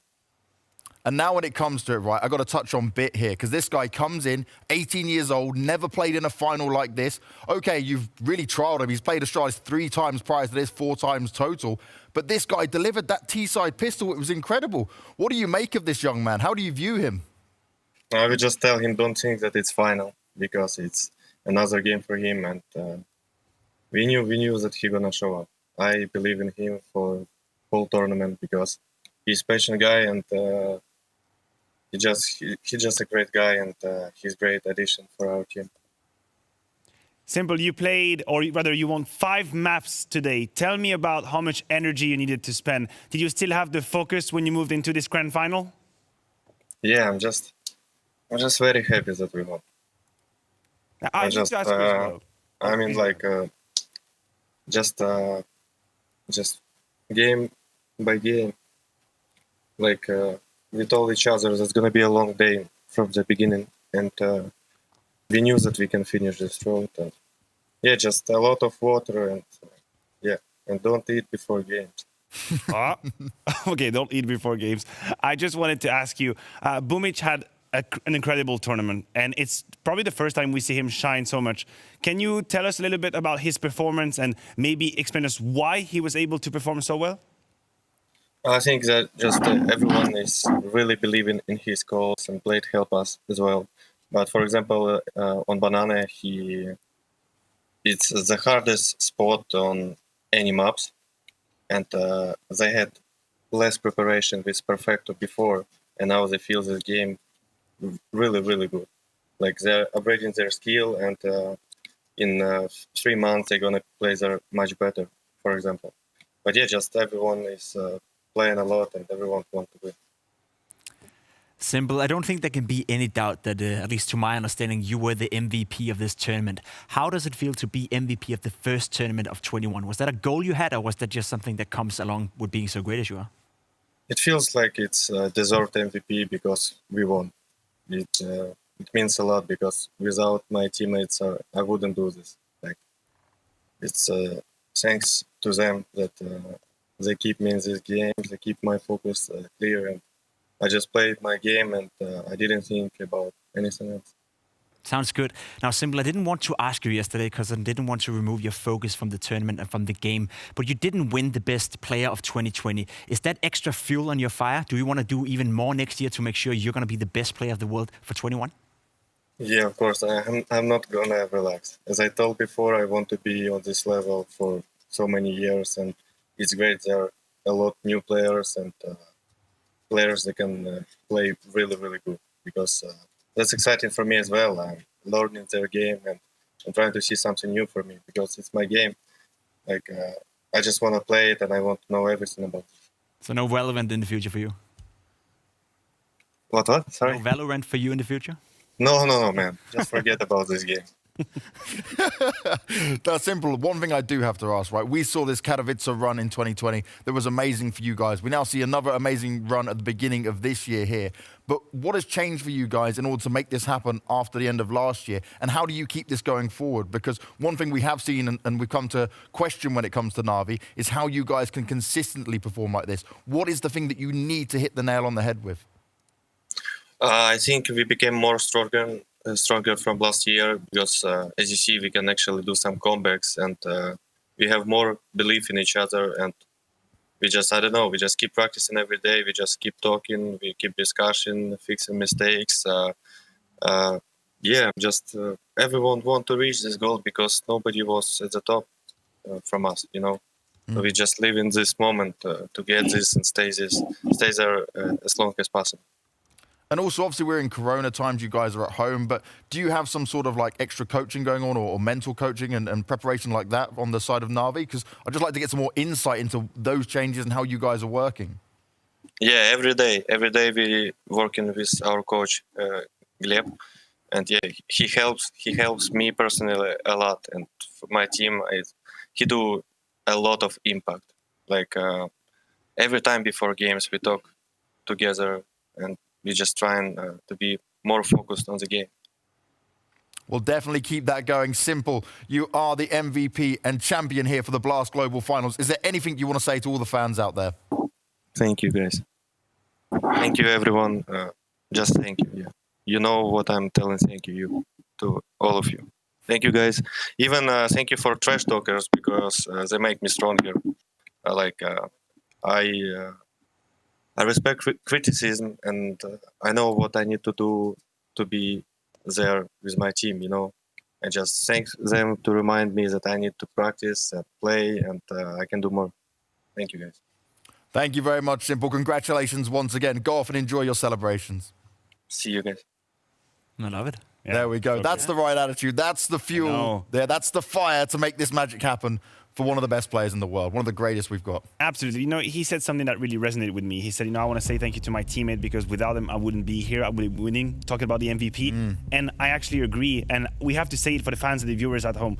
The very fact that Simple might very well be the best player in the world doesn't mean he can win alone. These days are over in Counter-Strike. Yes. You cannot be a one-man army. It's not going to work out. You need teammates by your side. You need structure. You need a map pool. You need resilience, tenacity. He talked about the fact that they could pull comebacks together off. That wasn't the case before. This right here, this run from NaVi had all the elements of a championship team. Simple is one of the very best players in the world. He cannot do it alone. He needs NaVi with him. And you need to be humble. And just to add a little bit of historic context into this one, you guys remember when he first came over to Liquid, they tried to qualify for a major? I think Simple had one of the worst tournaments he's ever played in his entire career, and his teammates carried him to the major. They would not have qualified had it not been for the teammates of Liquid. And back then, Simple were as good as he is now. That humbled him a little bit. I think he realized back then that he needs a team around him. He needs a support cast to elevate himself and to be at the very best level. I think that was a very good learning process for him, and you can see every single event, every single year, as a personality, Simple is also growing. Again, a well-deserved MVP today, and I love, as Maniac said as well, the fact that you are aware that you need a team around you to support you to be able to play at this level. It's good to see him being in this state of mind. And it's the growth with it as well, right? That's what we talk about with a lot of the players. And some players don't ever hit that mark. They don't ever learn from their mistakes with it. But some teams that do need to learn from their mistakes right now is going to be Astralis, because we never expected them to bow out in such a fashion. No, I guess the fact that Astralis lost their map pick so clearly is a little bit disheartening, something that we're not really used to see because, again, Nuke was very competitive and based on the stats and based on the narratives, you could understand that NaVi had now this map strongly in their grasp. Astralis was losing a little bit. I could understand it. But the very fact that they go smacked on Inferno, to me, might be a little bit worrying. And we circle back to the discussion of, yes, this is an Astralis that looks very good, very deadly, but this is not the unbeatable machine they used to be. Individually speaking, some players did disappear a little bit. You talked, Jacob, about Dupree being so strong coming into this day. He unfortunately missed the mark a little bit. Device was rather quiet. And I don't care that it's a team game. Of course it's a team game and everyone has to step up. But if you are a star player, it comes with some responsibility to bail your team out of certain situations. I think the stars for Astralis were a little bit quiet today. I would agree. Astralis cannot be happy with this performance at all. You see the scoreboard here as well. Not a lot of double digits and not a lot of performance that stands out for Astralis. I just do want to note down, you guys remember what happened at Katowice, right? I have a sense and I have a feeling that when NaVi is playing at this level, it doesn't matter whether you're Vitality, it doesn't matter whether you're Nico and G2, it doesn't matter if you're Saivu, Device for that matter. Nobody can compete against NaVi when they're playing at this level. If NaVi can find a way to replicate these kind of performances on a consistent basis, they can be a candidate to be the best team in the world. I'm not taking anything away from NaVi here, right? I'm basically just trying to praise them and say that if you're Astralis, you gotta admit sometimes you just face a team that outplayed you. Sometimes you're just facing a team that have a higher potential than you. If Simple is playing up to his best, if Electronic is playing up to his best, then Device and Dupree will not be enough to save you. That's just how it is. NaVi have a higher peak, they have a higher potential, and today we saw glimpses of that. So again, if they can replicate performances like these, who says NaVi can't be the best team in the world? Well, let's speak to a man that can help us try and understand what went wrong for Astralis on this day, as Zonic was able to talk with Freya. Commiserations to Astralis, but Zonic, thank you so much for taking the time to have a chat with me after that grand final. Of course, when we spoke earlier, you acknowledged that NaVi had a rise in form throughout the competition. So what was so testing about the NaVi that turned up to the server today? I think it was more on our part, to be honest. I think they obviously played really well, but everything was just off for us today. I must admit, a lot of miscommunication, and they also played really well. I have to give them a lot of credit because they deserved it.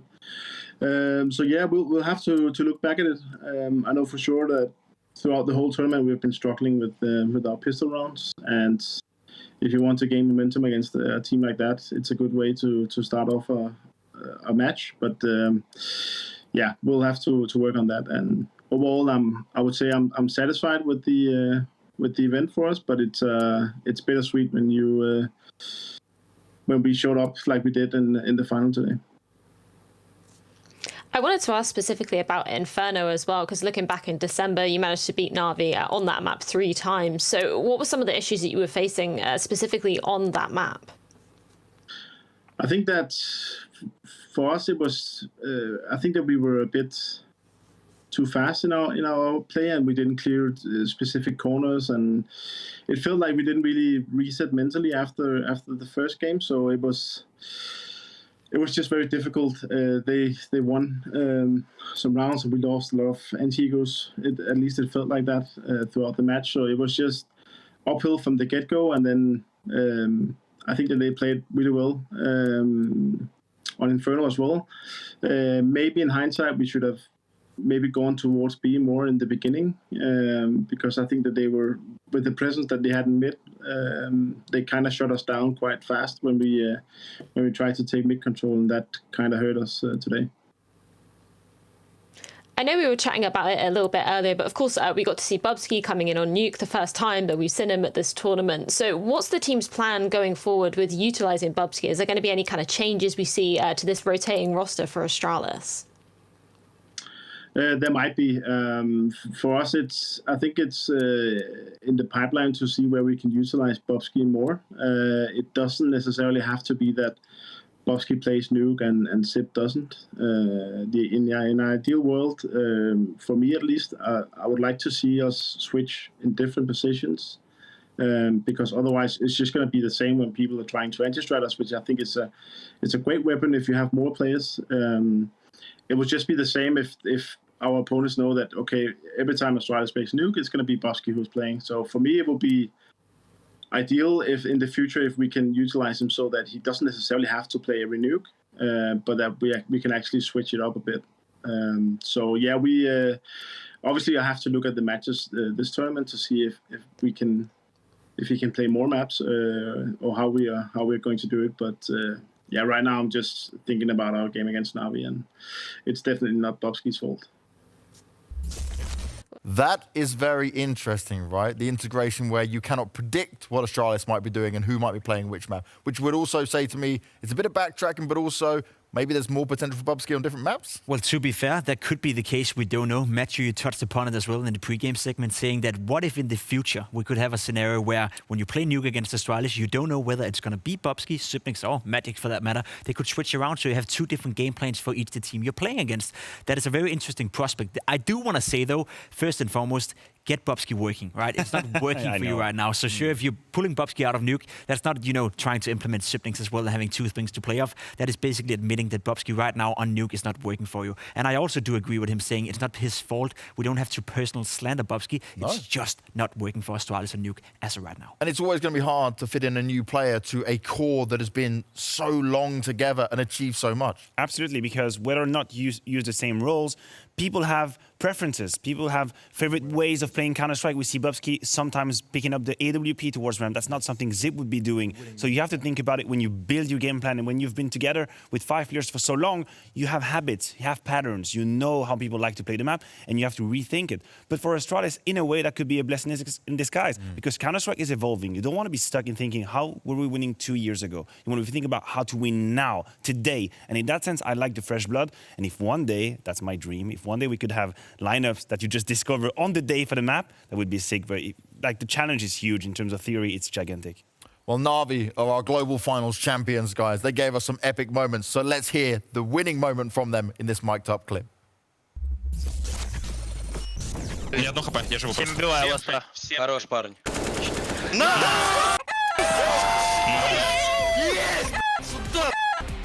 Хорош, парень.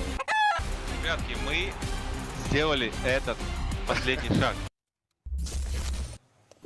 And they are winning $600,000. A huge prize pool that was on offer, picked up by NaVi, which no one expected. And this is an impressive way to kick off 2021 when they also get the gold TW Steel watches. That is for all 6 players and the coach, and you can only get them by winning this tournament. A fantastic opportunity and gift for these players. It's certainly one I would love to have myself. I'm very jealous. I am extremely jealous. I'm thinking about just going back to my career, maybe leaving the desk behind just so I can win one. I've seen your stream. Just stop there. Just stop there. Maybe just stay with me, please, mate. I'm sorry. What about me? Can I do crush my dream? You had to go to NA in the first place, so you're never making it back here in Europe.